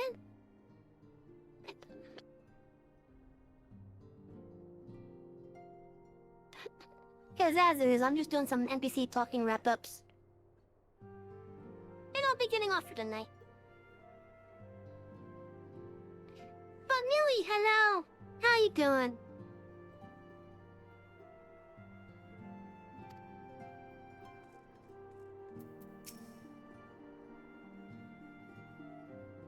Trouble in paradise, eh? I'm doing my best, Orchalker. I am. I just can't seem to clear my mind. I keep thinking about you and your brother and me. mistakes are beginning to add up, Aenor. You must try harder to remain focused.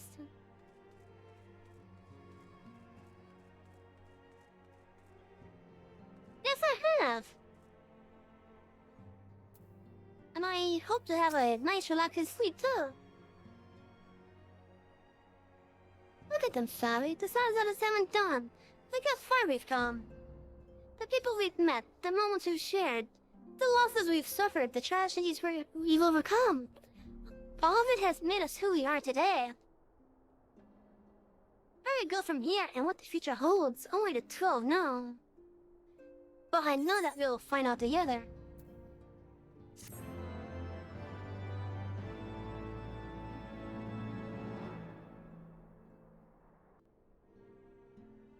Oh, good, it's actually the end of this chapter.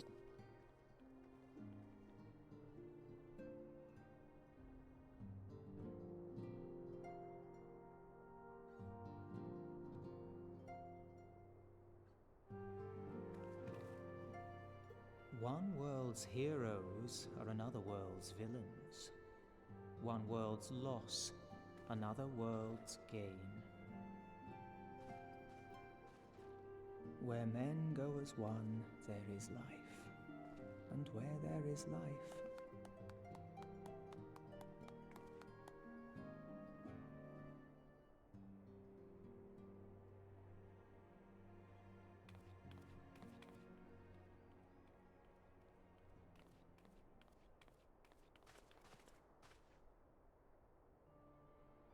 my friends, if I may, I would ask that you entrust Tupsimati to me. Clouds gather upon the horizon, and as Master Louisoix's disciple, I would keep it close at hand.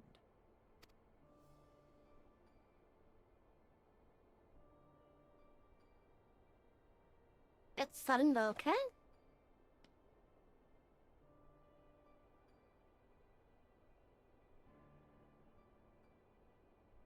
Thank you. I shall guard it well.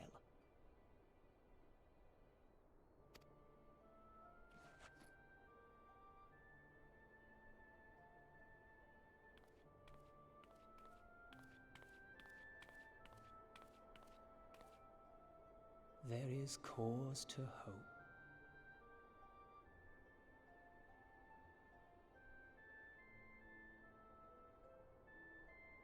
For every ending, every parting, marks a new beginning. Oh, I think that's come from Papalimo's mind, okay.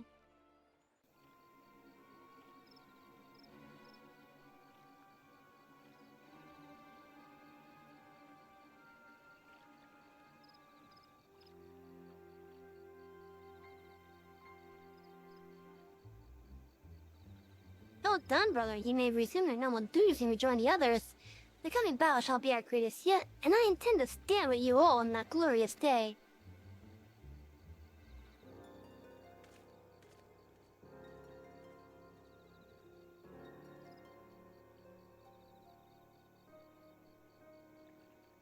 True believers are so readily led.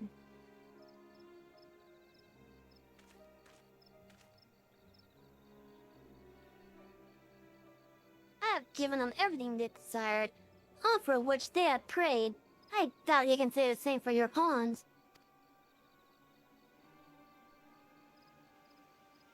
Get what you wanted then. Was it all worth it in the end? There were some unexpected developments, but they were ultimately to our advantage. Be a house to a surf filled of light or dark, a world bereft of equilibrium is but a void in waiting. And a void is of no use to my master. I shall follow her emissary with great interest.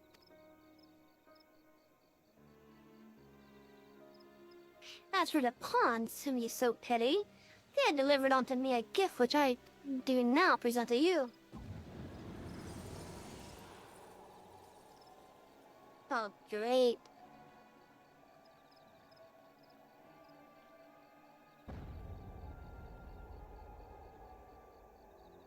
Just what we needed. The Eye of the Nidhogg. Many were the candidates considered but by your deeds, you have proven yourself the most deserving.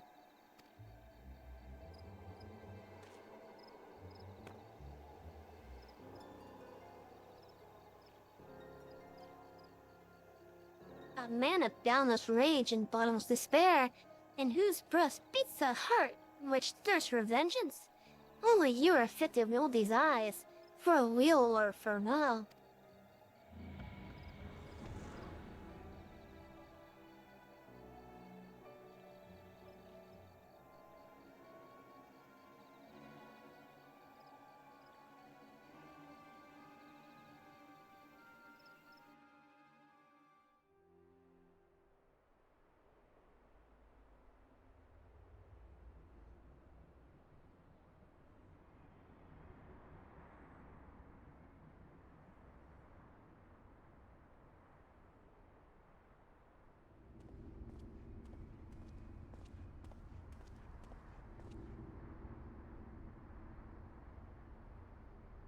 Huh, so it's here all along.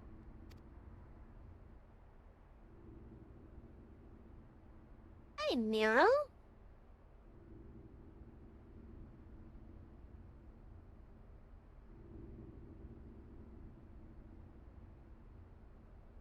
Oh, Jessie, wait, my pretty. You and I are gonna have so much fun.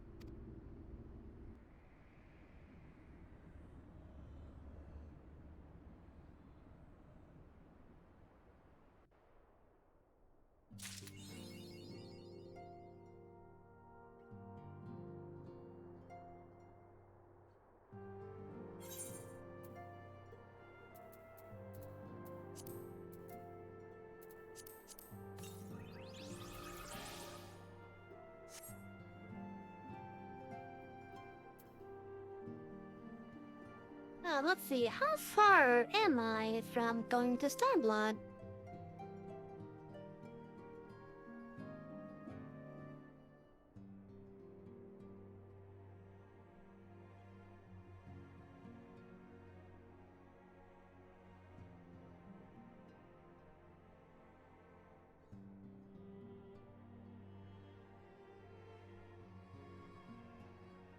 Oh, not that far away, okay.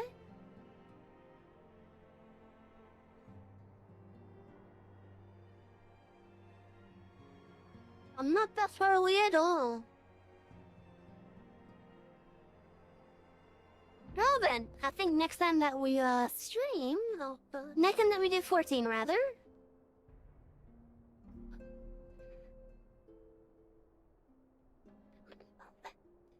I think we're going to finish up the Heavensward MSQ in its entirety. Which includes a dungeon.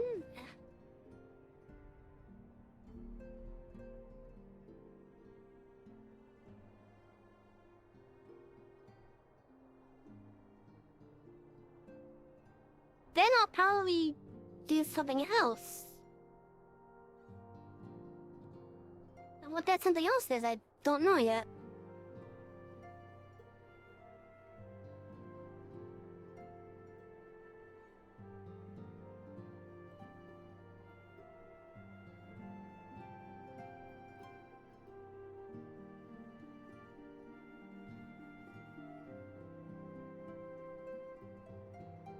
Anyways, chat. I'm gonna park myself outside of the Horizon Stones because it's more interesting that way.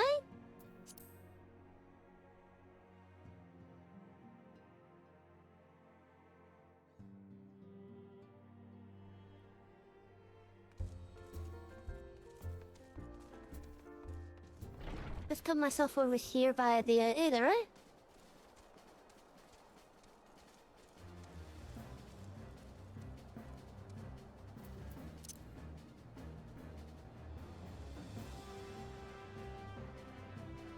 Right here, y'all. Oops, that's not the one I wanted. There we go. There we don't have that little thing in the corner. Anyway, so chat, I want to thank each and every one of you for coming by tonight. Whether it was for a couple minutes, a couple hours, or the whole thing. however long you've been here, whether you've been a chatter or a lurker, thank you, each and every one of you. You guys being here helps out more than you think, and it shows I'm doing something right. In the meantime, if you're new to the library and you've just been lurking, but you feel the need to rerun your file, feel free to hit that follow button underneath the video player. Once it's filled in, Twitch will let you know whenever we are live again. Dive in on the info panels as well as in the About section. You can find the links to our socials, our X account, our YouTube Vault Archive, and the Discord community. I hope to see you all on all those platforms. And I'm letting you know I am saving it for a new computer, so if you wish to help make that process a little bit faster for me, feel free to help contribute to it on my Throne wish list. You can also get us some mystery gifts as you want instead as well.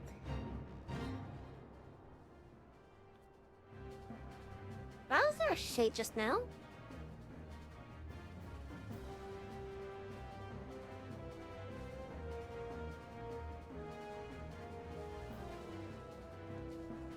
Because I don't want it to get spammed, that's why. But anyways, yeah, so if you wish to help contribute to our new computer that we're saving for, you can find it on our Throne wish list, which is also down below in the info panels. In the meantime, I hope that you have all enjoyed your time here tonight here in the library with us. My name is Savvy, the head librarian here in the Artist Library, and thank you, each and every one of you, for coming by. I hope you all have a wonderful night, sleep well, and have a wonderful dream till night. Good night, everyone.